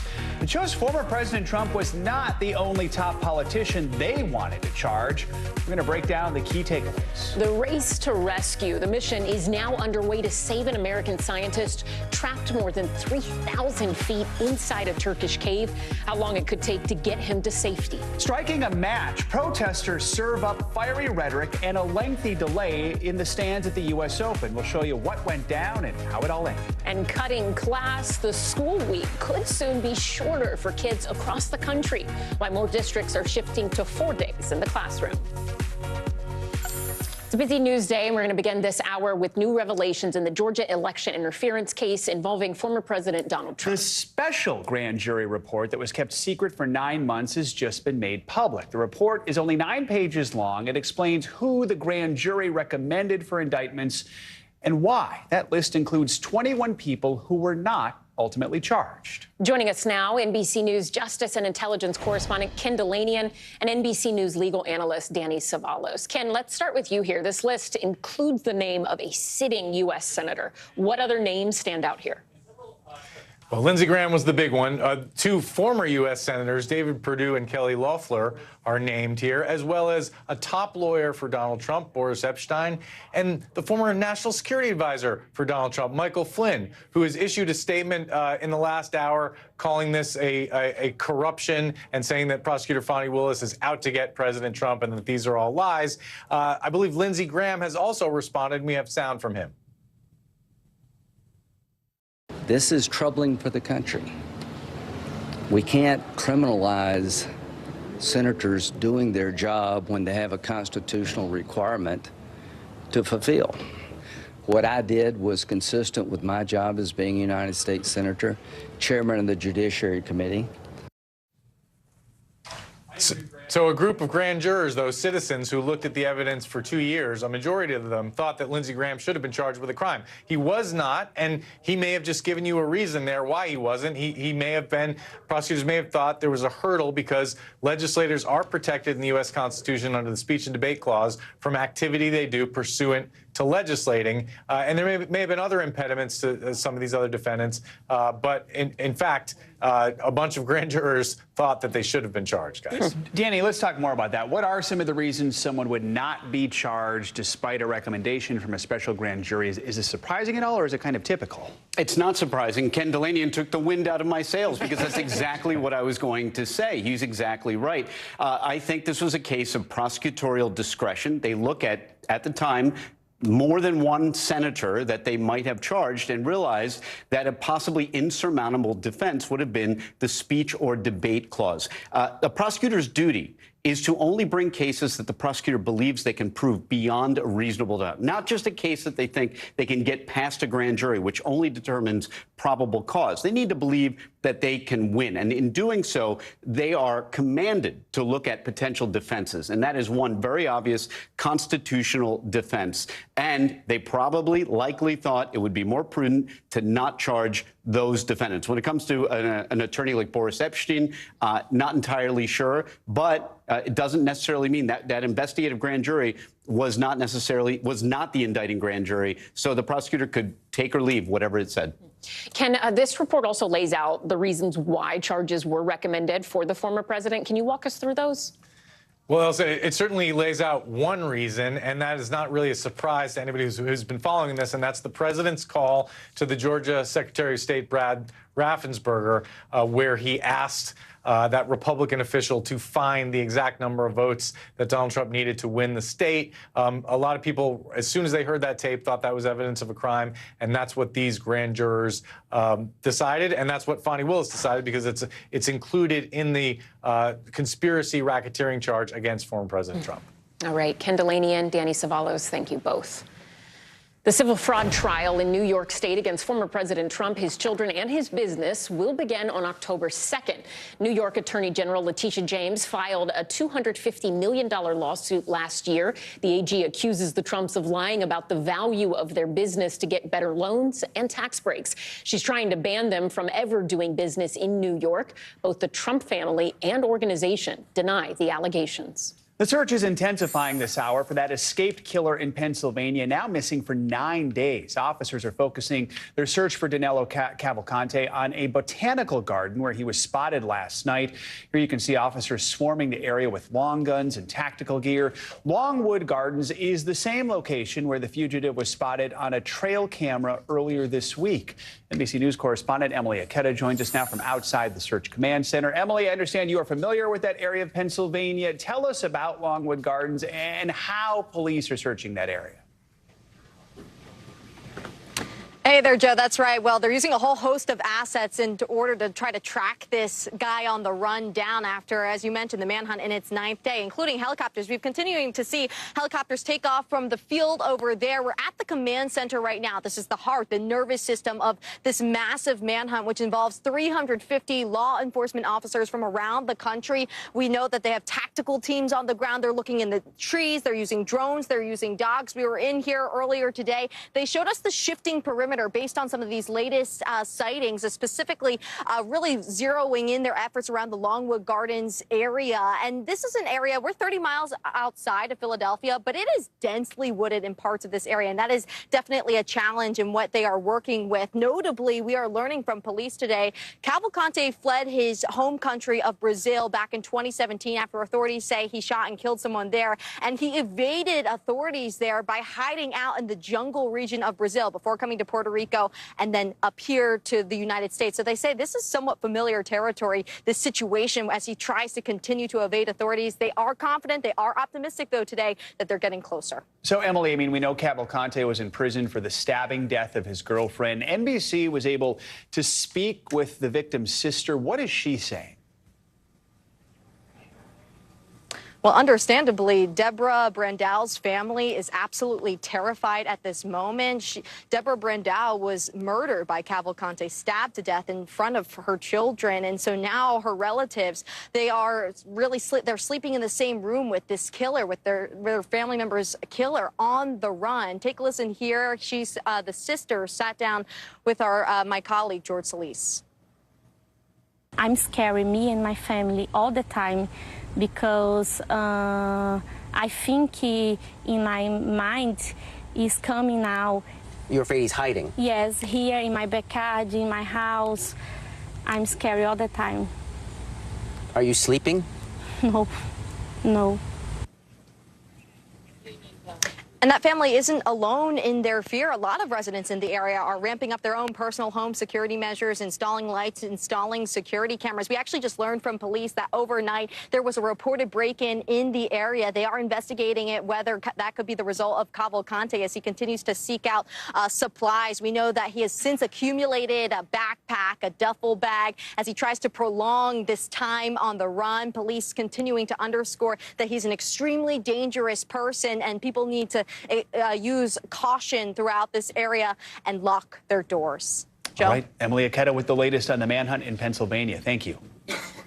At this hour, we're closely tracking Hurricane Lee. The monster storm has gained significant strength in the Atlantic. Lee is now a powerful Category 4 storm. It was a Category 5 this morning, the first storm of the season to hit that mark so far. NBC News meteorologist Bill Cairns joins us now. Bill, where is this storm right now, and where is it headed next? Yeah, I think about 1 week from right now is when we'll probably get closest to the U.S. and closest to the Canadian Maritimes. Bermuda sometime about the middle of next week. That's the timeline for any land areas. As of now, we can just watch it from afar, from outer space, looking on our satellite imagery. Still looks like a monster storm. It's actually getting larger in size. It's going to brush by to the north of areas like the Virgin Islands and areas Puerto Rico. There'll be some large waves, rip current problems there, but that's it. No rain and no wind issues. And this will stay a major hurricane over the next at least 5 days, maybe even 6 or 7. But by the time it finally takes that turn to the north, then it should go over cooler water and begin to weaken. Now, if it weakens from a 4 to a 2 to a 1 and hits the Canadian Maritimes, that's still a pretty big deal, or possibly even New England. So that's why we're going to stare at this and watch it. But things are looking good for Florida, Georgia coastline, and even most of the Carolina coastline. I'm not seeing anything that's bringing it your way. We'll watch it, but that's good relief for you. Each of these lines indicates where possible locations are 7 days from now. So right now, next week, just passing by Bermuda and possibly heading up here towards anywhere from Maine through the Canadian Maritimes. Our American computer model up into Maine or the Maritimes, and it looks like our European model is kind of on that same trajectory. A couple of them do miss to the right. So we got a week to watch this, but now's the time this weekend. Get your preparations and all your hurricane supplies together, which you should have done at the beginning of the season anyways. All right, Bill Cairns, thank you. We appreciate it. Time for today's CNBC Money Minute. Apple has lost billions over a reported iPhone ban in China. And BMW, they are giving up on a plan to charge customers for heated seats. Christina Partsenevelos joins us now. Hi, Christina. Hi, Joe. Hi, Allison. Well, let's talk about Apple because it lost roughly $200 billion in just 2 days after reports surfaced claiming China may be banning government workers from using iPhones. The restrictions have not been publicly announced just yet, but they're raising concerns that Apple's products could get caught up in this international tensions growing between Washington as well as Beijing. Switching gears, a CPAP manufacturer agreed to a $479 million settlement over claims its devices blew pieces of foam into users' mouths and lungs. The tentative agreement from Philips Respironics only covers reimbursements to users and vendors and does not address other claims related to injuries from the issue. BMW is ditching an unpopular plan that charged some international customers to heat their seats. The automaker experimented with making the feature subscription-based last year, charging the equivalent of, get this, $18 a month to unlock the heated seats. The change didn't go over well, so now BMW will include the feature as part of an optional package at the point of purchase. Oh, how lucky we are. Oh, my goodness. What about the caviar prescription package, though? Is that still happening, or? That's extra. Oh, I don't know. Yeah. That's maybe just a little extra. Christina Partsinevelos, thank you. Thanks. An American trapped thousands of feet in a Turkish cave is now one step closer to getting out. The latest on the rescue efforts next. Plus, breaking news, a former Philadelphia police officer now facing murder charges. The body camera video that was just released showing the moments leading up to a deadly shooting. You're watching NBC News Daily.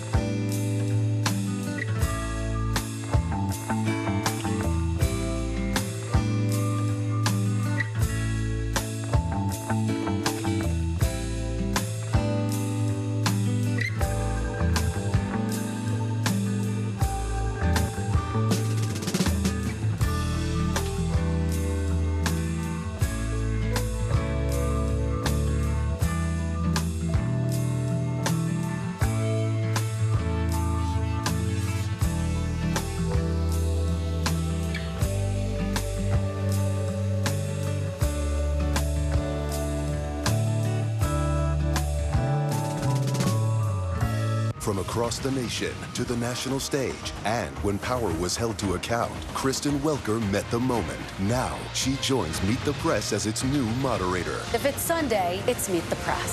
Starting Sunday, September 17th on NBC. It always feels so good to get back to it. Hitting high gear a little earlier because there's more to cheer for. It's back to school, back to business, back to the feeling that anything is possible. Take back the day, make it all right. Rescue teams in Turkey are working quickly to save an American scientist trapped in one of the country's deepest caves. Mark Dickey began suffering from internal bleeding last week while he was 3,000 feet underground. He's doing better than he was a couple of days ago, but he still needs major assistance to make it back to the surface. NBC News foreign correspondent Matt Bradley is tracking the rescue from Turkey.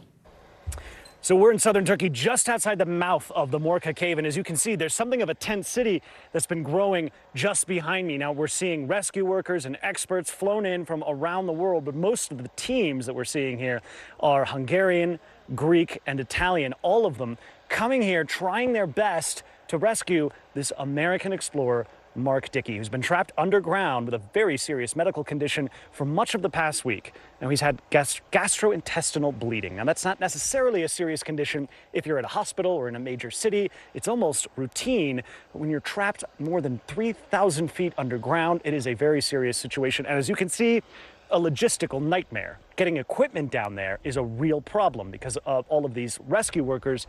They have to be expert climbers. they have to basically drop themselves down a very steep cliff into the cave. And if they try to come back up, they have to climb up using ropes. And according to the rescue workers that I've been speaking to, that's the easy part. This is a very difficult cave. I spoke with one of the people who was with Mark down underground when he developed this illness while they were on this original expedition. Here's what he had to say. There were some squeezes, which International Cave Rescue team, all of us, are working to enlarge some small passages, some small squeezes. After we've done that, I'm sure that we will take him out. So this is an important moment at this camp. Everybody here is waiting for the all clear from the doctors to say that Mark Dickey is able to be extracted from the cave. He hasn't had to have a blood transfusion in the last 2 days, which is a very good sign. And they're also waiting for the all clear from the rescue workers to say that they've cleared some of the tighter passages, sometimes using small explosives. We're told that this exhaustive journey, which could take several days, could begin as early as tomorrow morning. Thank you, Matt. Spanish soccer president Luis Rubiales is closer to facing criminal charges after that controversial kiss at the Women's World Cup. Spanish prosecutors are now officially accusing him of sexual assault and coercion. Last month, Rubiales kissed player Jenny Hermoso after Spain won the World Cup. Hermoso says it was not consensual. Rubiales was suspended from his role by FIFA a week after the kiss. NBC News foreign correspondent Kelly Cobiella joins us now with the latest. So, Kelly, the legal process in Spain, a little different from America. Rubiales has not been officially charged with any crimes as of now. In Spain, it's up to a court to decide on possible charges. So what are the next steps here? Yeah, so a few steps to go before Rubiales faces trial, if he does face trial. First, the complaint is sent to a high court judge who will decide whether or not to accept it. If it is accepted, a magistrate will be assigned, and that magistrate then conducts the investigation. What's involved in the investigation? Taking statements from both Rubiales and from Hermoso. And also, the prosecutor recommended that the court look into whether or not this kiss constitutes a crime where it happened in Sydney, Australia. You'll remember it happened, of course, in front of the world to see on live television at that awards ceremony after the women's team won the World Cup. So a few steps to go there. It's interesting, though, Joe, that not only is this a recommendation to investigate whether or not this kiss was sexual assault, but also whether or not Rubiales is guilty of coercion. In that prosecutor's statement, the prosecutor said that Hermoso said that she was put under incredible pressure to say that what happened was okay. Joe? How is Rubiales responding to this filing from prosecutors? No comment from Rubiales yet, no comment from Hermoso either, but we know that in the past, Rubiales has said that he will not resign. He's said that he will use that 90-day FIFA suspension to prove his innocence. By the way, he's also facing investigation by Spain's top governing body for sport. And if he is tried and convicted of sexual assault in Spain, we're talking about 1 to 4 years behind bars. All right, Joe. Kelly, thank you so much. Coming up, worried about your teen taking an Uber. The new steps the company is taking to make sure parents know their kids are getting right in the car. We're also streaming free 24/7 on NBC News Now, wherever you stream live. The news continues after this.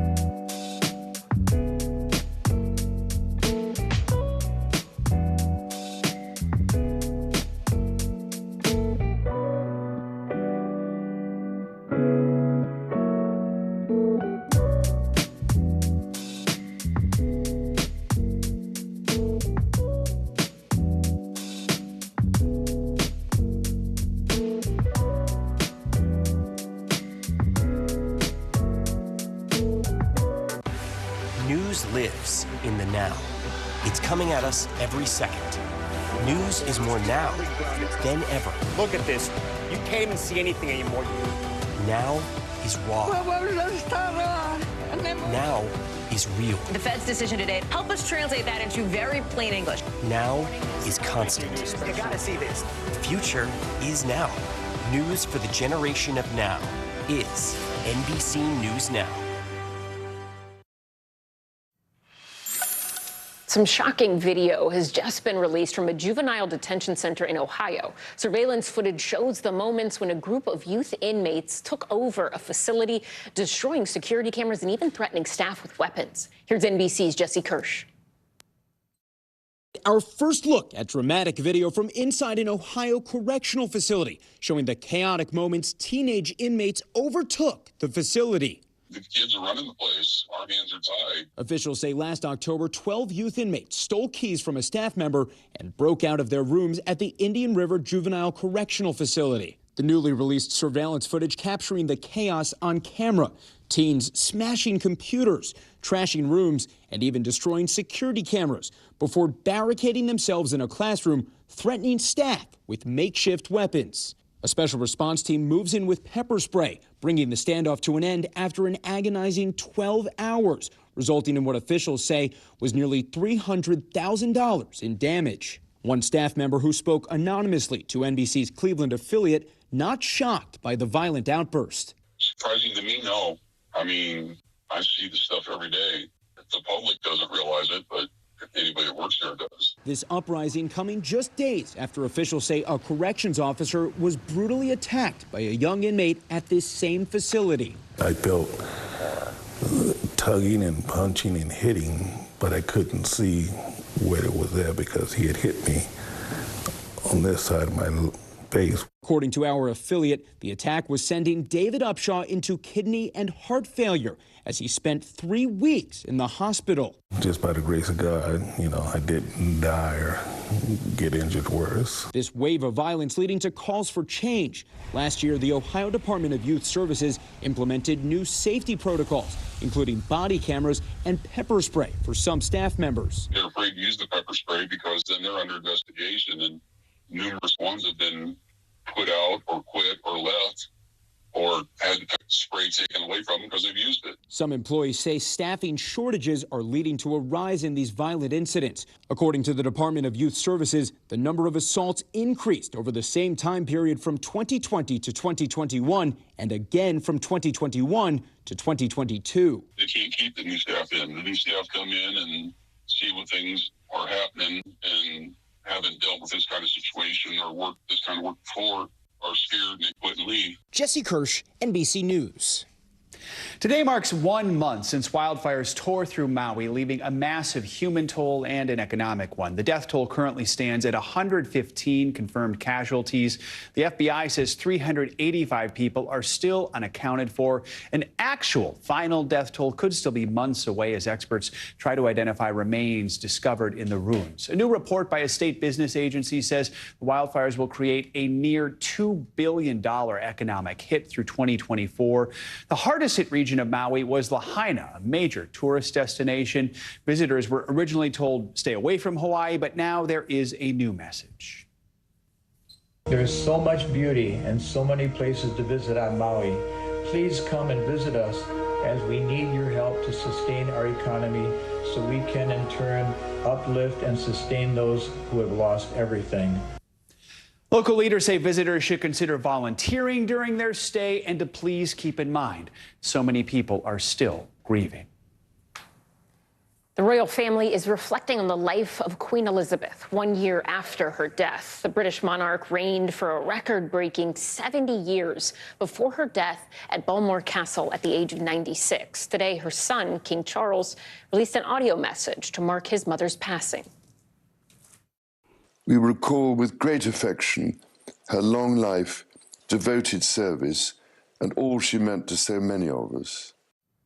King Charles and Queen Camilla attended a private memorial in Scotland. The Prince and Princess of Wales attended a private church service earlier today to commemorate the Queen's life. Prince Harry was in town for a charity event last night, telling the crowd he knows his grandmother is looking down on everyone. Before we go, it is time for today's Daily Snapshot. Take a look at these birds. These photographs are just a handful of winners for 2023's Bird Photographer of the Year, the world's leading bird photography competition. Photographers traveled through forests in Spain, up snowy peaks in the Adirondack Mountains, and other places around the world to capture these stunning photos. More NBC News Daily right after this.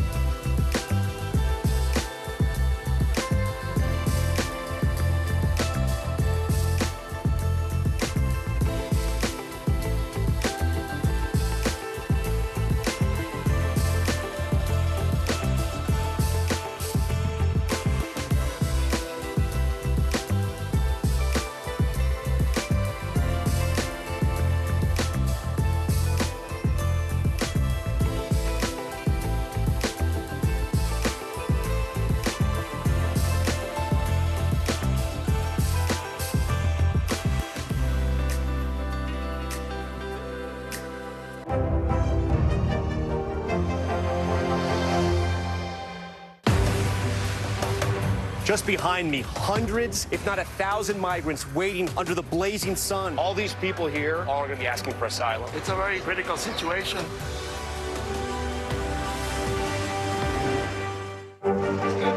What is going to happen now? Going back and forth because they... This is it.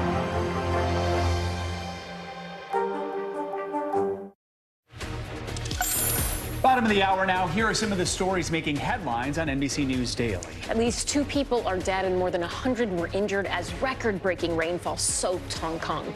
Videos show subway stations submerged and drivers trapped, with some roads even collapsing.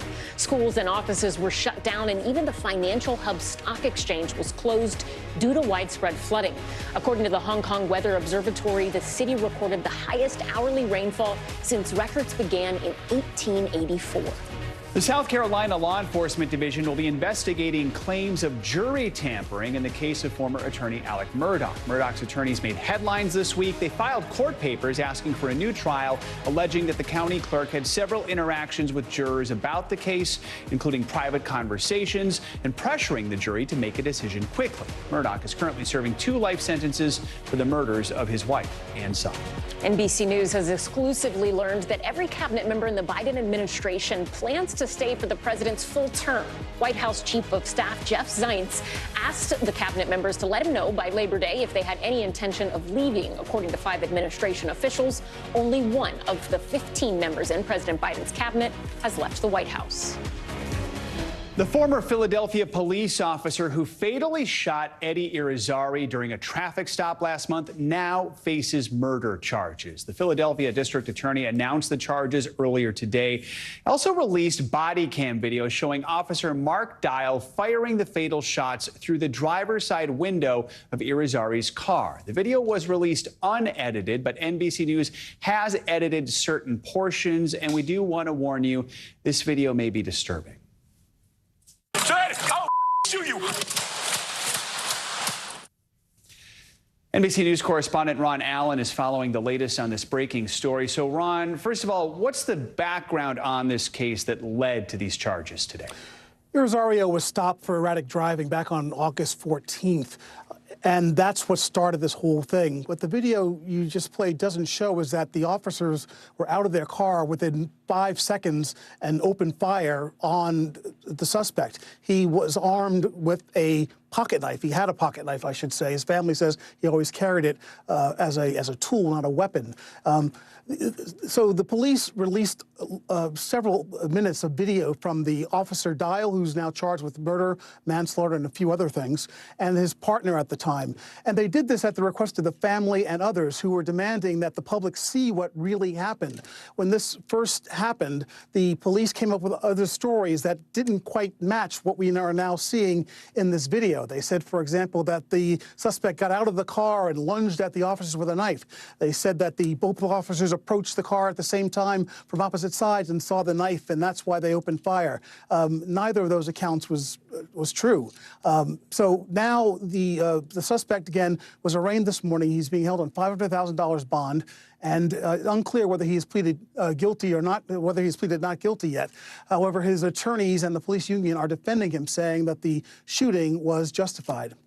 Joe? And Ron, has Officer Dial himself or any other officer who was there and involved responded to these charges?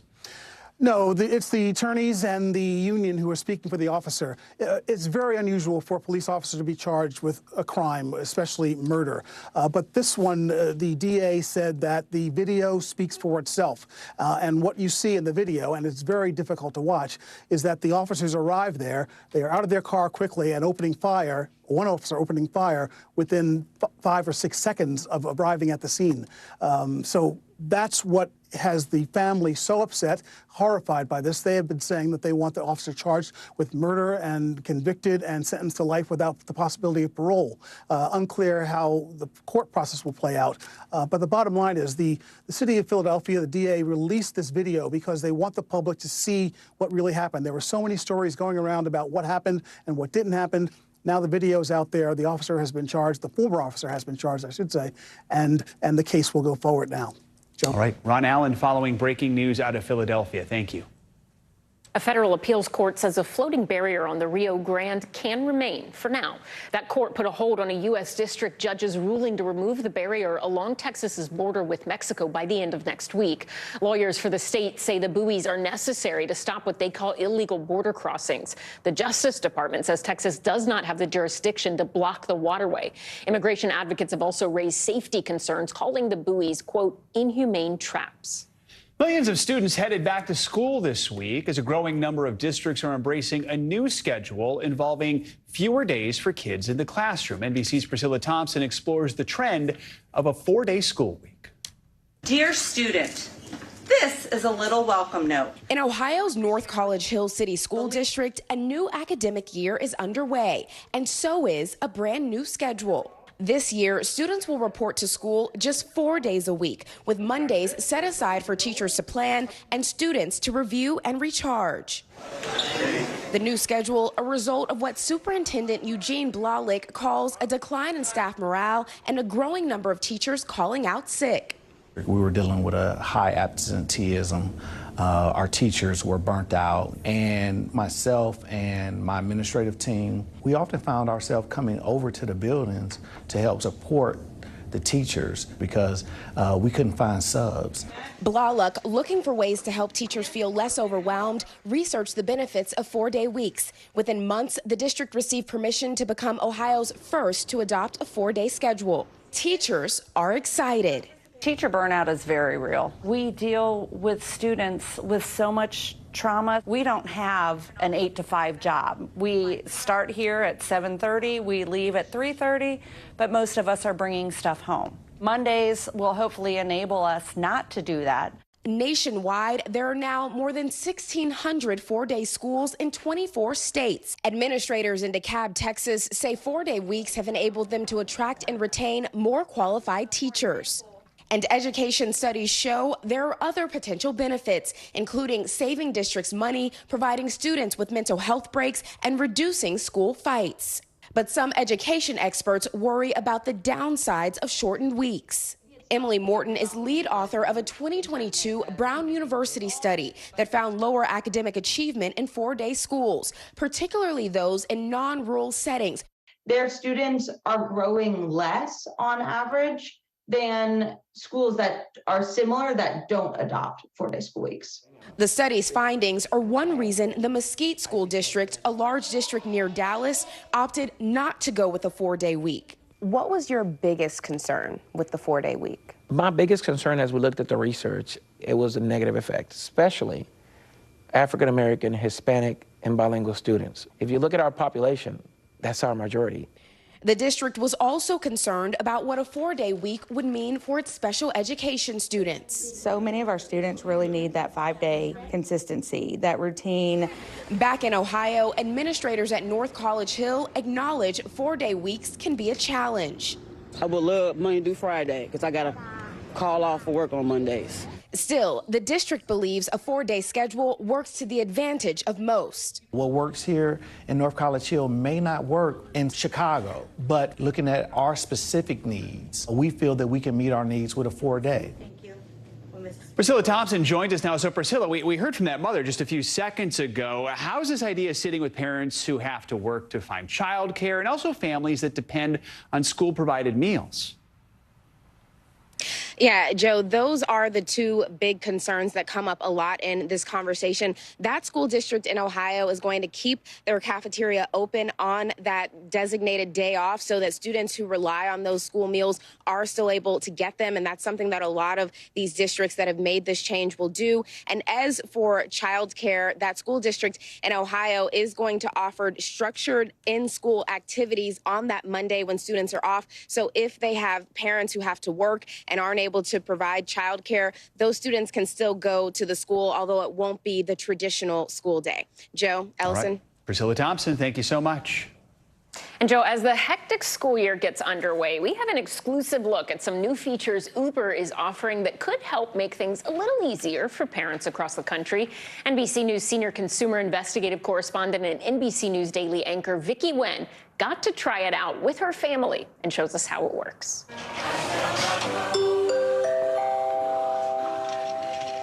Good morning, boys and girls, and welcome to what we're sure will be our greatest year at Rydell. As classic as the movie Grease, so is the ritual of returning to class. And with it comes hectic teen schedules. School, sports practice, band, even going to the mall. Solving the riddle of all those rides can be worse than a Wordle. I should know, my own teenage daughter, Emerson, is as busy as ever. So we're trying out Uber for Teens. It's a new service that allows teens to order their own rides. It starts here on my phone in the Uber app. Teens can't actually create an account on their own. A parent or guardian has to invite them. So you go to your Uber app, hit account, and then family and teens, right there, invite family, and there it is, add a teen.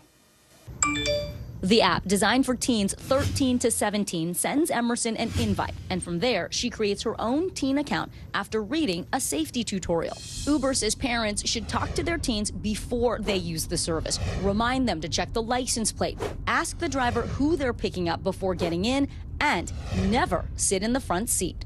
I'm ordering my ride now. Oh, here I am at work, and I just got a text.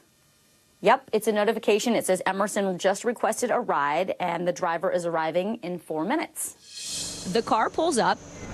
Hey, how are you? Who are you here for? Emerson. Yeah, all right. But the driver can't start the ride without a personal identification number or PIN from Emerson's app to ensure she's in the right car. You will have one PIN for me. The PIN is 6255. She's on her way while I follow along from my office. It shows me Emerson's been picked up, and it shows me she'll be dropped off in 7 minutes. I can even call the driver to check in. Is Emerson in the car with you? Yes, ma'am. She is here. Great. Is everything going okay? Everything perfect, ma'am. Just perfect. Hey, Emerson, are you there? Can you hear me? Yep. Okay, cool. Everything's good on your end? Going great. Uber says drivers with teen passengers can't change drop-off locations, and if the drive goes off course or stops for extended periods of time, Uber will call the driver and teen, and if necessary, 911. Uber Vice President Sachin Kansal notes the safety features are mandatory and cannot be turned off. Our kids are very precious cargo. For parents, the most important thing was visibility and tracking. Can any driver drive teens, or do they have to go through a vetting process? They have to be an experienced driver on our platform, and they have to be positively rated throughout. In addition, Uber says it conducts criminal background checks and reviews driving records every year, providing a new option for busy parents just in time for the start of school. Thanks for the ride. Vicky Nguyen, NBC News. Coming up, how artificial intelligence is taking the court at the U.S. Open. You're watching NBC News Daily.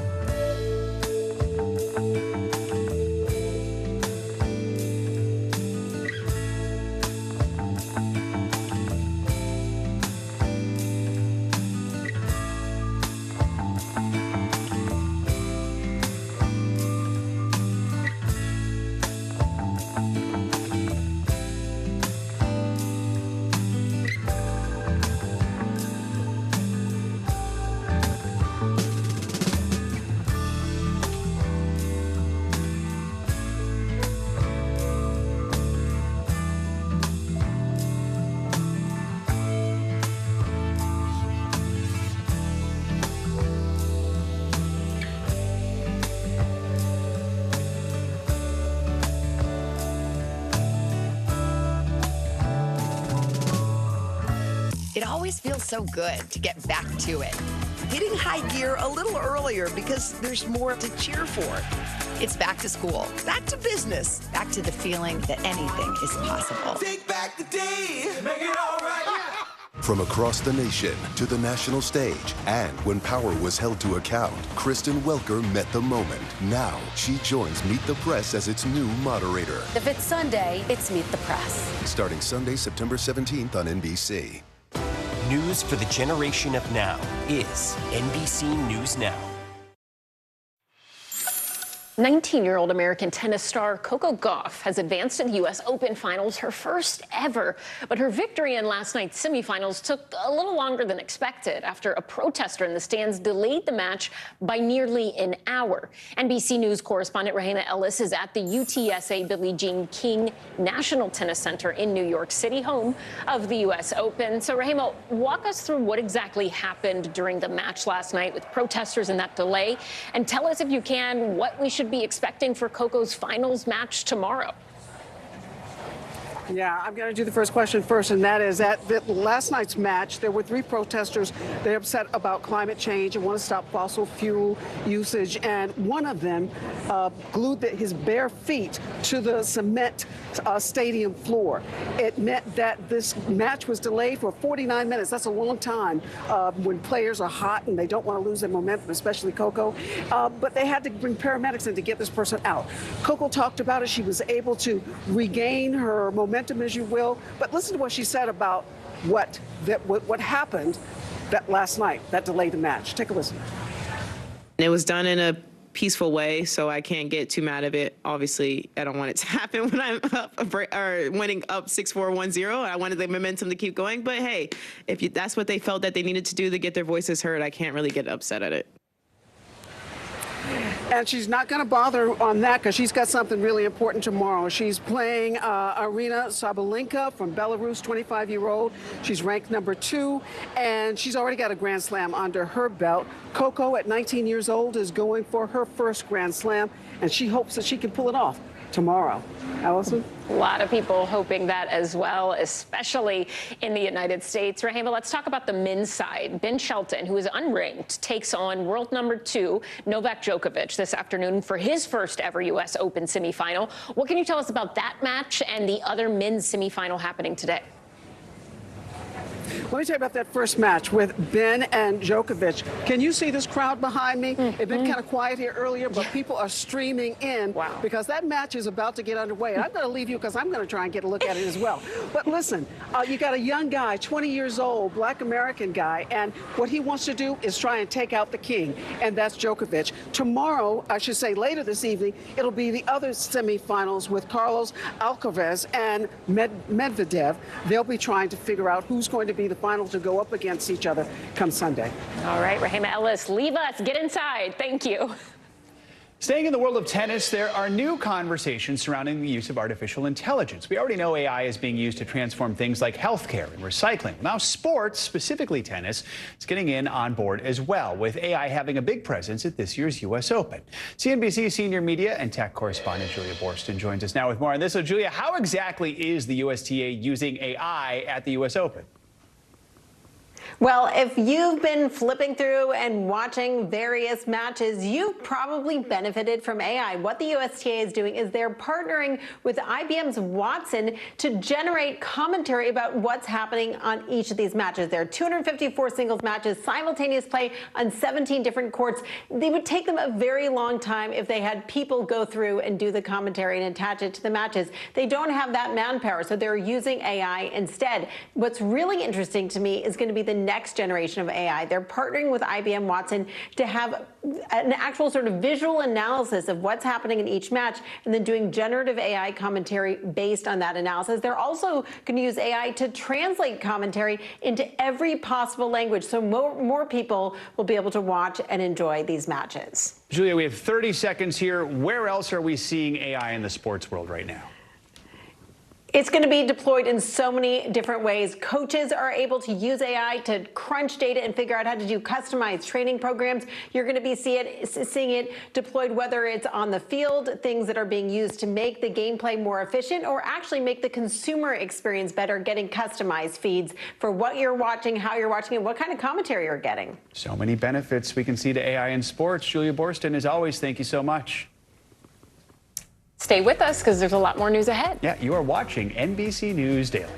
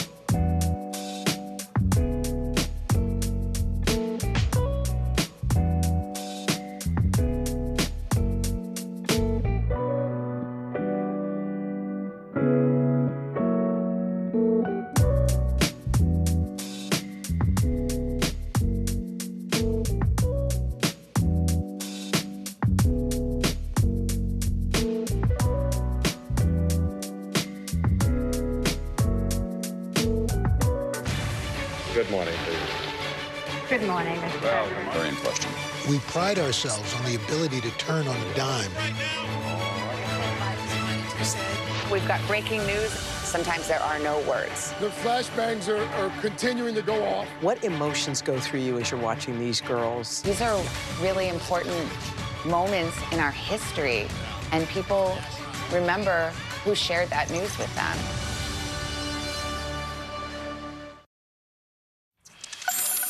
As back-to-school season wraps up, the joy, the excitement of returning to school starts to shift into a little bit of nerves, fears maybe, over tests and projects. But a new education platform seeks to help students with those tough subjects and look at learning beyond that letter grade. Today's show anchor Dylan Dreyer has the details. So kids are obviously like, why am I reading Shakespeare, or why am I learning geometry? And how will this actually help me achieve my future aspirations? When Stanford University students Audrey Wish and Alec Katz were sent home from college during the pandemic, they decided to tutor kids in areas they were passionate about. Audrey taught criminal justice reform, and Alec took on aviation. They say that after just a few sessions, they realized an untapped potential and created an education platform, Curious Cardinals. And it is a runaway success. We had $700,000 in revenue that first year, and now we've raised $6.8 million in funding. Where did this idea come from? Happened so organically. I started tutoring kids and observed how disengaged and uninspired they were with what they were learning in school. Audrey and Alex say they discovered a connection with the K-12 students and the mentors who were matched with them. First, let's talk about what kind of vibe you want your app to go for. They created a learning template outside the box of traditional education. The Meta platform shares have been surging 8% due to revenue projections. Right, wait, revenue projections, what are those? Offering classes not often taught in school, from aviation to fashion, to finance, to sports. Why did you think you would be able to change that dynamic so that it's something more effective for students? So we never sought out to do anything differently, but it was when we realized how powerful this was that we observed what the core differentiators were. For starters, Curious Cardinals uses peer-based mentorship with college kids closer in age to students, a focus on passion-based learning to discover what kids love to do, and project-based learning to help kids bring their interests to life. I started working with a student named Remy on math. His mom was like, anything to get him off of TikTok, to engage him. I was like, what would really spark his passion for math so he understands the why behind it? 6 sessions later, Alec and Remy built a drone. You really think once you're done with the project, you're like, I did this. So often that fear of failure inhibits students from even trying. So we want to detach that fear and encourage exploration. Curious Cardinals started with 10 mentors. They now have a diverse group of 500 mentors who also have similar backgrounds and identities with the kids they teach. We're going to talk a bit about font and color today. Sessions generally run an hour and cost $95, and there's financial aid for those who can't meet that cost. Equity and access has been a core value since the beginning.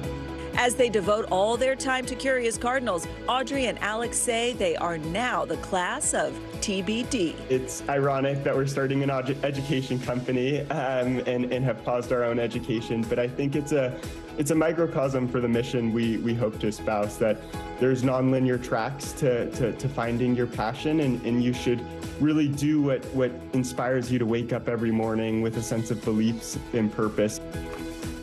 But thanks to Dylan Dreyer for that report. All right, forget fetch, stay, roll over. There's a dog in Vermont that is flipping the script. Meet Lola, the 2-year-old scooter-riding Australian Labradoodle, often seen rolling around the neighborhood with her owner, Kate. My friend and I were hanging out, and we told my parents, we're gonna teach Lola how to scooter. And they were like, yeah, sure, yeah, go ahead, try. And 30 minutes later, I came back, and I was like, yep, I got it done, she scootered. Lola and Kate might be the cutest pair I have seen all week. Kate says it took a couple of weeks for Lola to get used to the scooter, but now she takes a ride a couple of times a week and is able to push off the ground with the power of her own paws. And that is not all. Over the summer, Lola upped her scooter game to include going downhill on her own. Kate's mom says her videos of Lola and her scooter are becoming, obviously, her most commented social media posts ever. Up next for Lola, the car. Yes. No, just kidding. So we'll hold off on that, but she could do it, I bet she clearly. could. You Look at never her. know. She's an icon. That is the cutest face. Just want to Just the way she looked at the camera. Oh my gosh. I'm Joe Fryer. And I'm Ellison Barber. You're watching NBC News Daily. We're also streaming free 24/7 on NBC News Now. Watch us wherever you stream live.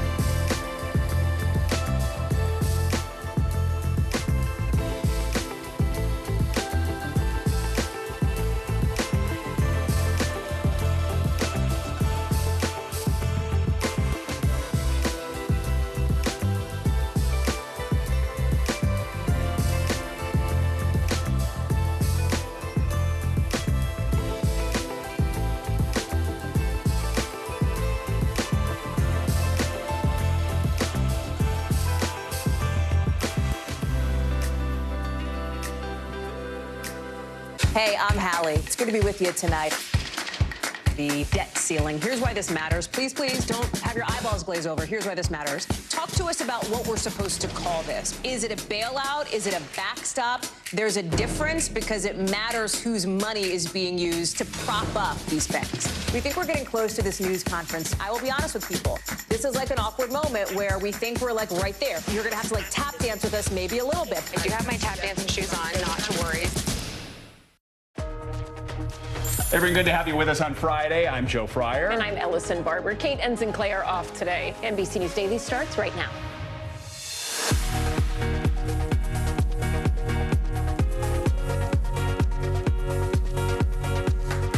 Today is Friday, September 8th, 2023. Closing in, the escaped convict in Pennsylvania spotted yet again.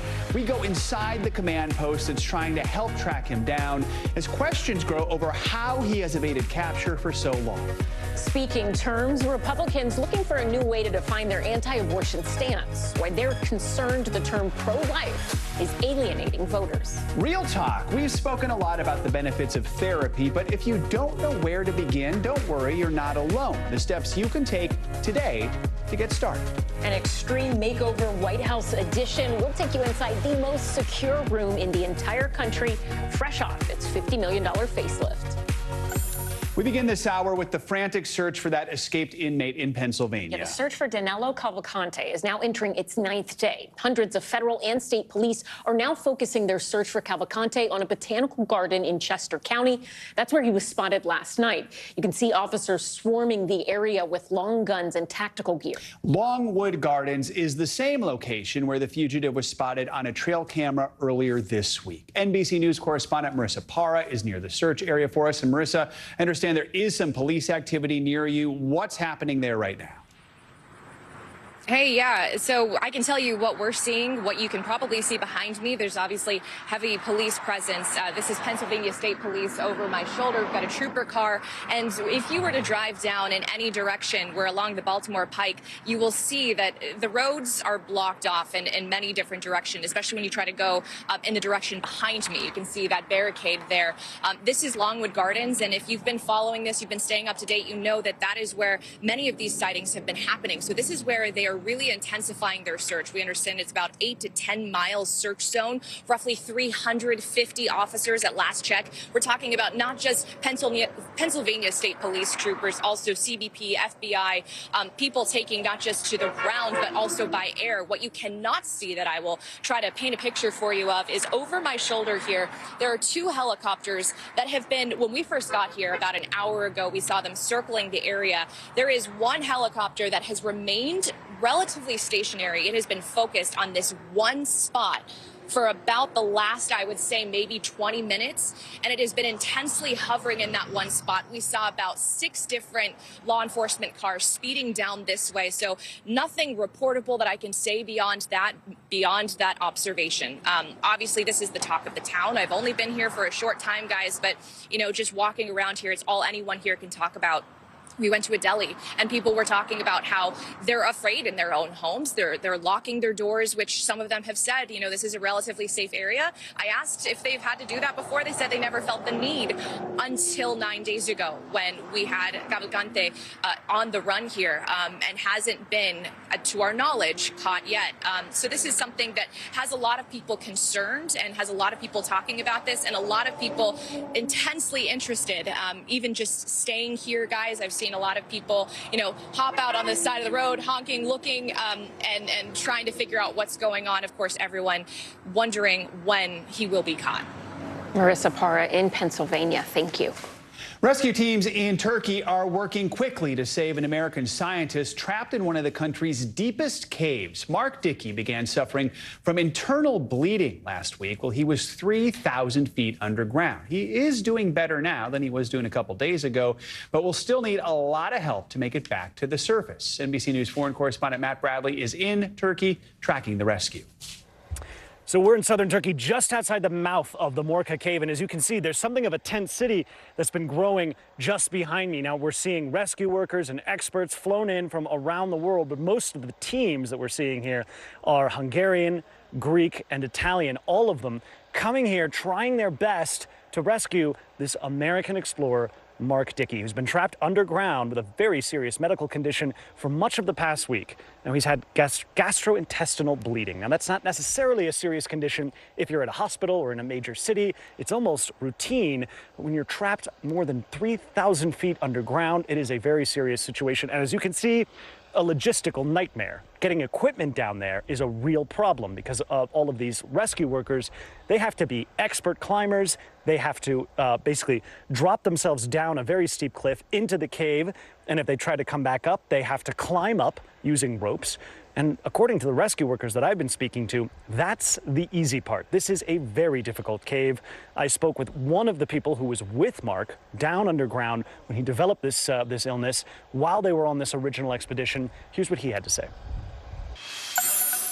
There are some squeezes, which International Cave Rescue team, all of us, are working to enlarge some small passages, some small squeezes. After we've done that, I'm sure that we will take him out. So this is an important moment at this camp. Everybody here is waiting for the all clear from the doctors to say that Mark Dickey is able to be extracted from the cave. He hasn't had to have a blood transfusion in the last 2 days, which is a very good sign. And they're also waiting for the all clear from the rescue workers to say that they've cleared some of the tighter passages, sometimes using small explosives. We're told that this exhaustive journey, which could take several days, could begin as early as tomorrow morning. President Biden is now in India for the G20 summit. The president met with India's prime minister after landing in New Delhi earlier today. The summit with world leaders will begin tomorrow. China and the war in Ukraine are expected to be among the major topics of discussion. Chinese President Xi Jinping and Russian President Vladimir Putin will not be at the summit. Spanish soccer president Luis Rubiales is closer to facing criminal charges after that controversial kiss at the Women's World Cup. Spanish prosecutors are now officially accusing him of sexual assault and coercion. Last month, Rubiales kissed player Jenny Hermoso after Spain won the World Cup. Hermoso says it was not consensual. Rubiales was suspended from his role by FIFA a week after the kiss, but that was only for 90 days. FIFA and Spain's top sports court have ongoing probes into his behavior. NBC News foreign correspondent Kelly Kobiella joins us now. Kelly, Rubiales has not officially been charged with any crimes here. In Spain, it is up to a court to decide on possible charges. What are the next steps here? That's right, Ellison. Kind of a long process here. The complaint first goes to a high court judge who will take a look, decide whether or not it should move forward. If it does move forward, it then goes to a magistrate who will be assigned to lead the investigation and then recommend whether or not this case goes to trial or is dismissed. Now, the Spanish prosecutor in their statement said that formal statements should now be taken from Rubiales as the accused in the statement's phrasing and from Hermoso as the victim, and that an investigation should also take place as to whether these events would constitute a crime in Australia, where, of course, all of this happened on that World Cup stage after the big win on live television. Now, the Spanish prosecutor, it's interesting, said that this complaint was filed after the player Jenny Hermoso with her lawyer met with the prosecutor's office earlier this week. That happened on Tuesday. And that Hermoso also accused Rubiales of essentially pressuring not just her, but also the people around her, and accused his professional entourage of putting repeated and constant pressure on her, and that could constitute a crime of coercion. That's a potential charge that we didn't see coming. Ellison. So, Kelly, how is Rubiales responding to this filing from prosecutors? Well, Joe, no immediate response from Rubiales just yet, or from Hermoso after this filing. Rubiales has been defiant. He has said that he is a victim of false feminism, that he is the target of social assassination. He has repeatedly refused to resign, and he's even said that he will use this investigation by FIFA to prove his innocence. But this is a really serious potential charge for him, a criminal charge, if it does go in that direction, that carries with it a possible 1 to 4 year prison sentence. Ellison, Joe. All right, Kelly Kobiella, thank you. Time for today's CNBC Money Minute. Kroger will pay more than $1 billion to settle opioid lawsuits. And a 7-year-old visiting a state park left with a pretty special surprise. Morgan Brennan joins us now. Hi, Morgan. Hi, Ellison and Joe. Well, Kroger says it will pay up to $1.2 billion to settle a majority of nationwide claims that the company fueled the opioid epidemic. They are being accused of lax oversight of pill sales through their pharmacies. And Kroger is following Walgreens and CVS as the latest pharmacy chain to announce a settlement. Walmart is changing the starting pay for entry-level store workers. That means cashiers, personal shoppers, stockers, and associates in departments such as electronics will all get the same starting hourly wages. A Walmart spokesperson said the change will not impact the company's $14 minimum wage or cut pay for existing employees. And a 7-year-old girl found a nearly 3-carat diamond in an Arkansas state park 90 miles outside of Little Rock. The girl found the golden brown gemstone while celebrating her birthday. It is the second largest diamond find recorded this year at that park. Diamonds are a girl's best friend, guys, especially on their birthday. Yeah, no kidding. Literally a girl's best friend. My goodness, what are the chances? Yeah, I would love to know what those parents said when she was like, look. Okay, I guess you can keep it. All right. Morgan Brennan, thank you so much. Coming up, making moves. Rent appears to be falling in America for the first time in years. Where renters could see the biggest breaks. Plus, breaking news out of Philadelphia. What just released body cam footage is revealing about the moments before a deadly traffic stop. You're watching NBC News Daily.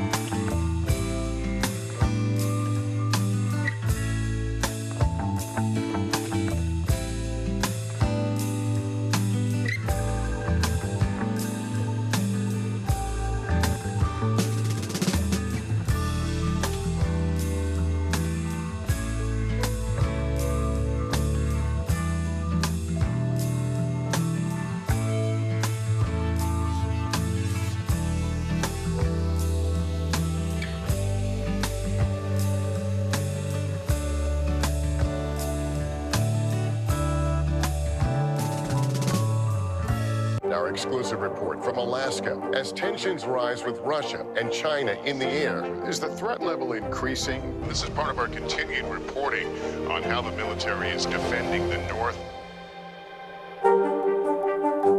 From across the nation to the national stage, and when power was held to account, Kristen Welker met the moment. Now she joins Meet the Press as its new moderator. If it's Sunday, it's Meet the Press. Starting Sunday, September 17th on NBC.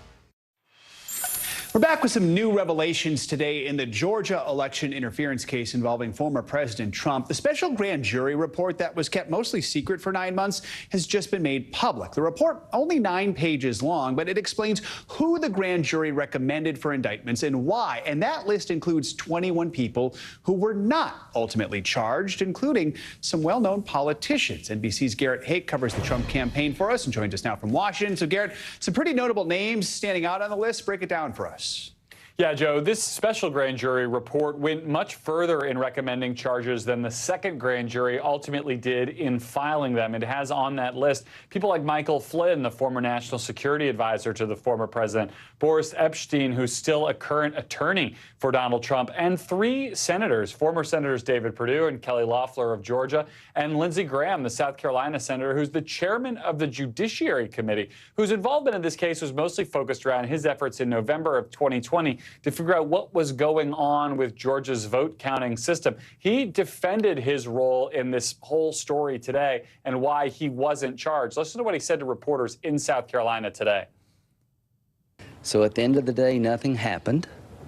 What I did was consistent with my job as being a United States Senator, chairman of the Judiciary Committee. We're opening up Pandora's box. I think the system in this country is getting off the rails, and we have to be careful not to use the legal system as a political tool.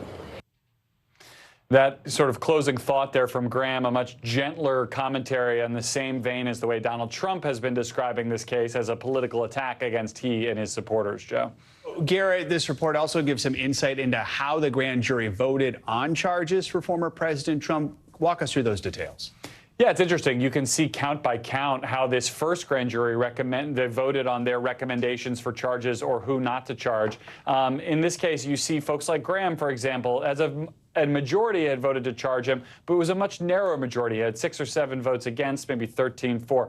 With Donald Trump on each of the counts that were laid out in this report, it was an overwhelming majority who suggested charging him, maybe 21-0 with a 1 abstention or 1 no vote here and there. So you can see the kind of ways in which this first grand jury was thinking. And those no votes on the sitting lawmakers like Graham, Loeffler, and Perdue are probably the kind of things that might have told the prosecuting attorneys and the second grand jury, hey, we're into this, but maybe not enough that it's worth pursuing it and risking the broader case. So all of it kind of useful information to support what we already know from the indictments and from the start of court proceedings down in Fulton County. And quickly, Garrett, bottom line is legal experts are saying it's not unusual here that the grand jury wouldn't indict everyone who was recommended by the special grand jury, right? Yeah, that's exactly right. I mean, you have 2 separate bodies here hearing, in some cases, a little bit of separate evidence and ultimately having to make a decision about what kind of case is the strongest and who should be included in it. The second grand jury, Joe, actually added another defendant who's actually charged in this case who wasn't even mentioned in that first grand jury report. So 1 work product, a second group making the final decision here. Normal in Georgia, although not the way that a lot of the other states do it. All right, Garrett Hake, thank you so much. We're following breaking news right now. The company that makes the abortion pill mifepristone has officially asked the Supreme Court to take up a case limiting access to the drug.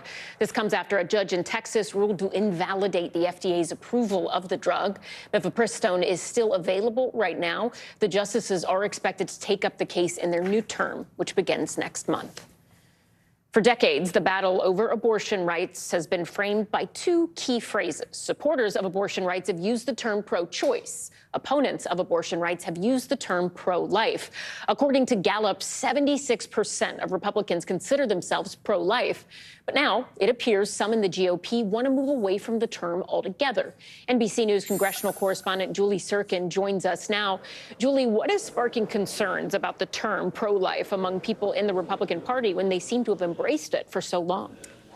Hey, Allison. Yeah, Allison, excuse me. For more than 5 decades, they've embraced this term to be the sort of front of their movement. Certainly anti-abortion groups have. And what my colleagues and I have learned in speaking with nearly a dozen senators who attended this lunch this week behind closed doors with Republican strategists, Senate Republicans have said that basically these pollsters are concerned that the term pro-life does not resonate with voters the way it used to, let's say, before the Supreme Court overturned Roe versus Wade. So in our conversation, they've urged these senators to be more specific in the language they're using, which is so interesting. I'll give you an example in the case of Josh Hawley from Missouri, for example, who told me that pro-life could mean to voters that there are no exceptions for abortion ever. His own state, Missouri, though, ruled out any exceptions for abortions. They have some of the more restrictive laws in the whole country, no exceptions for rape or incest, something Hawley supports.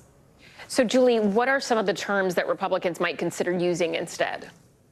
And that's interesting. We heard from Senator Todd Young, for example, who used the term pro-baby. He later clarified to us that this was a term of his own creation, but that's kind of where the conversation was heading. I'll tell you, inside the meeting, there was no specific term laid out for lawmakers to start using instead, but this does show you a shift in messaging as Republicans lost in the state level and on the federal level, losing the Senate, control of the Senate last November. They're now trying to shift their strategy and see if they can get some of those voters back, especially as Democrats continue to lead on this issue and vow to make it a pressing one in the next election. Some Democrats responding to our reporting have told me just a few moments ago that no matter how you put it, you can call it a different name, but what it is and what it's actually doing stays the same, and that is, in their view, Republicans taking abortion rights away from Americans. Julie Sirkin, thank you. Coming up, country singer Zach Bryan arrested in Oklahoma. What we're learning about his confrontation with police. You're watching NBC News Daily.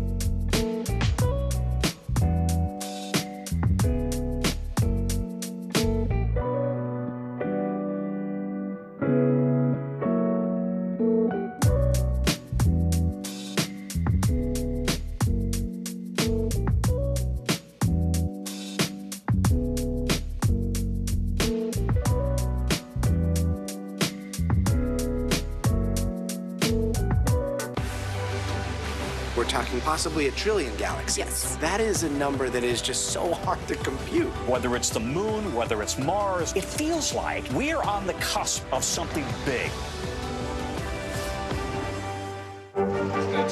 What is going to happen now? Going back and forth because Oh, yeah, this is it, right?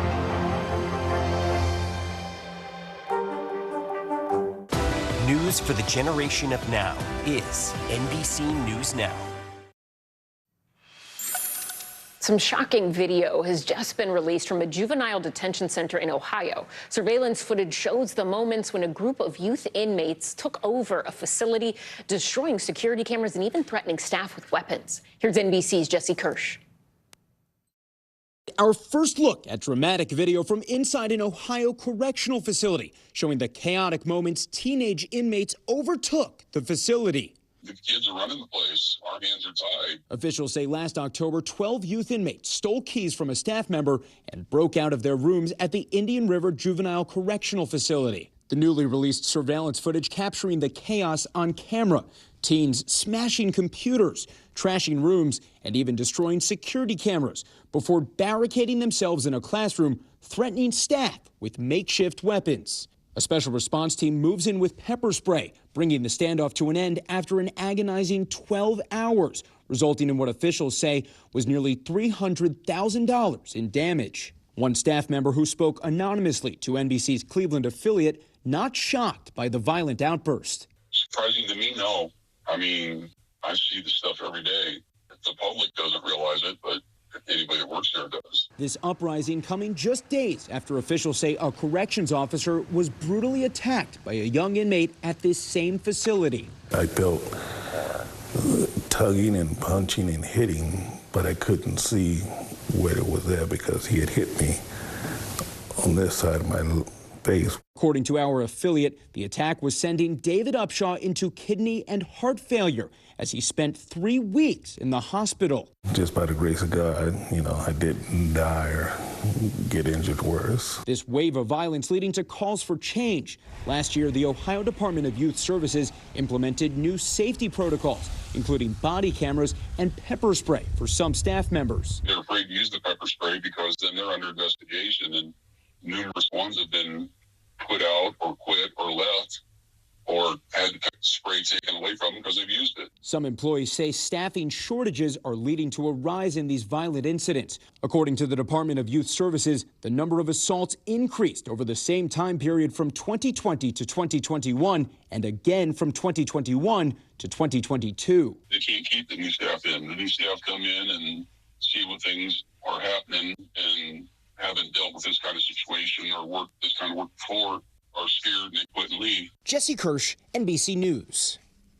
Today marks 1 month since wildfires tore through Maui, leaving a massive human toll and an economic one. The death toll currently stands at 115 confirmed casualties.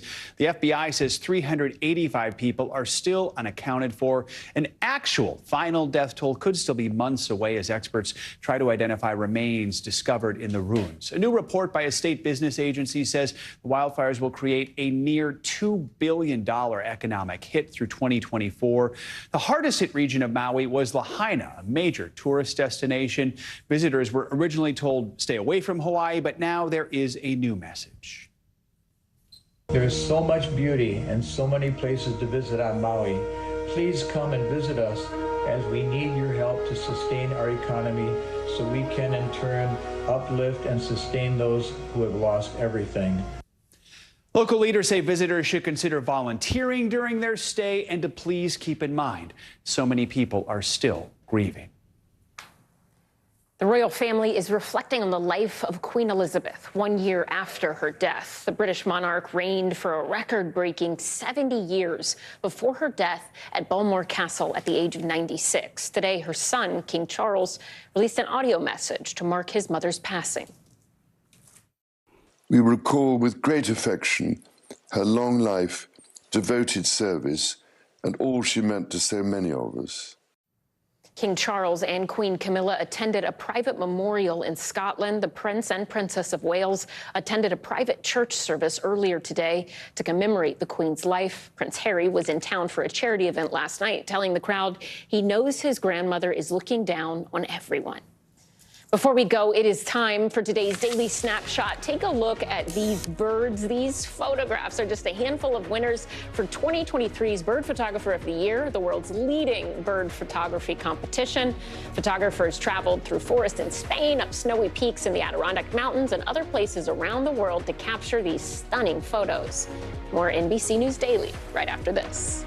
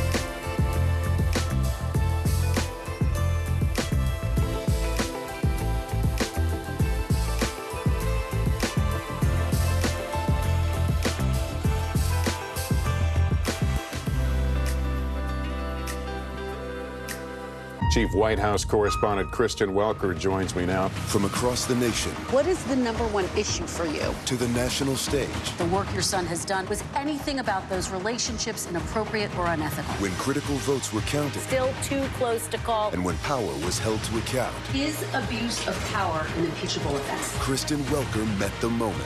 Now she joins Meet the Press as its new moderator. If it's Sunday, it's Meet the Press. Starting Sunday, September 17th on NBC.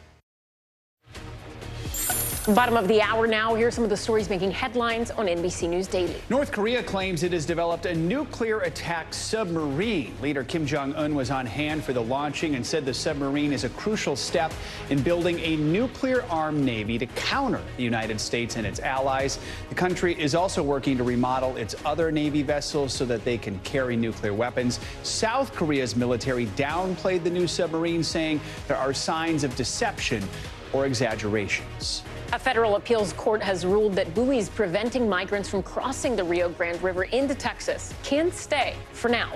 That court put a hold on a U.S. district judge's ruling to remove the barrier along Texas's border with Mexico by the end of next week. Lawyers for the state say the buoys are necessary to stop what they call illegal border crossings. The Justice Department says Texas does not have the jurisdiction to block the waterway. Immigration advocates have also raised safety concerns, calling those buoys inhumane traps.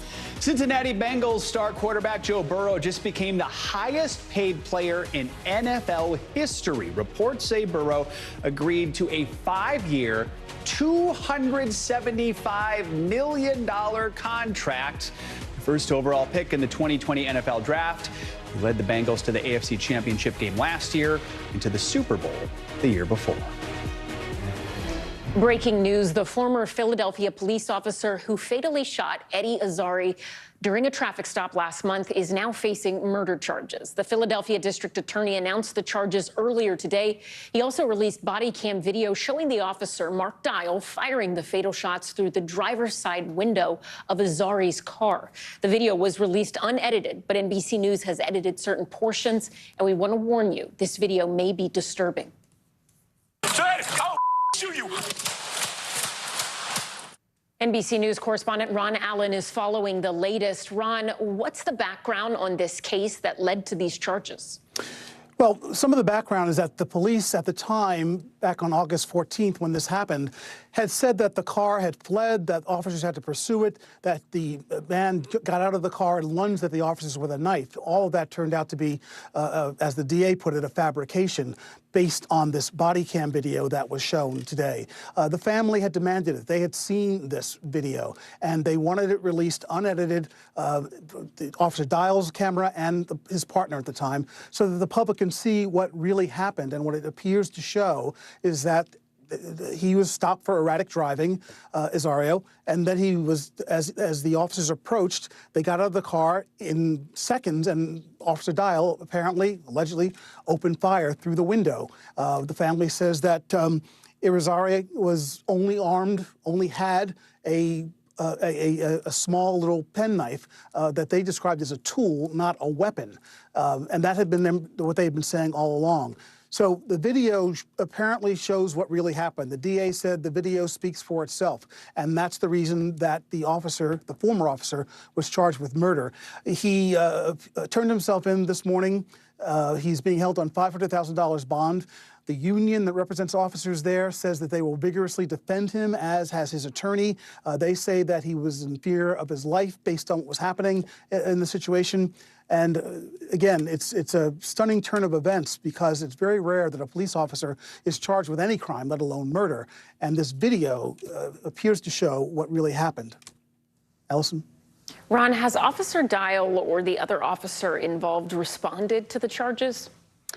No. Again, the union and his defense attorney have basically said that they believe that Officer Dial was protecting himself, was in fear of his life.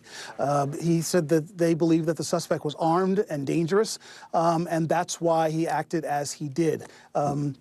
The family points out that the car window was rolled up, and the young man, 27 years old, was sitting in the car by himself, unarmed, they say, except for having this pin knife. So there's that. But no, the officers have not commented commented extensively about the charges. There's also, I should tell you, an internal affairs investigation going on inside the Philadelphia Police Department about what happened as well. All right, Ron Allen, thank you. Former House Speaker Nancy Pelosi says she will run for a 20th term in 2024. She made the announcement during a breakfast with volunteers this morning in San Francisco, an area she has represented in Congress since 1987. The 83-year-old served as Speaker twice, but stepped down as the top House Democrat when Republicans reclaimed control after the 2022 election. We're getting a rare look inside what's perhaps one of the most secure rooms in the world. The White House has completed a major renovation of the Situation Room, where the U.S. president and top advisors conduct their most sensitive national security meetings. Many of the new features will, of course, remain top secret, but NBC's Monica Alba has a look at what the White House is sharing with the public. The Situation Room is one of the most iconic spaces on the planet, often featured in the movies and on TV shows. But the real one here at the White House was in desperate need of a facelift, the first in more than 15 years to upgrade security and technology to stay competitive with foreign adversaries. And we were lucky enough to tour the new space and get a sneak peek at the rooms where history happens. It's considered the most secure space in Washington, and it just got a major makeover. The White House Situation Room underwent a year-long $50 million gut renovation to enhance security systems and give a much-needed refresh to a facility that hosts the most sensitive and secretive meetings in any presidential administration. Despite its name, the Situation Room is not a singular space, but instead a sprawling 5,500 square foot complex in a windowless basement underneath the West Wing. President Biden recently toured the site, which hadn't been revamped since 2007, calling it quite impressive. Pretty fancy, you guys. The main conference room, named after JFK, whose administration built the first secure communications suite after the Bay of Pigs invasion, was demolished and rebuilt with sustainable mahogany wood, marrying some of the aesthetics of the 1960s original while adding modern touches, like magnetic seals that can be replaced for whichever principal is chairing the meeting, from the president to the vice president to the national security advisor and beyond. Some of the most famous images to come out of the space featured former President Obama and his top officials monitoring the raid that killed Osama bin Laden, huddled together in the smaller conference room, which was entirely preserved and sent to the Obama Presidential Center for future historical use. The nerve center of the Situation Room is known as the Watch Floor, where officials from key military and intelligence agencies are stationed around the clock to monitor any potential crises bubbling up around the country and the world, surrounded by giant screens displaying real-time reports, videos, and maps. While it was under construction, national security officials set up other secure areas on the campus to conduct its most classified meetings and calls with world leaders. And they've designed the new Situation Room to be modular, so panels can be swapped out and replaced in the future piece by piece, ensuring a full renovation like this one won't be needed for decades to come. Now, access to the whole Situation Room complex is very tightly controlled. Even the contractors who worked on the construction project had to get varying degrees of security clearances just to do their jobs. And one more item that was preserved in the process, an old phone booth that was packed up and sent to storage for Mr. Biden's eventual presidential library. Back to you. All right, thanks to Monica Alba for that. The U.S. apartment rental market is currently experiencing a seismic shift. New data shows that rent prices are on the verge of dropping, even as demand remains high. CNBC senior real estate correspondent Diana Olick is here now with more. So, Diana, what is going on here? Where are rents flattening the most, and do we know why? Well, a lot of answers to that question. Yes, actually, rents are still ever so slightly higher than they were a year ago, 0.28%, but they've been falling pretty rapidly for the last couple of months and so are on the verge of going negative for the first time really in over a decade if you subtract a brief moment during the first COVID lockdown. The reason is because of a vast amount of supply. 1.2 1.2 million units coming on in just the last 3 years. Oversupply, there is still plenty of demand, but because of that, in some of the hottest markets like Austin, Phoenix, Las Vegas, Atlanta, those are markets where rent prices are actually already negative because those were the markets that had overheated so much. So it's really this usual in real estate supply and demand issue. Lots of demand, but so much more supply than we've ever had. Really record high supply. Back to you. So, Diana, if people are looking to rent an apartment right now, when they go out there, what exactly are they finding? Any advice? Well, there's a lot less competition because there's so much more supply out there. And what that means is that renters finally have a little bit of power, right? It's been a long time. Landlords are not in the driver's seat anymore. So that means that you might be able to get some concessions, something like maybe getting the first month's rent free. So when you amortize that over a year, it means your yearly rent is a little bit lower. And you might be able to negotiate certain things in the lease, maybe a longer term, maybe a shorter term. It means that landlords are going to be much more willing to give because they know that they don't have the ability to just say, no, I have another renter coming in, because, again, there are so many more rental units on the market. All right, Diana Olick, thank you. Country music singer Zach Bryan is apologizing to fans on social media. Bryan says he was pulled over and arrested while driving through a small town in Oklahoma a few days ago. Now, this is all happening during what is really the biggest week of his career. The 27-year-old just topped the Billboard 100 chart with his latest single. NBC News entertainment correspondent Chloe Malas joins us now with the latest details. So, Chloe, Bryan talked about his arrest on social media. What exactly is he saying? So first he comes out and he writes on Twitter, now known as X, this lengthy apology saying, I do respect law enforcement and I'm very embarrassed. You see a mugshot floating around of me and I just want to say how sorry I am. But many fans and all of us here, we were wondering what exactly happened. Well, he took to social media to post about a 5-minute video explaining that it was not just one, it was 2 encounters with Oklahoma police within 24 hours. The first being that he was speeding, he says. He had drank a couple of Red Bulls and didn't really realize he was going over the speed limit. He wasn't arrested. He was let go on a warning. But then the following day, he says that his security guard was pulled over and that he got out of the car to smoke a cigarette, and that while he was outside of the car, the officers asked him to get back in the car, and that's when a bit of a verbal confrontation ensued, which now he is apologizing for, and that's when Oklahoma State Police, they arrested him for obstruction of an investigation. But I want you all to listen to a little bit of what Zach has to say. I felt like a child. It was ridiculous. It was immature, and I just pray everyone knows that I don't think I'm above the law. I was just being disrespectful, and I shouldn't have been, and it was my mistake. This all coming, like you said, right after he's had so much success with his sophomore album and that single with Casey Musgraves topping the Billboard 100 charts. So it couldn't come at a worse time for him, and he's expected to go on a 54-city tour next year. But unfortunately, we're not talking about his music right now. Chloe, very quickly, are police saying anything about this? Not other than releasing the mugshot and saying that he was arrested for obstruction of the investigation. And we do know that there's going to be a court date at some point, and he has taken to social media to say that he's going to deal with the legalities of all of this later. But in the meantime, he's just profusely sorry. All right, Chloe Malas, thank you so much. Appreciate your reporting on this one. Thank you. If the mere thought of starting therapy feels overwhelming, you are not alone. Up ahead, an expert walks us through the process step by step. You are watching NBC News Daily.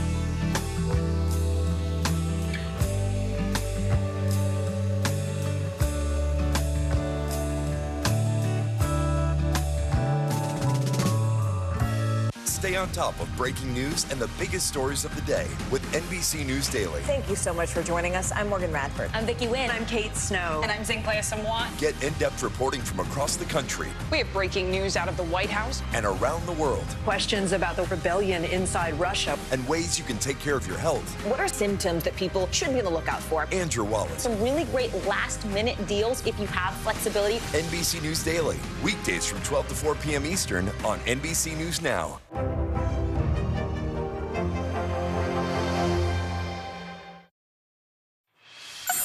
In today's mental health check, we're talking about therapy, specifically how to get started and what to expect. Yeah, here on NBC News Daily, we've spoken a lot about the benefits of therapy, but for some people, even getting started can feel overwhelming. So today, we're breaking down what you should know before seeing a therapist. Joining us now is family and clinical psychologist, Dr. Jen Hartstein. Dr. Jen, thanks for being with us today. Let's start kind of big picture here. What is the first step someone should take if they are looking to give therapy a try?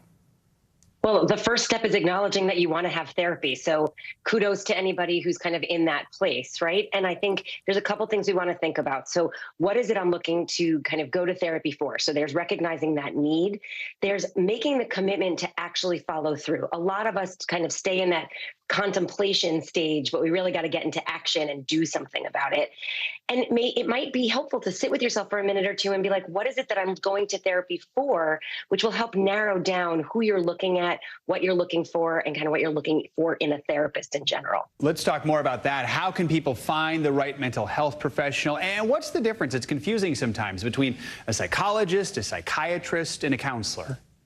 Right. So it is confusing, and we all have lots of initials after our names. And so kind of fundamentally, the initials after our names comes down to the training that we've had. So a psychologist usually goes to get a doctorate. It's a 5-year program. They have a PhD or a PsyD. A psychiatrist is a medical doctor. So they have gone all through medical school and specialized in psychiatry. A social worker has a different kind of education, and then they do lots of training after. But at the bottom line, we all ultimately are therapists and can provide the same kind of care based on other additional trainings we've had over time. So you can kind of find the right person. Sometimes the degree is not the most important part unless you need medication management, then you need a psychiatrist. So Dr. Jen, sometimes finding a therapist is like finding a date or a new friend. Like it takes a little bit of time to make sure you vibe with each other. And that's important for therapy to go well, right? So if you are trying to find that perfect therapist, what are some questions people can ask during an initial consultation to figure out if this is a right fit? It's such an important question, Allison, and I think that the analogy is perfect, right? You have to be a good consumer to find the right partner in some ways, and also to find the right therapist. They're going to be in the trenches with you. You need to trust them. So you want to be able to kind of have some conversation and ask some important questions. A lot of therapists will give you a 15 to 20 minute free consultation before you ever jump into having to pay for an appointment. That's important. Questions to think about. How long have you been practicing? What do you charge? What's your fee? And in that question, do they take insurance? If they don't take insurance and you're really vibing with them, but you can't afford their fee, will they consider a sliding scale fee for you? And a lot of therapists will reduce their fees for people. What are their areas of expertise? You don't, maybe you need a generalist. You just know you need to go talk to someone because that's important to you. But maybe you're really struggling with anxiety and you want someone that can really pinpoint that for you. We all have different areas of expertise. And then what's a session like? Are you a person who's really engaged with me? Are you a person who sits back more?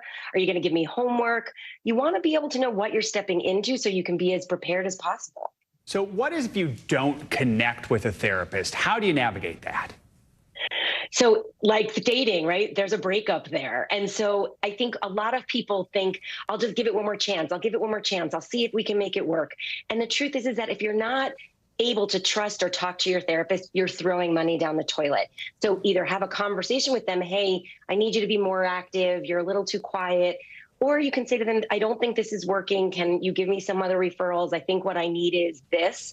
But I think the important piece there, Joe, is to really be able to understand what is it that you're missing in that relationship so that you can find something else. Such useful advice. So much more we could talk about right now, but we're tight on time. Dr. Jen Hartstein, as always, we appreciate you taking the time to break this down for us.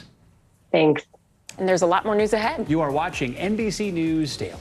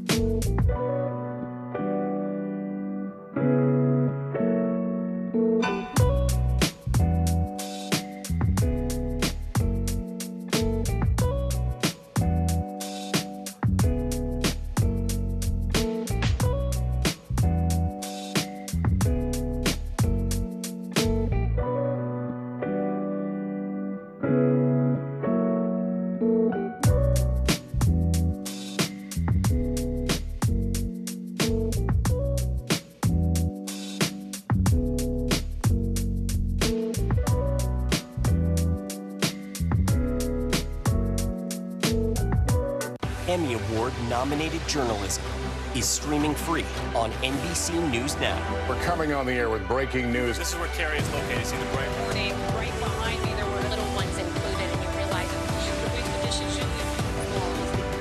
Allegations of Russian war crimes. A storm zone in Florida. Essentially on that, so... An exciting and a long night.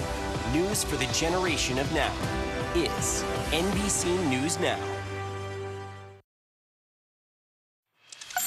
A Texas teenager determined to cheer again is back on the sideline for her senior year. She lost her leg to a blood clot just months ago. Candace Sweat from our NBC station in Dallas shares her remarkable story. And pop off 1, 2. High school senior Brooke Walker dreamed of this for months. 6, 7, jump in 1. Rejoining the Rockwall Heath High School cheer squad, doing what she loves. It feels so great to be able to get up and walk around and be a part of the sport that I watched for so many months go on without me, and now I'm out there on the mat doing it with my teammates. It's been a process, one that began in March when Brooke lost part of her leg after a blood clot. When we met back in April, just after the amputation, she was performing some stunts from a chair, waiting and believing she'd get the perfect prosthetic fit. I love it. I can't wait to do it again. I can't wait to be out in front of a crowd. I love performing. Over the school break, she got her wish. This one's definitely more pieces than my everyday one, but once I put it on, it's not coming off. And it was just in time for senior year. Here, Brooke is seen on the football field at the first game of the season. Today, she has the same positive outlook she's been known for all this time. I'm getting better every day as I keep practicing. The possibilities, virtually unlimited. That was better. No one can control what happens to them, but they can control how they deal with it and how they come back and how they show themselves to the world and how they trust in God's plan through it all. In Rockwall, Candace Sweat, NBC 5. Forget fetch, stay, or roll over, because there is a dog in Vermont flipping the script. Meet Lola, the 2-year-old scooter-riding Australian Labradoodle, often seen rolling around the neighborhood with her owner, Kate. My friend and I were hanging out, and we told my parents, we're going to teach Lola how to scooter. And they were like, yeah, sure, yeah, go ahead, try. And 30 minutes later, I came back, and they're like, and I was like, yep, I got it done, she scootered. Kate says it took a couple of weeks for Lola to get used to the scooter, but now she takes a ride a couple of times a week and is able to push off the ground with the power of her own little paws. That's not all. Over the summer, Lola upped her scooter game to include going downhill on her own.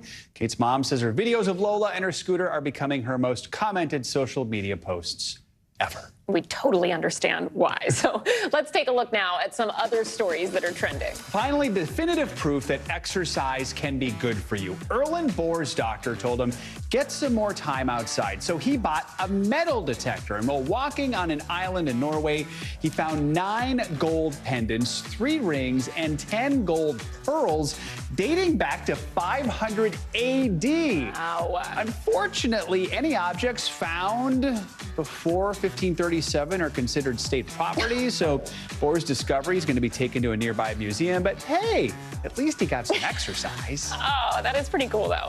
Okay, so the wait is finally over for Olivia Rodrigo fans. The singer released her 2nd album, Guts, today, and it's already getting rave reviews. The former Disney star's debut album, Sour, hit #1 when it was released in 2021, and her hit song, Driver's License, was certified 5 times platinum.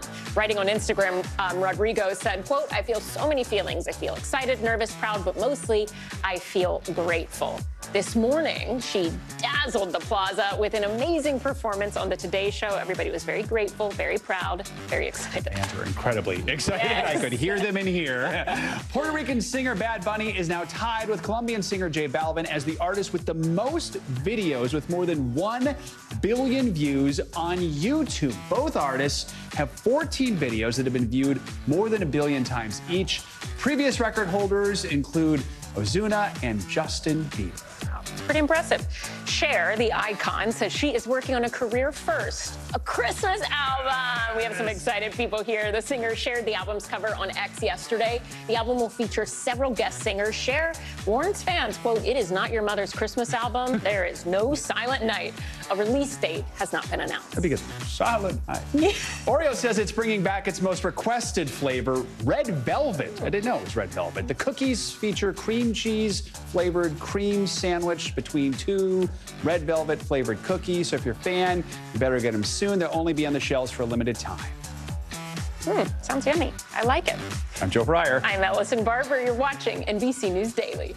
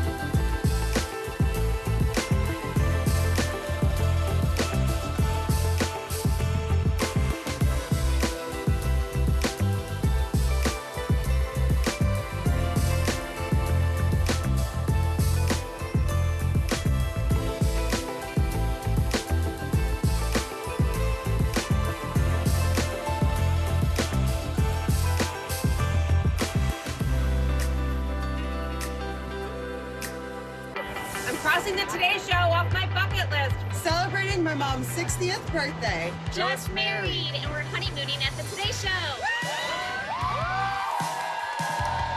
It's a girl. Hoda inspired me to become a journalist. I'll have what you guys are having. I'm celebrating here with you. This is amazing. You're on Today. You are not alone when you're here on the Today Show.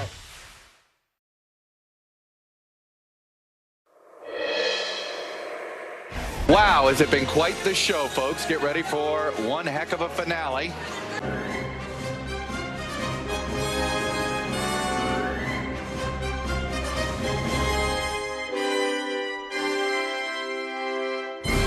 Hello, Cleveland. Welcome to Meet the Press Now. I'm Chuck Todd reporting from Washington. And yes, I'm at the helm for my last daily Meet the Press Now before I pass the Meet the Press baton to my friend and colleague, Kristen Welker. Look, I've got a busy hour ahead. We got some new developments tied to the sweeping election interference case in Georgia. We've got new reaction from a rising star in the Democratic Party on growing anxieties about President Biden's age and ability to serve.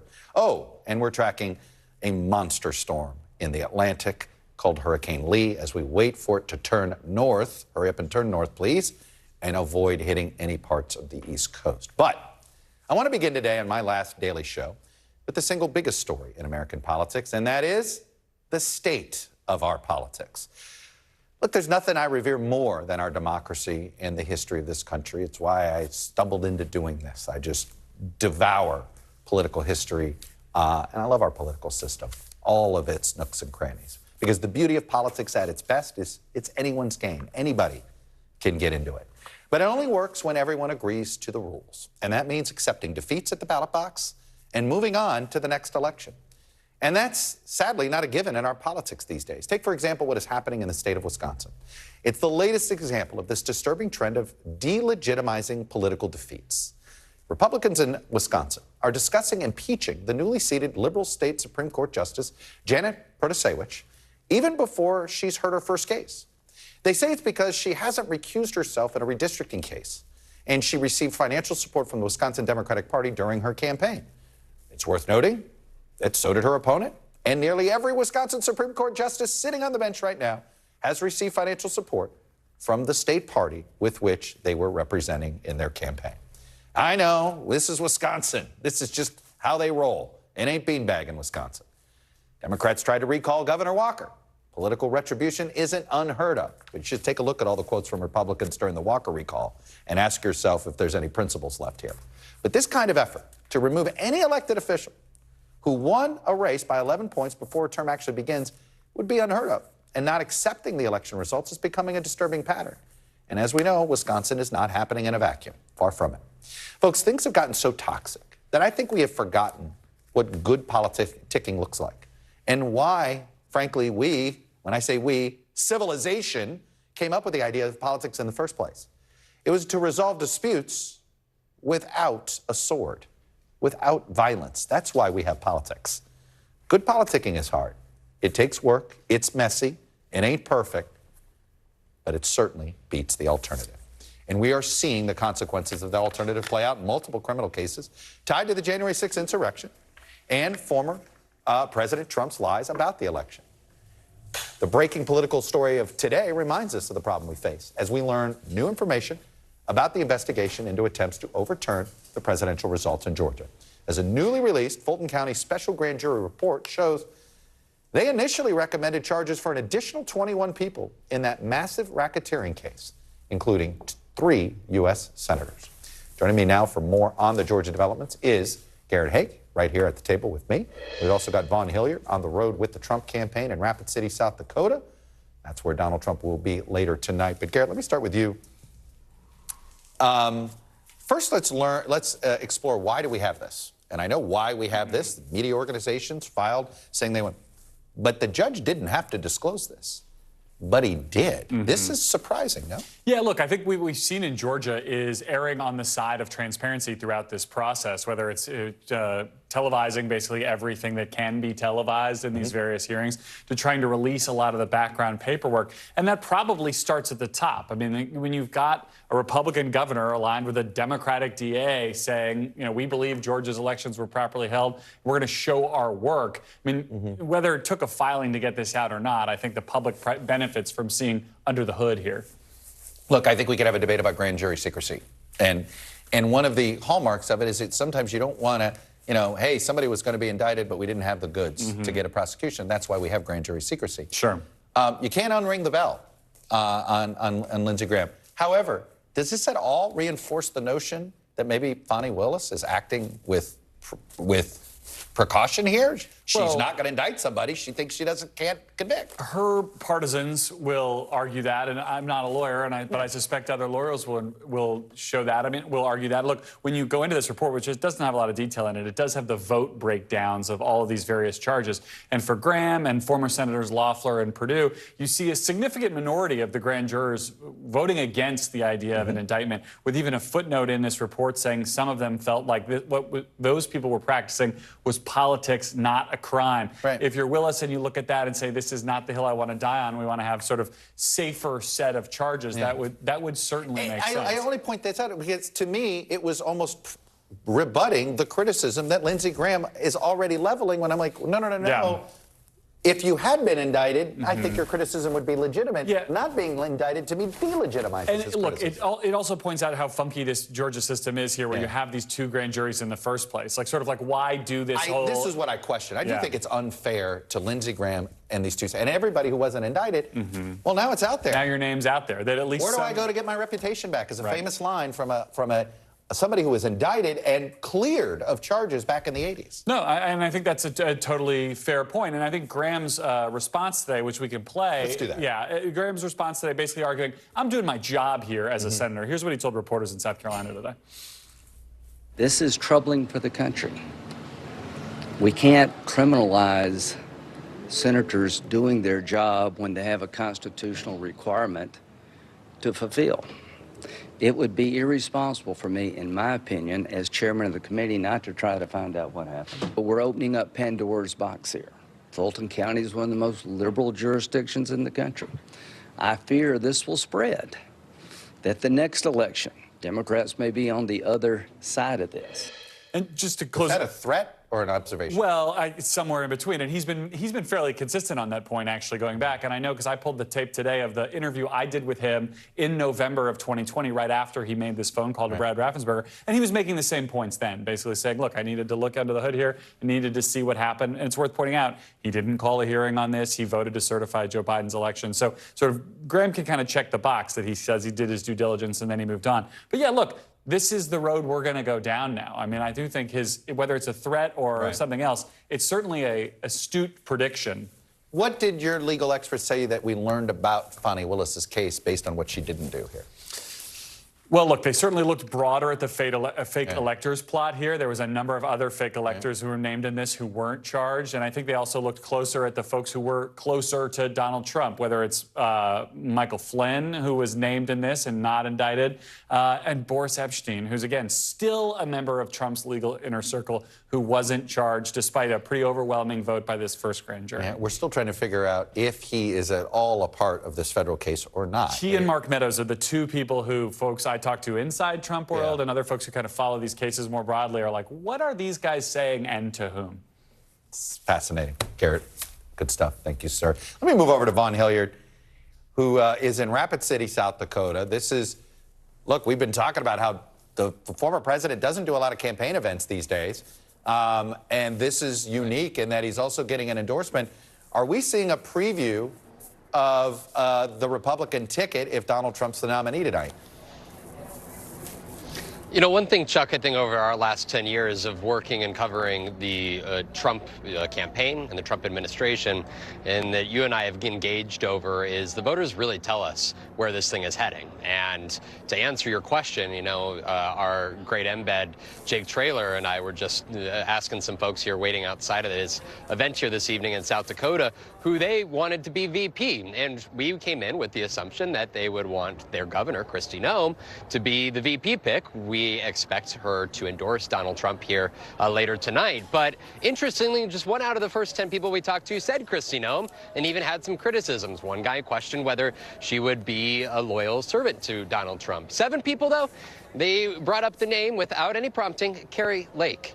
This is a Republican Party that has changed over the last 10 years, Chuck. Kari Lake is somebody who lost the bid for governor in Arizona, is mulling whether to run for the U.S. Senate in Arizona, and yet despite the election denialism, despite her own loss in Arizona, named by 7 out of 10 people, the very first 10 we talked to, unprompted here, despite their own governor being a top frontrunner to be his VP. That's interesting. Look, there's a couple of ways I could go here. I mean, she's had her own sort of political issues in the state. You wonder, has that actually stuck to her, right? She had some issues with her daughter and this idea of an inside sort of helping out with, I think, a real estate license or something like that. That whole thing.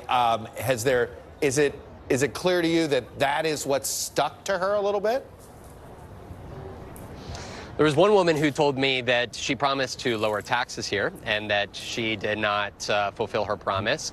She said that she is somebody who believes that she would be more outspoken. She is not Kari Lake. She is not Marjorie Taylor Greene. I don't think there's anybody that questions the conservative credentials over her 8 years in the U.S. House or here in South Dakota. At the same time, it's not just about conservative credentials. It's not about opening your state during COVID. It's not about even just taxation. It's so much more than that. And to what extent does somebody stand out there on the front lines for Donald Trump? She has not endorsed him yet. Tonight, she has the opportunity to do just that. Very quickly, we know the former president's obsessed with Mount Rushmore. What role is the national park they're playing in this campaign stop today? That's a good question. We anticipated heading down to Mount Rushmore, but instead the campaign has this event in downtown Rapid City. I went myself about 35 minutes down the road. The Trump campaign has not suggested that they are going to head that way. Of course, he made a stop there during his own presidency, and for anybody that has been to Mount Rushmore, there are plenty of stone to be carved into, and it's just a matter of who would give the approval for that and whether Donald Trump could be at the helm of the White House when that opportunity would potentially present itself, Chuck. Vaughn Hilliard on the ground in Rapid City, South Dakota. Good time to actually be visiting. Better to visit South Dakota in September than in January, my friend. It's pretty good right now. All right, sir. Thank you. I appreciate you, Chuck. I'm joined now. I want to get deeper into this Georgia business here because, and I got J. Tom Morgan with us. He's, of course, the former district attorney in DeKalb County, Georgia. And J. Tom, I want to start with, look, it's us in the media. I want to stipulate this. We filed the motion here to get this grand jury report released. The question I have for you is, should the judge have done this? Chuck, first let me say, I, among many others, we're going to miss your insightful comments on Meet the Press. Thank you for saying but it should not have been released, Chuck. I have been a Georgia lawyer for more than 40 years, 25 years as a prosecutor. I had special grand juries under my watch as district attorney. I have never seen a report released accusing people of crimes where they were not indicted. And in fact, we have some Georgia law right on this point that a grand jury cannot accuse someone of a crime unless it is in an indictment. As you mentioned earlier, whether or not these persons are not guilty of a crime, we'll never know because they were not indicted. They don't have a chance to defend themselves in the court of law. I'm sure they're glad they're not indicted, but those who are indicted. How is this not illegal? Chuck, I think it is illegal. At least I think that those persons who are not indicted but their names were released should immediately file a motion to have their names redacted from that document. You would expect somebody to do that? And sounds like you would recommend somebody do that. I would, and I would do that as a former prosecutor, that the role of the prosecutor is to make sure justice is served. Right. And I don't believe justice is served when we accuse people of crimes in a document such as this where they cannot defend themselves. All right. The toothpaste is out of the tube. Does this weaken or strengthen Fani Willis's case? I think it puts her in an awkward situation. People are going to be questioning why these were not indicted. Were there some under-the-table deals made with these that were not indicted that we'll find out about later? Is there a selective prosecution? Why some and not the others? As you know, there's great prosecutorial discretion. Mm-hmm. Now, when you've got a case like this, where there may be similarly situated people with the same set of facts, and she chooses some and not the others, it's going to be a big question. Choosing not to indict these folks, to me, on one hand, should at least potentially show she wasn't looking at this through a purely political prism. But then the judge releasing, I mean, do you think this undermines the judge's credibility? I do believe Judge McBurney, I have a great respect for him, but he should have given notice to all the persons, we're not aware that he did, that their name is on this document and that they will have the opportunity to file a motion to have it redacted before it is released. Bigger picture now. You've watched this week go. What do you expect? Do you expect any of these indicted folks to successfully get their case moved to the federal courts?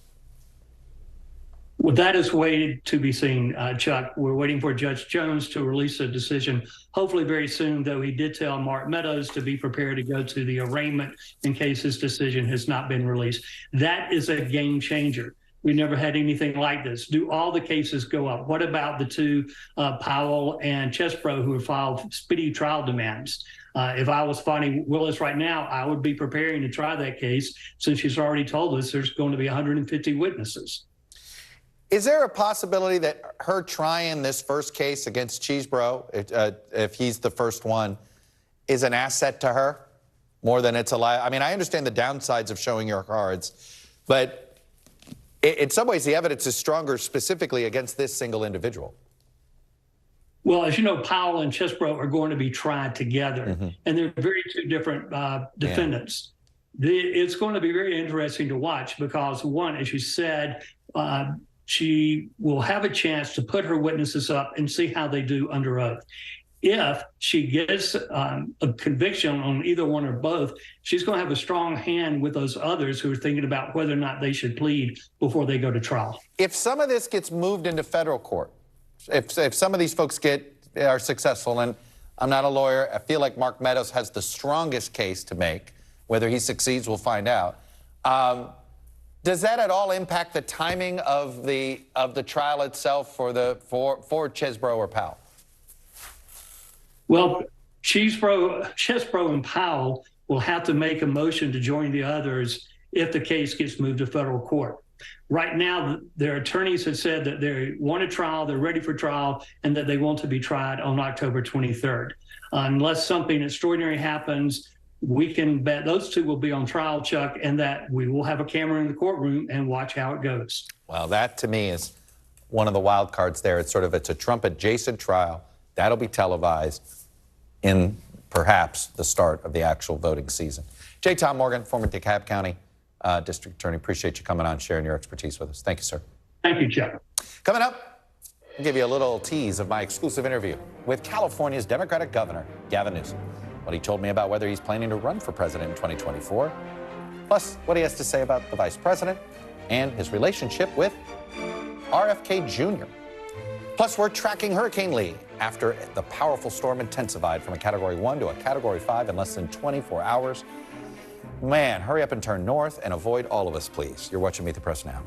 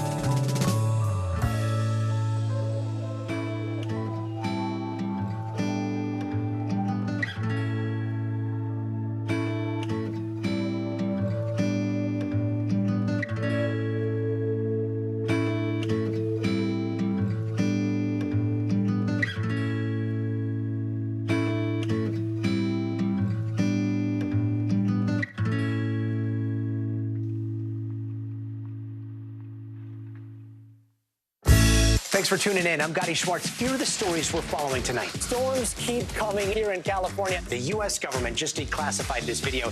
A lot more stories trending like crazy on social media. A controversy pitting lawmakers against young voters. What's the state of crypto today? Is it safe for investors? We've got another mind-bending story on artificial intelligence. This is what my voice sounds like when I clone it. That wasn't me. You gotta see this. Stay tuned now. Weeknights at 8 Eastern, 5 Pacific on NBC News Now.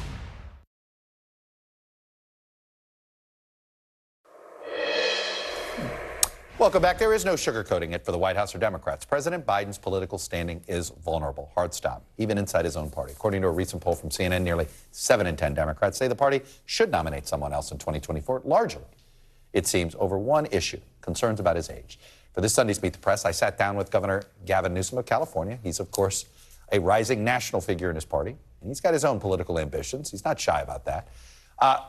We've talked about the future of the Democratic Party, whether Democrats have a plan B if Biden decides during the holidays not to seek a second term. Here's a quick part of that conversation. Filing deadlines haven't passed. President Biden doesn't run. Why shouldn't we consider you a likely candidate? Well, I think the vice president is naturally one lined up, and the filing deadlines are quickly coming to pass. And I think we need to move past this notion that he's not going to run.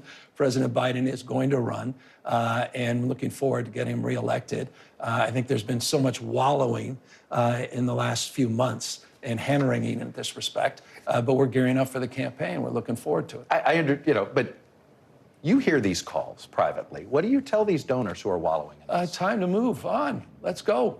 And am I supposed to interpret that comment about the vice president, that if for some reason the president chose not to run at this point, well, that's the everybody rallies around her? It's the Biden-Harris administration. Maybe I'm a little old-fashioned. Yeah, maybe I'm a little old-fashioned about presidents and vice presidents. I was a lieutenant governor, so I'm a little subjective. It's your relationship with the vice president. We knew each other before we were both in politics. The day I got sworn in as mayor, walked across the street. She got sworn in as district attorney. Extraordinarily close working relationship, including her time in the Senate. So you can't imagine ever having to run against each other? Of course not. By definition, it won't happen. But I've said that 1,000 times. We privately continue to maintain a very good relationship, interpersonal, just how you doing, checking in. It's been a challenging few years with COVID, and we've had the opportunity to sit down, have lunch together in the White House. We spend time talking about important things. So nobody's and trivial upset. She's not upset that you're going to debate Ron DeSantis? Maybe. Apparently someone in her office is, because I read some off-the-record quotes. I wish I knew who that was, but I don't hear it from her. And I'm certainly not hearing it from the White House itself.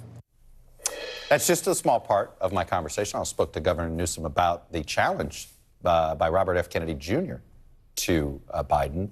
And we're going to get to that in a moment, because that ended up being very personal. And it surprised me, and it'll surprise you in a few minutes. But joining me now on this panel, some longtime friends of this show: Susan Page, the Washington Bureau Chief for USA Today; Cornell Belcher, Democratic pollster and NBC News political analyst and Republican strategist; Brad Todd. No, we're not related, but for the last time I'll say it. But so what? We've been brothers in arms at times. Susan, let me start with that. Look, I did the interview. I have my own impressions. What are your impressions?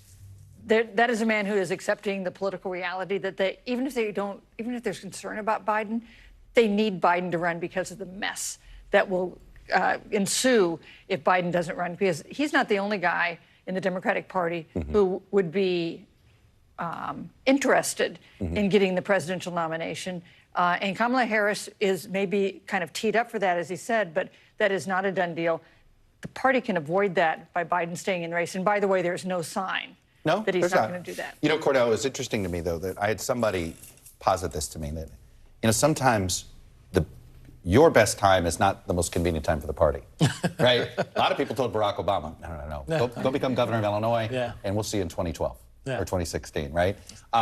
People told Bill Clinton not to run in 92. That's right. H.W. Bush is unbeatable. Well, Bill Bradley took that advice. Dick Gephardt took that advice. And, they never got to the White House. I've had somebody make the case that Gavin Newsom, it's going to be too crowded for him in 28, that actually it might be this would be his best shot.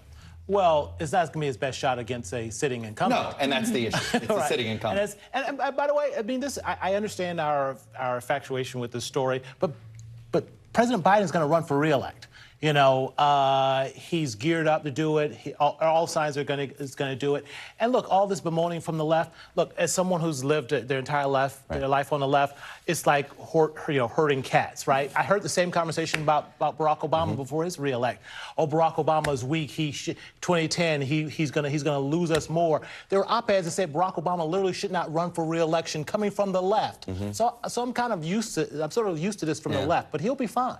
It's interesting. He really is embracing this idea that he and DeSantis are doing what his political hero, Bobby Kennedy Sr., I'm going to get to that in a minute, and Ronald Reagan did back in the day. They debated each other like this national.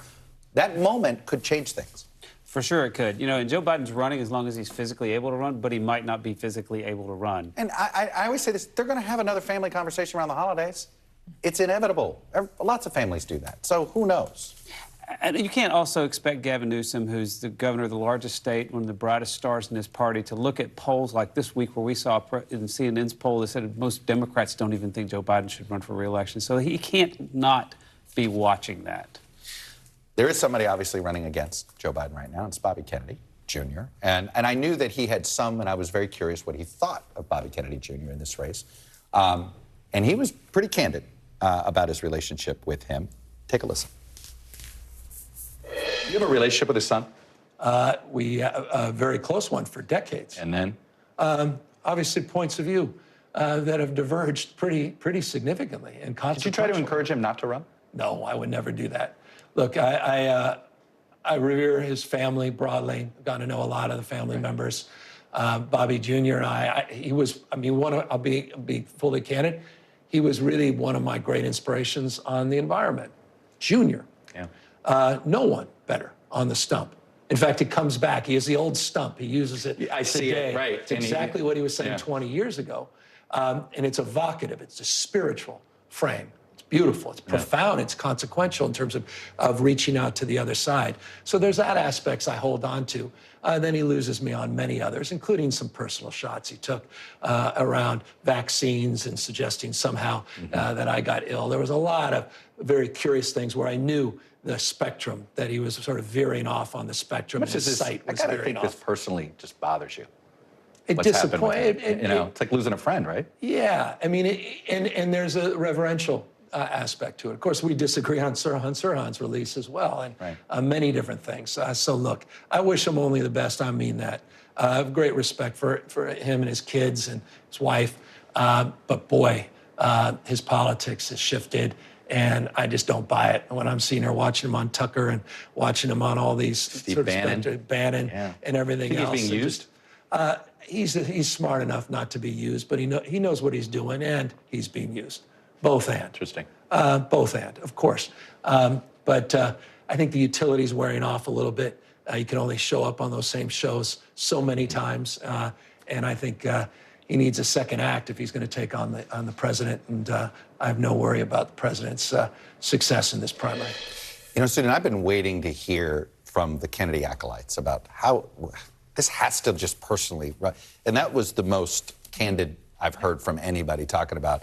There's pain in some Democratic circles over this. You know, I'm going to be perfectly candid with you, Chuck. That drives me crazy. I've had interviews do that all the time. You're like, how am I supposed to take that? There's always part of it. Can I stop the interview? Apparently, we haven't been doing the candid parts. Obviously, the Kennedy family has a special position in American politics, especially for Democrats. But you know what's worse for Democrats than Biden's age? It's third-party candidates. It's challengers. It's no labels. It's Cornel West. That really has the potential to take a close race and tip it, and that is a dangerous thing. What do you make of why the Bannon types are just been like they seem to be almost gaming the Kennedy thing, and he plays right into it. Well, the Republican coalition has changed some. A lot of blue-collar folks who were Democrats and grew up in Democrat households their whole life were Kennedy Democrats, and now they're in the Republican coalition. Yeah. There's a little of that. There's a little of that. And I also think that, look, we came through COVID, and he was on the right side of skepticism of public health. Even for weird reasons? Right, for differing reasons, but I think that alone is enough. And a critic of Biden's is an ally to any Republican. Interesting. What'd you make of that? That was some of the nicest things that any Democrat has said about RFK. It felt like a personal friend. Yeah, it feels like they've been betrayed. It was very personal. And by the way, at some point when it's probably conducive, I've got a feeling that some of the Kennedys are going to come out and strongly and say something, but it's not going to be right now. Look, but Susan's absolutely right. This is 2016. This is how 2016 happens again, right? Yeah. We have back-to-back performance. We know what Donald Trump's ceiling is. We do. We've seen it in several performances. Right. This is how 2016 happens again, because if you look at those voters that are hanging out there for West and hanging out there for RFK Jr., they are a lot more in line with Biden than they are with Trump.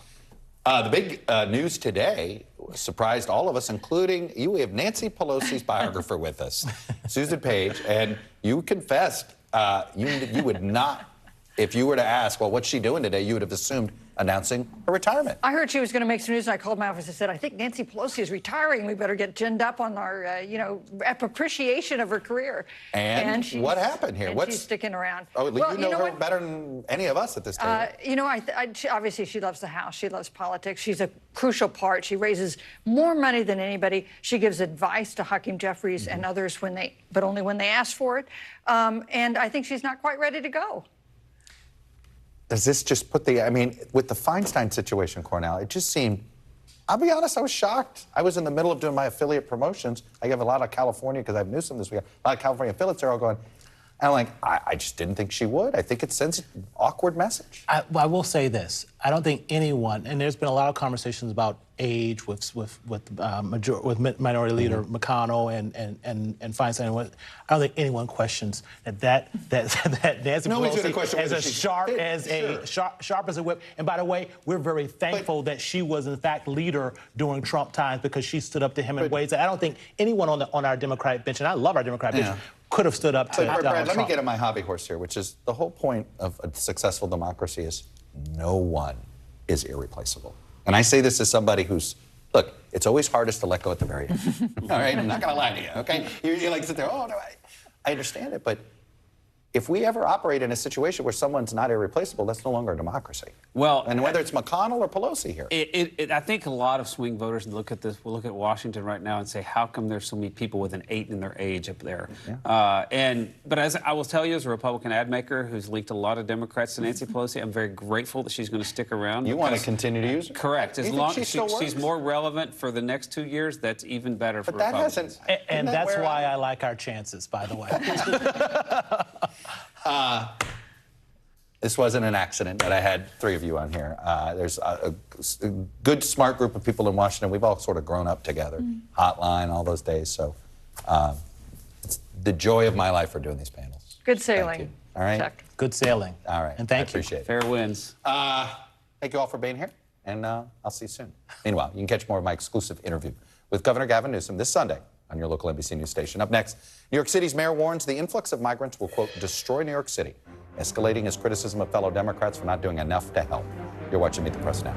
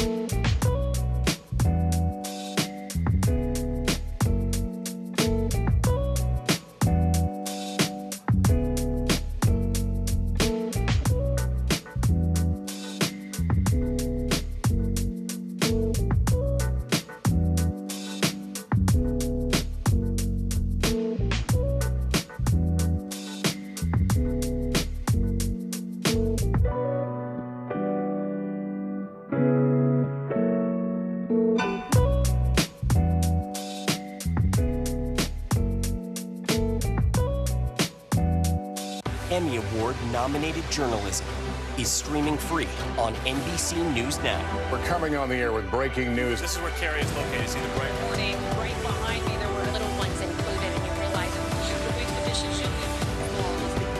allegations of Russian organizing. Storm zone in Florida. Essentially on that, so. An exciting and a long night. News for the generation of now is NBC News Now.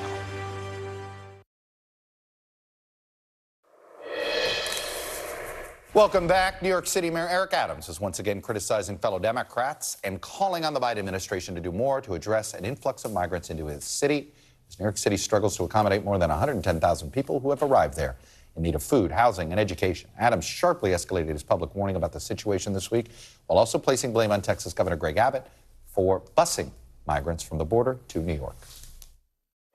We're getting no support on this national crisis, and we're receiving no support. And let me tell you something, New Yorkers. Never in my life have I had a problem that I did not see an ending to. I don't see an ending to this. I don't see an ending to this. This issue will destroy New York City. destroy New York City. We're getting 10,000 migrants a month.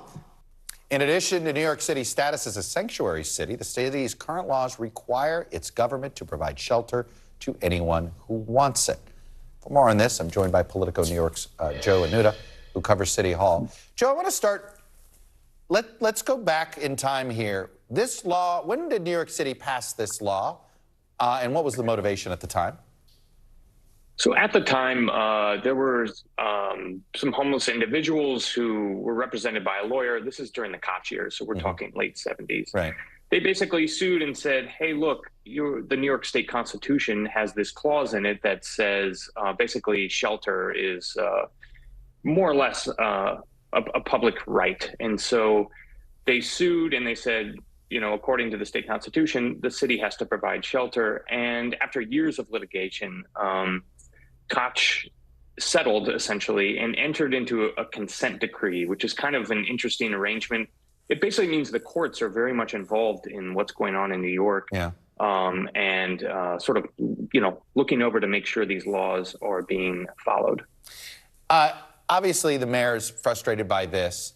One of the things he's brought up is that the migrants are sort of like, even those that want to work, they can't. Explain. Yeah, so when you come here and seek asylum, first you have to fill out an asylum application, which we're learning not a lot of the folks who have arrived here are filling these out. It's been kind of a criticism from the Biden administration towards the city is they need to do better, because once you fill out your application, then there's essentially like a 150-day waiting period. And so basically it takes months. You have to sit around and you're sort of in these shelters and you can't get work. And I think, you know, the mayor's pointing out that the Biden administration could do more. They could grant more temporary protected status to some of the folks who are coming here. At the same time, these people are not being enrolled and they're not getting the legal services they need en masse to sort of get through all this paperwork. There's a lot of bureaucracy involved, and we're not really seeing the movement through that. Look, there's a lot of city groups involved. Have you seen evidence of HHS or DHS? Oh, yeah. I mean, Chuck, this is really subsuming city government in a way. No, I understand city government, but I'm talking about the feds, those two big Fed agencies. Oh, I think as far as on the ground, sort of in a practical way, no, this is really being handled by the city. So you're seeing a bunch of city agencies. They're opening the emergency shelters, these intake centers. They're coordinating education services. That's all being done on the local level. And I think one of the mayor's points is it's very expensive.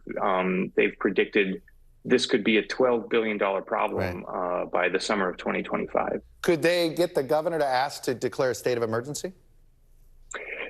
It's been on the table, but, you know, we really haven't seen an appetite from Governor Hochul to do that. I think from her perspective, they put $1 billion in the budget and they feel like they're helping financially.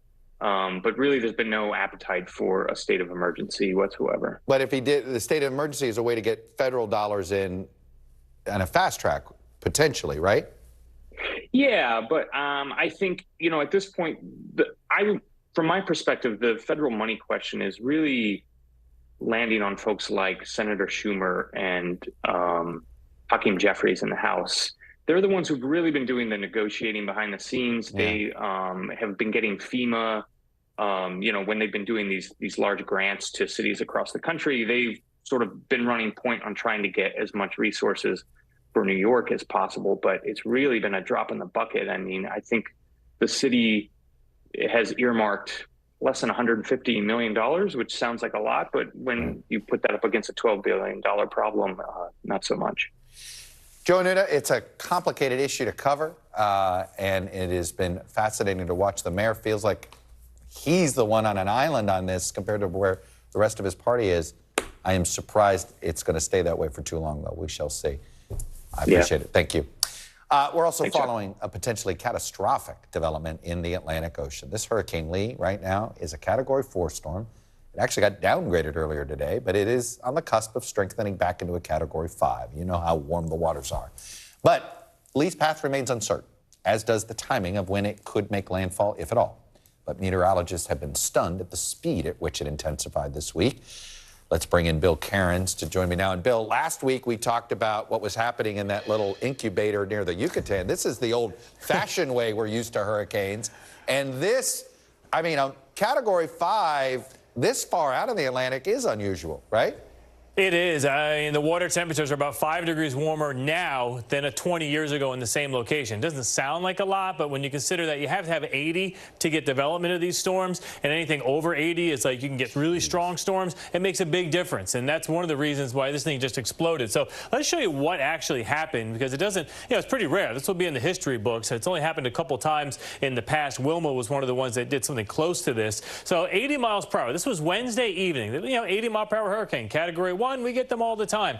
And then in 24 hours, this thing just blew up. You know, this beautiful looking eye, you know, it has a stadium effect to it. When the aircraft recon are in there, it looks like it's inside a football stadium.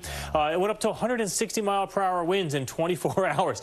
To be considered rapid intensification, it only had to go up 35 mile per hour winds. I mean, we doubled the intensity so fast. Now, it has weakened since then, wind shear, and it probably has already hit its maximum that it will ever hit in its lifetime.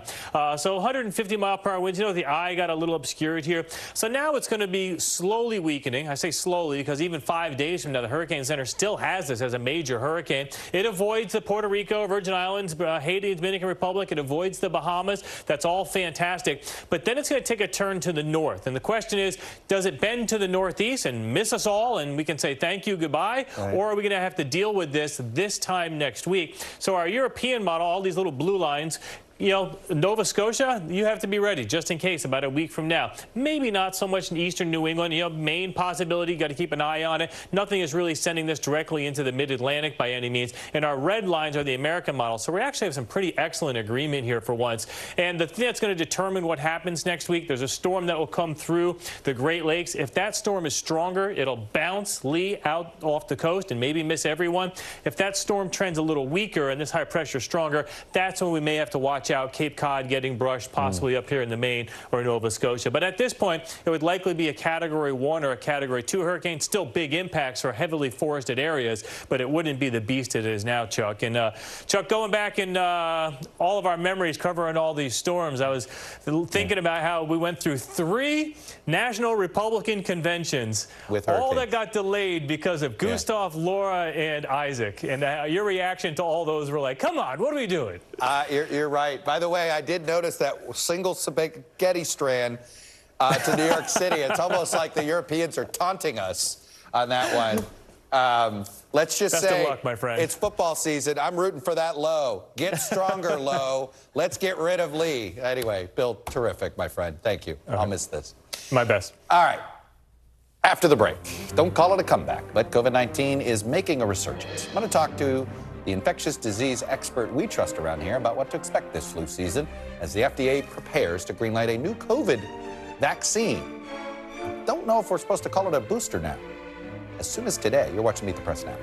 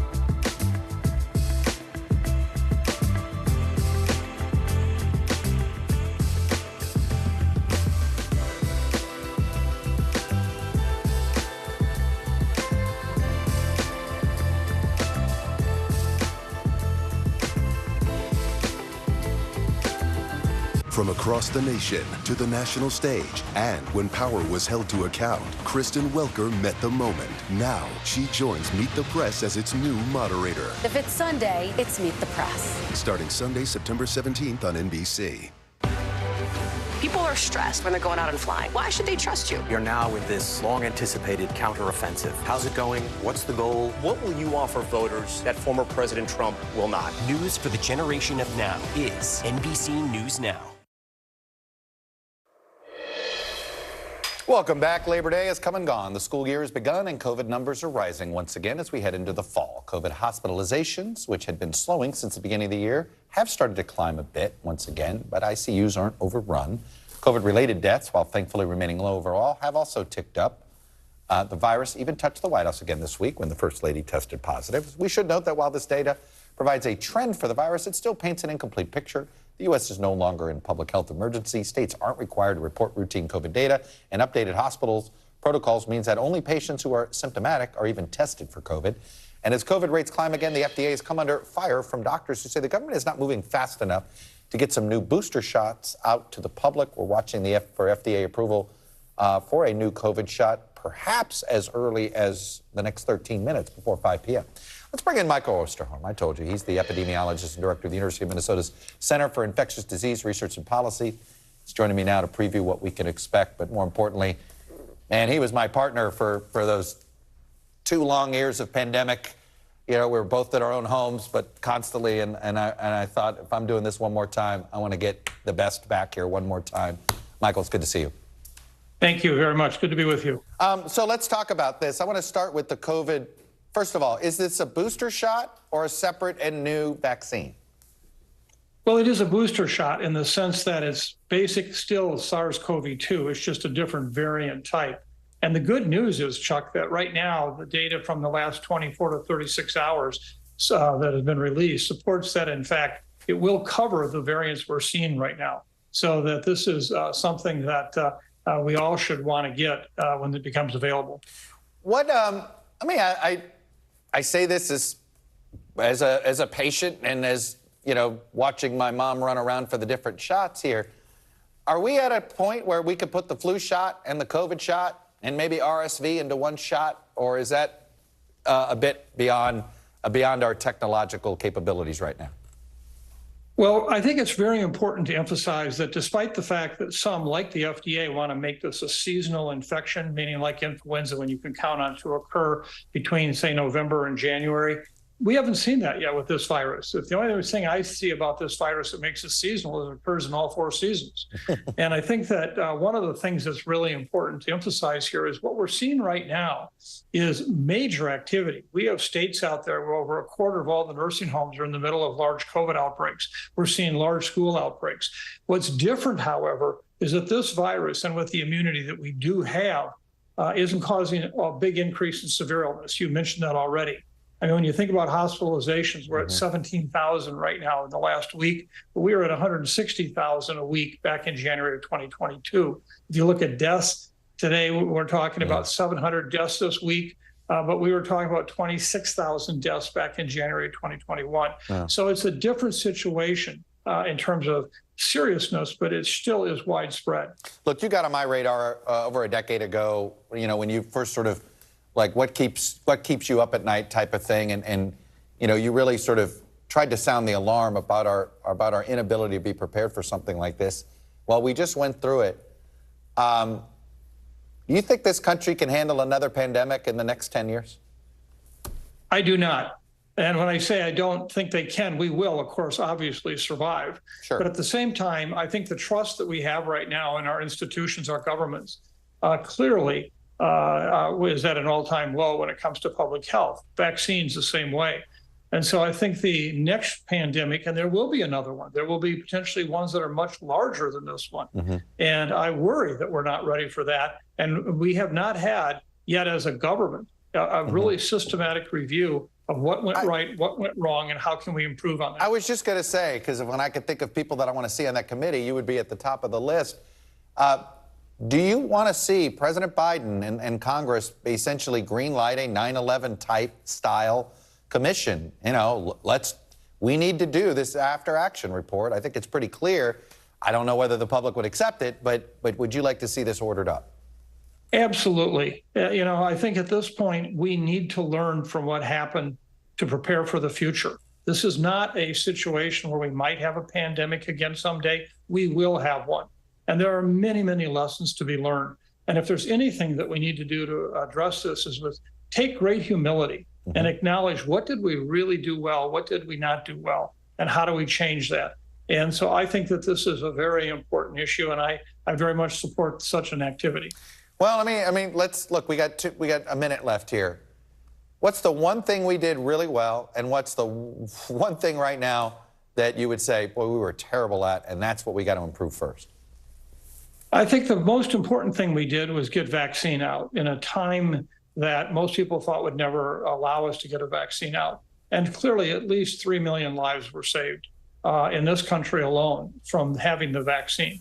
Now, the challenge is, of course, as you know, is many people won't take it. And these boosters, right now, most of the deaths we're seeing are in people 65 years of age and older, yet only 42% of that population got the previous booster. So we need to continue to work on that, but that's the good thing. I would say the bad thing is that communication. And this is a joint issue. This is not just public health. This is government. This is the media.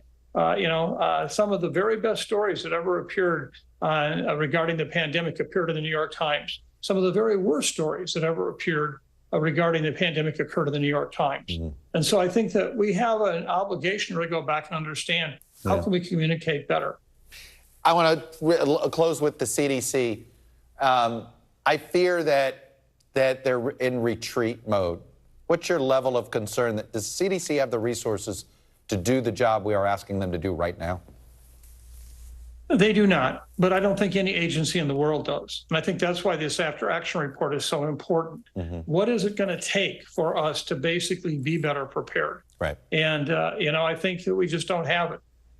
Michael Osterholm, like I said, it's been a pleasure to get to know you through these years. You made us smarter. Thank you. On behalf of so many viewers out here, thank you. You have been a gift to getting information out. Thank you. Well, and it's because of people like yourself. So appreciate it. We'll be right back with a look at where we've been and where we're going. Chuck, I'm not by myself because this is a carpool. So John Hickenlooper's back there. Yeah. There he is. So we have a caucus. All right. We have a caucus of two. Hello, Senator Hickenlooper.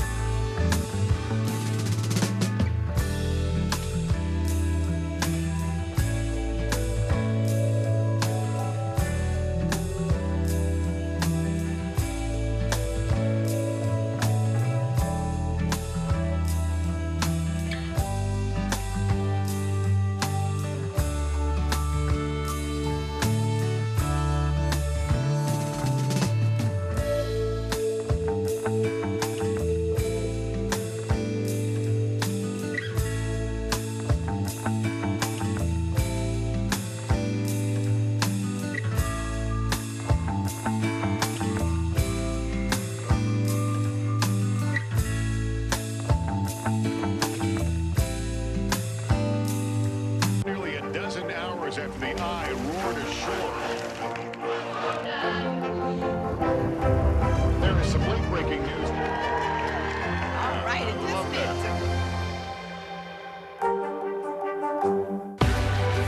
People are stressed when they're going out and flying. Why should they trust you? You're now with this long-anticipated counteroffensive. How's it going? What's the goal? What will you offer voters that former President Trump will not? News for the generation of now is NBC News Now.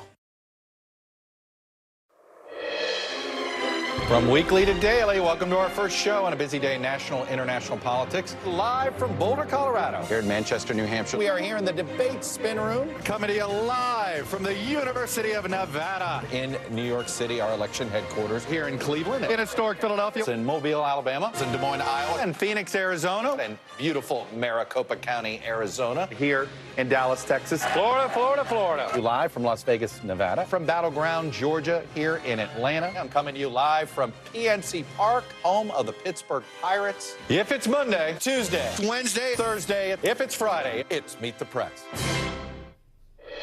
Well, follow the hairline on that one. When we first came up with the idea of the daily version of Meet the Press, we made it our goal to take the top-notch political news and analysis that has been the hallmark of Meet the Press since the beginning of the television era. And we wanted to bring it to an audience every day. Over 8 years, more than 2,000 shows, I'm proud to say that we've done that. And I'm equally proud to say I may be living, but this show continues. So it's kind of nice to build something and see someone else take it over. So this is my last show as the anchor of Meet the Press Now, but this show and the Sunday show is going to continue to build on the legacy of Meet the Press that has stood for more than 75 years. As I always like to say, I just didn't want to be the last moderator of the longest running television show in American history, world history. And I've succeeded at that. Our politics have changed a lot since our first day on the air as Meet the Press Daily, and they'll continue to change. That's the nature of politics. And Meet the Press in all its forms. It's going to be here to break it down every day, every week, to help you know what matters and why, to ask tough questions to our nation's leaders, to explain Washington to America and America to Washington. That's what we've always done and what we'll continue to do. As for me, I also plan to continue that mission as well. My first day on the job at Meet the Press, I was handed an audience survey of Sunday show viewers. And the number one reason why folks decided to tune into any Sunday show, the number one reason, to get educated. It wasn't to find out if their side was winning or losing. They just wanted to know. It's that education piece that I'm hanging my hat on for the rest of my professional life. Because one thing we all lament lately is the lack of knowledge and nuance in our politics. That's a vacuum I hope to continue to fill, whether in a traditional news platform or via other venues, documentaries, docudramas, or even too close to the truth fiction. I couldn't have done this show and the Sunday show for nearly a decade without an incredible team of people behind the camera, producers, editors, directors, camera operators, the tech folks of every stripe. There are too many people to name. Television is the ultimate team sport. And I've been a proud member of this team, and I'm going to continue to be a member of it, just in a different position. So I'll be back for Sunday one more time on Meet the Press. Then I'll hand the baton to my friend Kristen Welker. You're going to see her here, too, as anchor of Meet the Press Now, because it helps. It helps you do the Sunday show. It's a better Sunday show to do this daily show. And you'll see some other top-notch NBC political talent in this chair as well. I'll continue to be a big part of NBC political coverage because no one in this business covers politics as well as NBC. Thanks for watching. I'll see you down the road, and I'll see you Sunday on your local NBC News station. I have exclusive interviews with two people I intentionally wanted to book for the last show because they accept the premise, and they'll answer tough questions even if they don't like it. Governor Gavin Newsom and Senator Bill Cassidy. Don't miss it. NBC News Now coverage continues with Hallie Jackson. In a few seconds, I'm going to give her I'm going to take up a little time of hers because I usually take up too much time of hers. But then I'm going to hand the show to her, and then I'm going to see you on her show in a few minutes. But thank you for tuning in to me and giving me a chance to be in your living rooms. I'll see you down the road.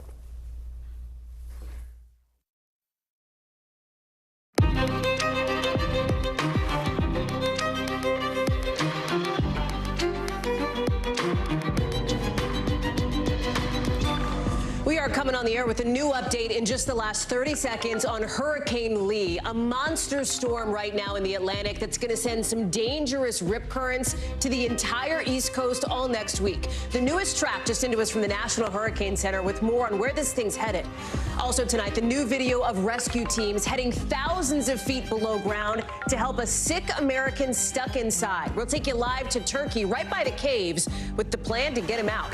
Then, in the original, in just the last half hour, the state of Florida has greenlit a controversial competitor to the SATs. It's mostly for Christian college admissions, but now it's set to be used for public schools in that state, too. We'll explain. Plus, in the backstory this back-to-school week, the spike in districts doing class 4 days a week instead of 5, and what a new study shows about how effective that actually is. Our NBC News correspondent, who's a former teacher herself, takes us behind the scenes on this reporting. And Bengals quarterback Joe Burrow, not just a viral sensation, but now a financial one, too. earning his stripes and then some to become the highest paid player in pro football. How it fits into this explosion of mega deals in the NFL with no sign of stopping. Later in the show. Hey there, I'm Hallie, and right as we're coming on the air, we're getting the latest update on that powerful Category 4 hurricane, Lee, with the National Hurricane Center now saying this storm is going to bring some very dangerous rip currents to the entire eastern seaboard over the course of the next week. We are still pretty far out, but some forecasting models, like the scenario you're seeing here, show the storm may be taking a hard northern turn towards New England.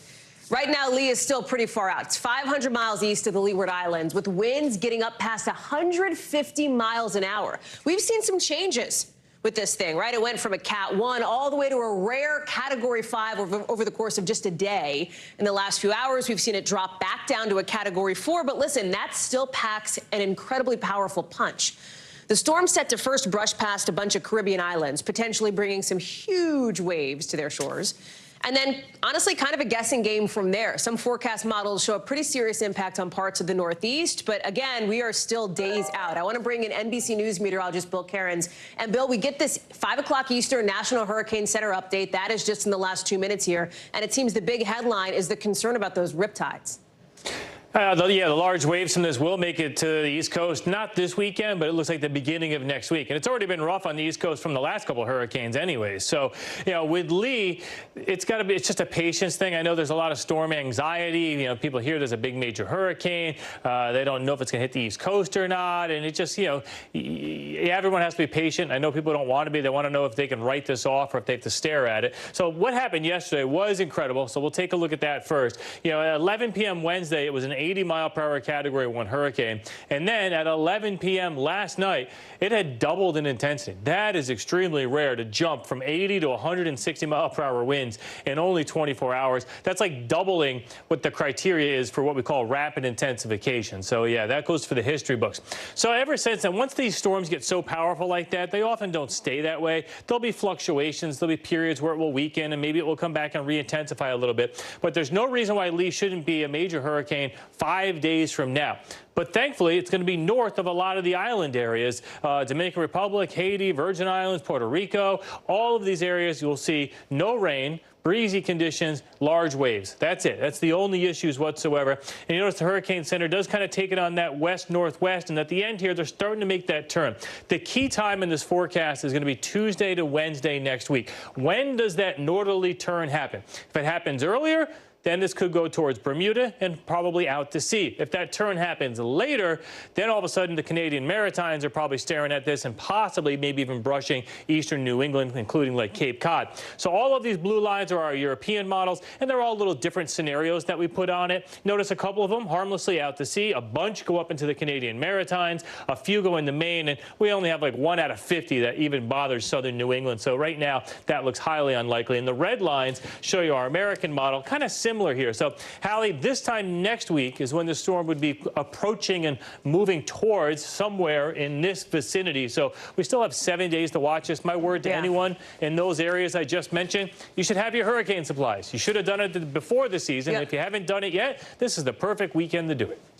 Bill Cairns, that's good advice. I know you're going to be watching it for the next 5, 6, 7+ days. Appreciate it. Let's take you overseas now, because you are taking a look at the rescuers being lowered down into one of the deepest caves in Turkey. You see it there. That's the video right there. It's part of the international operation to get out this American explorer who's trapped 3,000 feet underground in what is now a race against time. This is not going to be easy. The whole process could take 3 more days, maybe 4 more days. But the reason they're starting now, because Mark Dickey, there he is, has recovered at least enough for teams to start pulling him up. That's after he started bleeding inside his stomach during a cave expedition this weekend. Crews are just waiting for a doctor to give the official green light. Here's what the head of the Rescue Commission's medical unit is saying. Mark's health condition is stable now. His vital signs are normal. All of them are normal. No breathing problems, no pulse problem, no rhythm problem, no vomiting. So those are good signs to try to get him out. of this cave here in southern Turkey. Right now, he is all the way down at a camp, right? It's a couple hundred feet. That's in red. A couple hundred feet, or yellow, excuse me, the camp. The red is where he got sick. Late today, officials are telling us that more than 30 rescuers had made their way inside the cave. A whole bunch of doctors, a team of them, are taking turns taking care of Dickie. Matt Bradley is live for us on the ground there in Turkey. You have made your way to essentially the entrance to this cave. You're talking with some of these rescuers. Tell us what you're hearing and what happens next. Yeah, I mean, what we're hearing is a lot of optimism, to be honest, Hallie. I mean, you know, I remember, I think I was talking to you back in the day, back a long time ago, when we were with those Thai cave boys in Thailand. They were stuck underground. That was a much more desperate situation. They were children, they were inexperienced, they had never been diving before, they had never been caving before. This is something different. I mean, this is a man who has a lot of experience with traveling through caves. He's taught people about cave rescue, so he understands the situation. And of course, he was struck ill with gastrointestinal bleeding, and this is something that is very complicated. Now, one of the real issues that people have been telling me about is that, you know, he's not going to be able to work his way through this very, very tight cave system because he's so ill, because he has bleeding inside of his body, so he can't press himself against the cave walls. But everybody that we were talking to said it's just a matter of time. And actually, they said that the rescue operation, the actual effort to get him out of that cave and to the surface, could begin within a couple of hours. It's a question of the green light from the doctors, who say that he's more or less fine. They're waiting to hear that he's fine. And from the actual rescue workers who are trying to set up all of those systems of pulleys and gears and actually trying to blast walls to free space to get him through. There's this timeline, right? This process, the course of nearly a week now since Saturday, when everybody found out that, okay, he's there, he's sick, there's a problem, and you can see how things have developed. A lot of back and forth here. You mentioned some of the potential complications, but I'm struck by the level of optimism and the way that we are seeing Dickie be able to communicate. I mean, he's able to speak, he's able to talk to rescuers. It's a very different situation than, as you referenced, some rescues that we've seen in the past. Yeah, I mean, the situation, everybody that we spoke to said, you know, he's not out of the woods yet. This could be a several days-long effort to actually extract him from that cave. He can't really walk on his own, and not in any intensive way, not in the way that it would require him to get out of there. So people were saying that, you know, the situation, and the people who have been down in that cave were telling me that it's so muddy that it actually kind of eats through a lot of the equipment. And as I mentioned before, the rescue workers, they're actually using some very light, very sensitive explosives to try to break off some of that wall, some of the facade of the cave walls, in order to get him through. So that is a major challenge.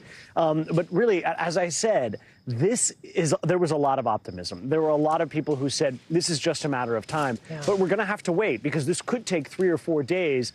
This is the hardest part.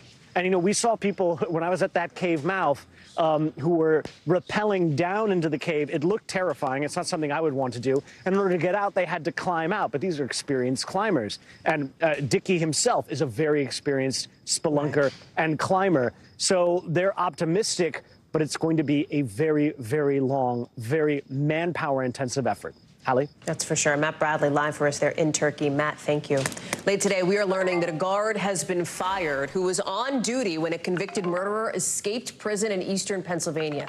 This guard had been working this job apparently for 18 years, including when Danilo Cavalcante made his break for it. You see Cavalcante there, climbing himself up the wall.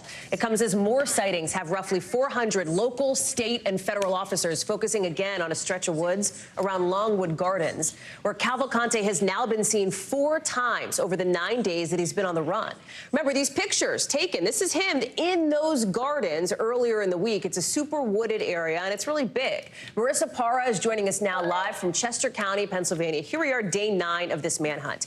They've searched the gardens. They closed the gardens down. They reopened the gardens to the public 24 hours ago. Then they had to shut it down. People had to shelter in place because it seems like Cavalcante has remained in this area. Why?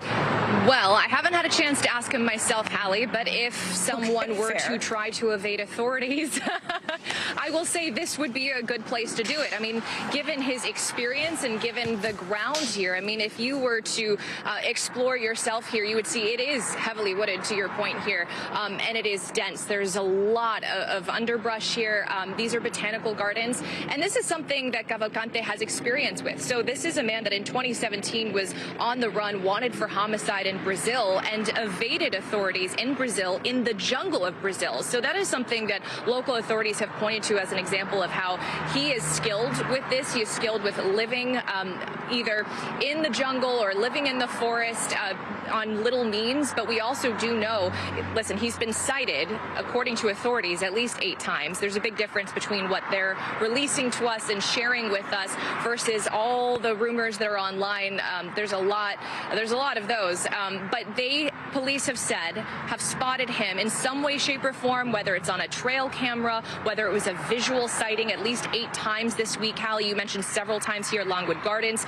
And then, of course, we understand that there was also that incident where Cavalcante was able to grab provisions from someone's home, which he was spotted carrying with him on that trail camera, Hallie. I have to imagine that there is some level of exhaustion or stress fatigue for people there in Chester County, for people in and around the township, now that they are more than a week into this manhunt, on edge because of it all.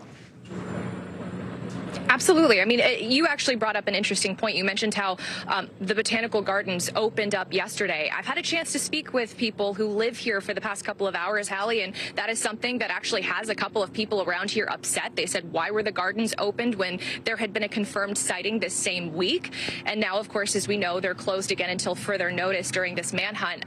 But I've also had a chance to speak with people who are talking about this is the talk of the town. We were at a deli earlier. It's all anyone can talk about. At our hotel, the people that work at the hotel are talking about it. People are locking their doors, and I know that sounds maybe pretty obvious to some people watching and listening from home, but this is an area where a lot of people say they've never had to lock their doors before, but they're doing exactly that. Something that's unfortunate is the family of the former girlfriend. This is the former girlfriend who he was convicted of stabbing nearly 40 times, Hallie, in front of his children. That family is under 24/7 police watch right now. They say they're terrified, and they're not alone. A lot of people in this community remain terrified until this convicted murderer gets caught, Hallie. The manhunt continues tonight. Marissa Parr, thank you so much. In the last few hours back here in Washington, we are hearing from Senator Lindsey Graham defending his actions after he and everybody else found out that a grand jury, special grand jury in Georgia, wanted to charge him as a co-conspirator of former President Trump in a scheme to illegally overturn the 2020 election in Georgia. Senator Graham says he did nothing wrong. I voted to certify the election. To suggest I'm part of some grand scheme to overturn the election makes no sense given my actions. So you see here the 21 people who the district attorney in Fulton County, Fani Willis, decided not to charge. Of course, she did decide to charge 19 people in this alleged plot. If we zoom in on some of the notable ones, you can see Senator Graham, right? 2 former Georgia senators, and a bunch of other important folks with ties to Mr. Trump. Garrett Hake is joining us now. So let's be clear here. We don't know why Fani Willis decided not to charge these people. We don't know what evidence this special grand jury has, but we do know it's pretty rare to get a look at all of this information after the fact here. Yeah, right. This special grand jury system is functionally unique to Georgia, and so we get a little bit more of a peek than we would in most places where you have one grand jury and the process is secret. You either get an indictment or you don't. That's the way the feds do it. Right. You don't hear about names. That's why you have things like unindicted co-conspirators. The feds don't name people who they choose not to indict, largely for this reason. There are some clues, though, into why the DA may have chosen not to indict Graham and the 2 other then senators there, because we get the vote totals here for how the grand jury looked at this. And on all 3 of those votes, there were a significant number of grand jurors who voted against the idea of indictment. One even made it into the footnote that some of the grand juries, at least one of them, thought that their actions were more political than legal. Senator Graham kind of leaned into that in his comments today. Here's what he told reporters in South Carolina. If it ever becomes impossible or politically dangerous or legally dangerous for a United States senator to call up people to find out how the election was run, God help us all. The next election, if I have questions, I'll do the same thing.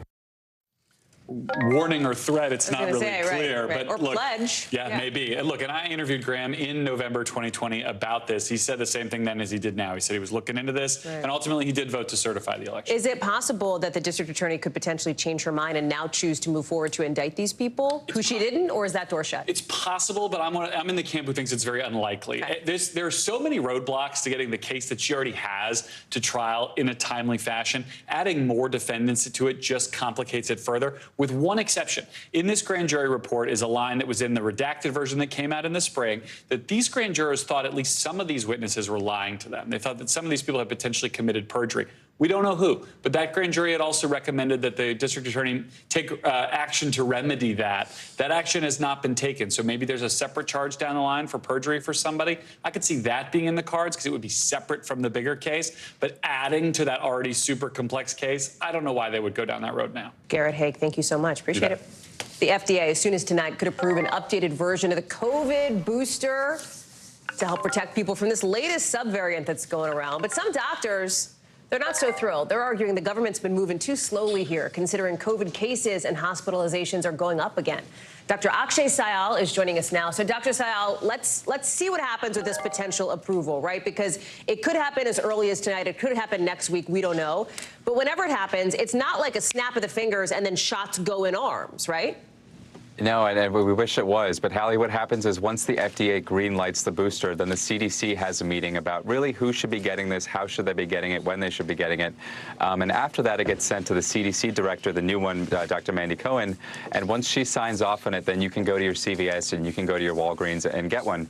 But, Hallie, your question just a minute ago was a really smart one about is it too little too late? And I would actually argue no. These boosters, we know that because we have so many vaccines in the past that we've gotten, they actually work pretty quickly. In about 1 to 2 weeks, they can ramp up and get you that protection. And we're still not quite at a surge, and we are expecting cases to rise and rise. So, no, I don't think it's too little too late, and I definitely think the timing is good here, Hallie. Well, I'm glad you addressed it because there has been some criticism about is the government essentially moving too slowly. Talk to us, though, with a lot of people's kids now back in school as of this week, concerns rising about the so-called triple-demic that we saw earlier this year, flu, RSV, and COVID. What is the prognosis for the fall and winter for that, right? Like, in other words, was it bad in other parts of the world, and what does that mean for us? Yeah, so we typically look to our friends in the southern hemisphere to see what kind of flu season are they having. It's usually around July to October over there, and that kind of tells us what are we going to expect here. I mean, you know, it does look like it's a pretty significant flu season, a little bit worse than usual in Australia. But Hallie, there was a report published just today by the CDC showing that this upcoming flu vaccine did provide pretty good protection against hospitalizations, 52%. And we actually made a graph for you because it can be a little bit confusing about when to get, when to get each vaccine. They're kind of all over the place here, and you can see here flu and COVID you want to get late September, and RSV, if you are high risk, you can actually get it now. Hallie, I just want to share a phrase from my pediatrician colleagues here: flu before boo. It just means to get your flu shot before Halloween, before you go trick-or-treating. It's really stuck with me, and I just wanted to share that. It is memorable. Dr. Akshay Syal, thank you so much. Appreciate it. Anytime. President Biden tonight gearing up for the start of a key summit in India as he and the prime minister there hope to show a united front against China. That country's leader, President Xi, has turned down an invite to this G20 summit, even though China is going to be a big topic of interest there, along with climate change and the world's economy. President Biden arriving in India early to take that meeting with PM Narendra Modi. You're seeing some video of that here, but one thing's missing. Can you hear it? Can you see it? Nope. Well, no sound of reporters shouting questions. That's because the Indian government chose a closed press sit down. That means they only let in official government photographers. That's the image you're seeing here. That bucks a long-standing tradition that gives reporters at least a quick chance to toss out questions. NBC's Mike Memley is traveling with the president in New Delhi, India. So tighter access for journalists on this trip. And Mem, I don't want to get navel-gazy about it because I think probably broadly people don't really care if reporters are in the room or not from a micro level. On a macro level, though, having reporters in the room, you know this, I know this, that is how you get those moments of the president, let's say, responding to a key newsworthy question. That's where often news is committed, if you will. Help us understand, pull back the curtain a little bit, that piece of it and how that plays into this really important international summit. Well, Hallie, first of all, when it rains, it pours quite literally. We not just have the access issues here, but a little bit of weather issue. So bear with me as we deal with this little bit of a squall around me. You Listen, look dry. this I'm is sure you have an umbrella. Huge opportunity crew. for Prime Minister Modi. And so this G20 summit has been heavily stage managed. We obviously know that there are the 2024 presidential elections back in the U.S., but there are also parliamentary elections here in India. And Prime Minister Modi is using India's hosting of the G20 summit to maximum effect. You can't drive more than a couple blocks through the heart of Delhi without seeing posters with Modi's face on it touting India's leadership on various world issues. And that's also translating into heavily controlling the message that comes out, not just from the Indian press, but from the global press here to try to cover it. And so it's not just limiting access to the pool spray, what would have been usually a pool spray with the president and the prime minister today. As we see the G20 summit kick off tomorrow, there's going to be very limited access, not the full U.S. pool, but maybe one member rather than all of the wire services, the print. So this is really an effort on the part of Modi to control the message. So why is the U.S. going along with it? They have invested significant diplomatic capital in the U.S.-India relationship. You remember Modi came for a state visit just a few months ago. There are more than half dozen cabinet members coming to India over the course of this year. And so they've made the decision that we've seen a lot of Modi and Biden together. One pool spray is not necessarily worth cashing in a chit while they're trying to court the Indian government here at the same time. Okay, so that's the sort of access and weather report piece of it. Mem, thank you for both of those. Give us kind of the bigger picture policy piece of it, because there is a message that the White House, the Biden administration is hoping to send at this summit. Walk us through that. So what has been the overarching sort of theme of the Biden foreign policy? It's that democracies, more than autocracies, can deliver not just for their own peoples, but for the betterment of alliances throughout the world. And so while there is disappointment on the part of administration officials that China's Xi Jinping is not here, that Russian President Vladimir Putin will not be attending, potentially sort of undermining the effectiveness of this summit as a whole, you're also hearing the administration say that effectively this proves our point that democracies can make a stronger statement for the prosperity of the world than autocracies. I want you to listen to part of a conversation I had this morning with Eric Garcetti. He's the U.S. ambassador to India, putting his spin on what it means that Xi and Putin are not here. Take a listen. I think it's a very proud moment for the United States. Our president is here, and the leaders of Russia and China are not. That speaks volumes. We are not disengaging from the world. We show up time and time again. So this is the second time President Biden is coming here to the Indo-Pacific region in just a few months. The White House announcing as part of the visit with Modi today that he's going to be back here in India in just a few months for the Quad Summit. Remember, that's the U.S., India, as well as Australia and Japan, all part of the efforts on the part of the Biden administration to grow U.S. influence in a region that has otherwise been dominated by China. Hallie. Mike Memley, they have tweaked my monitor, and I can see now you are, in fact, soaking wet. I am deeply sorry because I was like, whatever, he's fine. You are not fine. I apologize for the many questions. Will never be questioned. You are dripping, like you're Go. Love you. Bye. Thank you for that reporting. Appreciate you, Mike Memley. Thanks. Coming up here on the show, a drier Mike Memley next hour, we hope. Plus, we're learning more from Spain here. Some very interesting developments around Luis Rubiales, the controversial now head of the Spanish Soccer Federation, and what prosecutors want to see after that unwanted kiss at the World Cup. The country's new law that could mean he faces prison time. Plus, why country singer Zach Bryan, who just topped the Billboard Hot 100, has been arrested in Oklahoma. We've got that later in the 5 Things.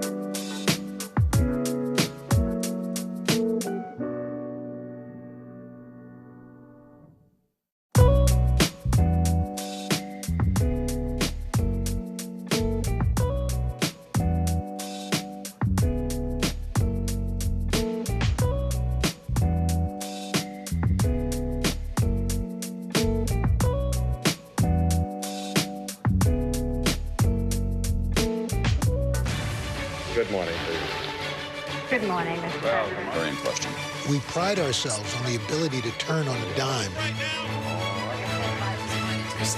We've got breaking news. Sometimes there are no words. The flashbangs are continuing to go off. What emotions go through you as you're watching these girls? These are really important moments in our history, and people remember who shared that news with them.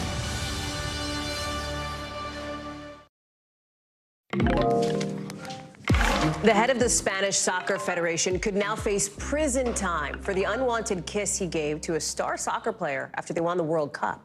Tonight, we're learning prosecutors are accusing Luis Rubiales of sexual assault and coercion for kissing Jenny Hermoso. And according to a new law in the country, it means Rubiales could go to prison for up to 4 years if he's found guilty. Why? Because legally now in Spain, only yes means yes. So even though Rubiales claims the kiss was consensual, it doesn't matter because Hermoso says it wasn't. So now prosecutors want Rubiales to testify in court in Madrid. Kelly Kobiella is joining us now. No guarantee, Kelly, this is going to end up in trial. But I think it's worth noting and important to point out, Rubiales still technically has his job. He has not been fired, right? That's right. He's been suspended, but he hasn't been fired. The only way to fire him, because he is part of a private organization, is for a call of no confidence vote, and there's been no consensus within the Spanish Soccer Federation to call one. So now to this criminal complaint. It will be sent to a high court judge who will decide then whether it should move forward. The likelihood, given the attention on all of this, is that it will. If it does, a magistrate will then be assigned to lead the investigation and then recommend whether the case goes to trial or dismissed. Now, the prosecutor said that both Rubiales and Hermoso should now give formal statements to the court as part of this process. And take a look at this part of the prosecutor's statement, because she doesn't just talk about the allegedly unwanted kiss. She says Hermoso suffered constant and repeated pressure from Rubiales and his professional entourage to justify and approve the facts, the kiss, the event, which could constitute a crime of coercion. So not just sexual assault, but also potentially coercion, 2 serious criminal charges. And there's more. There's the issue of potential penalties here. A sexual assault conviction, should it get that far, carries a 1 to 4 year sentence, could be downgraded to a fine if the judge so decides. Spain's top sports court is investigating Rubiales. That could lead to a 2-year suspension from sport. And the FIFA investigation, that could end in warnings, fines, or even a lifetime suspension at worst. Hallie. This has been, in some ways, Kelly, kind of a slow burn as far as the controversy here. I mean, the World Cup was weeks ago now at this point. I want to put up a timeline here. There's key dates, right? August 20th, this unwanted kiss. He said he wasn't going to step down. A week later, he gets suspended. Then this week, that formal accusation of sexual assault by Hermoso to now. In so many ways, Kelly, this has overshadowed what should have been a shining moment for this soccer team and for this country. It has, and it's also thrown Spanish women's soccer into complete disarray. The coach has been replaced. Dozens of players are boycotting unless Rubiales goes as well. But, Hallie, it's also put a spotlight on the many problems that Spanish women have tried to highlight now for months, if not years. They have a lot of support, not just in Spain, but also internationally now. Hallie. Kelly Kobiella live for us there in London. Kelly, thank you. Let's get you over to the 5 things our team thinks you should know about tonight. Number 1, police in Memphis think a shooting at Lil Baby's concert was no accident. Look at this. People seen ducking for cover at the FedEx Forum last night's show. Lil Baby was rushed off stage, did not come back. One person was taken to the hospital, but is no longer in critical condition. No word yet on suspects or how somebody managed to get a gun through security. Number 2, Zach Bryan, the superstar country singer, says he was, I'm quoting here, out of line for something that happened that ended up with him in prison, behind bars in jail in Oklahoma. He explained in a video posted online that he mouthed off at an officer yesterday while he was stopped on the side of a highway near Tulsa. Bryan's been charged with obstruction of an investigation.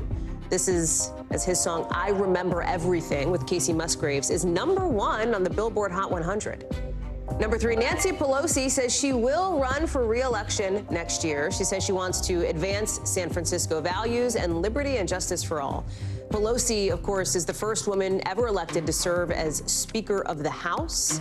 The 83-year-old has been in Congress since 1987. Number 4, take a look. This is the new and improved White House Situation Room. Or honestly, it's like just a really kind of big and fancy conference room, an office situation where huge and important things happen. It's a $50 million renovation that took a year to finish. The giant table with seats for the president, VP, advisors, like you see in the movies, that big old table, that hasn't gone anywhere. It's still there. Number 5, King Charles says he's grateful for the love and support he's gotten while marking the time since his mother, Queen Elizabeth II, died 1 year ago. He reflected on her life and service during her 70-year reign. The king did not attend any memorial events today. When we come back, Donald Trump making an appearance that's a little rare for him nowadays. What he's doing in South Dakota that's fueling all the Veep stakes speculation. Plus, Chuck Todd, one-on-one with the Democrat who's been making his own headlines, what the California governor says about 2024 that may surprise you in an exclusive interview. Next.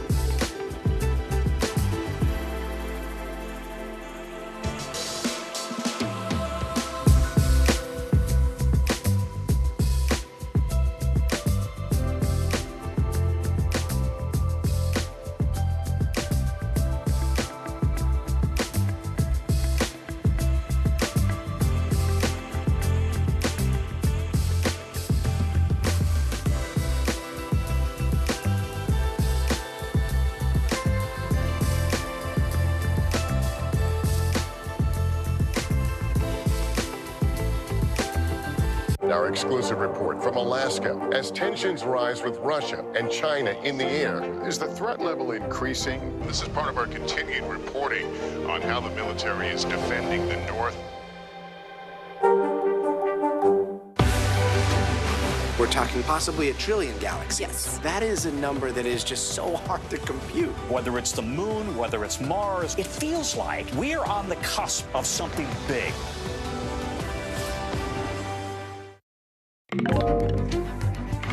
Former President Trump getting set to head to South Dakota tonight for a big rally and an interesting endorsement from the state's governor, Kristi Noem, according to a source familiar with the plans.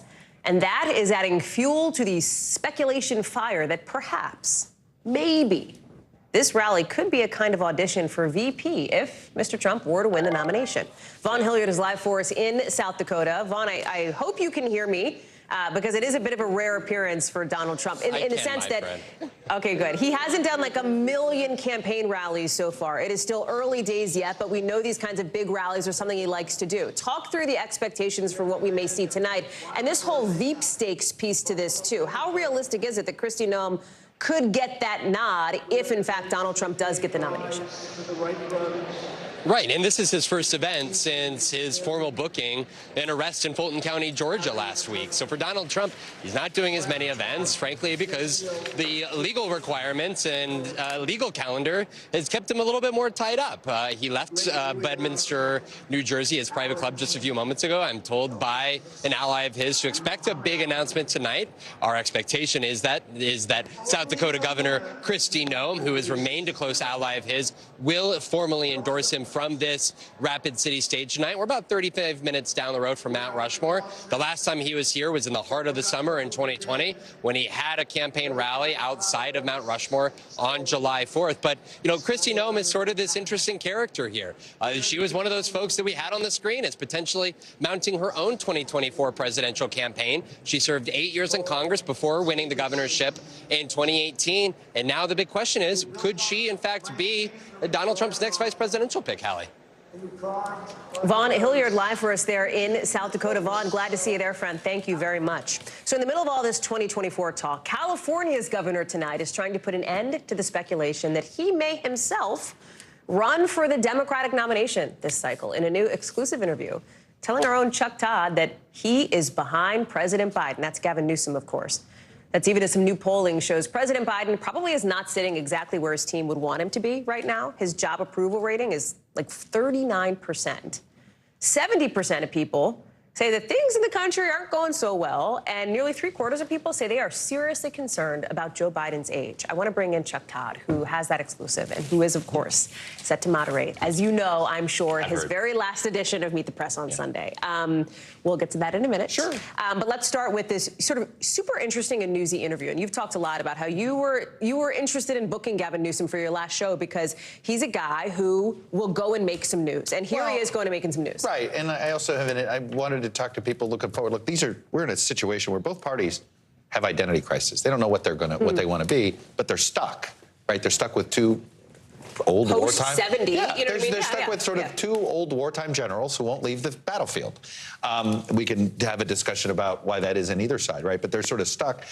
And both Gavin Newsom and Bill Cassidy, I think, are ready to have this debate about what the party should be down the road, and they're not there. What was interesting about this Gavin Newsom interview is, you know, he wears everything.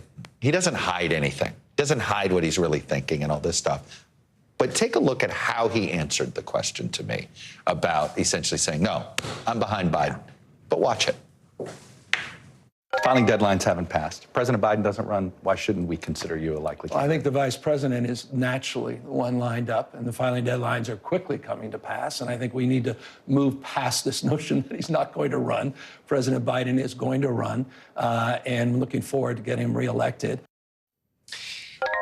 The reason I think sometimes you can read something and then you can see it, and it's like, he's accepting the fact that he's not running for president this year. That doesn't mean he didn't want to run for president this year. Or it doesn't mean he doesn't want to do it sometime down the road. And he is clearly preparing to run nationally. Tell me why you say that. Oh, he says it himself.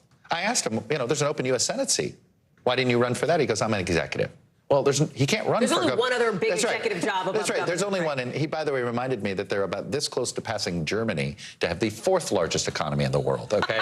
So, look, well, executive of the world doesn't if you want to know, the closest thing is here's a fact. He's preparing to run for president someday.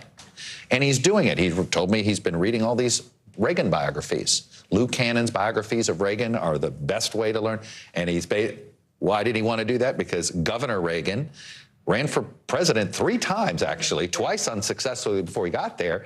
You know, basically from the perch of being the governor of California.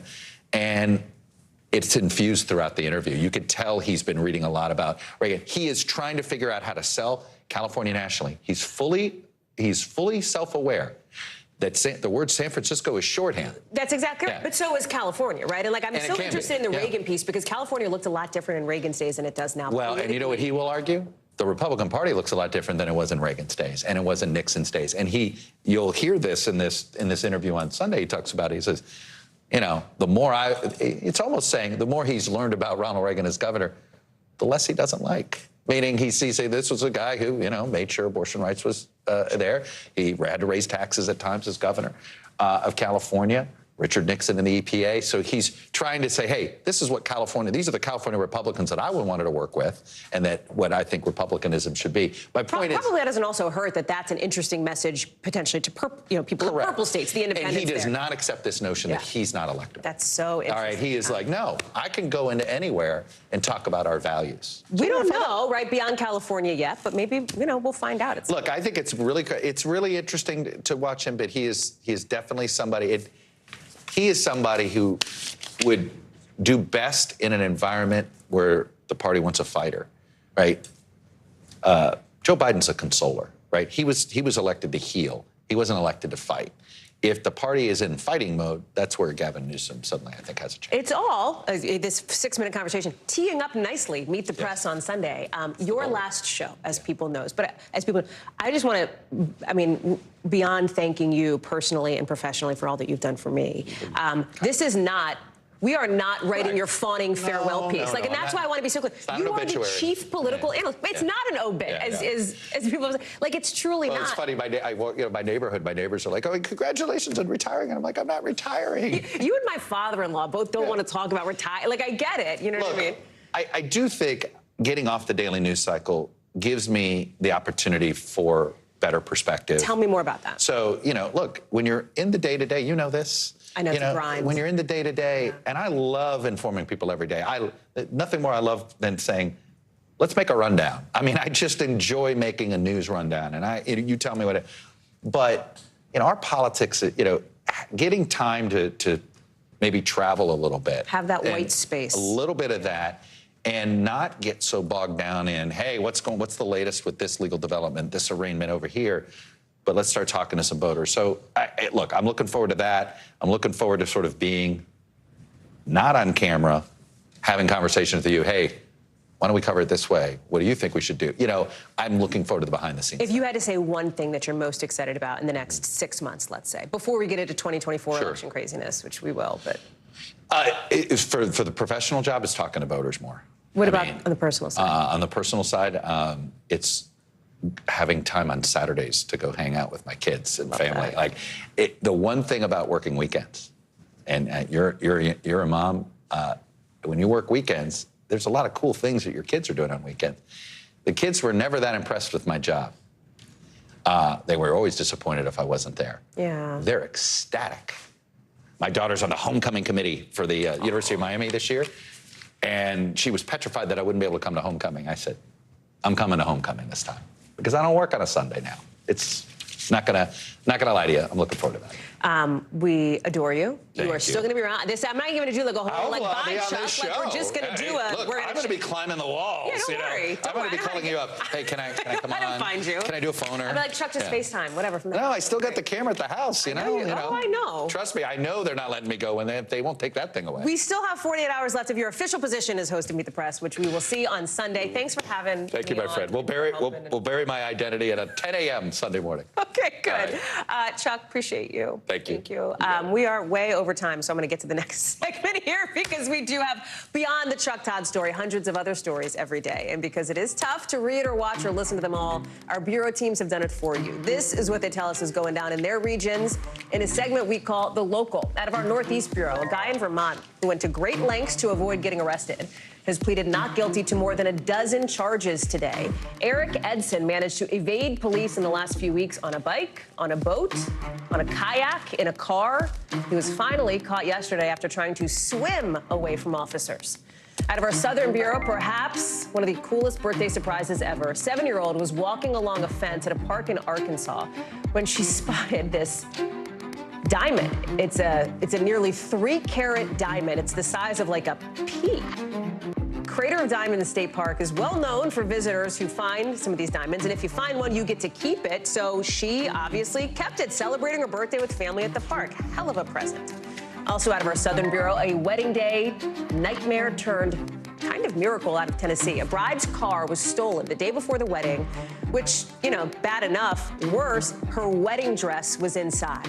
So her wedding planner goes, she posts on Facebook looking for any help. One Memphis woman overheard the situation in a phone call. On the spot, offers up her own dress. Turns out it was an 8-year-old dress. Fit the bride like a glove. Perfect fit. She walked down the aisle. How cool. People helping people. Up next, many students heading back to school have a little less time in classrooms this year. We're getting into the debate over a 4-day school week with one of our correspondents who has an interesting perspective as a former teacher herself. That's coming up.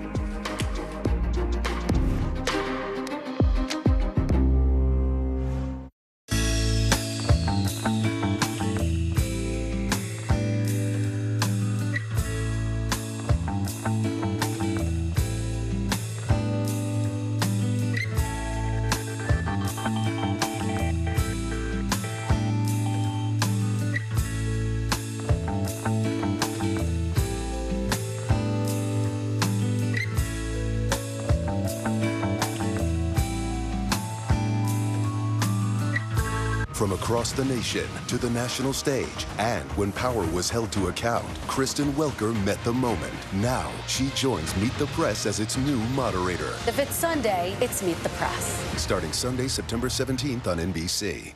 Nearly a dozen hours after the eye roared ashore. There is some late-breaking news. All right,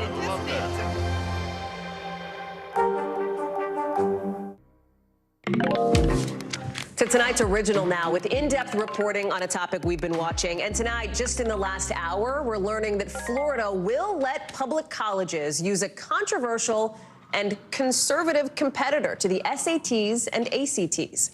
Aaron Gilchrist explains. Tonight, a green light for public universities in Florida to start accepting a new entrance exam. It's called the Classic Learning Test, or CLT. Florida's 12 state universities will accept it in addition to better-known exams like the SAT or ACT. Critics say it's just the latest move by Governor Ron DeSantis to try and inject a more conservative curriculum into every level of public education in the state. I think because CLT is viewed as too conservative by some, we've had a hard time breaking in. Jeremy Tate created the test back in 2015. So our goal at CLT is to put students in front of the most important texts that have really driven the development of thought and culture for more than 2,000 years. One notable difference from other entrance exams, the CLT tends to focus more on humanities, morality, and classical literature, or as the New York Times describes it, an emphasis on Western canon and Christian thought.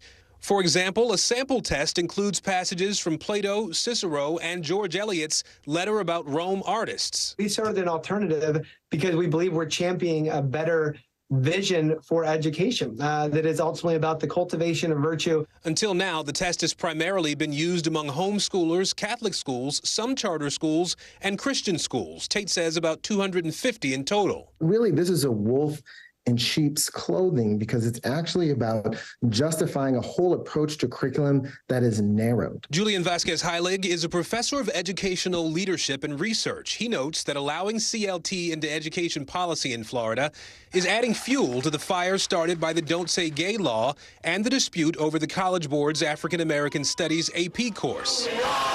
And now these students have to contend with a brand new exam that's not just a cognitive measure, but potentially a measure of conformity to specific approaches to curriculum and ideology. Tate insists his test includes a diverse body of thought that doesn't adhere to any political viewpoint. The general rule at CLT is for each test, there's going to be a total of 8 reading passages. One of those is going to be contemporary. The other 7 are going to be from folks who generally have been dead at least 50 years. We made an exception for Toni Morrison. We made maybe one other exception. By itself, the test is not problematic. It's what comes next. As I talked about, these tests have been aligned with whether you can go to the next grade, whether teachers should be fired, how funding is distributed. Professor Vasquez-Heilig says that's why what Florida does with this test down the road is what the public should be paying very close attention to.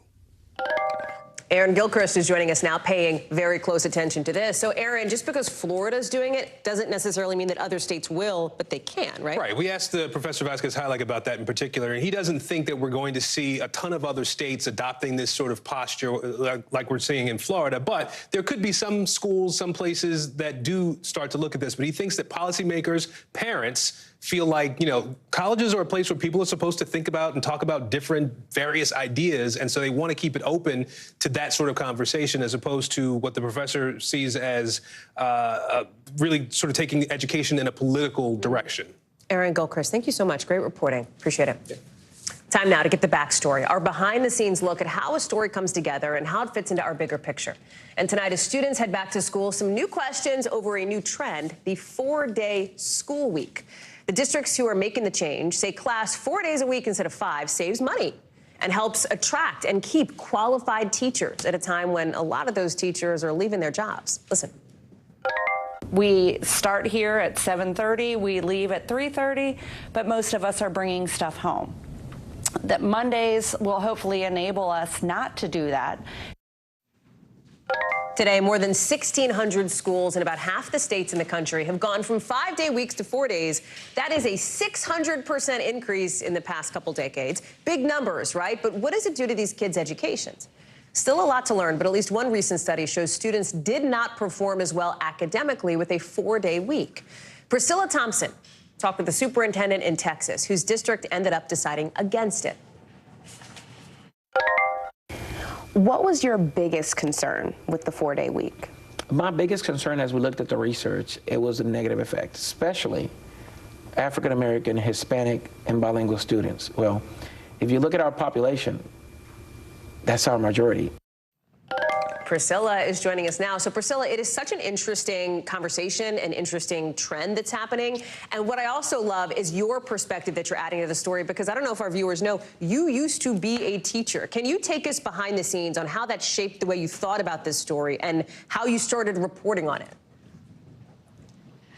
Yeah, Hallie, so I taught English as a second language reading to 6th graders here in Houston, and it seemed like every school year we were trying some new strategy to boost student achievement. And we struggled with a lot of the same issues that schools are dealing with now, 10 years after I was teaching, like not having certified teachers in the classroom. And so when I heard about schools that were switching to this 4-day school week to address that and to keep these certified veteran teachers in the classroom, I was really curious about how that would work. I felt like in a school district like Houston, that's a very large urban district, I just could not see that working. But I was hearing that there were these rural and smaller school districts that were having success with it. And so we wanted to dig into that. And then the other piece that I was really curious about is because having been a young teacher, I remember what it was like to do after school tutorials and then come home and grade papers until it was dark and then spend your whole Sunday lesson planning. And so I had a sense of what that extra day would mean for teachers, but I was really curious about what it would mean for students and families in these communities. Hallie? And so tell us more about what you found out about that piece and what you're hearing, too, from your friends who I'm assuming, might still be teachers, right, who are dealing with this and grappling with this, because I can only imagine it's like all in the group chats, Yeah, and it's interesting because I taught in a Title I school here, so that is a school where the majority of students are low income, and I was a latchkey kid myself. My mom worked 2 jobs, so I was often at home by myself, and I can imagine what that extra day off might mean for parents and students who have parents that work 5 days a week. And what we heard from parents was a concern about childcare, and we know that some school districts are offering enrichment and sort of structured activities on that designated day off so that those parents don't have to worry about that. But the other thing that we're seeing is that in these rural school districts, a lot of times the school district is the primary employer in those communities. And so my friends who are teachers would also be able to be off with those kids on that same day. But one other factor to consider here is the students who rely on schools for more than just the education, but things like free and reduced school lunch. And so a lot of these schools that are switching to this 4-day week are also keeping the cafeterias open and finding ways to continue to feed those students who rely on that food. Hallie? Priscilla Thompson, it is just so fascinating. Thank you so much for your reporting and for bringing it to us here tonight on the show. Appreciate it. Great stuff. Still to come here on the show, Joe Burrow of the Bengals, now the highest paid NFL player ever. And guess what? His huge payday is part of a bigger trend. How much larger these contracts really can get. Next.